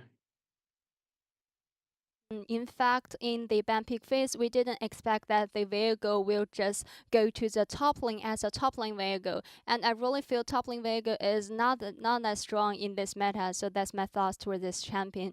And also, you really shown us a very good performance on those matchups, and also you have shown us so many highlights with your performance. But many overseas fans may not be that familiar with you. So how would you like to comment on your own playstyle to let people to be familiarized with you? 那其实现在很多的海外的观众，其实可能对我们的 Vivo 的选手作为一个新人选手，并不是那么的熟悉，但是很多人也被你的非常精彩的一个表现所吸引，你也为我们贡献出很多精彩的画面。所以说，你可能觉得自己是一个什么样打法风格的选手，也希望各位海外的观众朋友们用什么样的方式来记住你呢？我觉得我自己的话就比较偏发育，然后我喜欢发育。So in terms of my own playstyle, I really like farming. I just like to scale up to the late game. And thank you for the sharing and congratulations again. 那再次恭喜你们，也希望你接下来比赛都能加油。And back to you guys. Bye bye. Thank you to Wendy and Wayward. Congratulations on the 2-1 win today here for Top Esports, moving up to 8. Lyric, I think it's interesting when the enemy top laner questions the Viego as well. They weren't even expecting it.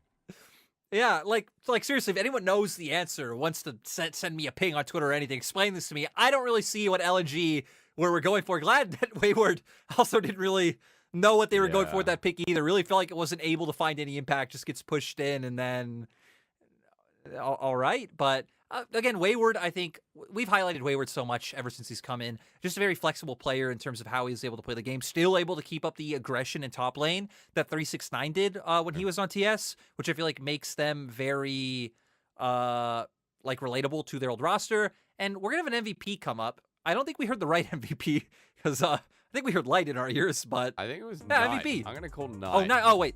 Oh wait, those rhyme. Yeah, they do rhyme. That makes sense. I know. I was gonna be like, if Light gets it, that would be interesting. But you know, that would be funny. Knight deserves it. Rise again, much better than what did we see in the first game lyric? What was it? Because we've seen 2 Rise. It was Ari. Ari he played came the Ari. through, and that He wasn't found as like great. 1 or 2 decent charms, but yeah, wasn't really able to find any impact in the game. But this time around, I mean, he was moving on the map, reacting to the plays that were coming out early game, and then his team fighting in mid-late game was just so monstrous. We saw even him knowing his limits, like when they were pushing around, I believe it was bot inhibitor, and even though members were getting picked off, knowing to walk forward, this was another really big one from him, right, where they get everyone bunched up, the damage able to come out, and yeah, overall, Knight. Early on, we're like, hey, who's going to be the MVP of the split? And we had some mid laners' names in mind. Rookie Xiaohu, I think, being towards the top of that list. But now Knight definitely cementing himself in the conversation. And just in terms of MVPs or even teams coming into playoffs as favorites, I seriously have no idea. I don't think anyone could have an idea with just how back and forth it has been between our top teams in the LPL so far. Right. I mean, teams like LNG favored at the start. People thought it would all come together. LNG are kind of being sloppy though, and you know, back and forth this team has been, well, for Top Esports, continuing to ramp up in a very explosive 3-game series kind of way. So at least we're getting that identity strong from TES, but you're right. There's nothing certain here about both of these teams who played today. Nothing that's going to give us an understanding of who's going to make playoffs next, or even better, on who is going to be in a better playoff position. Because now LNG 8-4, Top Esports 8-4, EDG 8-4, and they're the next 3 on the rosters in Week 8 to try and lock in their position here with the matchups ahead. Yeah, and I think kind of looking at some of those matchups, right? I mean, especially for Top Esports, I mean, you have Weibo next. That one going to be really interesting for LNG. JDG, winnable series. So I think there's potential for some of these teams to lock it in. There will, actually, across the board, looks like some hard tests. Yeah, agreed. Like Top Esports versus Weibo next is a good example of that. Ladies and gentlemen, as you're just tuning in, unfortunately, this is the end of the show. If you missed out on today, we'll give you a quick rundown because today was quite long in the end. First series over very quickly by V5, but then you and I ran the ringer. Me and you always get 3 games. Like, seriously, every time we're on cast together, you can guarantee 3 games are going to happen out there. And I mean, the rest, OMG, I think the exciting story of the night, being able to bring it back, being able to look quite clean in their 2 wins as well against RA. True, and then on the other side, Top Esports against LNG, we just experienced the 2-1. From TES to equalize with EDG and LNG in the standings. Folks, it's been a long night. It's been a big one, and we finally got some blood towards the end. We look across, Top Esports the only team above a 2-win streak.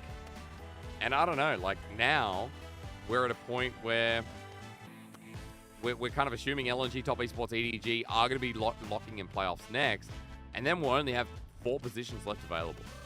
You know, I hope you were talking that whole time because partway through you were talking, I lost sound. Oh, yeah? But, you know, I'm going to assume what you hit on these standings is V5 still being at the top. That's 100% V5 are what I great. Yeah. The other one that needs to happen is IG need to start making their way up because now they have Mole.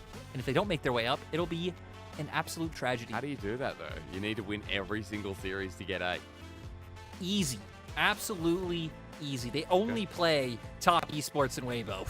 There you go, dude. That's easy for them. You're right. With Mole, they can do anything, but unfortunately, you're not going to see that tomorrow. Anyone's Legend EDG is your last game, but the big one is FPX versus WE, especially for FPX because they're in similar position. They cannot afford to take a loss in the LPL. They need to move up to where teams like RA is standing, OMG, because FPX versus OMG is probably going to be a decider for a final playoff spot, and if FPX take a loss early, then it feels like that hype's going to be for nothing. And for FPX, they have one of the quote-unquote easier schedules to deal with. They play WE, OMG, and IG. Obviously, teams that are all around them in the standings, so not easy for them, but easier than other theoretical matchups, right? Their only top team they have left to play is V5 in their last series. but hopefully they can get those 3 wins and make their way up to 8. And then, right, we might be getting down to the last day of LPL to decide who our, our final spots are in Crazy playoffs. things have happened. Second last day, I think it was WE in the past that managed to inch out with 4 teams still in playoff contention. In the LPL, we don't really secure the final spot of playoffs until the last week, the last 3 days at the very least. Always comes down pretty close. So we'll keep you on edge for that much longer. Here in the LPL, again, like our top 8, our top 10 looks pretty stacked at the moment. And I feel like we open the split thinking these teams aren't our teams aren't as great as maybe the LCK or even the LEC. But I think we've really developed into a sense of we're returning to that form. I mean, right, you look at first and then compare that to 8th. There's 3 series between them. So, right, again, it's been extremely competitive so far. We're getting extremely close to playoffs. Heck, tomorrow's the start of week 8. It is. We have week 8, week 9, we're done. That's it, 2 weeks, playoffs. Super weeks still, though, just to keep it in the back of your mind. Week 8, week 9, still super weeks. But ladies and gentlemen, big thank you to Lyric for dealing with me for tonight, and you guys for listening to the ramblings as usual. It is 2 weeks. 2 weeks, until we get towards the end of the split. As you said, week 8 begins tomorrow. LPL 7 days a week. Do we sleep? No, we don't. It's bye for now, but not forever. See you in less than 24 hours.